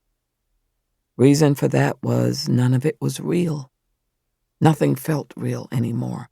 Not to Nova. It was all a terrible bad dream. Not only a dream, though. There were things that had happened to Nova, things done to her that brought her to that place. That wasn't fair. It was wrong. So wrong. She'd been raped. She couldn't forget what they'd done to her, how they'd done it. Almost a year gone by, but it was still all locked up in her head, locked up tight because she couldn't tell anybody what happened. She was so alone with her secret shame. The courthouse was getting closer, too close. If she could, Nova would open the car door, jump out, and run off as far from the courthouse as she could get. But there was no way out for her. Outside the police car, angry white people were yelling, coming off the sidewalk right up to the police car. They were screaming at her, at Nova, yelling her name, yelling bad words. She clutched her hands together in her lap. She wished she could roll down the car window. Those white people were so close she could reach out and grab them. She wanted to shake them hard, make them stop. Nova had never seen so many people in Union Springs, and she'd lived there her whole life, all shouting, angry, cussing. Why were all the people angry, mad at her? They made ugly faces, acted like her name was a dirty word when they said it out loud. It made her feel dirty and guilty. The sheriff said, "Those people out there, they're too close to the car." He flipped a button and the siren started wailing. Nova clapped her hands over her ears, but it didn't shut out the noise from the siren or the people in the street. She slid down in the seat. She could see through the front windshield there were white people holding signs. She couldn't read them, not with the sun hitting the window, making a glare, but she heard more voices. They were chanting together, in rhythm. "Lock her up! Lock her up!" Nova felt hot vomit rise up her throat. Thought she was going to puke all over the back seat of the police car. She thought they wanted to lock her in jail. Then she caught a good look through the glass, saw that one of the signs said Dr. Gaines' name. It was the doctor they wanted to lock up. Not Nova, after all. That made her almost as sick as when she thought they meant her. She stared at the pushing, shouting people, wondered what they were doing to Dr. Bria. The doctor helped Nova. Nobody else helped her. Nobody except for the school nurse. And she was dead. Somebody killed Nurse Bass. The sheriff stopped the car right in front of the courthouse. Nova's mama opened her own door on the street side. Mama got out and disappeared into the crowd. Nova tried to unbuckle her seatbelt, but her hands felt unreal. So did her arms. Her legs were jelly. The sheriff's face appeared in her window. It surprised her, almost made her pee her pants. He opened the car door, not talking, didn't say a word. She couldn't tell if the man even saw her, not with his sunglasses. Just held the door open. Mama was behind him on the sidewalk. Mama still wouldn't look at her. The crowd of people edged closer to the car, still yelling, chanting. The screaming and shouting made Nova feel like she'd go deaf. Her face felt like it was on fire. She didn't know what to do. She couldn't even move, couldn't get out of the back seat, too scared of what was outside. Mama finally looked at her. Then Mama stepped over, scooted in front of the sheriff. She reached into the car and took Nova's hand. "Come on, baby girl. We have to go inside. We going to court." Chapter 59. Bria Gaines, Bullock County Courthouse, Union Springs, Alabama. On Thursday morning, Bria was watching for Ben Myers through her living room window. When she spotted his car coming down the street, she locked up the house and hurried down her front walk. As she slid into the front seat, she looked over at him. "Thanks so much for the ride, Ben. It's really not necessary." Myers' face was grim. "I'd say it's absolutely necessary." Bria knew he was right. She was just putting on a brave front. After the first day of the trial, she'd returned to her car to find it dripping and smelling from rotten eggs. Someone had scrawled "murderer" on the front window and "burn in hell" on the back. After that, she'd steeled herself so that no one could hurt her. That was the plan, anyway. Myers put some music on the radio to relax her.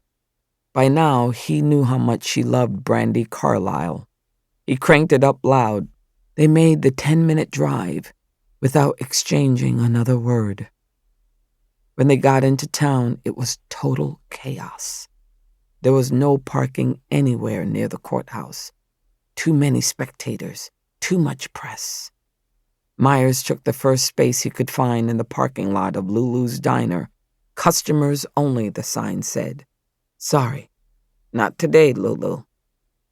As Bria walked with Myers down Prairie Street toward the courthouse, she could see that a crowd had gathered, filling the sidewalk and spilling over onto the street.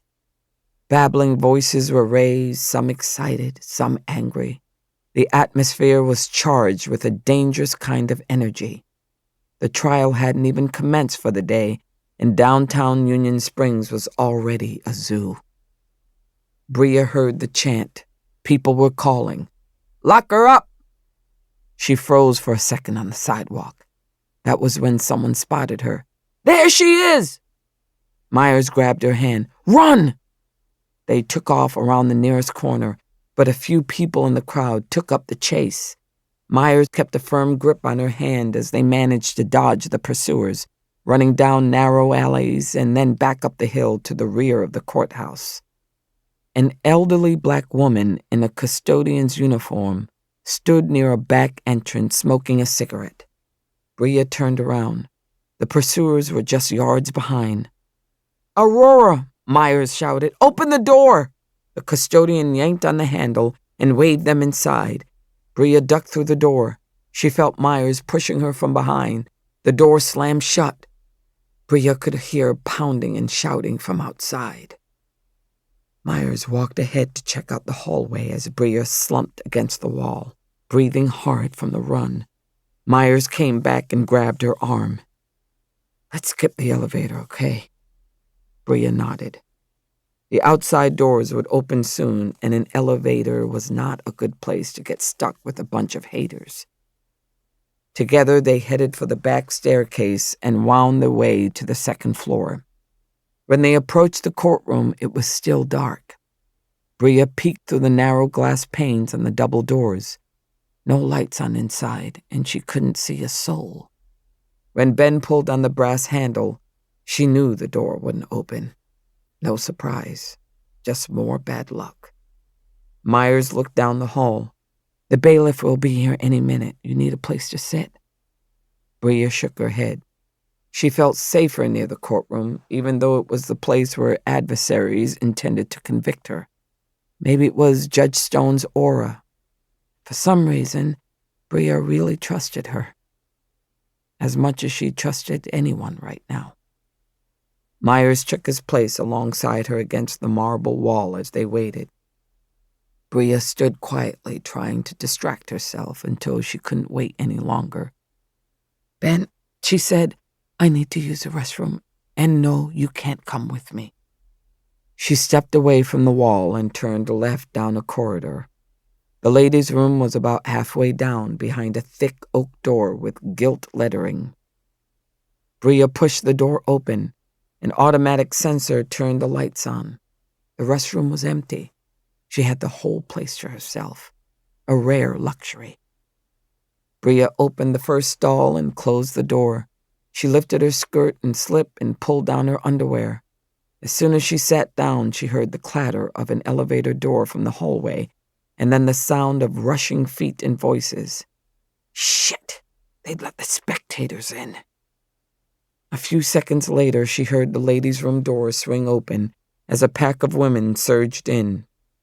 Bria could hear the other stalls opening and then slamming shut. She could hear faucets turning on. She could smell perfume and hairspray.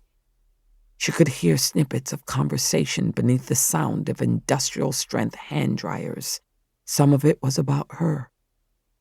When she was done, Bria adjusted her clothes, opened the stall door, and moved quickly to the last sink in the row.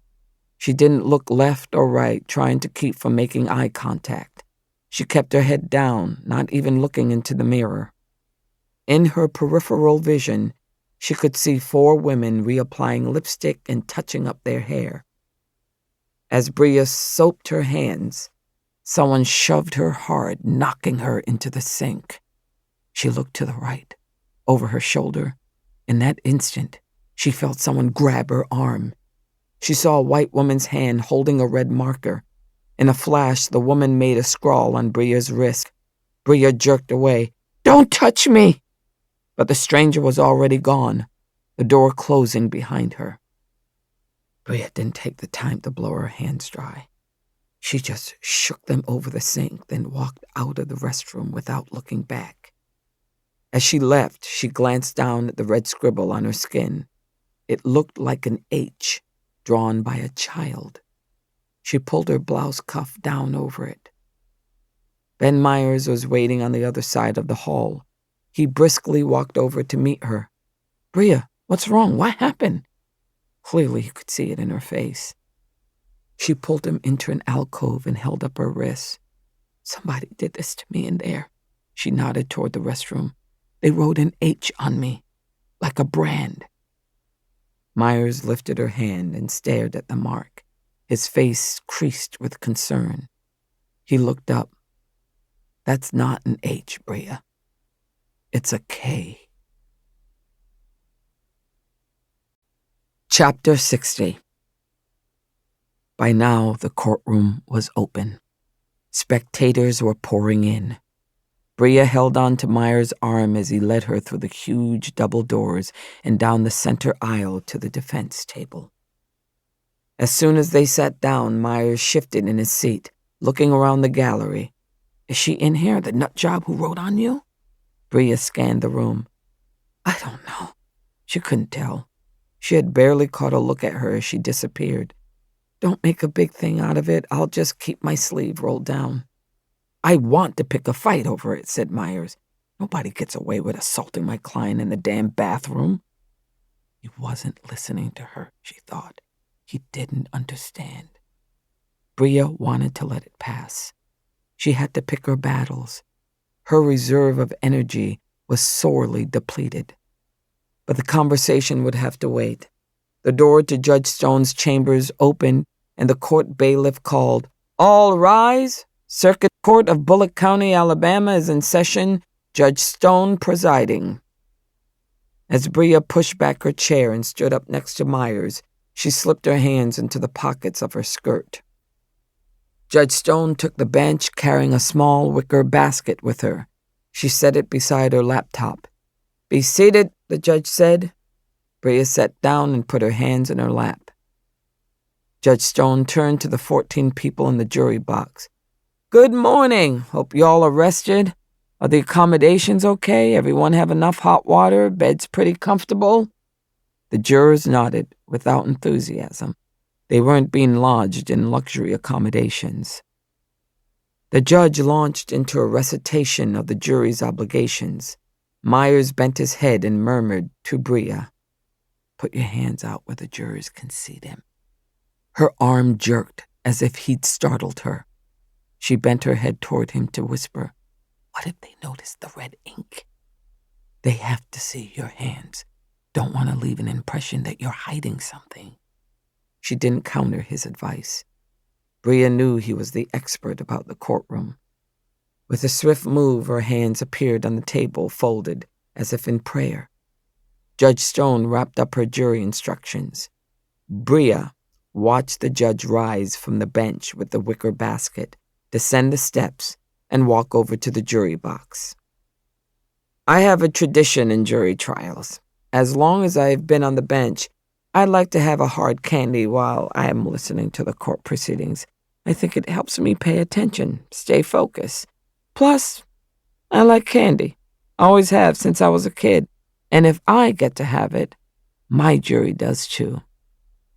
Bria tried to smooth the fabric of her sleeve while the judge commanded the jury's attention. The judge held up a red and white striped peppermint for the jurors to see. They're individually wrapped. We're not sharing germs, just sharing hard candies. Don't worry about me doing anything that will make my jurors get sick. You're important to me. No way I'd risk your health. That got a chuckle.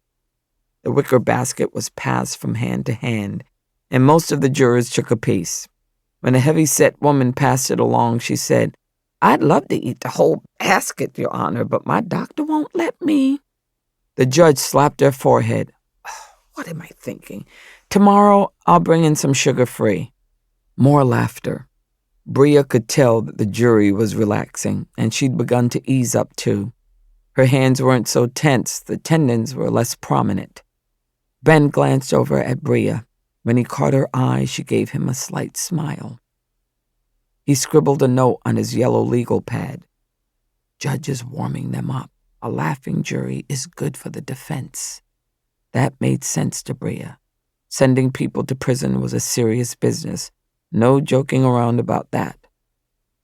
When Judge Stone returned to her seat, she turned to the prosecution table. "Is the state ready to make an opening statement?" Robert Reeves, the DA, stood and buttoned his jacket. "If it please the court." "Proceed." Reeves strutted over to the jury box.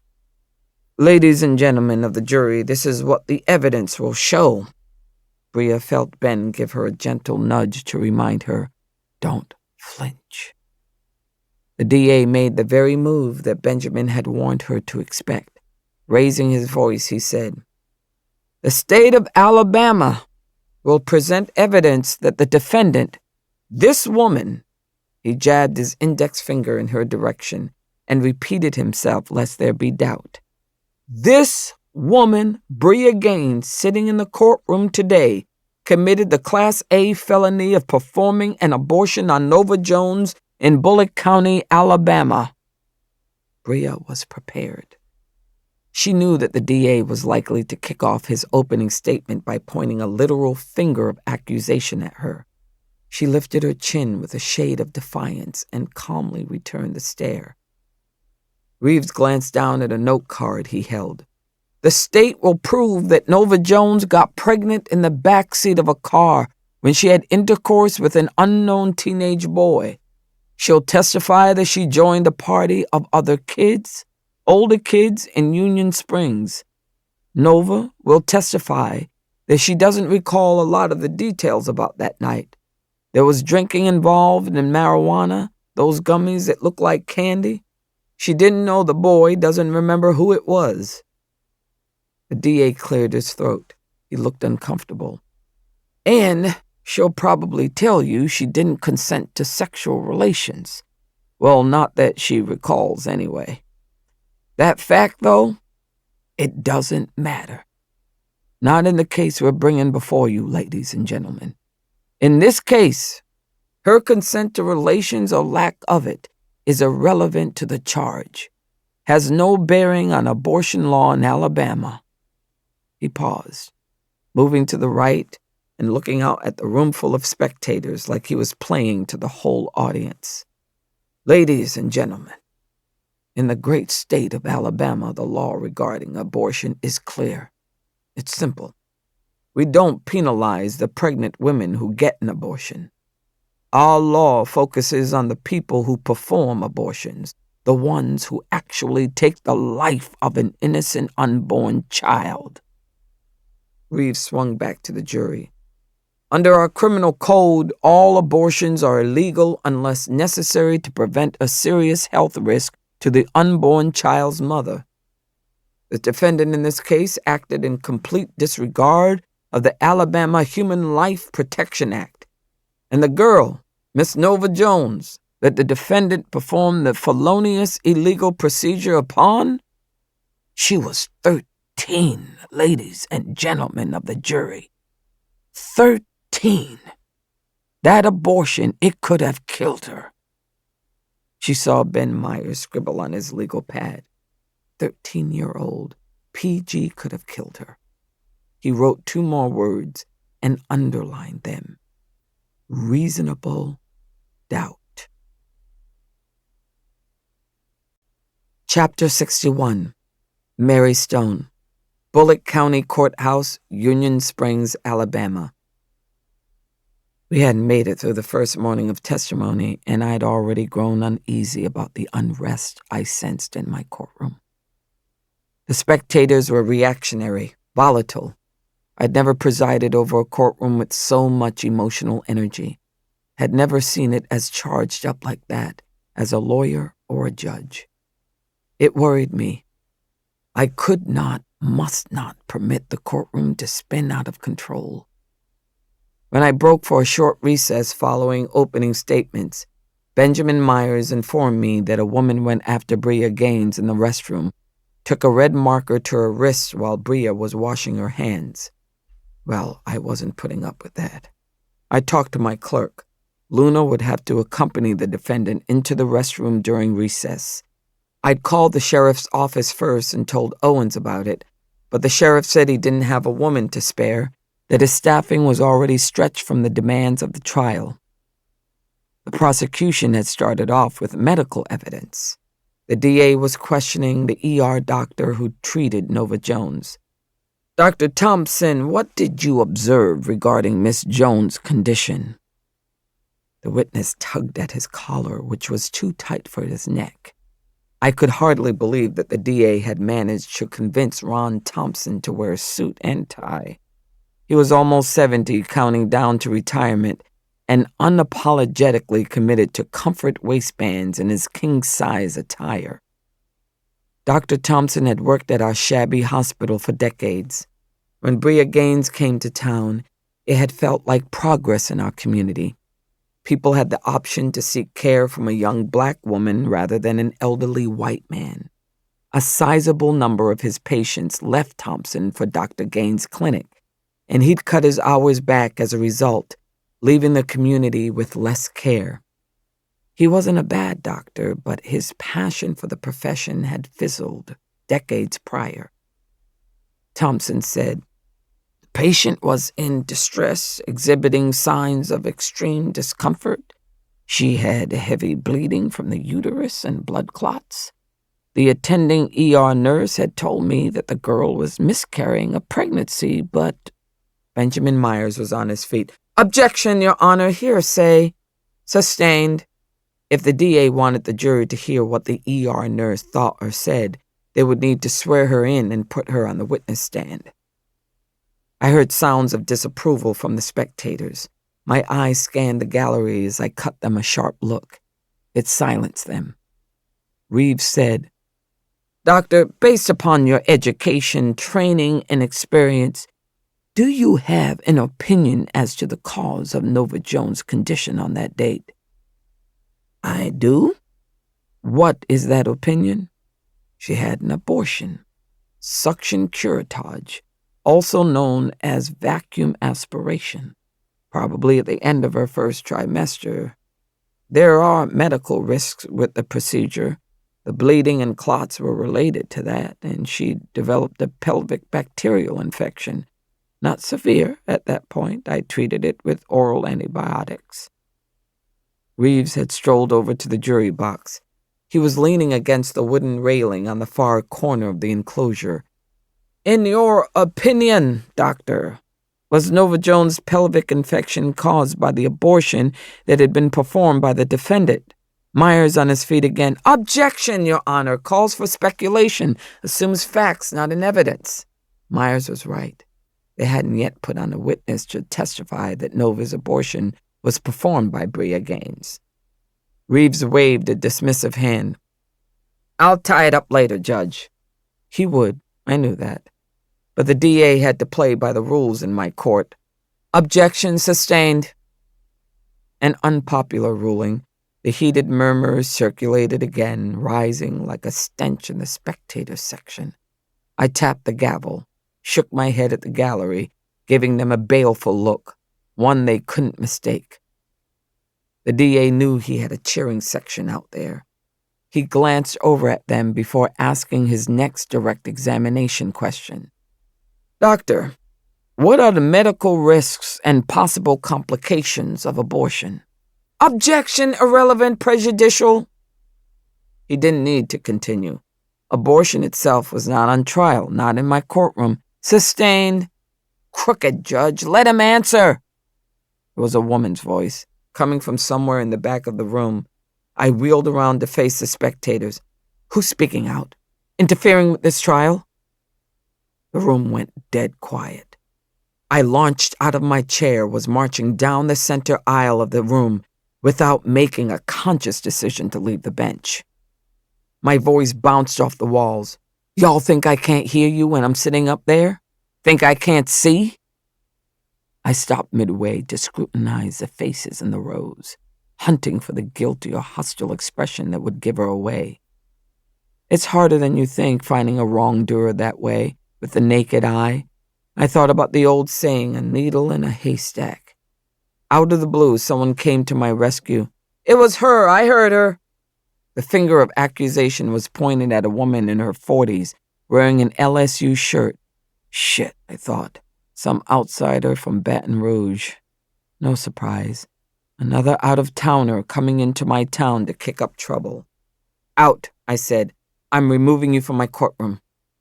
I threw some dramatic flair into it, lifting my arm and pointing toward the exit, letting the full sleeves of my voluminous robe double my actual size. To handle this crowd, I needed to be larger than life. Ross' car was coming down the aisle, ready to back me up, but she didn't put up a fight. Maybe because I appeared formidable. I sure as hell hope so. I watched in silence as she shouldered her purse and departed. When the door shut behind her, I walked back to the front of the courtroom at a fast clip, turned to face them all and said, "I don't know where y'all are from, but it seems that there are some people who don't know me. Because folks are acting out, let's start over, okay? I am Judge Mary Stone, and this is my courtroom." I paused for a beat, giving them a moment to see the fire in my eyes. "I have the duty to preside over this trial, and I take that responsibility very seriously. I will not permit these proceedings to go sideways, slip out of control. I understand that court proceedings are a matter of public record, but the right to sit in here and observe can be taken away by me. I swear I will clear this courtroom with a new broom if I have any more trouble in here. Y'all understand me?" My voice grew louder as I spoke. When I was done, I stood there for a minute to let them know I meant it. Then I returned to the bench. "Mr. Reeves, you may continue." "Dr. Thompson, in your opinion, did you see any evidence that Nova Jones had a health emergency or serious health risk? One that might have caused your life to be in danger prior to the abortion?" "I did not. Aside from her infection, bleeding, and pain, her general health was good." "No further questions, Your Honor." I nodded at the defense table. "Mr. Myers, you may cross-examine." He was ready, damn near jumping from his chair, he was so enthused. "Dr. Thompson, how many years did you say you've been in the practice of medicine?" 43 years. "In your education, training, and experience, what are the risks and dangers of adolescent pregnancies and young girls who are under 15 years of age?" "Objection!" Reeves was out of his chair, no surprise. "Irrelevant." "Overruled," I said. The doctor shifted in his chair. I gave him a verbal nudge. "The witness may answer." He was uncomfortable, I could tell, but he didn't violate his oath to tell the truth. "Young adolescents have worse perinatal outcomes than older teens or pregnant adults. That's always been true." "Specifically, what outcomes are we talking about?" "Well, let's see. A girl under 15, she'd be more likely to suffer from eclampsia, more likelihood of preterm birth, having the baby prematurely, Low birth weight infants, greater likelihood of mortality of the mother. Just to be clear, because we're not all accustomed to medical terminology, a 13-year-old pregnant girl is more likely to have a serious health risk or to die from carrying the pregnancy to term. Correct? The doctor wiped his bald head. Correct. There was a furious exchange of whispers going on at the prosecution table. The DA was fighting with his co-counsel about something, undoubtedly unhappy over the direction of the cross X of their witness.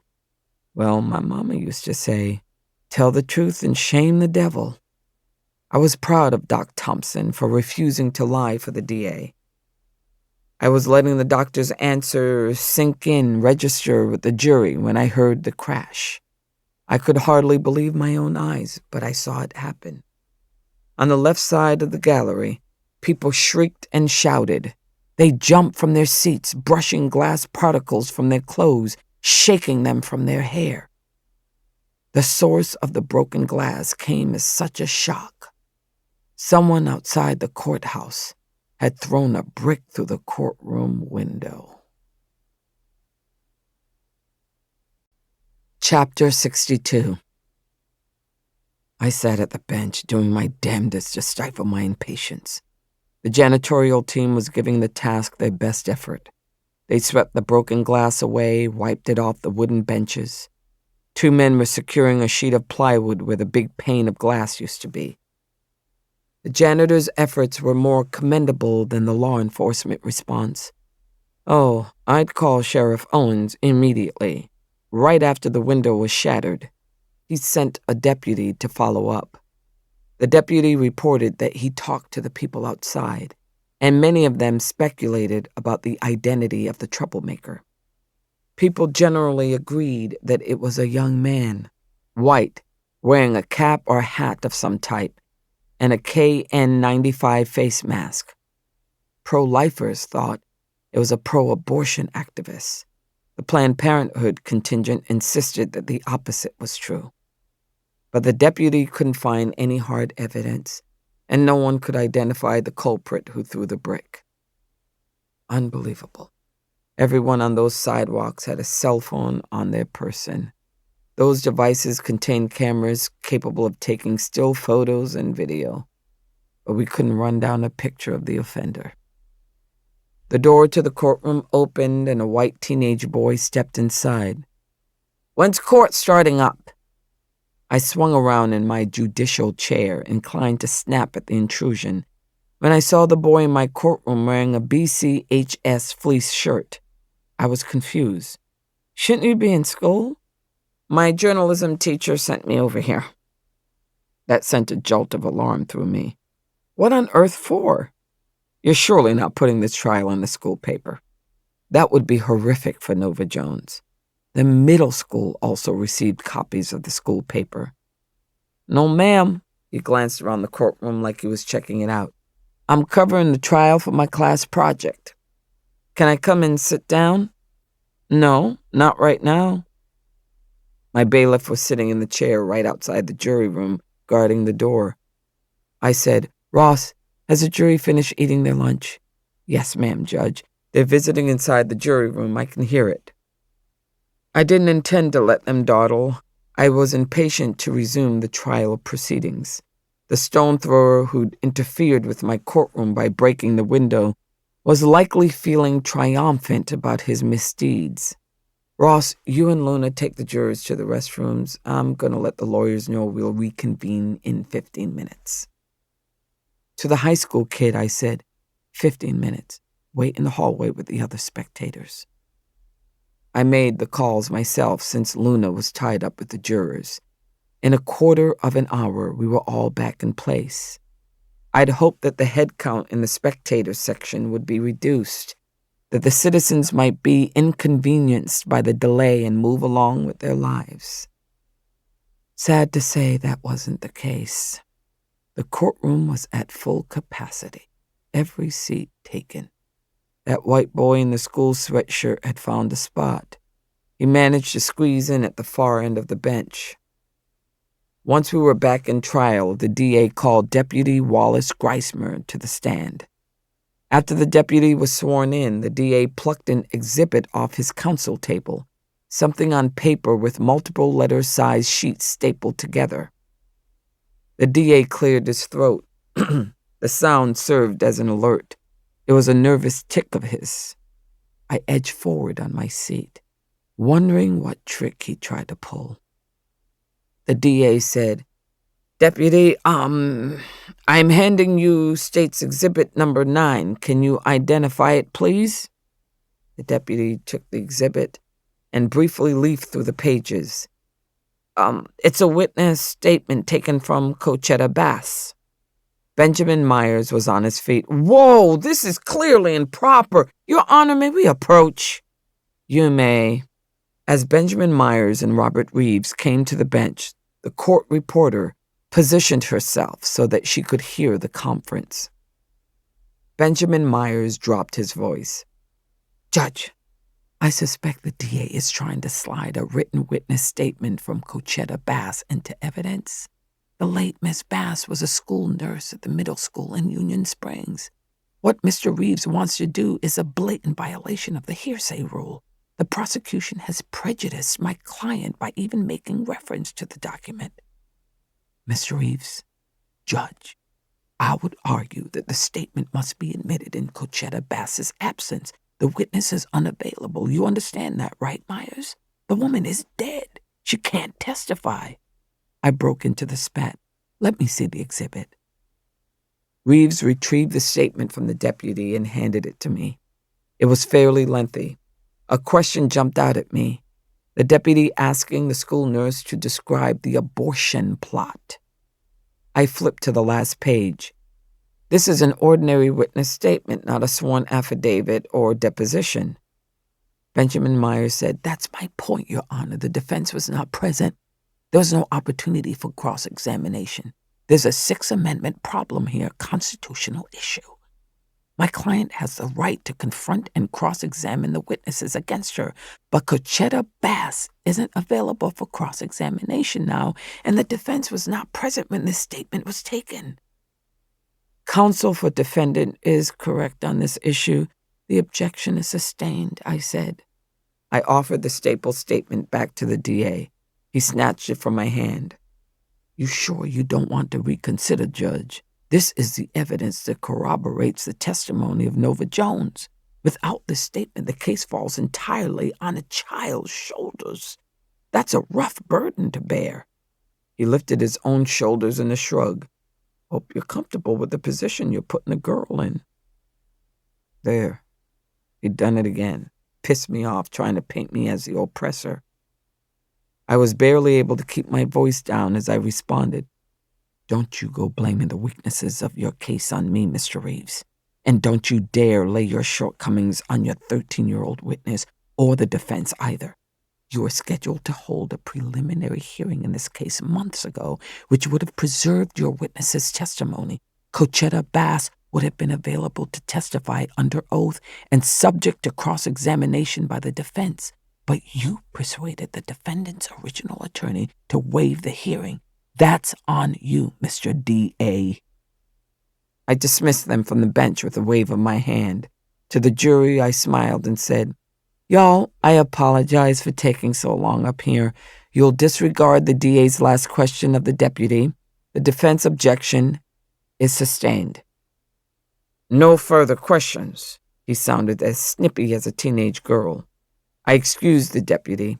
As he marched out of court, the DA turned his back to me. He walked to the prosecution counsel table and commenced a whispered consultation with his co-counsel. I let it go for a minute or so. At length, I had to interrupt their private conference. "Mr. Reeves, Miss Lindquist, is the state ready to proceed?" Reeves straightened up, returned to his seat, and then his face lit up with a smarmy grin. In an artificial tone of courtesy, he said, "We're ready, Your Honor." Something about the look in his eyes gave me a chill. Chapter 63. You may call your next witness, I said. Assistant Attorney General Eleanor Lindquist rose from her seat at the prosecution counsel table. She switched up her look. No business suit that day. Instead, the woman wore a royal blue belted dress with a double row of bright brass buttons adorning the front from the collar to the conservative hemline. Made her look more approachable than the drab gray and navy suits, and the dress would photograph well. Back in my trial practice era, I had to wrestle with those wardrobe issues. Those days were in the past. The black judicial robe I wore spared me all those decisions, saved a whole lot of my valuable time. The AAG said, "The state calls Nova Jones to the witness stand." My bailiff was in position at the far end of the courtroom. He pushed the door open, took a step into the hall. "Nova Jones?" I fixed my face, schooled my features. I was worried about that girl, concerned about the impact the testimony would have on her emotionally. It was hard enough to live through the experience, and now the child would be required to relive it in a huge room full of people, hanging on every word and judging her actions. But I didn't want to convey that. If Nova Jones walked into court and saw my face all twisted up with sorrow and dread, like I was anticipating a bloodbath, it would scare the child. I was the judge of this courtroom. I needed to project calm to help her remain calm. She stepped through the door and froze, right in the back of the courtroom, because it seemed like everyone in the gallery had twisted around in their seats to get a look at her. I could see it in her face. She wanted to turn and run. So I stood up, waved her forward. "Good morning, Miss Jones. We appreciate you coming to the courthouse today. I expect this is your first time in a court of law. You're going to come up here and sit in this chair." I pointed at it and repeated, "You'll sit up here right by me." Lindquist, the AAG, was staring at me with a bright, brittle smile. Looked irate, like I'd stolen her part by speaking the lines she'd rehearsed for the show. My bailiff was speaking to Nova, urging her to walk on down and take the stand. For a moment, I thought she might bolt. I could see it in her eyes. It's happened before in my courtroom, in an incest case. The little girl took one step inside before she turned and fled. We ultimately had to use video testimony, which is tricky in Bullitt County. We're low tech. And there's the Sixth Amendment to consider, the Confrontation Clause. I was thinking of the Sixth as I watched Nova slowly make her way to the bench. She was required to relate the details of her trauma to all these strangers, and she'd have to tell her story directly in front of Dr. Gaines. That was sure to be hard on a girl, a brutal experience. And then they'd order Nova to point the doctor out in court, identify her for the record. Finally, Nova arrived in front of the bench. When she looked up at me, I said, "Miss Jones, you'll need to promise to tell the truth in court. Everybody has to do that. The clerk will administer the oath." Lindquist spoke up. "Judge, I thought I'd ask a few questions first to, demonstrate her comprehension of the oath, show the court that she understands the significance of sworn testimony." I exchanged a glance with Myers at the defense table. He remained silent. "Miss Lindquist, the defense hasn't raised an objection to Miss Jones' competence as a witness. She's not a child. The witness is 13 years old, is that correct?" Lindquist was still smiling, displaying a shiny mouthful of teeth. "Yes, 13, Your Honor. Just a brief exam for the jury's benefit." I looked back at Myers. He lifted his shoulders in a shrug. No objection, then. I thought he might accuse the state of trying to bootstrap their witnesses' credibility. "Miss Lindquist, I want the record to be clear. The court has not required this demonstration. But the defense does not object to it. All right, then, you can proceed." I turned my attention to Nova, made sure my voice was warm when I spoke. Go ahead and sit in that empty chair, Miss Jones, up here on the stand by me. You're going to answer some questions before you take the oath. Nova ducked her head as she stepped onto the witness stand. When she sat, she grabbed the arms of the chair and held on tight. In a bright voice, the AAG said, Good morning, Nova. I'm going to ask you questions about telling the truth. Can you look up, please? Nova raised her head. Her mouth was trembling. I wanted to reach out, wrap her in a hug, like I'd do if one of my nieces was in that kind of state, upset and scared and shaking. The lawyer said, Nova, when people testify in court, they make a promise to tell the truth. Do you know what that means? I saw her release the arms of the chair. She slipped her hands under her thighs, hiding them from view. Uh-huh. So you know the difference between the truth and a lie? Yeah. Her voice was so soft, the jurors might not be able to hear her. I said, Can you speak up, Nova? I know it's hard, but those folks in the jury box want to hear what you have to say. She nodded, repeated it. I know the difference. Lindquist said, Is it wrong to tell a lie, Nova? It's wrong. The AAG mimed placing one hand on the Bible and raising the other. Nova, some people put their hand on a Bible to swear to tell the truth. Are you familiar with the Bible? Yes. Do you go to church? Yes, ma'am. Victory Baptist. This line of inquiry was spinning out of control. Miss Lindquist, it feels like you're rehabilitating a witness who hasn't even testified yet. Where are you going with this? Lindquist resented the interruption. Her eyes were chilly as she regarded me. Just a couple more, Judge. Nova, does the Bible say it's wrong to tell a lie? It's false witness. The girl was demonstrating biblical knowledge that a lot of people lacked. But the questions weren't making her more comfortable with the witness chair. She swayed to one side and had to grip the arm of the chair again. I feared she was in danger of passing out. I'm cutting this off, Miss Lindquist. To Nova, I said, You feeling all right, Miss Nova? She blinked rapidly, turned to face me. The girl was breathing fast. I could see the fabric of her T-shirt move in time with her heartbeat, like her heart was pounding so hard it wanted to jump outside her chest. Miss Nova, talk to me. Are you feeling faint?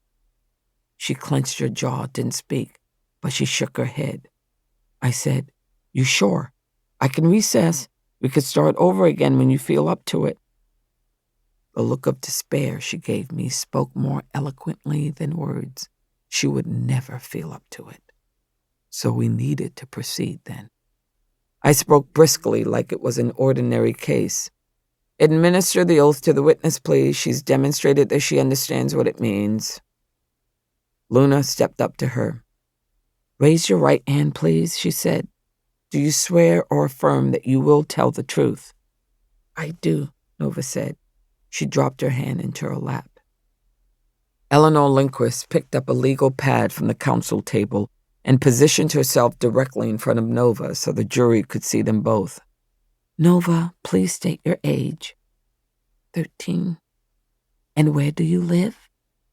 Magnolia Apartments, 416 South Street, Union Springs, Alabama.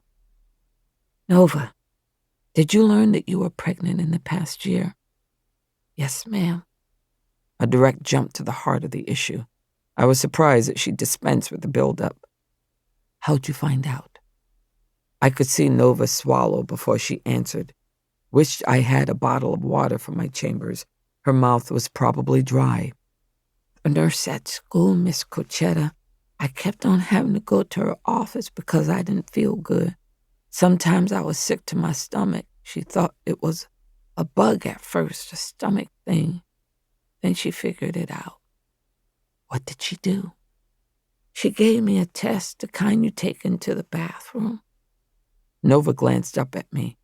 I suspected she wasn't comfortable explaining that she had to pee on the test stick. I gave her a nod to encourage her to continue. Lindquist said, "What happened with the test?" "There were 2 lines. 2 lines meant you were pregnant." "Did you know you were pregnant before you took the test?" Nova shook her head. She was quiet for so long, I thought I'd have to tell her to speak up. Finally, she said, "I didn't want to think about it." "But you knew there was a chance, right? Because you'd been to a party a few months prior where the partying got out of control, right?" She didn't answer.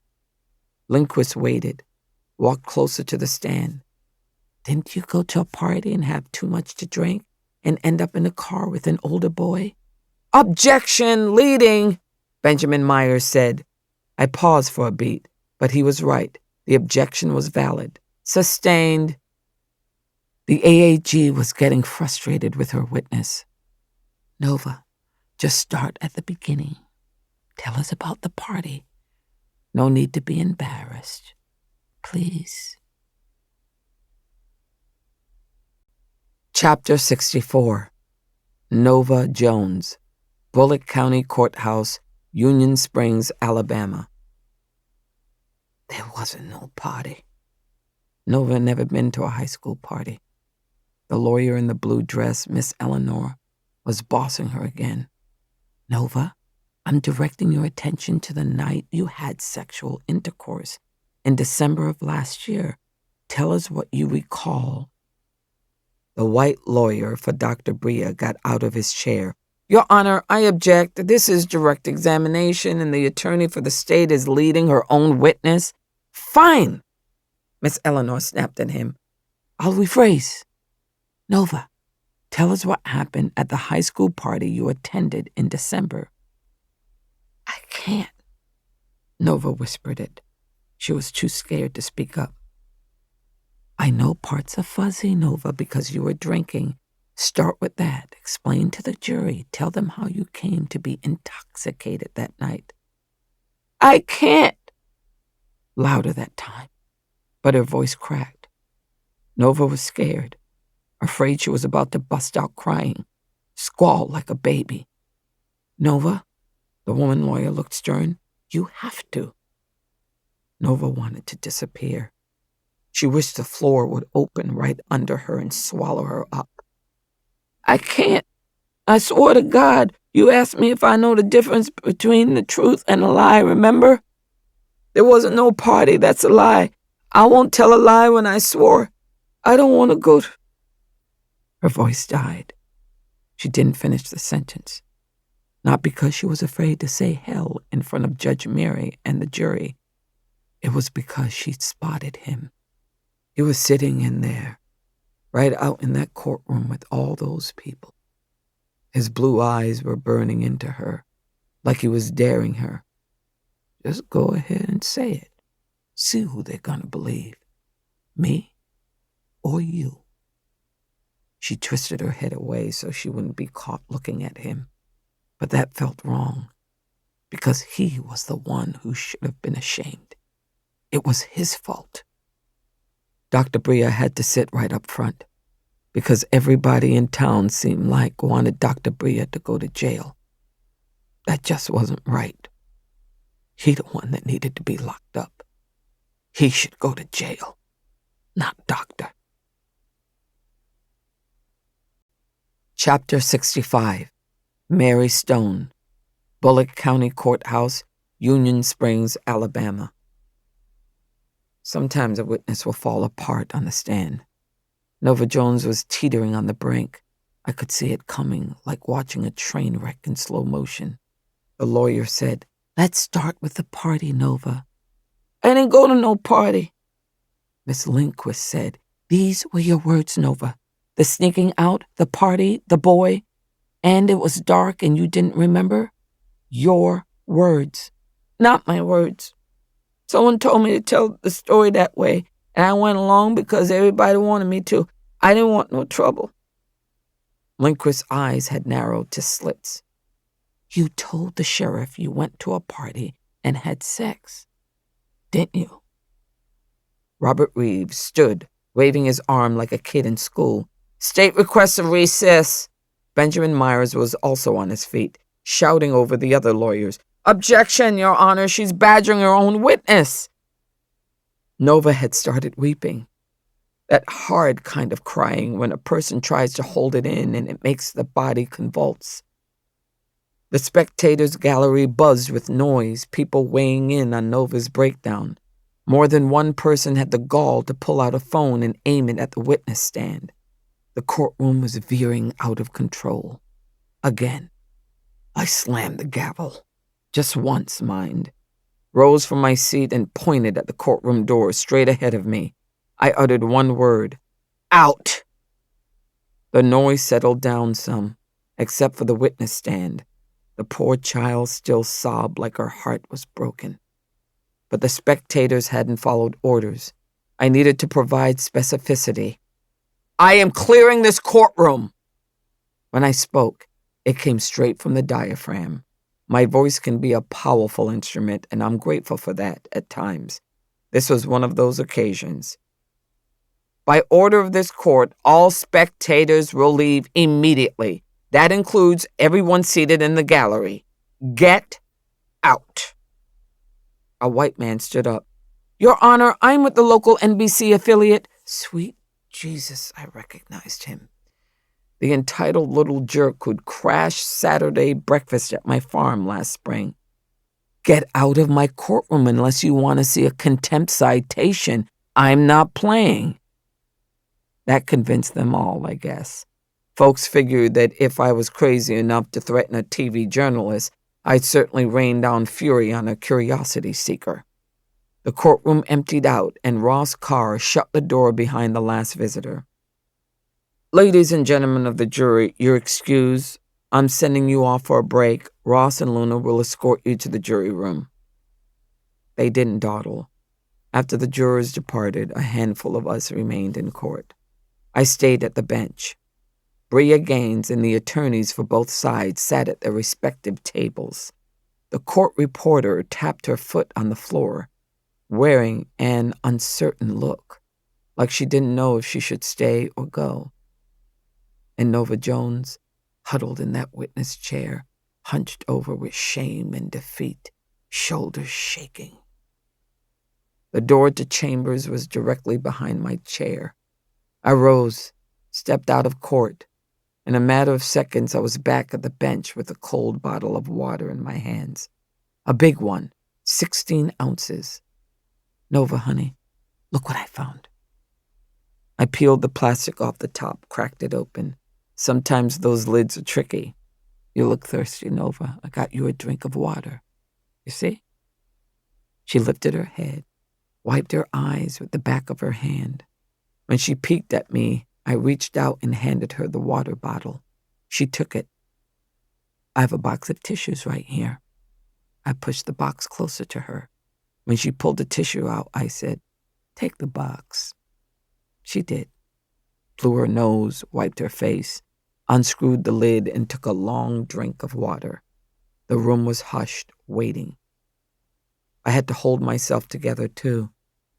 It was personal for me, and painful, though I was determined to hide that, to project a calm demeanor. Nova tipped the bottle back a second time, drank deep like people do when they've been working in the sun all day. When she stopped to take a breath, I said, "Courtroom can be a scary place, can it?" Nova's eyes turned to me and she nodded one time. I kept my voice soft. "That testifying is so hard, especially when everybody starts talking at once, the lawyers and the judge and sometimes the people sitting out there watching. It can be hard to know what to do." Lindquist was on her feet again. "Judge, the DA and I have had a moment to consult, and we both think it would be appropriate to have some time to talk without witness, privately." I was in no mood. "Sit down, Miss Lindquist." "But, Your Honor, I won't tell you again." Pretty sure I was giving her a deadly look, because she sat and didn't say another word. When the DA tried to whisper in her ear, she pushed him away. The girl from the AG's office had some sense. I was glad to see that. I turned back to Nova. "You want some more of that water, Nova? Or something to eat?" Sometimes people forget to eat when they come to court. The wicker basket sat on the bench. I picked it up and showed it to her. How about a piece of candy? You like peppermint? How about an atomic fireball? She peered in the basket before she sat back, shaking her head. Oh, thank you, ma'am. I'm not supposed to eat candy. I'm the biggest girl in school. At the hospital, that's why they say I got pregnant at 13. That made my eyes sting. I looked straight at her. I said, I was the biggest girl in school, bigger than most of the boys, so I got my period in 5th grade before anybody. When that happened, I was scared to death, afraid I'd start it in the middle of the school day. I used to lay awake at night worrying about it. Nova lost that guarded expression. I worry about that the same thing. That right? I think we're alike in a lot of ways. She appeared to be considering it as she took another pull on the water bottle. I took a peppermint out of the basket. As I unwrapped it, I said, This is a criminal case, Miss Nova. It's important to remember that in criminal cases, the prosecution, Mr. Reeves and Miss Lindquist, they're trying to put Dr. Gaines in prison. They have accused her of breaking the law. When a person's liberty, their freedom is at stake, that's very, very important. So it's crucial that every witness tell the truth, the whole truth, while they're in that chair you're sitting in right now. Nova clutched the water bottle so tightly I could hear the crackle of plastic. I swore the oath. I'm trying to do that, trying my best to tell the truth. The whole truth, I said. She swallowed.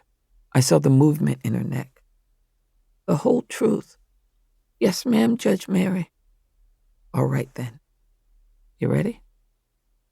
She closed her eyes just for a moment, opened them and looked up at me. Ready, she said. Nova, who was the boy you had sex with that night? I could see her starting to seize up again. Reeves looked like he was about to raise another objection. I shut him down with a look. Nova lowered her eyes. She dabbed her nose with a tissue. She stared up at me with desperation and pain written all over her face. I could tell she was working up to something painful. It wasn't one boy, she said. It was 2. Lindquist jumped up. Your Honor! I rapped my gavel. Sit! Then I leaned over toward Nova. Don't be afraid. Nobody here is going to hurt you. Just tell us what happened. Everything you can remember. I could see that she was terrified. She took another drink from her water bottle, then put it down in her lap. It was 2 boys. 2 white boys. Back in the weeds behind the old gas station. I didn't know them, either of them. But they knew me, called me by my name. Her voice was trembling, but her words were clear. It pushed me down and held me, and they did it, one after the other. When they were finished, they said, I should shut up and don't say anything about it because something might happen to my brothers or sisters. And they knew all their names, too. They told me they were clan. That one boy, the big one, showed me a K mark on his arm like he was proud of it, and then they run off. I looked down at the prosecution table and just held up my hand. I didn't want to hear a word from anybody but Nova Jones. Her chin was dipped down to her chest. Nova, did they say anything else to you? She was sniffling, started to sob. Yeah. One of them said I had pretty eyes.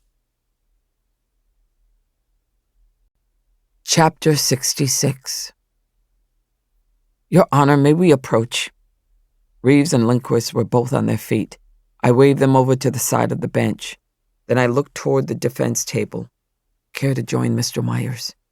He jumped up and hustled over too. I told the clerk to take Nova into my chambers. Judges learn to be human polygraph machines so we can weigh the testimony and credibility of witnesses. I have pretty good radar for telling the difference between the truth and a lie.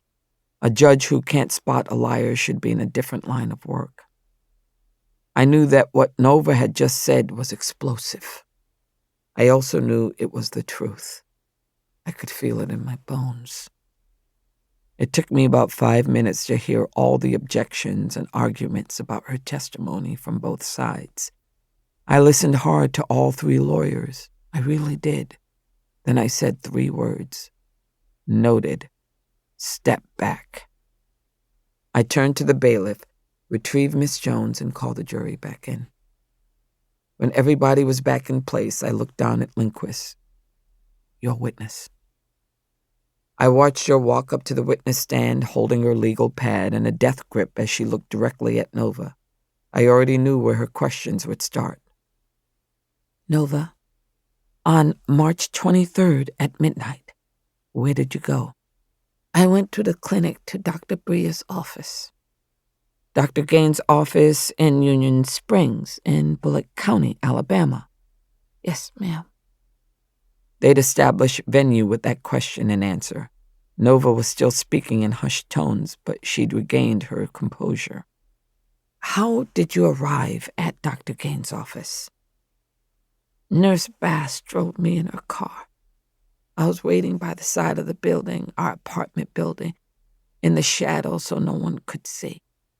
Why did you wait in the shadow? My mama didn't know about it. I sneaked out the window, real quiet so my sisters wouldn't wake up. When you arrived at Dr. Gaines' office, what happened? We went in the back door. I put on a blue nightgown thing. She paused for a moment, then added, Dr. Bria was nice to me. She said she was going to help me. Lindquist's voice turned hard. Help you with what, Nova? I was pregnant, scared. I didn't want to have a baby. I was so scared. The lawyer's face was like stone, no mercy. What happened next? I lay down on a table in the office, the one with a paper cover, put my feet up. Nova's voice broke then, but she recovered. Doctor said it wouldn't take long. And then what happened? I shut my eyes. I tried to think about something nice, make pictures up in my head, flowers, but it hurt like cramping. Did you tell her to stop? Sounding defeated, Nova said, I didn't tell her that. Didn't want her to stop what she was doing because I couldn't be pregnant. I couldn't have a baby. I got all I can handle taking care of the kids at home. A black woman on the jury about my age shook her head with sorrow, wiped her eyes. If I could have gotten away with it, I'd have joined her. Wish we could hang on to each other and cry it out. What else happened that night?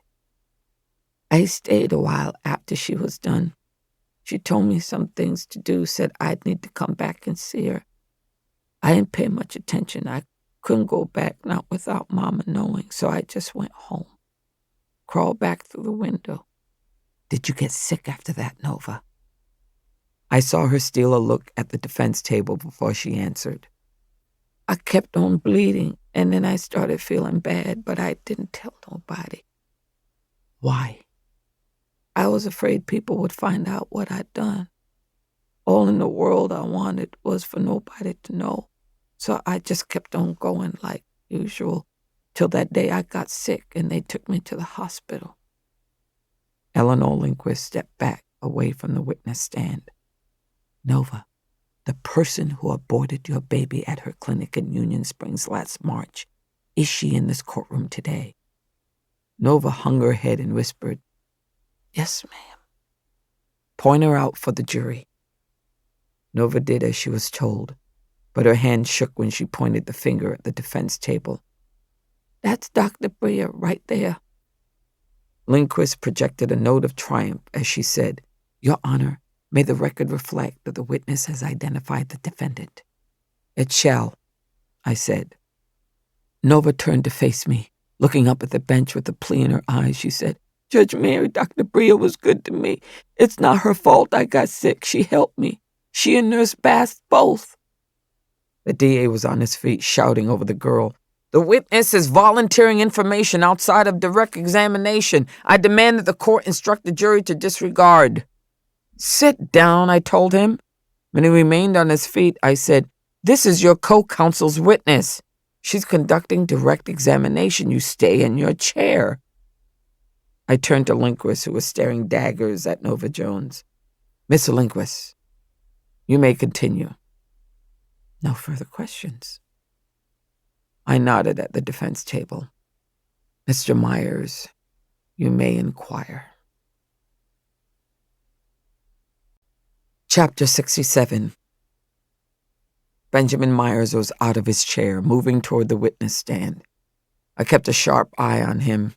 There are criminal defense attorneys who view vulnerable young witnesses like Nova Jones as fair game. They'll use cross-examination as an opportunity to scare a girl, confuse her, drag her through the dirt. Nobody got away with that in my courtroom, though. I didn't tolerate it. And lawyers in my circuit in Alabama are aware of that. But Myers was from out of state. Maybe he didn't know how I roll. Myers stopped a few feet from the stand. When he spoke to Nova, his voice was soft, respectful. "Nova, I'm Ben Myers. Dr. Bree is a lawyer. We've met before some months back, right?" Nova sniffled. She wiped her nose with a wad of tissue she held. "I remember you. When I talked to you and your mom at y'all's house, I was told you went to a party and had sexual relations. That's where you got pregnant. But that's not what happened, is it?"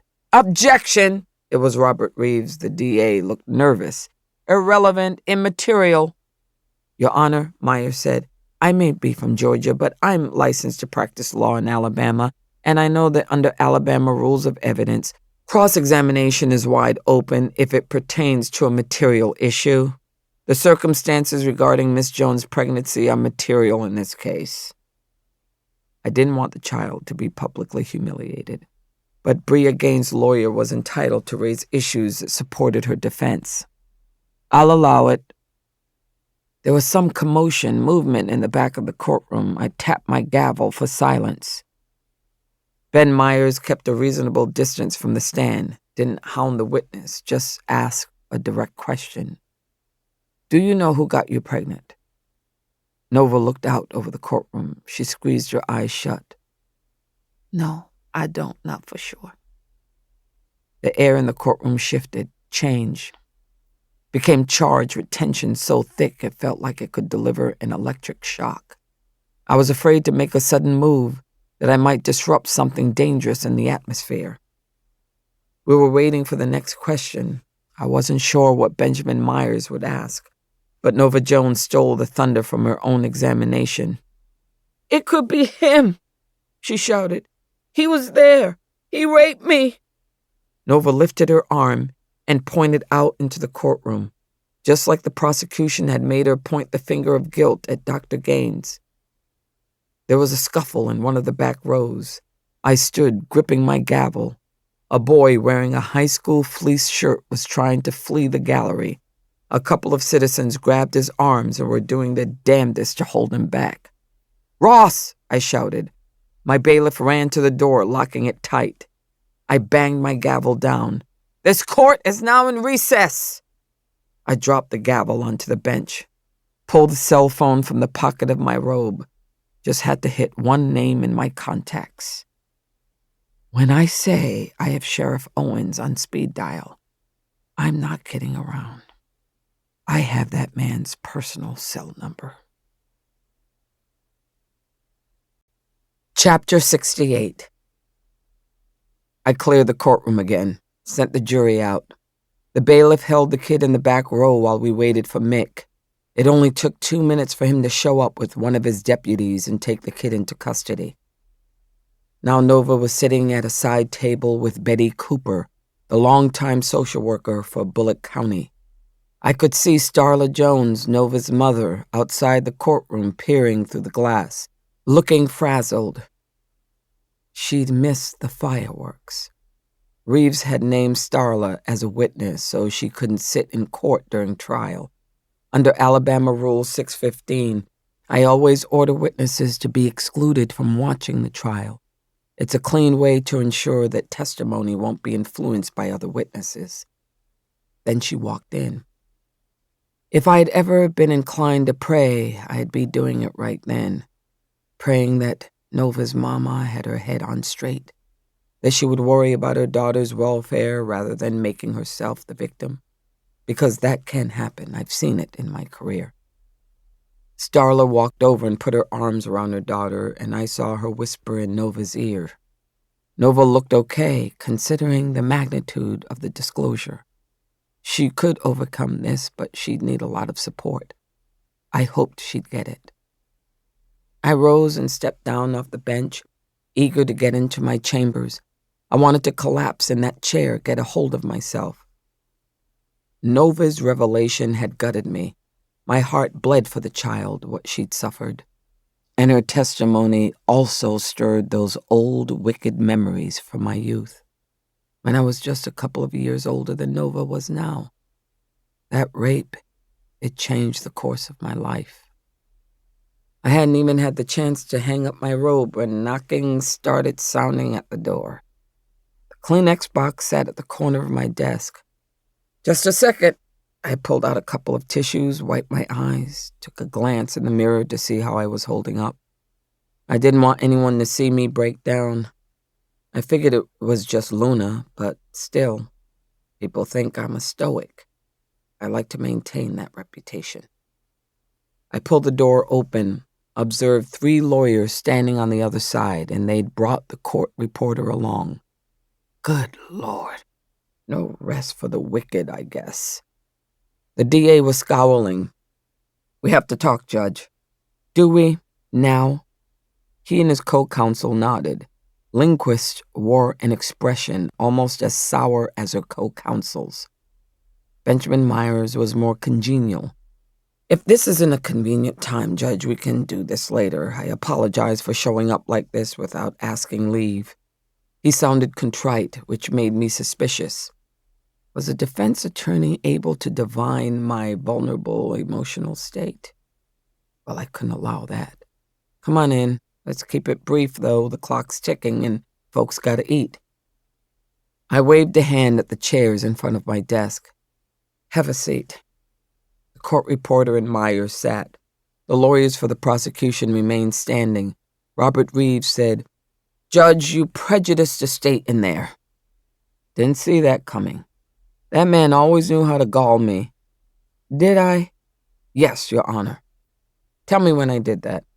"When you let that girl state in front of the jury that she was raped." The DA's face was turning red. Embarrassment? Anger? Could be either, or both. Lindquist picked up the argument. "Judge Stone, Nova Jones' claim that she was assaulted has no legal relevance. The girl is 13, so she can't consent to intercourse." "Not in Alabama," the DA said. His face was scarlet. Lindquist was quick to respond. "Not anywhere I know of. In the United States, anyway, so it only served to confuse the jury. Any sexual act would be rape, whether she'd said no or not. But it introduced evidence of forcible compulsion." I struck a grim tone. "I'm aware. She's your witness. You called her to the stand and questioned her under oath and then prompted her to provide inaccurate testimony. What are you saying I did wrong in there?" I pushed my chair away from the desk, fixed them with a no-bullshit gaze. I was sitting right at the bench when the DA made his opening statement. Reeves said the girl had been raped by a teenager in the backseat of a car. Do I recall that correctly? "Your Honor," it was Reeves, wanting to correct me, as was his habit. I cut him off. "You prepared the jury for a rape scenario, said she had sex at 13 and was incapacitated at the time. But it's first-degree rape in Alabama, whether there's forcible compulsion or incapacitation. Explain how I prejudiced the state's case. I've just been sitting in my chair." Lindquist murmured it, almost so softly that I didn't catch it. "Not exactly sitting." "What's that, Miss Lindquist?" She only looked guilty for 1 second, then she recovered. I was just observing that you spent a lot of time out of your chair, leaving the bench, walking around the courtroom. That's not something I've seen before. No? Well, welcome to Bullitt County. I focused on our co-counsel. Mr. Reeves, what relief are you seeking? If it's a motion for mistrial, I'm going to overrule it. His red face had a pinched look. We want you to instruct the jury to disregard Nova Jones' outburst concerning her accusation of rape. Testimony took the state by surprise. The allegation hasn't been investigated. What's more, it's irrelevant, inflammatory, and prejudicial. Overruled. Is that all? Are we done yet? The DA and Lindquist made eye contact, exchanging an expressive look, kind of look people share when they've been talking shit about you behind your back. Reeves said, Counsel for the prosecution demands that you recuse yourself from this case. You're ignoring Alabama law, and your actions make it clear that you are not an impartial arbiter to preside over this case. I popped my fist on the desktop, using it like a gavel. Overruled again. I'm on a roll, aren't I? Got any more motions, Mr. Reeves? Thought I heard a snicker from Benjamin Myers right before the defense attorney coughed into his hand. But there was no levity from the other two attorneys. Lindquist tried to whisper something to Reeves. He shook his head at her with his jaw tight, like he was trying to hold back angry words. I checked the time. I hereby declare this chamber conference is concluded. It's 12:25, and I'm going to eat my lunch. The court reporter, Marlena, sighed out in audible relief. I'd known Marlena since we were girls in elementary school, and she'd always been at the front of the lunch line. We're Southerners. Mealtime is serious business. The court reporter exited first, with Benjamin Myers holding the door. Reeves and Lindquist stormed out of chambers.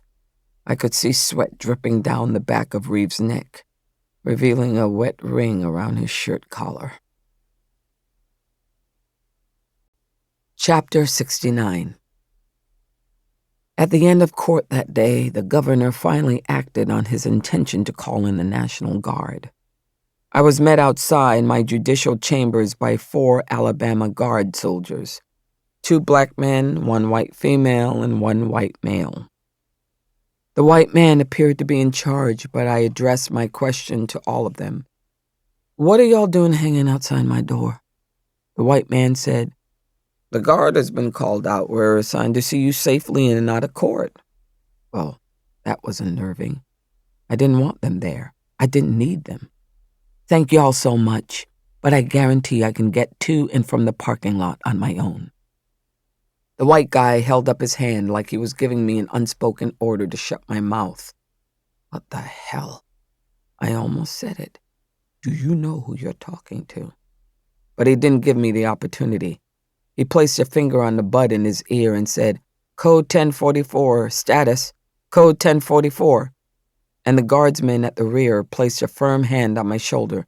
It gave me a jolt when I realized they were literally restraining me. I shook him off and then swung around to scold the young black man. Where on God's earth did you get the idea you could put hands on me? I'm a circuit judge and this is my courtroom. I was about to lay into all of them when the white guard clutched my shoulder, turned me back to face him. We're clear, he said. Judge, we've been ordered to escort you safely to the city limits. Once we're sure no one is following you, you'll be free to carry on. I don't need to be escorted to the city limits. I know my way around this town. We have our orders from the governor's office to escort you out of the city. Invoking the governor's authority set my temper to a boil. I already told you, I don't need an escort to the city limits. You tell the governor from Judge Stone. This has never been one of his sundown towns. You're in the black belt of Alabama, can't run us out of town. We're everywhere. One of the black guardsmen covered his mouth. Looked like someone appreciated my humor. The guy in charge released his grip, which was a good thing. I didn't have to bat his hand away. He sounded more civil when he said, I'm aware that you're in total control when you're in the courtroom. Outside of it, though, you're in my domain, and that includes public thoroughfares. Like it or not, Judge, I've got my orders from the governor. We're seeing to it that you make it safely out of town. I didn't like it. I searched his face, looking for answers, picking up clues. The guardsman might have been a jerk, but he wasn't there to mess with me. I was curious. Why now? All this extra security walking me out to the car, following me through town. This trial will be over in a few days. How come you're just now showing up? I started walking through the courthouse with my escort like a rock star surrounded by security guards. Chatter, Judge Stone. That set me back. Chatter? What's that supposed to mean? His voice dropped. Apparently, we were discussing some super secret information. Chatter. Chatter where? Social media? People have been saying reckless things on there, but I don't pay attention to that. Not since I changed my cell phone number anyway. It's a distraction from my job. I just have to ignore it. We recently set up electronic surveillance around town. There's a lot of talk on cell phones and the internet about you.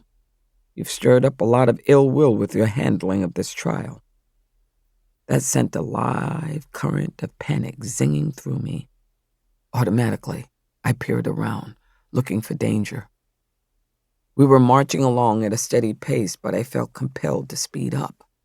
I wanted to bolt, to shove the guard aside and make a run for my car. I wanted to get home.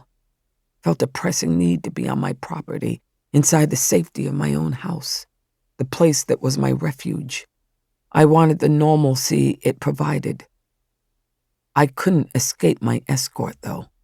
I was trapped in their midst as they walked alongside me, all four of them in uniform carrying holstered firearms, with assault rifles strapped around their shoulders hanging to the waist.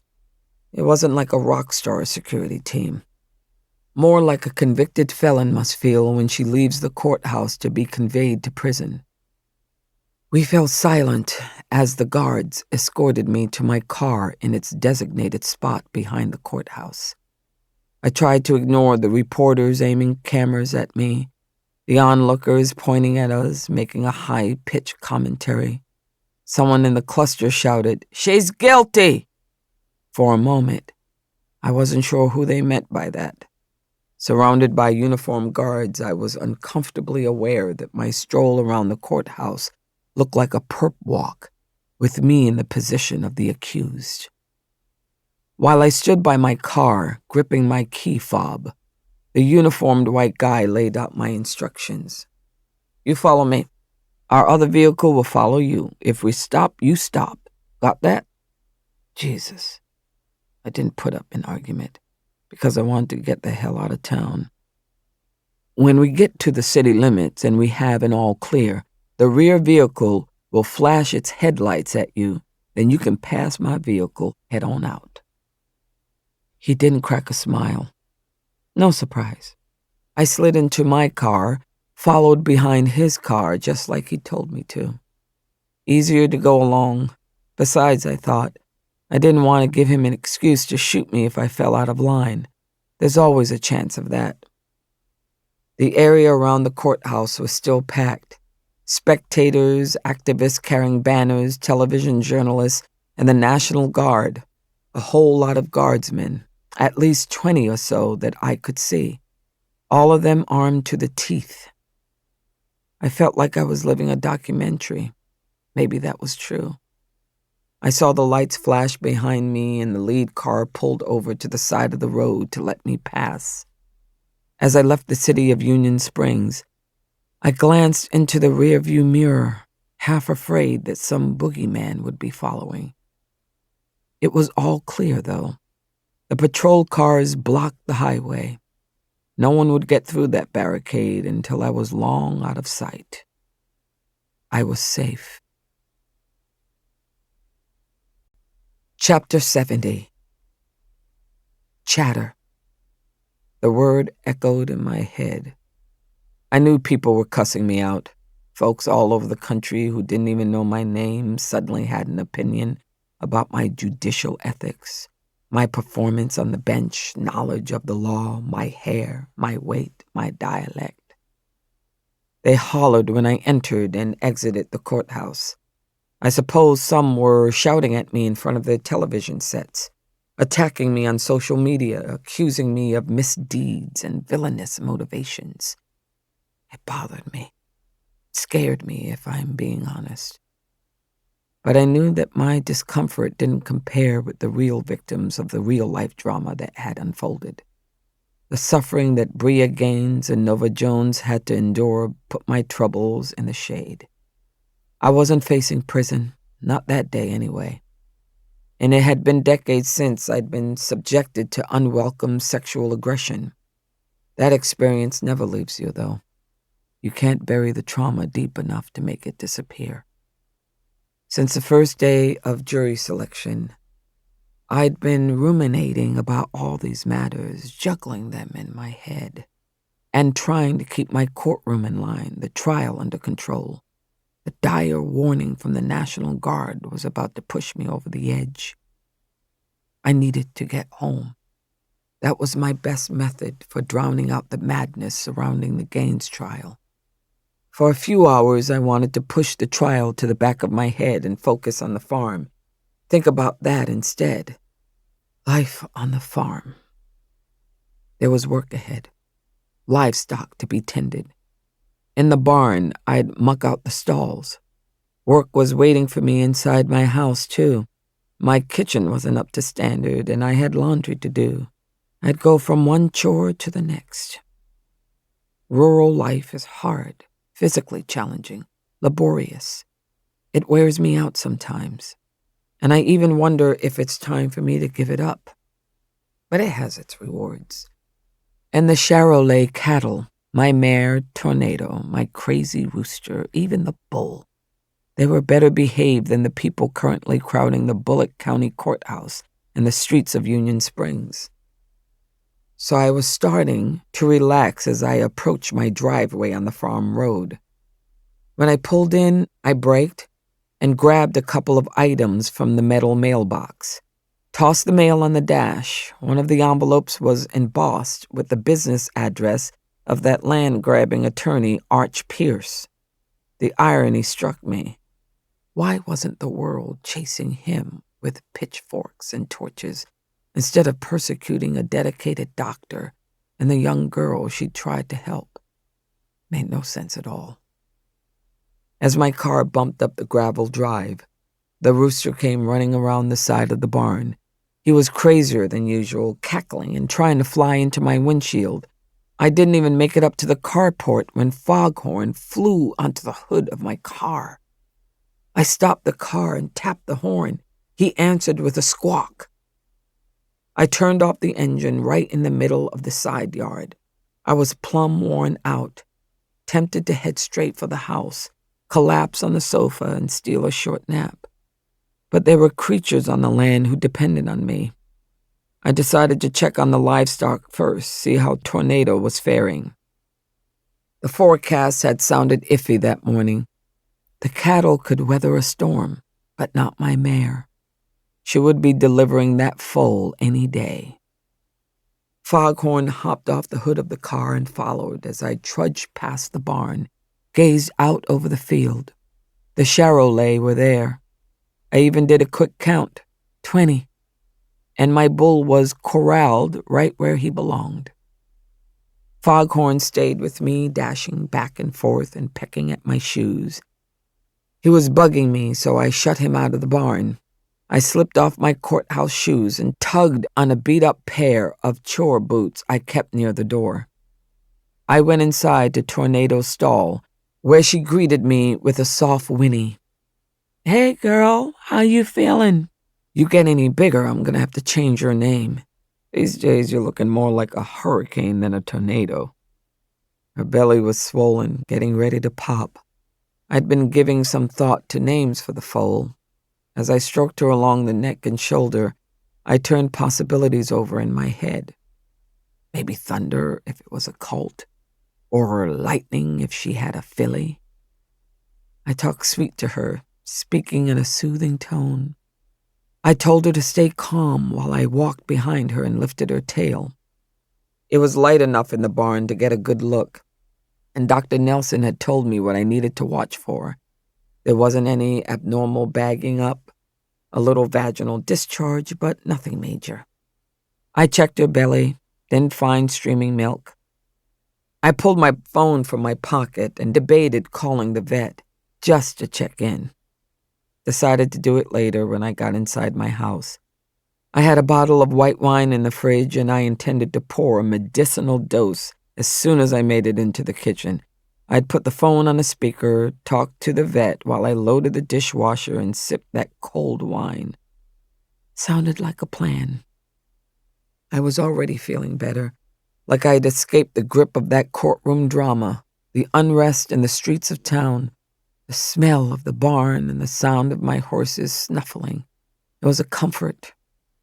I mucked her stall out since I was already in the barn wearing rubber boots, put fresh straw down for Tornado's bedding, left her with feed and fresh water, didn't change into my overalls to do the chores. My courthouse shirt and pants could go straight into the washer. Before I left the barn, I grabbed a handful of seed for foghorn. Crazy bird, I muttered. I remember thinking right then that maybe I was the crazy one, for putting up with a useless rooster when I didn't even keep hens anymore. When I exited the barn and walked onto the hard dirt, I could see him sitting on the porch swing, waiting for me. As soon as he saw me coming, Foghorn started flapping his wings. I'd kept his wings clipped since he was a chick, but Foghorn still managed to fly short distances if he was so inclined. I tossed that handful of chicken feed onto the hard-packed dirt. The rooster squawked at the sight, came running off the porch to get his supper. The late afternoon sun cast a glow in the farmhouse, gilding it in golden light. Time slowed down for me as I stood in the side yard watching the rooster, seeing a strange sight. The setting sun illuminated a horizontal line, so close to the ground that I'd overlooked it at first. It stretched across the ground all the way in front of the farmhouse. I could see that line where the steps led up to the porch and the front door of my home. When I squinted in the light, I could see something scrawled on my door in dripping red paint, a giant letter K. Foghorn hit that shining light before my brain was able to absorb what was happening. I heard it first. The explosion. The force of the blast lifted me up into the air and threw me backward on the hard dirt between the house and the barn. I landed on my tail, but my head slammed down and took a hit. I guess I blacked out for a time. When I came to, fire had erupted. I had to crawl away from the house to distance myself from the heat and the flying ash. Stunned, I watched the flames burn like an inferno. I had my phone with me. My hands shook so violently it took 3 tries to make the 911 call. Wouldn't have made any difference, though, if I'd gotten through on the first try. The old wooden structure had been built 100 years ago. I sat and watched my house, the house my great-grandparents had built with their own hands, burn like kindling. By the time the local fire truck pulled into my property with lights flashing and siren wailing, the entire house was engulfed with flames eating through the roof, black smoke rising all around. There was nothing left to save. Chapter 71. Bullock County Hospital, Union Springs, Alabama. There's always something to be thankful for. My sister Jordan stood by the hospital bed, patting my hand and making the kinds of observations that earned her the nickname St. Jordan by the time she was a second grader. Nellie sat on the opposite side in one of those unforgiving plastic chairs you see in hospitals and medical offices. Jordan, you have lost your damn mind. Somebody just tried to blow Mary into a million pieces. This is not our lucky day. But that's my point, Jordan said.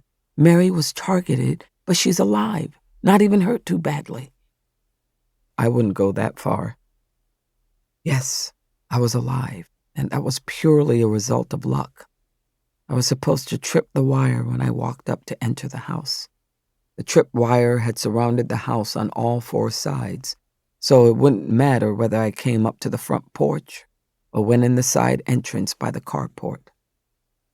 But despite Jordan's rosy diagnosis, I was hurting. Physically, my back was killing me. My head felt like I'd been bashed with a baseball bat. My tailbone was so sore I couldn't sit upright. These were just the primary complaints. And my mental health? Oh, Lord, no blessings to count on that score. Jordan squeezed my hand too tightly for comfort. I made a face as I disengaged her fingers. Oh, sorry about that, Mary. She looked so crestfallen.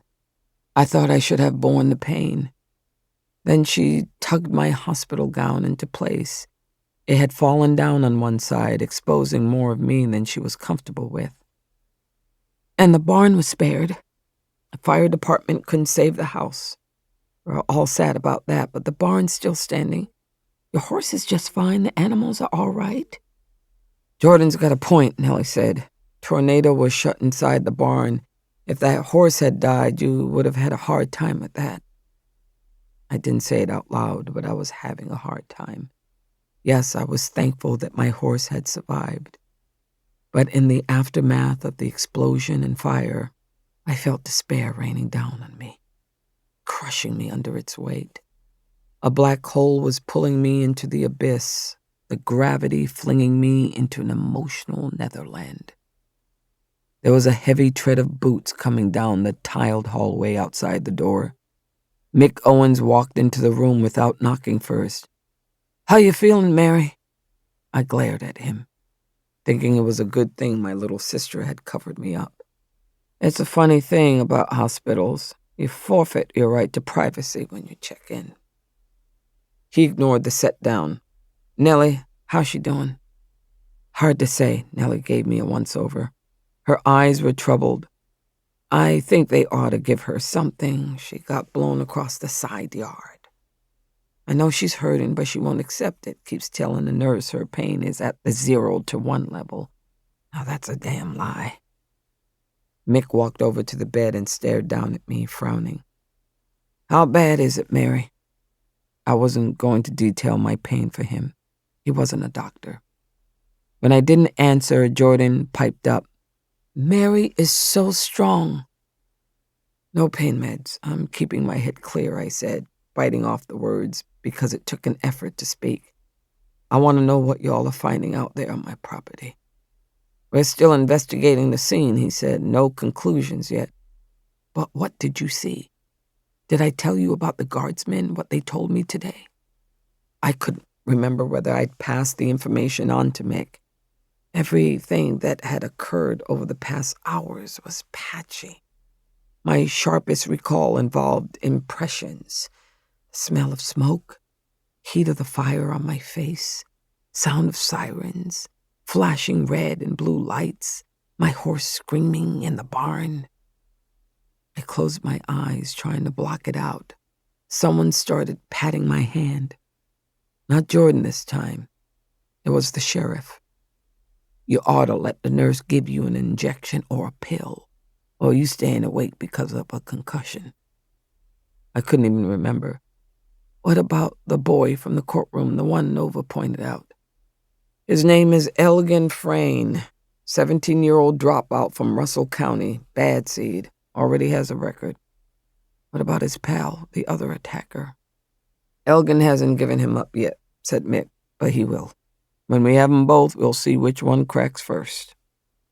If they're 16 or older, they can be tried as adults if juvenile court certifies them. Forcible rape is a Class A felony. I told you, Mary, we're investigating. It's being handled. That wasn't sufficient assurance, not for me. I knew Mick too well. Damn it, Mick! You can't let this shit slide! My voice cracked when I screamed at him. He turned and made his way to the door. Without looking back, he said, I'll tell Dr. Thompson he needs to take a look at you. Jordan sounded frightened when she said, Dr. Thompson is supposed to get back to her soon. They sent the x-rays to the radiologist in Montgomery. It shouldn't be that much longer. Nellie said, Hey, Mary, you sure you don't want to talk to the nurse about the pain? I know you're tough. Got nothing to prove. Jordan picked up a plastic cup of ice water and dropped a hospital straw into it. Mary's so strong. I admire that so much. I always have. Nellie nodded. Standing on the other side of the bed, she said, No matter what happens, Mary keeps on going, never looks back. Jordan held the cup out to me. You want some water, Mary? I pushed the cup away. Jordan set it on the tray table. In a hesitant voice, she said, I'm sorry about your rooster. The rooster. Why that did it, I can't even say. Those were the words that broke me. Those tears started coming, wouldn't stop. I tried to wipe them away with my fingers, and then I used the bedsheet as a Kleenex. Mary, Nellie bent over the bed looking scared. You okay? The crying intensified. Huge, gasping sobs that choked me, made me struggle for breath. Jordan said, Mary.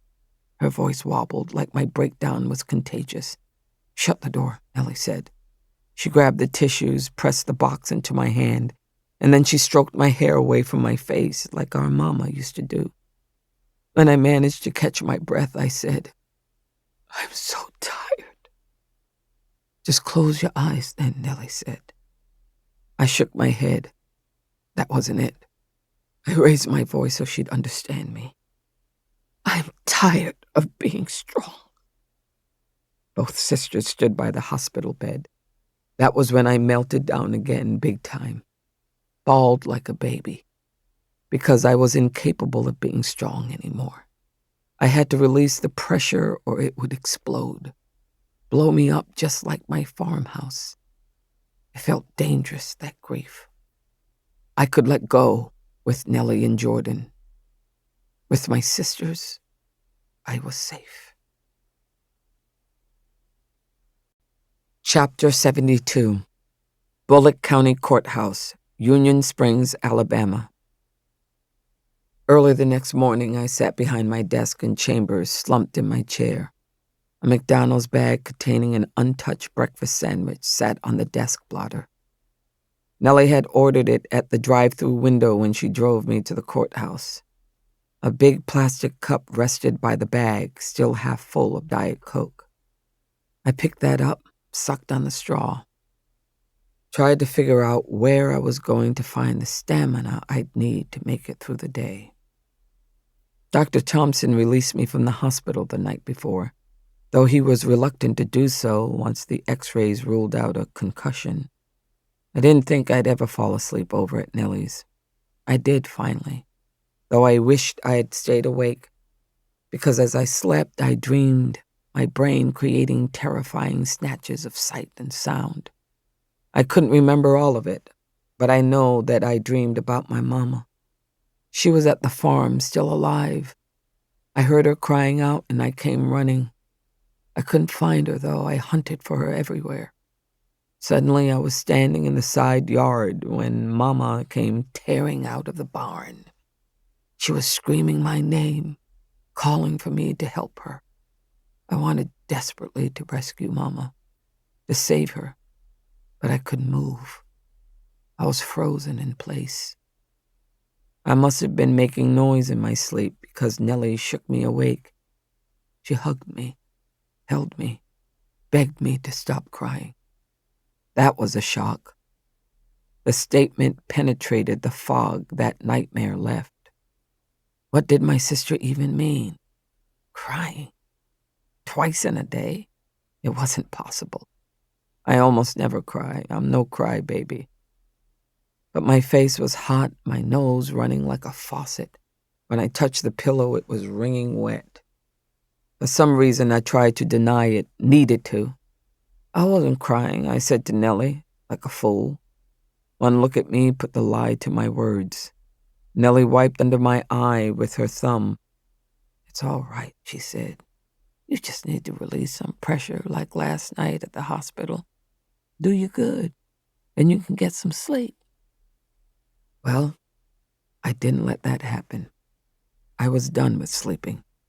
No way I'd take a chance on drifting into another nightmare scenario. My mother screaming for help and me powerless to provide it. That was no place I ever wanted to go again. I lay in bed staring at the ceiling in Nellie's spare room until it started to get light outside. Didn't play games on my phone. I wasn't in the mood for games. It was a relief when morning came and I could ease out of that bed. Sitting at my desk in Chambers, I took another sip of that cold McDonald's drink as a soft rap sounded at the door. I said, "Luna, come on in." It wasn't Luna, though. It was Eleanor Lindquist, wearing a black suit and a somber expression. She clutched a file folder to her chest. "Judge Stone, I heard what happened. I'm so sorry." Before I had a chance to respond, my throat closed up and I felt my nose sting. I had to blink back tears while I gripped the arms of my chair. It took a moment before I could trust my voice. "What can I do for you?" She slipped into the office and shut the door. Stepping up to my desk, she looked down at me with a sorrowful face. "Robert and I have been talking it over this morning, Judge. The burden on you. It's too much to bear, too much for anyone to bear, but especially someone in your circumstances." The words were like a verbal slap. I sat up straighter in my chair. "Excuse me? Someone in my circumstances?" She let out a sympathetic sigh. "A single woman, living alone in the country. Now your home has been destroyed. Robert and I understand, Judge. Really, there's no way you can continue to preside over this case. Just pull out, disqualify yourself. No one will think less of you, no political fallout, I guarantee it." She was trying to put me in a spin. "We're in the middle of a felony trial, Miss Lindquist." "Exactly. A very important case. The judge needs to be 100% present. And we understand, Judge. There's no way you can perform up to your standards. Your house burnt down last night. You lost everything." She did it, then. Glanced down at my clothing. I was dressed in Nellie's schoolteacher clothes because my entire wardrobe was reduced to ash. Nellie was taller than I was, stouter too. I was wearing a printed orange tunic over a pair of black jeans that were too long in the inseam. I'd rolled up the cuffs of the pant legs, pushed up the sleeves to my elbows. She couldn't make me self-conscious about my borrowed clothes, not after what I'd been through. Miss Lindquist, my house didn't just burn down. It was blown up. "Right," she said, stretching the word out. I sucked down some more Diet Coke before I cleared my throat and spoke again. "So, thank you, Miss Lindquist, for your sympathy and concern. I appreciate that. But there's too much at stake here for me to just quit. I can't walk away. Do you want to make this proposal on the record? Because you know that ex parte communications between counsel and the judge are prohibited. You want to call defense counsel in here? Get the court reporter?" "No," she said. "No, absolutely not." She squeezed her eyes shut, dropped her head so I was staring at the part in her hair. She let out a long groan before she spoke. "Oh, God, I hate to have to do this." Chapter 73. I tensed, waiting for the shit to fall. I didn't even know what to steel myself against. One thing, though, they probably weren't trying to take my property from me today. That was yesterday's move. "I've been sent by the Attorney General to show you this."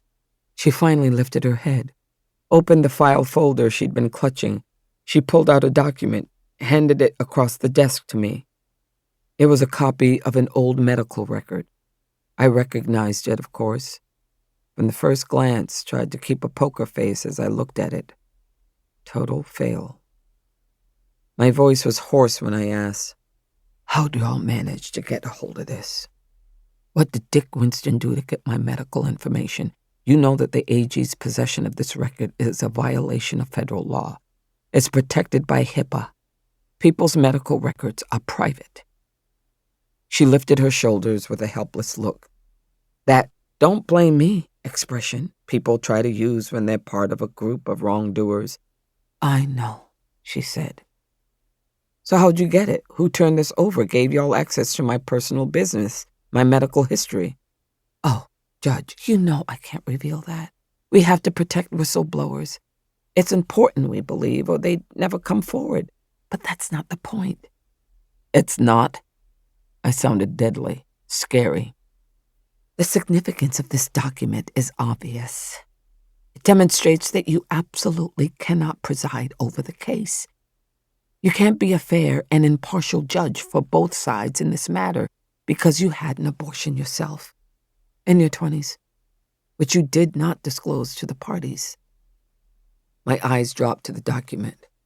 It was the record from the abortion clinic I'd gone to in Birmingham. Even all those years ago when Roe v. Wade was the law of the land, it wasn't easy to find professionals willing to perform the procedure. Not in the Deep South. Alabama, Mississippi, and Louisiana had a scant handful of clinics between them. The AAG was talking to me, using an urgent, persuasive tone. My boss says we can keep this a secret, really. Dick gives his word on that. No press conference, no leaks whatsoever. There's no reason why the public has to know about it. You just step away from the case. In light of yesterday's attack, no one will question the decision. Announce your recusal today. I picked up the record, gave it a final look before I slid it back across the desk. The AG and I go way back. I practiced criminal defense in the state capitol at the same time your boss served as DA of that district. When Dick Winston was rising in the political ranks, his hands are filthy. Does that surprise you? The phony look of sympathy dropped from the woman's face. I don't know what you mean. Oh, come on. I bet you've heard it, seen it. When Winston was a prosecutor in Montgomery, he sexually harassed his employees, secretaries, interns, assistant DAs, women in the circuit clerk's office. The man was a menace. She'd gone pale, her face white as chalk. I kept on talking. One of the women came to me about it, asking for legal advice. She had a tape recording she'd made. Alabama is a one-party consent state for recording a conversation. You're aware of that. She gave me a stiff nod. I continued. I met up with him at a bar. We had a few drinks before I confronted him.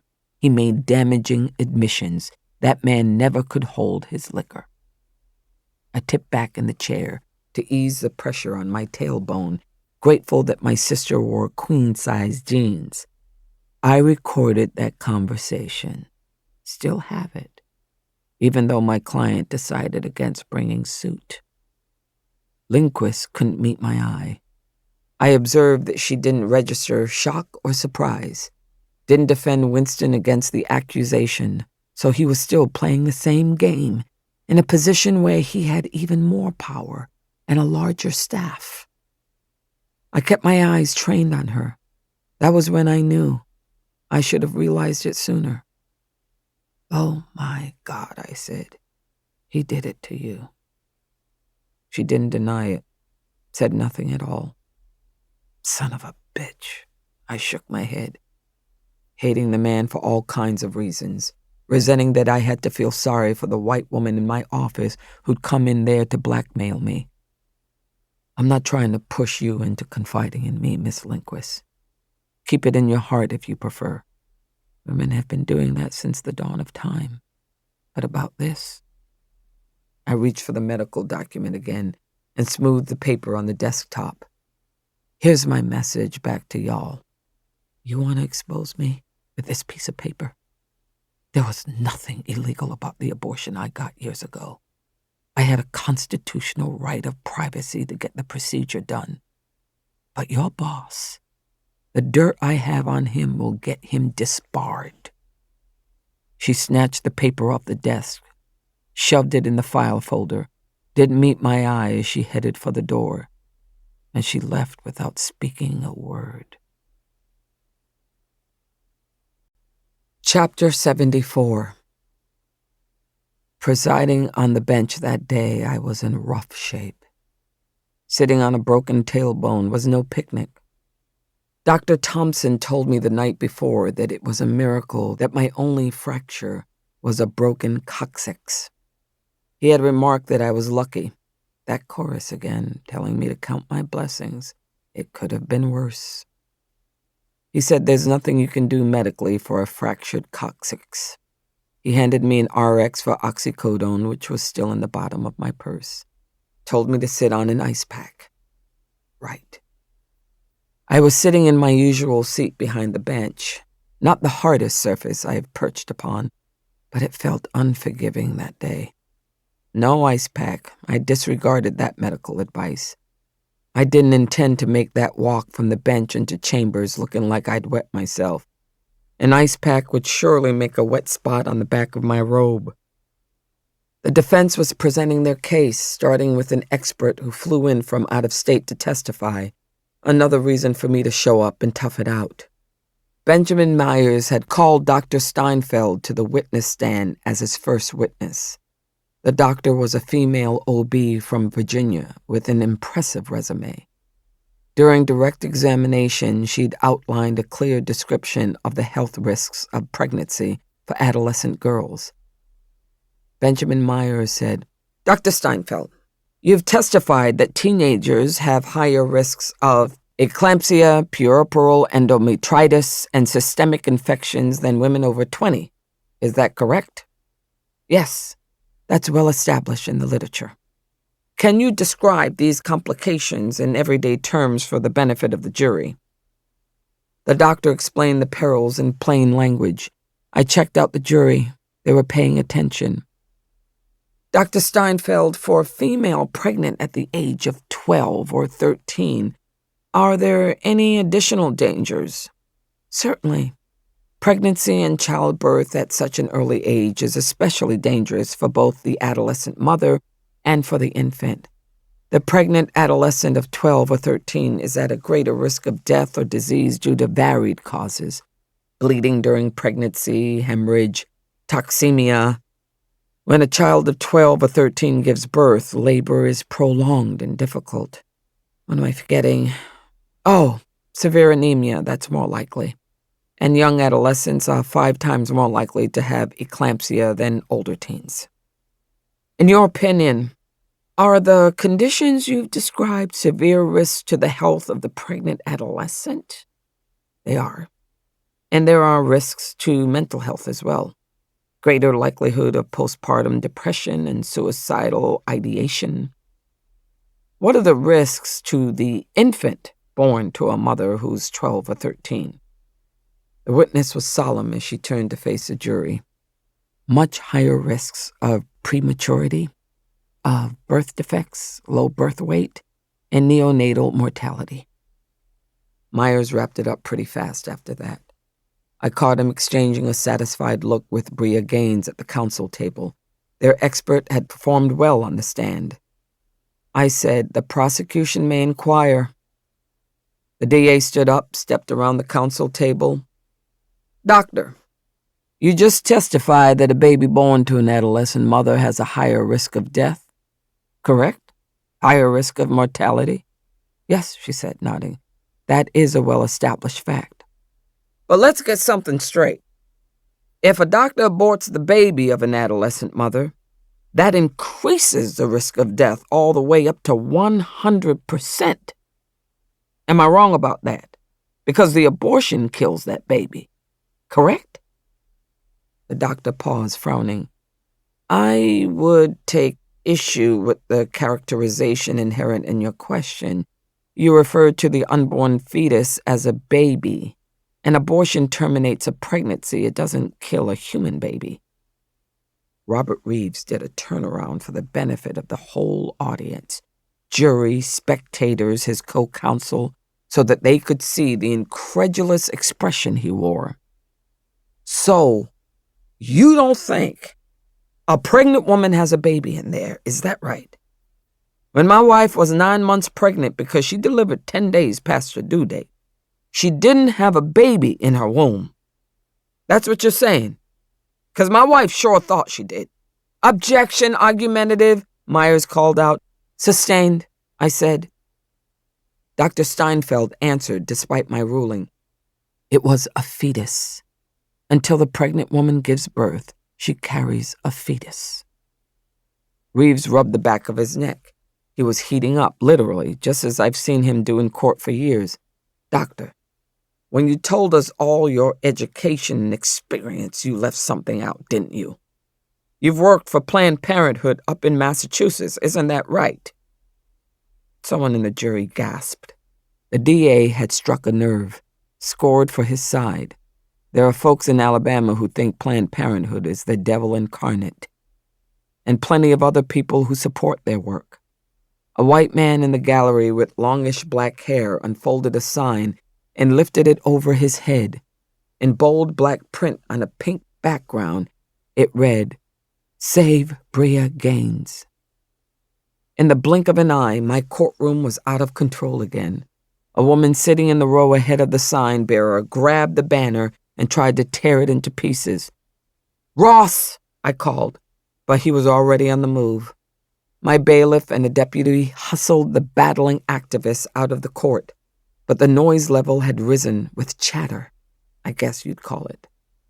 I stood up, slammed my gavel, called for order in the court, stood there until the room was silent. Then I dropped back into my chair. Oh, Lord, I'd forgotten the tailbone. Should have eased into the chair. A bolt of pain ran through my backside and up my spine. I had to clench my jaw to keep from howling. As the cross-examination resumed, I wished I'd filled that prescription.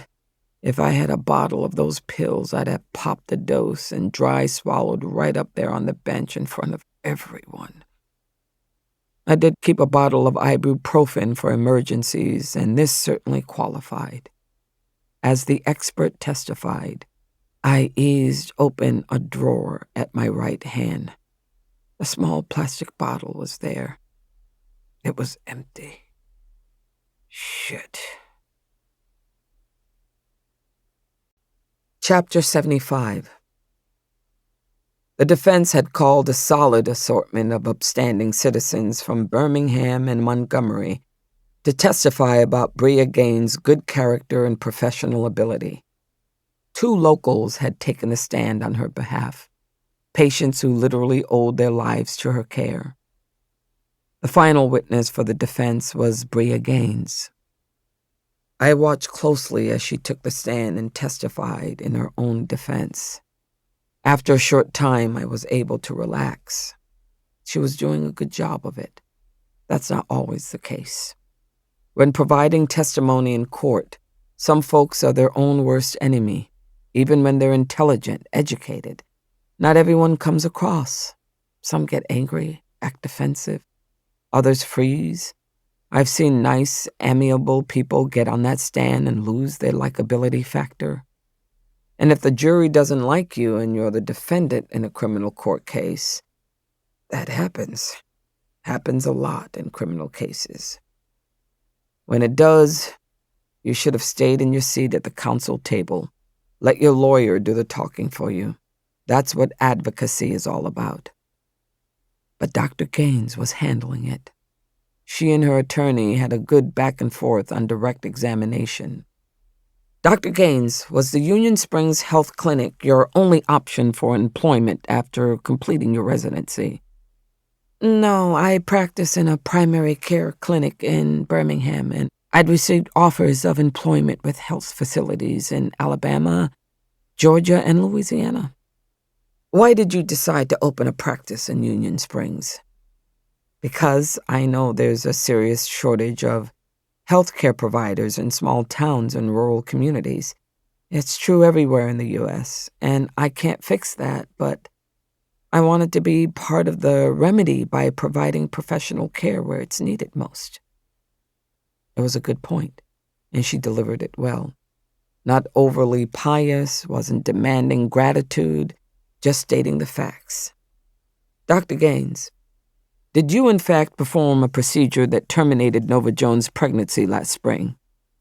I did. Just 2 words, straightforward, no hesitation. I kept an eye on the jury. They were listening, waiting to hear more. And why did you terminate her pregnancy on that date? She asked me to. Cochetta Bass, the middle school nurse, she's deceased now, brought Nova Jones to my office. Nova asked me to help her. The help she needed was termination of pregnancy. There was a hush over the courtroom. I glanced over at the spectators, making sure there was no one getting ready to raise hell. Dr. Gaines, were you aware that state law in Alabama prohibits doctors from performing abortions? Yes. But there's one exception. In the language of the statute, it says that an abortion is permitted if the doctor determines that the abortion is necessary to prevent a severe health risk to the pregnant mother. I honestly and sincerely believe that their pregnancy was a severe health risk to Nova Jones due to her age, her circumstances, the circumstances surrounding the very fact of her pregnancy. I still believe it was the correct action. Ben Myers turned to face the jury before he said, "No further questions." Eleanor Lindquist hopped out of her chair and advanced on Dr. Gaines. Initially, it surprised me to see Lindquist come forward rather than Reeves. I'd have assumed that the DA would want to personally conduct cross-ex of the defendant, especially before a national audience. But it made sense tactically. One of the reasons Reeves had brought Lindquist on board was to eradicate the impression that the male DA was bullying a woman. When one woman cross-examines another, it improves the optics for the prosecution. When you aborted Nova Jones' baby, it wasn't due to a medical emergency, right? I believed there was a health risk. Answer the question, doctor. You know the difference between a medical emergency and a health risk. Was she suffering a medical emergency? The doctor took a moment before she replied. I believe that her health. It's a yes or no question. Was there a health emergency? In my opinion, yes or no, doctor. Objection! Ben Myers was on his feet, pointing at Eleanor Lindquist. This line of questioning is argumentative. Well, it was. Miss Lindquist, give the witness time to answer. The AAG narrowed her eyes as she turned back to Bria Gaines. So, Dr. Gaines, you were aware that your patient, Nova Jones, was a 13-year-old girl, and she was pregnant. Yes, of course I was aware of that. Did you know the circumstance of the sexual activity that resulted in the pregnancy? The rape? No, she didn't inform me. I didn't know any of the details. But you knew that at her age, the law would view her as a victim of rape, regardless of the particulars. Yes, I knew that. Dr. Gaines, you've told this jury that you wanted to help Nova Jones, correct? Yes, that was my motivation, the reason I got involved.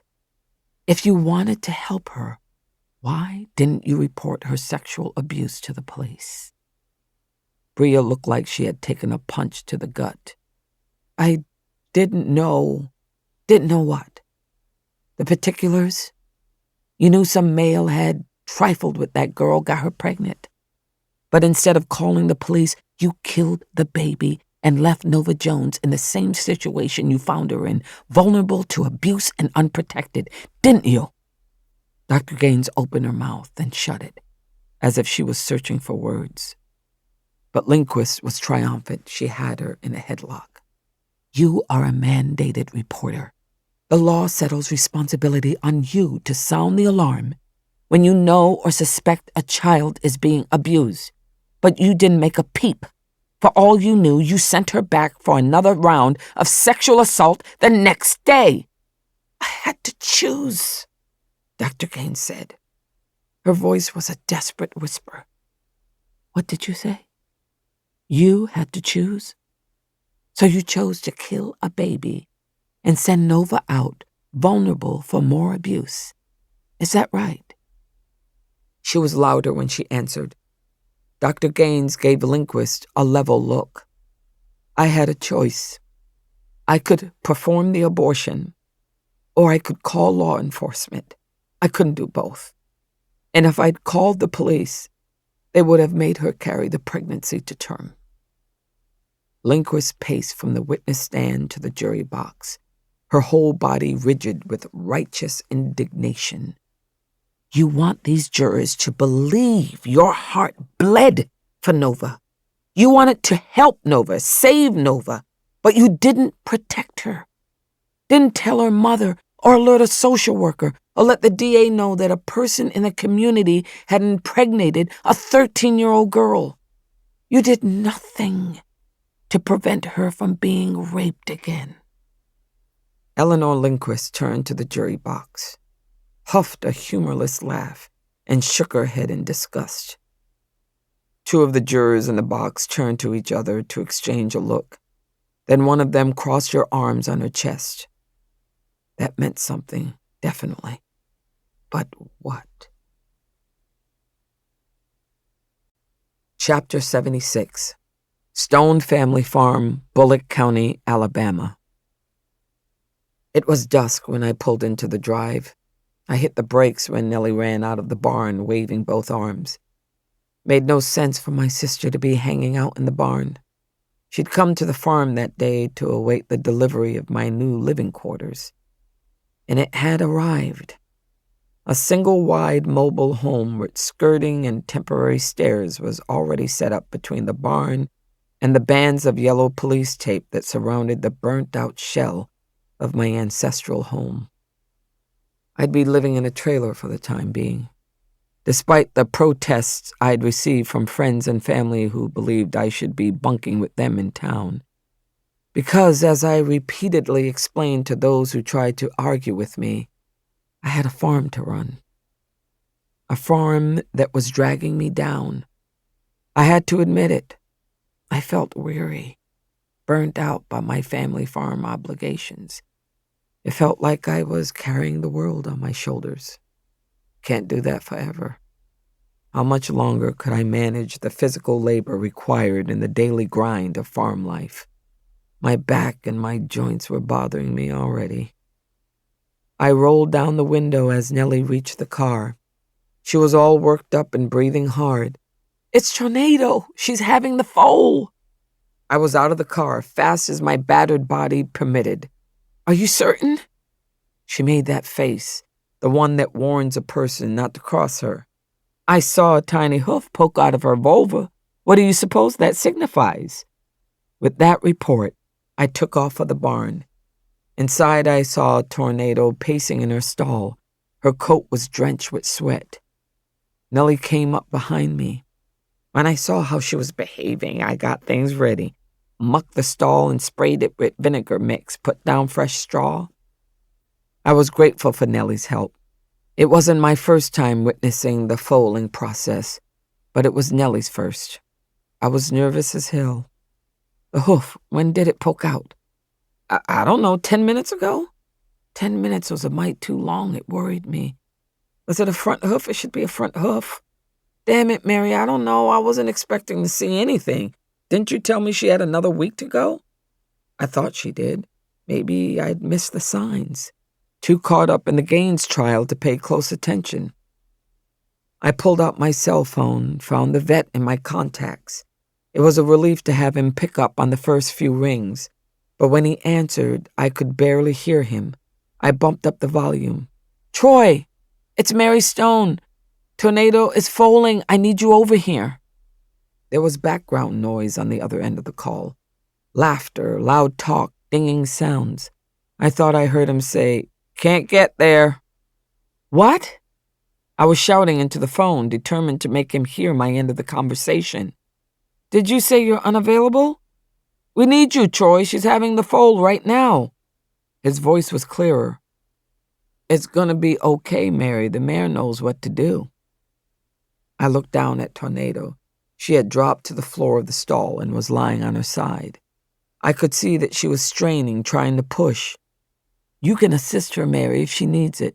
Go to the house and scrub up your arms, Then rub some lubricant all the way up your arms. You got KY jelly in the house." Invoking the image of the smoking remains of my family's home made my throat tighten. I coughed to clear it. "I don't have a house.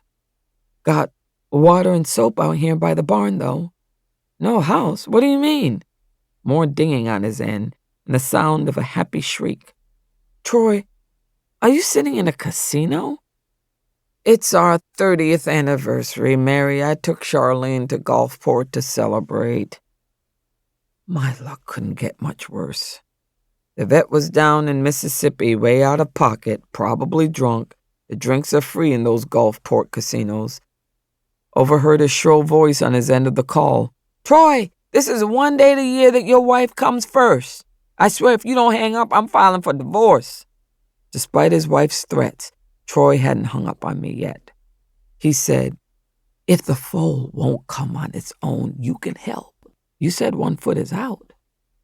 Nellie was squatting behind Tornado. She heard the vet's question. She gave me a thumbs up. "One hoof," I said. "Reach in there and see if you can grab the other one." In any other circumstance, I'd have been down in the straw with Tornado, doing it all myself.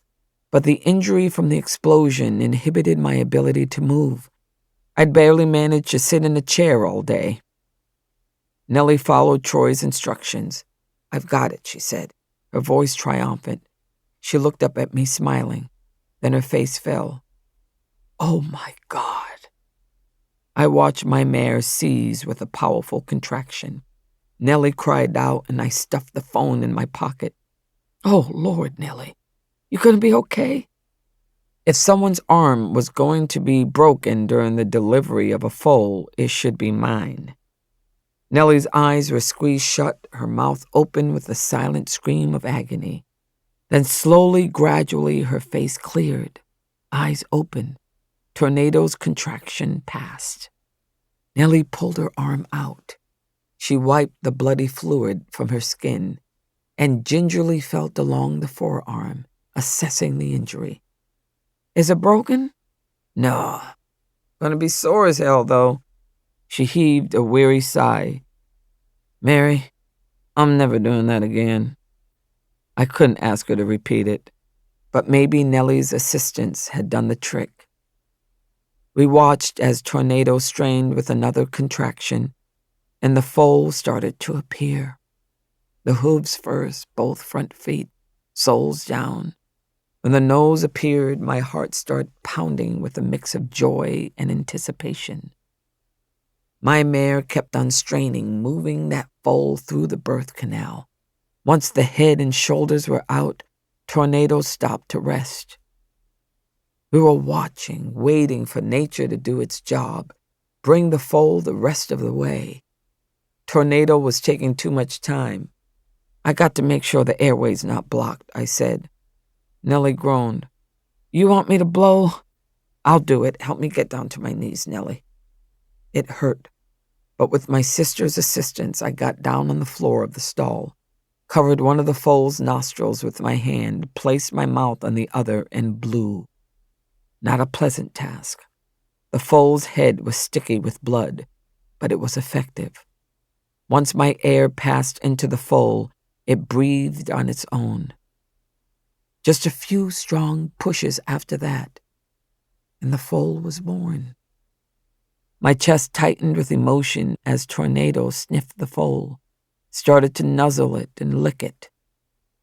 "Look at that," Nellie said. "She knows her baby." Nellie wrapped her sticky arm around my shoulders and hugged me. We got on our feet and leaned on the side of the stall, watching the mare and foal form their bond. Within a few minutes, the foal made its first attempt to stand. Unsteady and unbalanced, it started with its hind legs and then pushed up one front leg at a time. "I believe that's a boy," Nellie said. "Looks like it," I agreed. As if overwhelmed by the news, the foal fell sideways with a grunt, landing by his mother in the hay. Within minutes, he was up on all fours again, starting to take a few steps. After a few tries, he managed to find his mother's udder and commenced to suckle. Definitely part of our family, Nellie said. Yes, right down to eating. We laughed. It's funny because it's true. I nudged Nellie. I was considering calling him Thunder. What do you think? She scoffed. You and those weather names, Tornado, Thunder, Foghorn. Foghorn. It was the first time all day I'd thought about my rooster. I was quiet for a bit, contemplating that. My close call, the dangers the trial created, the uncertainty of the outcome for everyone touched by it. Then Nellie spoke. This is what I miss about the farm. Times like this, seeing nature at work, you know what I mean? I did know. Watching Tornado and her cult, it felt like I'd witnessed a miracle. So miracles did exist. That was a good thing. We'd need one in my courtroom. Chapter 77, Bullock County Courthouse, Union Springs, Alabama. Counsel for the state and the defense were making their closing arguments to the jury. Robert Reeves kicked it off. The DA always goes first in closing because they have the burden of proof. It's the job of the prosecution to prove that the defendant committed the crime. But the DA gets the last word too. I give the state and defense equal time for closing. In this case, 30 minutes each. But the state always has the option to reserve part of that time to make a rebuttal when the defense attorney's argument is done. That day, Reeves was breaking it down 25-5. So the DA would speak first for 25 minutes. The defense would have 30. After Benjamin Myers completed his argument and sat down, Robert Reeves would have the last 5 minutes to poke holes in Myers' summation. Reeves did a reasonably good job in the initial portion of his argument. He summarized the state's case, talked about the evidence that proved the elements of the crime. He checked off all the boxes, raised his voice a time or two, pounded his fist on the wooden lectern he stood behind. Pretty standard performance. Then Benjamin Myers had his turn. He outplayed Reeves from the start. He bypassed the lectern, stood directly before the jury box, commanded the attention of all of the jurors. The prosecution, in the DA's argument, recounted the testimony of the witnesses for the prosecution. He took 25 minutes to do it, but he left out some extremely significant statements, swept past crucial pieces of this case without a mention. Myers took a step to the right, gripped the edge of the jury box. The DA talked about the testimony of Dr. Thompson, who examined Nova Jones when she fell ill and was brought to the hospital. But the DA made no mention of the dangers that Dr. Ron Thompson, the state's own witness, told you that Miss Jones would have faced if she'd carried the pregnancy to term. Do you remember that? Dr. Thompson said Nova Jones had a greater risk of death or disease. He cited multiple health risks. It's in the record of his testimony. He paced to the other end of the jury box, directed his argument to the people sitting there. The same complications Thompson named were raised in the defense case by our expert witness, Dr. Steinfeld. So the state's own evidence corroborates the defendant's expert witness. The state's case supports the defense we've raised. You heard that, ladies and gentlemen, in this very courtroom. He paused, looking up at the ceiling for a couple of moments before turning back to face the jurors. Here's another thing. Something curious about this case. Just can't stop thinking about this. He sounded sincere, looked genuinely baffled. The prosecutor in this argument brings up the work of the investigators, the testimony of the sheriff and his deputies, people in law enforcement, ladies and gentlemen. Those so-called investigators, the people charged to enforce the law to serve and protect the citizens of this community. The investigation was so misguided they failed to uncover a gang rape. At the heart of this case is a child who was raped in public by two teenage boys in broad daylight. Objection! What kind of law enforcement is that? They're chasing down the medical doctor who cares about the health of people living in this community. Your sheriff and DA are too busy persecuting Bria Gaines to uncover the gang rape of the child who's their own prosecuting witness. Can't see a violent felony happening right in front of their faces. Objection, Your Honor. Both attorneys at the prosecution table were on their feet, demanding my attention. Eleanor Lindquist said, "Judge, this behavior of the defense is outrageous. Instruct the jury to disregard and order defense counsel to confine his argument to the relevant facts and law." Before I spoke, Benjamin Myers swung around to confront her. Relevant facts? Are you claiming that the circumstances of Nova Jones' rape are irrelevant? You're the ones telling this jury a phony story from the start. Who you covering for, Miss Attorney General? How many times did you talk to that girl? How many opportunities did you have to get the truth from her? He turned back to the jury box. Do you see, ladies and gentlemen? The prosecution doesn't care about the truth in this case. Judge Stone, Lindquist was yelling at that point. Approach the bench, I said. All three lawyers stood before me. Lord Almighty, emotions were running high. Somebody might throw a punch at any minute, and Lindquist was likely to take the first swing. Basis of the state's objection, I said, speaking calmly, trying to smooth this over. Relevance, Your Honor. Rape doesn't create an exception to the Alabama abortion law. Overruled. The state did mischaracterize the circumstances of Nova Jones' pregnancy during opening statement and in direct examination. It's fair game for the defense to point that out. It's also inflammatory, Your Honor, Lindquist said. Her eyes were flashing. Her dander was up. The defense accusations have crossed the line of proper argument. I request that Benjamin Myers be reprimanded and censured. No reprimand, I said, still trying to remain chill.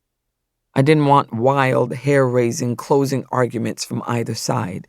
They might rile up the community, unleash further violence. Bring it down, counselors. Keep your arguments civil. Confine them to the evidence and credibility of the witnesses. Apply law to the facts. Don't go off half-cocked, Mr. Myers. Everyone returned to their respective places. Myers switched topics, talked about Bria Gaines' good character, her positive contributions to the community. He pointed to the expert evidence pounding home the physical dangers of the pregnancy for a 13-year-old, the peril it posed for Nova. I interjected at the 29-minute mark. You have 1 minute remaining, Mr. Myers. And he went back to the forbidden waters. You know, the defendant in a criminal case doesn't have the obligation to prove anything. It's the prosecution that has the burden of proof. But in this case, the defense has proven that Dr. Bria Gaines was doing her duty toward Nova Jones when she terminated the pregnancy. You know what's really a crime? Making that girl carry her rapist child. Anyone who had anything to do with that ought to be behind bars. But that doesn't include Dr. Gaines. Time. Myers paused, took a moment to make eye contact with everyone in the jury box before he returned to his seat. I said, Mr. Reeves, you have 5 minutes. He'd had time to recover, to collect himself. The DA returned to the wooden lectern and grasped it with both hands. Some cases are complex, ladies and gentlemen, because laws can be complicated or the facts can be unclear. He let go of the lectern. He folded his hands on the wooden surface. This isn't one of those cases, though. The case of State of Alabama v. Bria Gaines is simple. It's open and shut. Finally, he stepped away from the lectern, slipped his hands in his pockets. There's no dispute. None. that Brea Gaines aborted the unborn child of Nova Jones at her medical office in Bullock County, Alabama. He lifted both shoulders in a shrug. Doesn't matter how Nova came to be pregnant. Not in our state. That's the decision made by our state legislature. His voice grew testy when he said, and no matter how they try to twist it, we all know that the abortion wasn't performed due to a medical emergency, not as that term is defined by Alabama law. I could see the back of him. His neck was fiery red. So, ladies and gentlemen, there's only one decision that you can legally and rightfully reach in this case. I ask that you return a verdict of guilty against Brea Gaines. He stood up straight before he added, and I want you to send a message to the community with your verdict. A message to the whole country watching this case here in Union Springs, Alabama. Return a verdict swiftly and recommend the maximum sentence of imprisonment. He didn't expand on just what that would be. He didn't have to, everyone knew. It was imprisonment for 99 years or life. Chapter 78. The jury was deliberating. They'd been at it for 2 whole days. Just before sending them into the jury room to deliberate, I excused the 2 alternates, so we had a jury of 12 to decide the case. The 12 jurors, 7 women, 5 men, 8 white, and 4 black, had been shut up in the jury room for so long that a languor lay over the courtroom. The DA and his co-counsel retreated to the prosecutor's office. Brea Gaines and Benjamin Myers remained close to the counsel table, but he'd removed his jacket, loosened his tie. She had a book with her. I couldn't tell what it was. But whenever I was in the courtroom, I noticed she didn't turn many pages. No surprise there. A defendant waiting for the jury verdict wouldn't be able to concentrate on the text.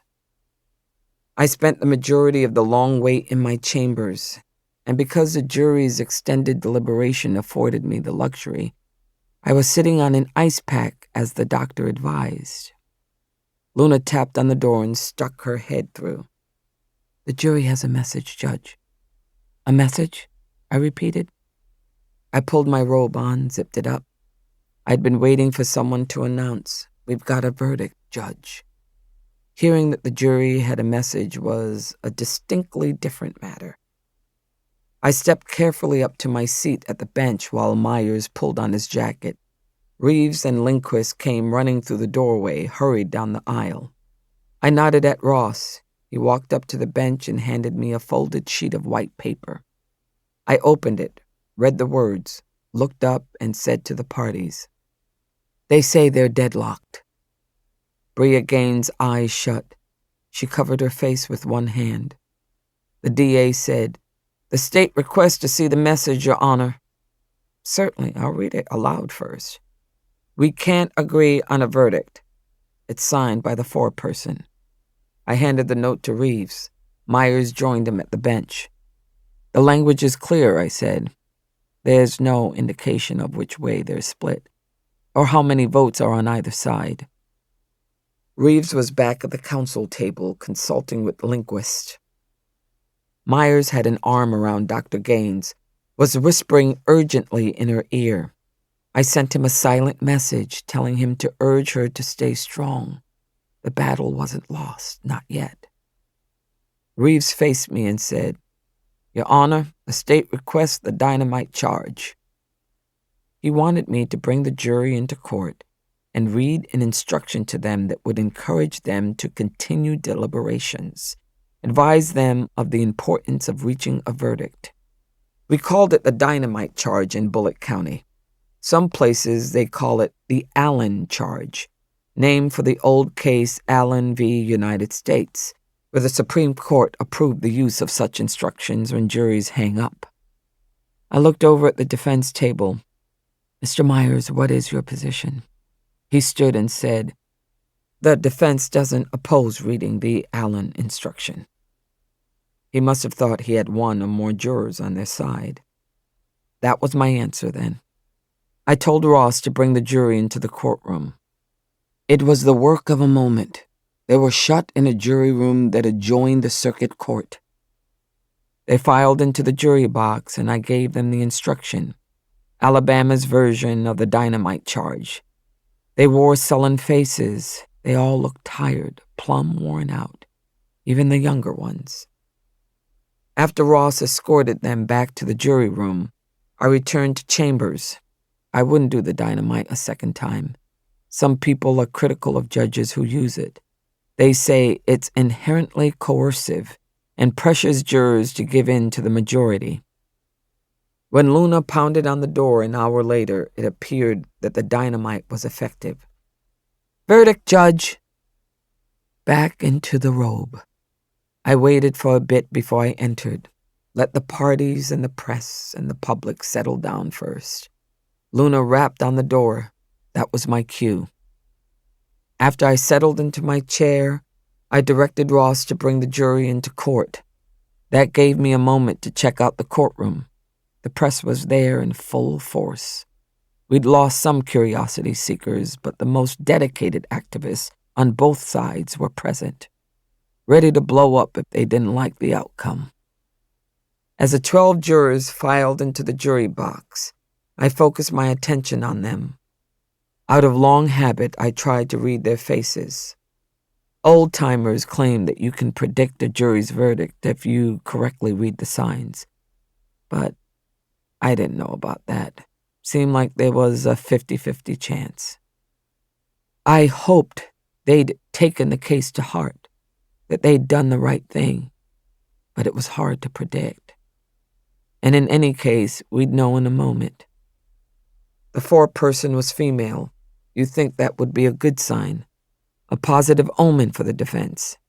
Experience had taught me not to rely on that. Although women were inclined to acquit in general, female jurors were often unsympathetic to their own sex in criminal cases. "Members of the jury, have you reached a verdict?" The foreperson spoke up. "We have, Your Honor." She was holding a sheet of paper, the verdict form. I nodded at Ross Carr. The bailiff took the paper from her and handed it to me. I read it silently first. Rubbed my eyes and read it again, though there was no mistake. It was set down before me in black and white and signed by the jurors. I took in a deep breath, read the verdict aloud. "We, the undersigned, find the defendant Bria Gaines guilty." The ink on the page commenced to swim before my eyes. I blinked and read, "We recommend a sentence of imprisonment of 10 years. So they'd compromise on the penalty. The jurors who had been hanging up on Bria's behalf switched their votes to guilty in exchange for the minimum penalty of 10 years imprisonment. They split the baby, like King Solomon. The courtroom was buzzing. Faint cheers from one section, indignant voices all around. It didn't seem that the compromise verdict satisfied many folks. The DA was on his feet shouting to make himself heard. "Your Honor, the state hereby requests that the defendant's bond be revoked and that she be taken into custody pending sentencing in this case." 10 years. Even with early parole consideration, she'd be locked up in prison for years. Her medical license would be revoked, the course of her life irretrievably altered, her liberty stolen from her, because she wanted to save Nova Jones. The noise level was rising. Both of the lawyers at the prosecution table were on their feet, demanding that I put Bria Gaines behind bars immediately. I picked up the gavel, slammed it hard, cut my eyes at Reeves and Lindquist. When I spoke, everyone could hear me. "Sit down." Chapter 79. When I'd first opened the verdict form and read the jury's decision, it was a shock to my system. Felt like I'd stuck my finger in a light socket, that kind of jolt. I hadn't realized how much I'd counted on that Bullock County jury doing the right thing. A person might argue that as a judge, I shouldn't have been naive. Judges have a front row seat to the jury process. We know how wrong-headed the jurors can be. Just takes one or two strong personalities in that box to turn everything upside down. The DA hadn't taken me at my word, apparently. He was still on his feet. I repeated the order, louder this time. Sit down! He sat. But the courtroom still buzzed with reaction. Whispers, sobs, some laughter. I was not having that. I refused to speak until the room was silent. Looking out at the spectators, I lifted my right hand, palm up, put my left index finger to my lips, shook my head, hoped my eyes were scalding the offenders with a look that told them they should not be messing with me. I caught a glimpse of Bria Gaines. No tears, just the appearance of someone who was shattered, who had lost everything. That was when the inspiration struck. I knew what would come next, what I'd do. It felt like that emoji where the icon's brain blows up, but in a good way. When the courtroom was quiet, I spoke to all of the people assembled before me. In the case of State of Alabama v. Bria Gaines, the jury has returned a verdict of guilty against the defendant. After the verdict is returned, Alabama law states under Rule 20.3, the DA was sitting at the counsel table with his head cocked and a confused expression on his face. But his co-counsel was sharper. She could see what was coming. Eleanor Lindquist lunged out of her chair. "No, Your Honor, I object!" I raised that voice of mine. It soared like a jazz singer's, drowned the other woman out. Under Alabama Rule of Criminal Procedure 20.3, after a jury verdict, the court on its own motion may grant a judgment of acquittal. I'm taking the action authorized under Rule 20.3 in this case, setting aside the guilty verdict and entering a judgment of acquittal. The noise from the gallery was rising. I smacked the gavel to give a warning. The defendant and her attorney shall rise. Please. Bria Gaines exchanged a look with her lawyer as she and Benjamin Myers pushed their chairs back and stood. I said, "It is the decision of this court that Dr. Bria Gaines is acquitted, found not guilty of the charge against her.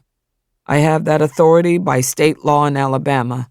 That rule says, and I quote, after a verdict or the entry of a judgment of conviction, the court on its own motion may grant a judgment of acquittal. Are we all clear on that?" It appeared that a large number of people in that courtroom were not clear. I said, "Just so everybody understands, Rule 20.3 of Alabama Rules of Criminal Procedure means that when a jury hands down a guilty verdict, the judge has the power to do whatever she thinks is right in the case. The judge has the right to throw out a jury verdict. That's what I have decided to do in this case. I'm throwing out the guilty verdict, and I'm finding the defendant not guilty. This is a final judgment and may not be appealed or overturned." To drive that point home, I stood and pointed at Bria Gaines with my gavel. I said, "Dr. Gaines, you are free to go."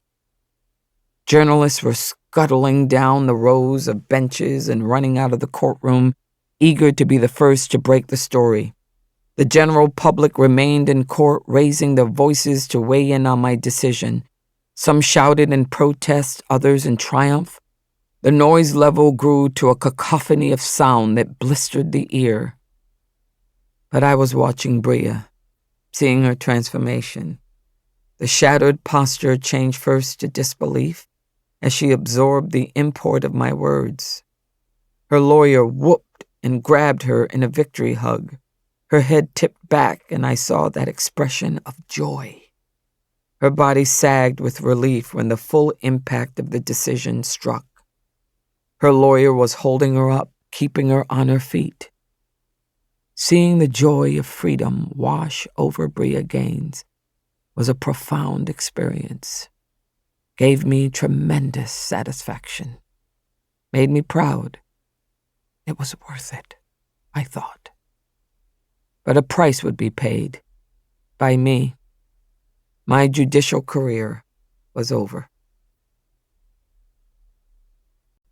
Chapter 80. Stone Family Farm, Bullock County, Alabama. The autumn season was hot that year. Second summer stretched all the way through October. That spell of dry fall weather would be a big help for a political campaign. Plenty of good weather to go politicking door to door, put yard signs, hold a local rally to drum up enthusiasm. But I wasn't campaigning. It wouldn't accomplish anything other than wasting my time, and wasting money when I didn't have much to spare. The insurance on the farmhouse didn't begin to cover the replacement of everything I'd lost in the explosion and fire. So on the Saturday after Halloween, I spent my afternoon sitting in the trailer in front of a television set. I'd given up the traditional Saturday breakfast. Couldn't host that breakfast any longer, not without a proper kitchen and seating for guests.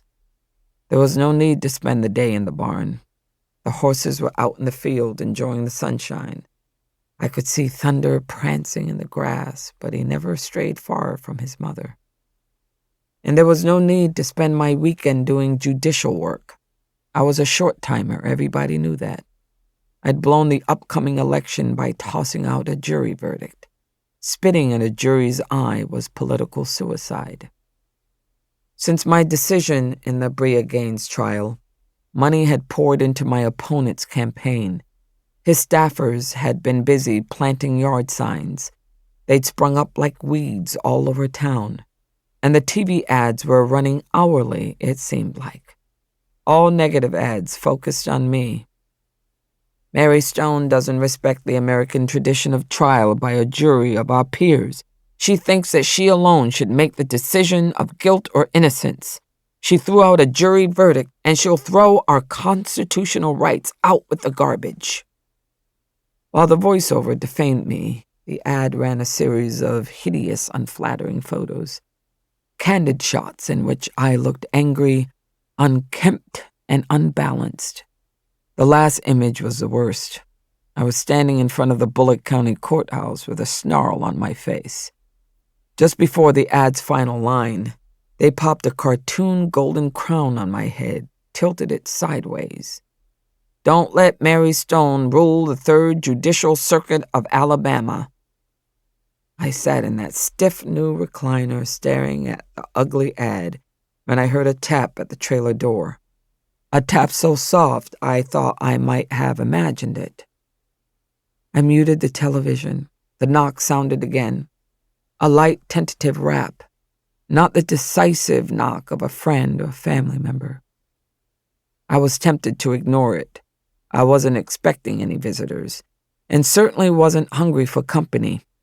I thought the intruder might just give up if I remained in my chair. Changed my mind about that pretty swiftly, though. I'd survived an attack recently right on that piece of land. If someone was coming on my property uninvited, I damn well needed to know about it. I stepped up to the door, turned the lock, pulled it open so suddenly it must have startled her.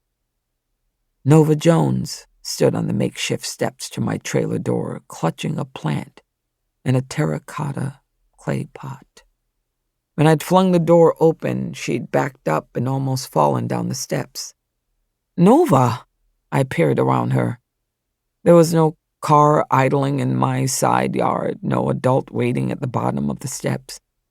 "What are you doing out here, honey? You surely didn't walk all this way. I'm 5 miles outside the city limits." "No, ma'am, I didn't walk.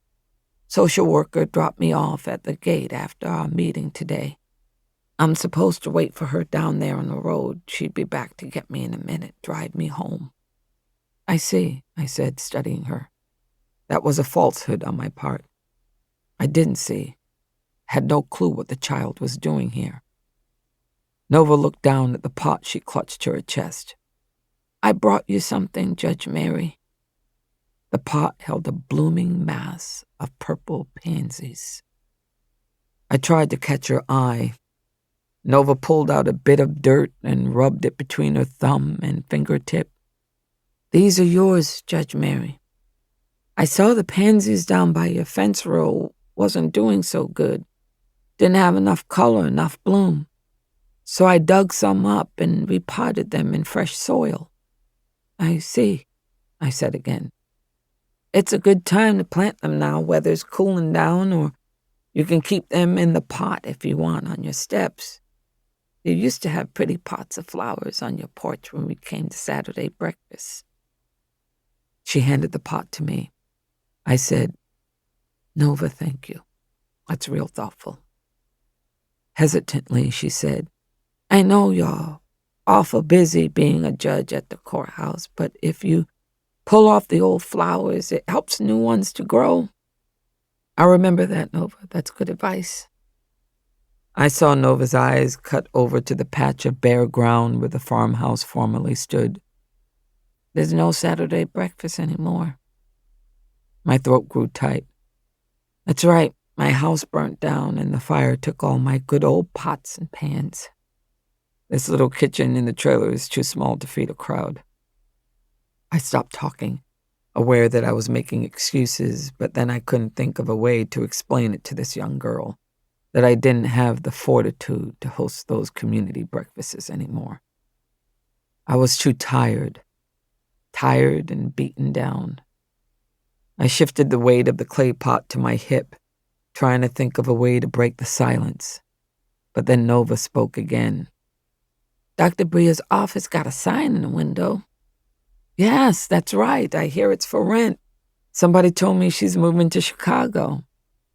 "Chicago?" There was regret in her voice, deep sadness. "Is she coming back?" A car pulled into the drive. Betty Cooper sat behind the wheel. The social worker tapped the horn and waved. Nova didn't turn to go, not then. She stared down at her feet. "Miss Cooper says it wasn't my fault what happened. Those boys following me what they did." My heart twisted in my chest. "Your fault? No, Nova, nothing was your fault. Not a thing." My voice was strident, too loud. Nova took a step back, descended one stair. "She thinks I don't have to worry about seeing them anymore." My heart was pounding. "That's right," I said, striving to sound calm. Mick Owens had kept me informed. The boys had broken down and confessed. They were being confined in the juvenile detention facility in Birmingham. The juvenile case was still ongoing. There would be proceedings to determine whether they'd be tried as adults. Whether it was handled by the juvenile court system or criminal courts, I believed they'd be penalized. And I was glad. I wanted them to get what they deserved. In a recent interview, one of the boys revealed a connection to local white supremacists. Mick said he'd turn the information over to the feds. Betty called from the driver's window. "Nova, I need to get you home. Your mama's waiting." Now that Nova was about to depart, I found that there was much I'd like to say to her. Give some wisdom, maybe, give encouragement, words of hope. I set the pot of pansies by the door as I struggled to summon the right words. But no eloquent words of comfort came to mind as we stood on the makeshift steps. Nova looked down, wouldn't meet my eye. She shoved her hands into the pockets of her jacket and hunched her shoulders. I heard a sniffle, and I wondered whether she was about to cry. Wondered whether I'd cry with her.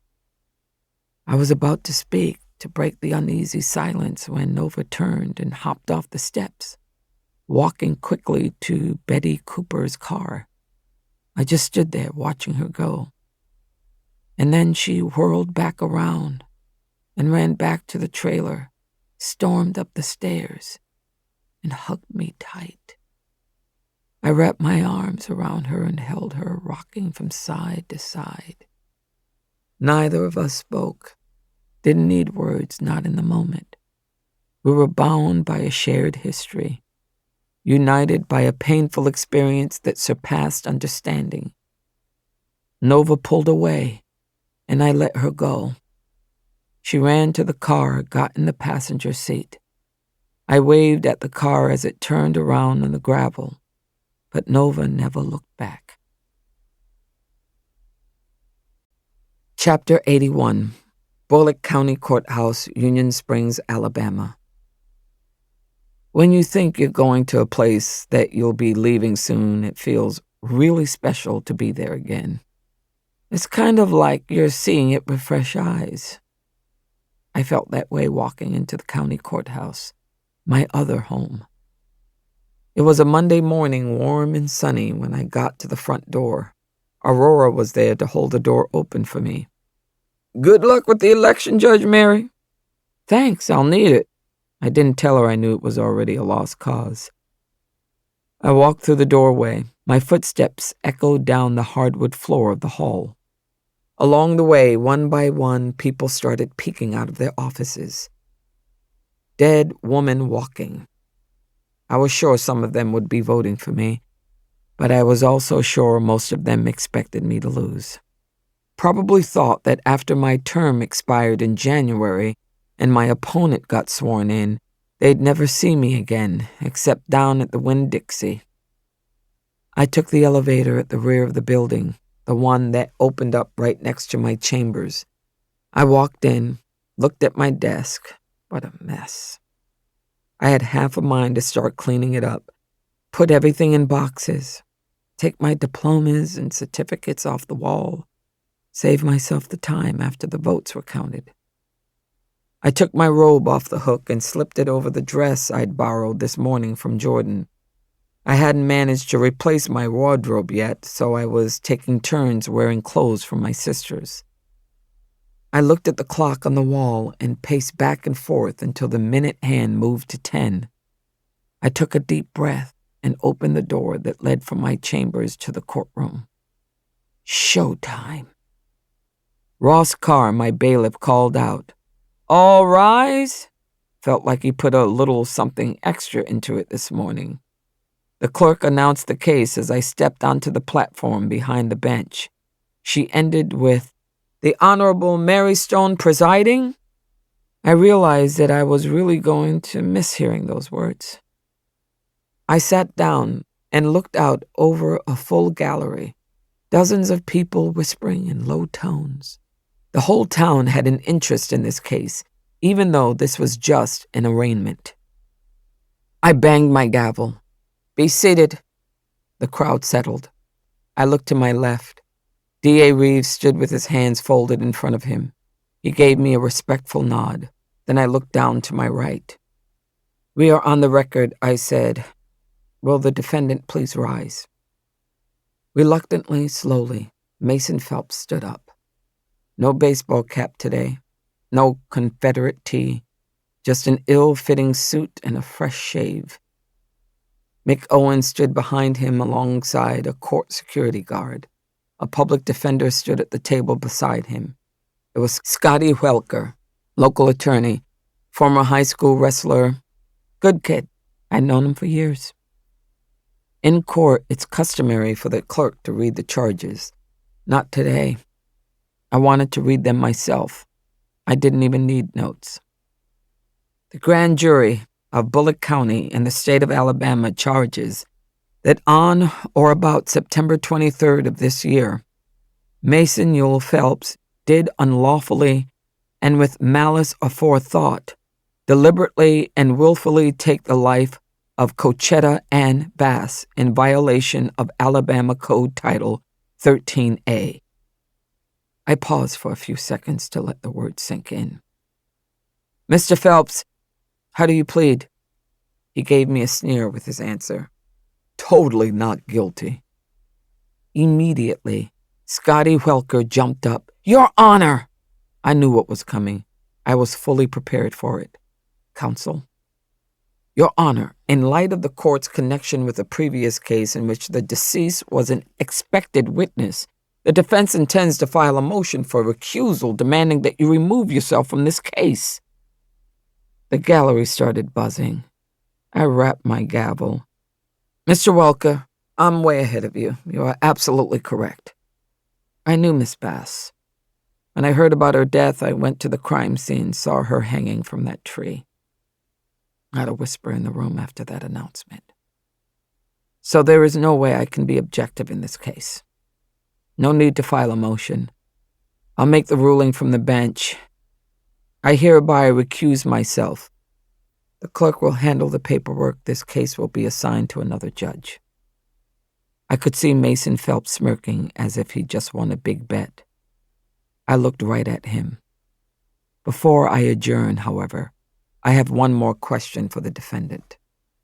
Phelps shifted his feet. His smirk faded a little. Mr. Phelps, did you or did you not set a dynamite charge and tripwire on my property in an attempt to blow up my home with me inside it? Phelps went pale.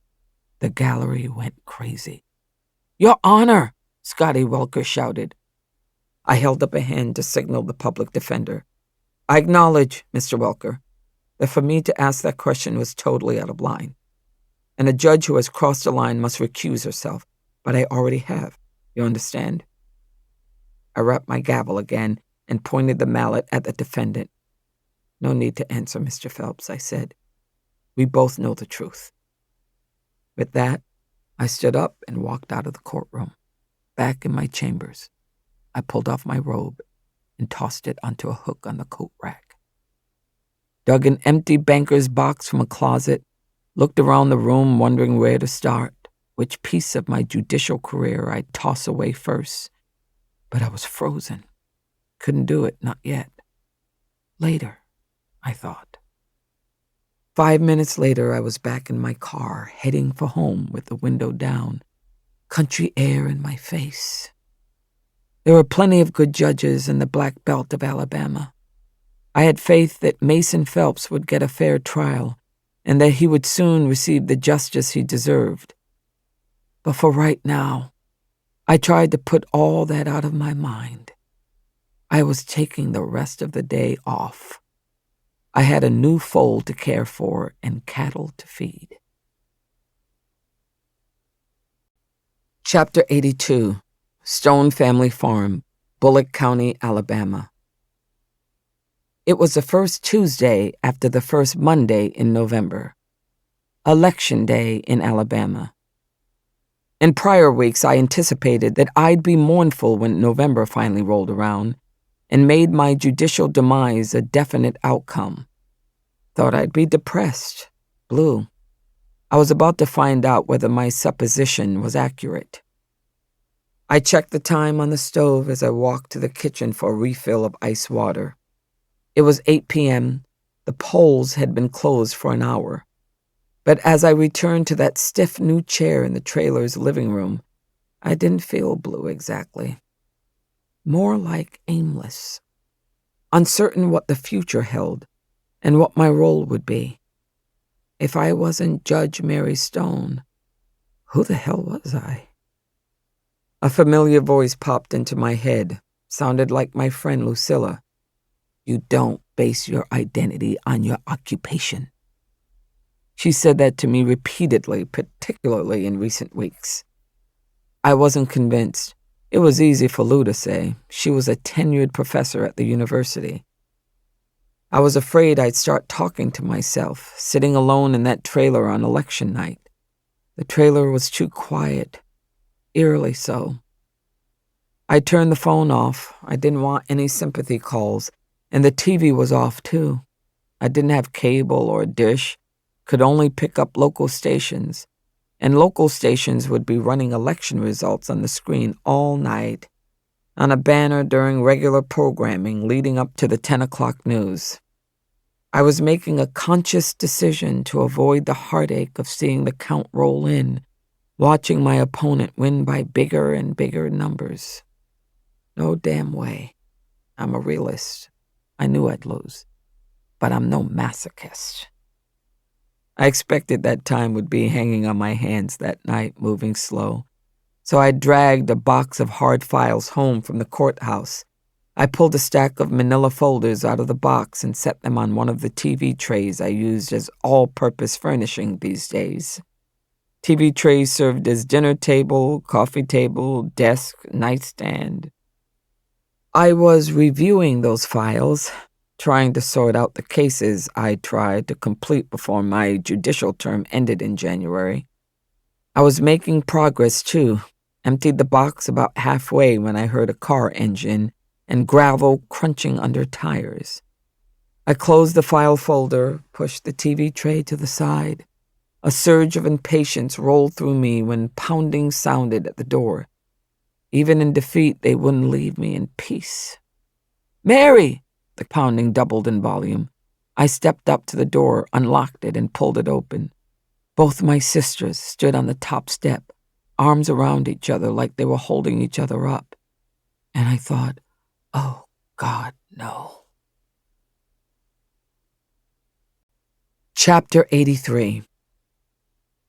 I pulled the door wide open, certain that some new catastrophe had befallen our family. "What on earth? What's happened now? Is something the matter?" They laughed loud like a couple of kids at the circus. Jordan said, "Nothing's the matter, but you gotta go." "What? Go where?" "To the party, the watch party over at the community center at Oak Grove Park." "Oh, hell no." Waving off that suggestion, I flapped a hand in front of my face, like insects were buzzing around me. "I'm not going anywhere." "You have to," Nellie said. "No way. I told you I'm staying in tonight." Nellie grabbed my arm. "Mary, you're in the lead." Maybe I didn't hear her right. She sounded kind of drunk, looked it too, to be honest. But when I sniffed her to check for alcohol, I didn't smell anything. "Is this some kind of joke? Are you messing with me?" Jordan grabbed me, wrapped me in a hug. "You're winning, Mary. Everyone in the county is there. You've got to see it. They're asking for you," Nellie said, chanting your name. I was almost speechless. "My name? Bullshit," I said. They both broke into peals of laughter like I was the funniest thing they'd ever heard. "Come on, Mary. Lucilla's been calling you. We all have. Can't get you to pick up. She's driving in from Montgomery. She'll be at the watch party any minute. Everybody wants to talk to you." I let them lead me to the car. My mind was so muddled I didn't even stop to think about what I was wearing. Showed up at the watch party in my overalls. People didn't seem to mind, though. When we walked in, all conversation stopped. There was an instant of silence, and then the cheering began. I couldn't believe it. It sounded like a roar bouncing off the walls of the multi-purpose room. Joe Turner, the local party chair, ran up to congratulate me, shake my hand. It was dreamlike. I didn't trust it to be the truth. "Show me the numbers, okay?" I said. "What the Secretary of State's office is showing and the county clerk." Joe pulled me over to the screen where the current results of the races were on display.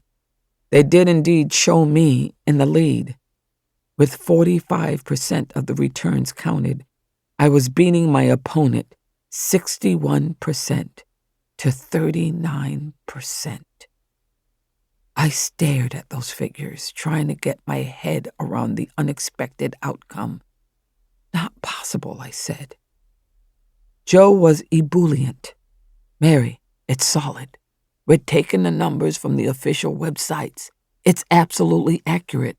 Your lead has been consistent since the returns started rolling in." Squinting, I checked the voter turnout column. "But look at the voter numbers. There's gotta be a mistake." "No mistake." That was from Nellie, who joined us. "They're sky high, right? Those returns rolled in showing that the community turned out to vote in numbers way bigger than anyone predicted." "You did that, Mary.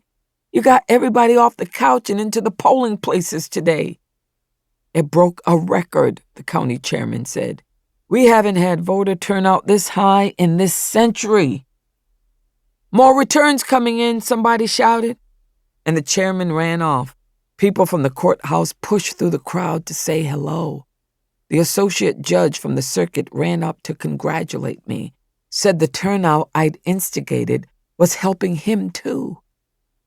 The room in the community center smelled of spice. A big delivery of barbecue had arrived at a food table, and they were serving up pulled pork sandwiches. Someone handed me a cold beer, and I drank it straight from the can, in front of God and everybody. The party got so crowded, I started to perspire, had to wipe sweat from my forehead with a paper napkin. Lucilla arrived, pushing through the crowd to hug me around the neck, and my sister struck close by me, leading the cheer every time a new round of numbers was posted on that screen. My lead inched up. By 10 o'clock, I was staring at the new percentages, 63% to 37%, when someone tapped me on the shoulder. I turned around and saw Bria Gaines standing there with Benjamin Myers. "Dr. Gaines," I exclaimed, "and Ben Myers. This is such a surprise. It's nice to see you." There was a cheer in the room, a babble of excited voices. Bria Gaines had to speak up to be heard. "I had to see you before I left. I want to thank you." I brushed it off. "No need, Dr. Gaines. I was just doing my job." She shook her head decisively. "Judge, I know what you did for me, the risk you took on my behalf. I'm so grateful to you from the bottom of my heart." Ben Myers shook my hand. "Congratulations on your victory, Judge. This is a monumental win, the best thing that could happen for the Third Circuit in Bullitt County." I checked the results again, like I was afraid the lead might have disappeared. It was still hard to believe it was happening. "I got lucky this time, didn't I?" Bria gave me a knowing smile. "Luck? Judge, you know it's not luck. We always have to work twice as hard to get anything." The county chairman pushed through the crowd, called out to me. "Judge, you got to do an acceptance speech. The Birmingham TV News is here. Your opponent just conceded." Television? A speech? I was wearing overalls. "You mean right now?" "Yes." Joe was pulling me away from Bria Gaines. Before the crowd swallowed her up, she waved at me, shouting, "Look me up in Chicago." And then I was up on the makeshift stage with white lights blinding me. The chairman's voice blared through the speakers. "Judge Mary Stone has won re-election to her seat as circuit judge for a second term." Folks were whooping, applauding, stomping their feet. I was teetering once again, in danger of a crying breakdown. I didn't let go, though. Took a deep breath. Thought about my mama, making her proud. My people, generations of them buried in the soil of the Black Belt. And I knew what to say. "Friends, thank you for your support. I'm proud to serve for another 6-year term. My roots are here, my heart is here. One thing you never have to doubt, that I swear to you tonight. Sitting at that bench, I'll do everything in my power to see that justice is done in my courtroom in the state of Alabama." People cheered, some of them screaming at the top of their lungs. And in the corners of the hall, I observed a few frowning faces, one man muttering something to another with a formidable expression. That was sobering. But I'm glad I caught it. It served as an important reminder. In this job, I can't make everyone happy. It would be dangerous to try. A judge who wants to please everyone won't bring justice to people in the Black Belt. They need a judge who's willing to fight. Born and raised here, I'm as much a part of this community as the famous soil we stand upon. I understand the challenges we face, the injustices we've suffered. When I die, they'll bury me on the land my great-grandfather bought scores of years ago. That's why I'll never leave this place. The people need me. We need each other.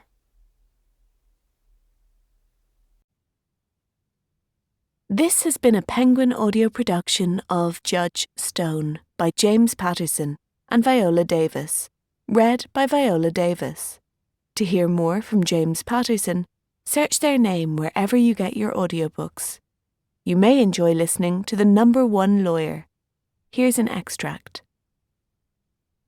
It was a Monday morning in Biloxi. I had on my best suit, fresh out of the dry cleaning bag. I wore my lucky tie, the one my wife, Carrie Ann, had given me 2 Christmases ago. I'd bought a new pair of cap-toe Oxfords for the occasion, because my old ones were worn down at the heel. I didn't want to look shabby next to my client on this big day. The capital murder trial, State of Mississippi v. Daniel Caro, was set to begin. I took a deep breath to center myself, gave a final glance at the note card in my right hand, made eye contact with my audience. I'm Stafford Lee Penny, attorney for the defendant, Dr. Daniel Caro. Ladies and gentlemen of the jury, this is what the evidence will show. I'm a second-generation Mississippi attorney. My father, Charles Jackson Penny, is also a trial lawyer in Biloxi, Mississippi. He has been known to proclaim, so often over the years that I've lost count, that a lawyer wins or loses his case in the opening statement. The old man is half right. After 15 years of practicing law, I know you can lose a jury with a weak opening, but the opening is too early to win the case. Witnesses will take the stand and evidence will pour in. There are too many unknowns, too many battles to be fought, particularly in the Daniel Caro murder trial. We all heard the district attorney, Henry Gordon James, outline the evidence he plans to bring before you, I said. He went on and on about exhibits and experts, didn't he? Made all kinds of promises. But you need to think about what Mr. Gordon James failed to mention. What word did he not say? I took a step forward. I wanted to move closer to the jury to ensure they'd listen to my key point. Ladies and gentlemen, that word is circumstantial. All the evidence in this case is purely circumstantial. The prosecution will not produce a single witness or a shred of evidence that directly ties my client to the crime he's been accused of committing. I was warming to the speech. I could feel it. My blood was pumping. The words flowed easily. The criminal defendant in this case, Daniel Caro, is highly regarded in this community. He grew up in Biloxi, received his medical degree from Duke. His OB/GYN practice is a blessing to this town. For over a decade, he has delivered our babies and cared for our mothers and wives and daughters. Dr. Caro is an asset to this region. I've known him all my life. We played Little League baseball together. He's my client and my friend. That last line contained a gross exaggeration. Caro and I weren't friends. In fact, I'd never particularly liked him. He wasn't my kind of cat. But the opening statement was my opportunity to humanize him before the evidence demonized him. After I wrapped up my client's glowing bio, I took 2 steps to the right to signify a change of direction. The events that you'll hear about in this trial are tragic, undeniably horrific. They never should have happened anywhere. Certainly not in Biloxi. Careful, I thought. It was time to mention the murder victim, to speak her name. It was imperative that I proceed delicately. Aurora Gates's untimely death was a terrible loss. She was an exceptional woman, valedictorian of her class at Biloxi High School, a promising law student at Ole Miss, Her future was bright. Someone took a gun and stole that future from her, cut her life short. Time to switch it up and alter the tone. Copyright and recording for Judge Stone.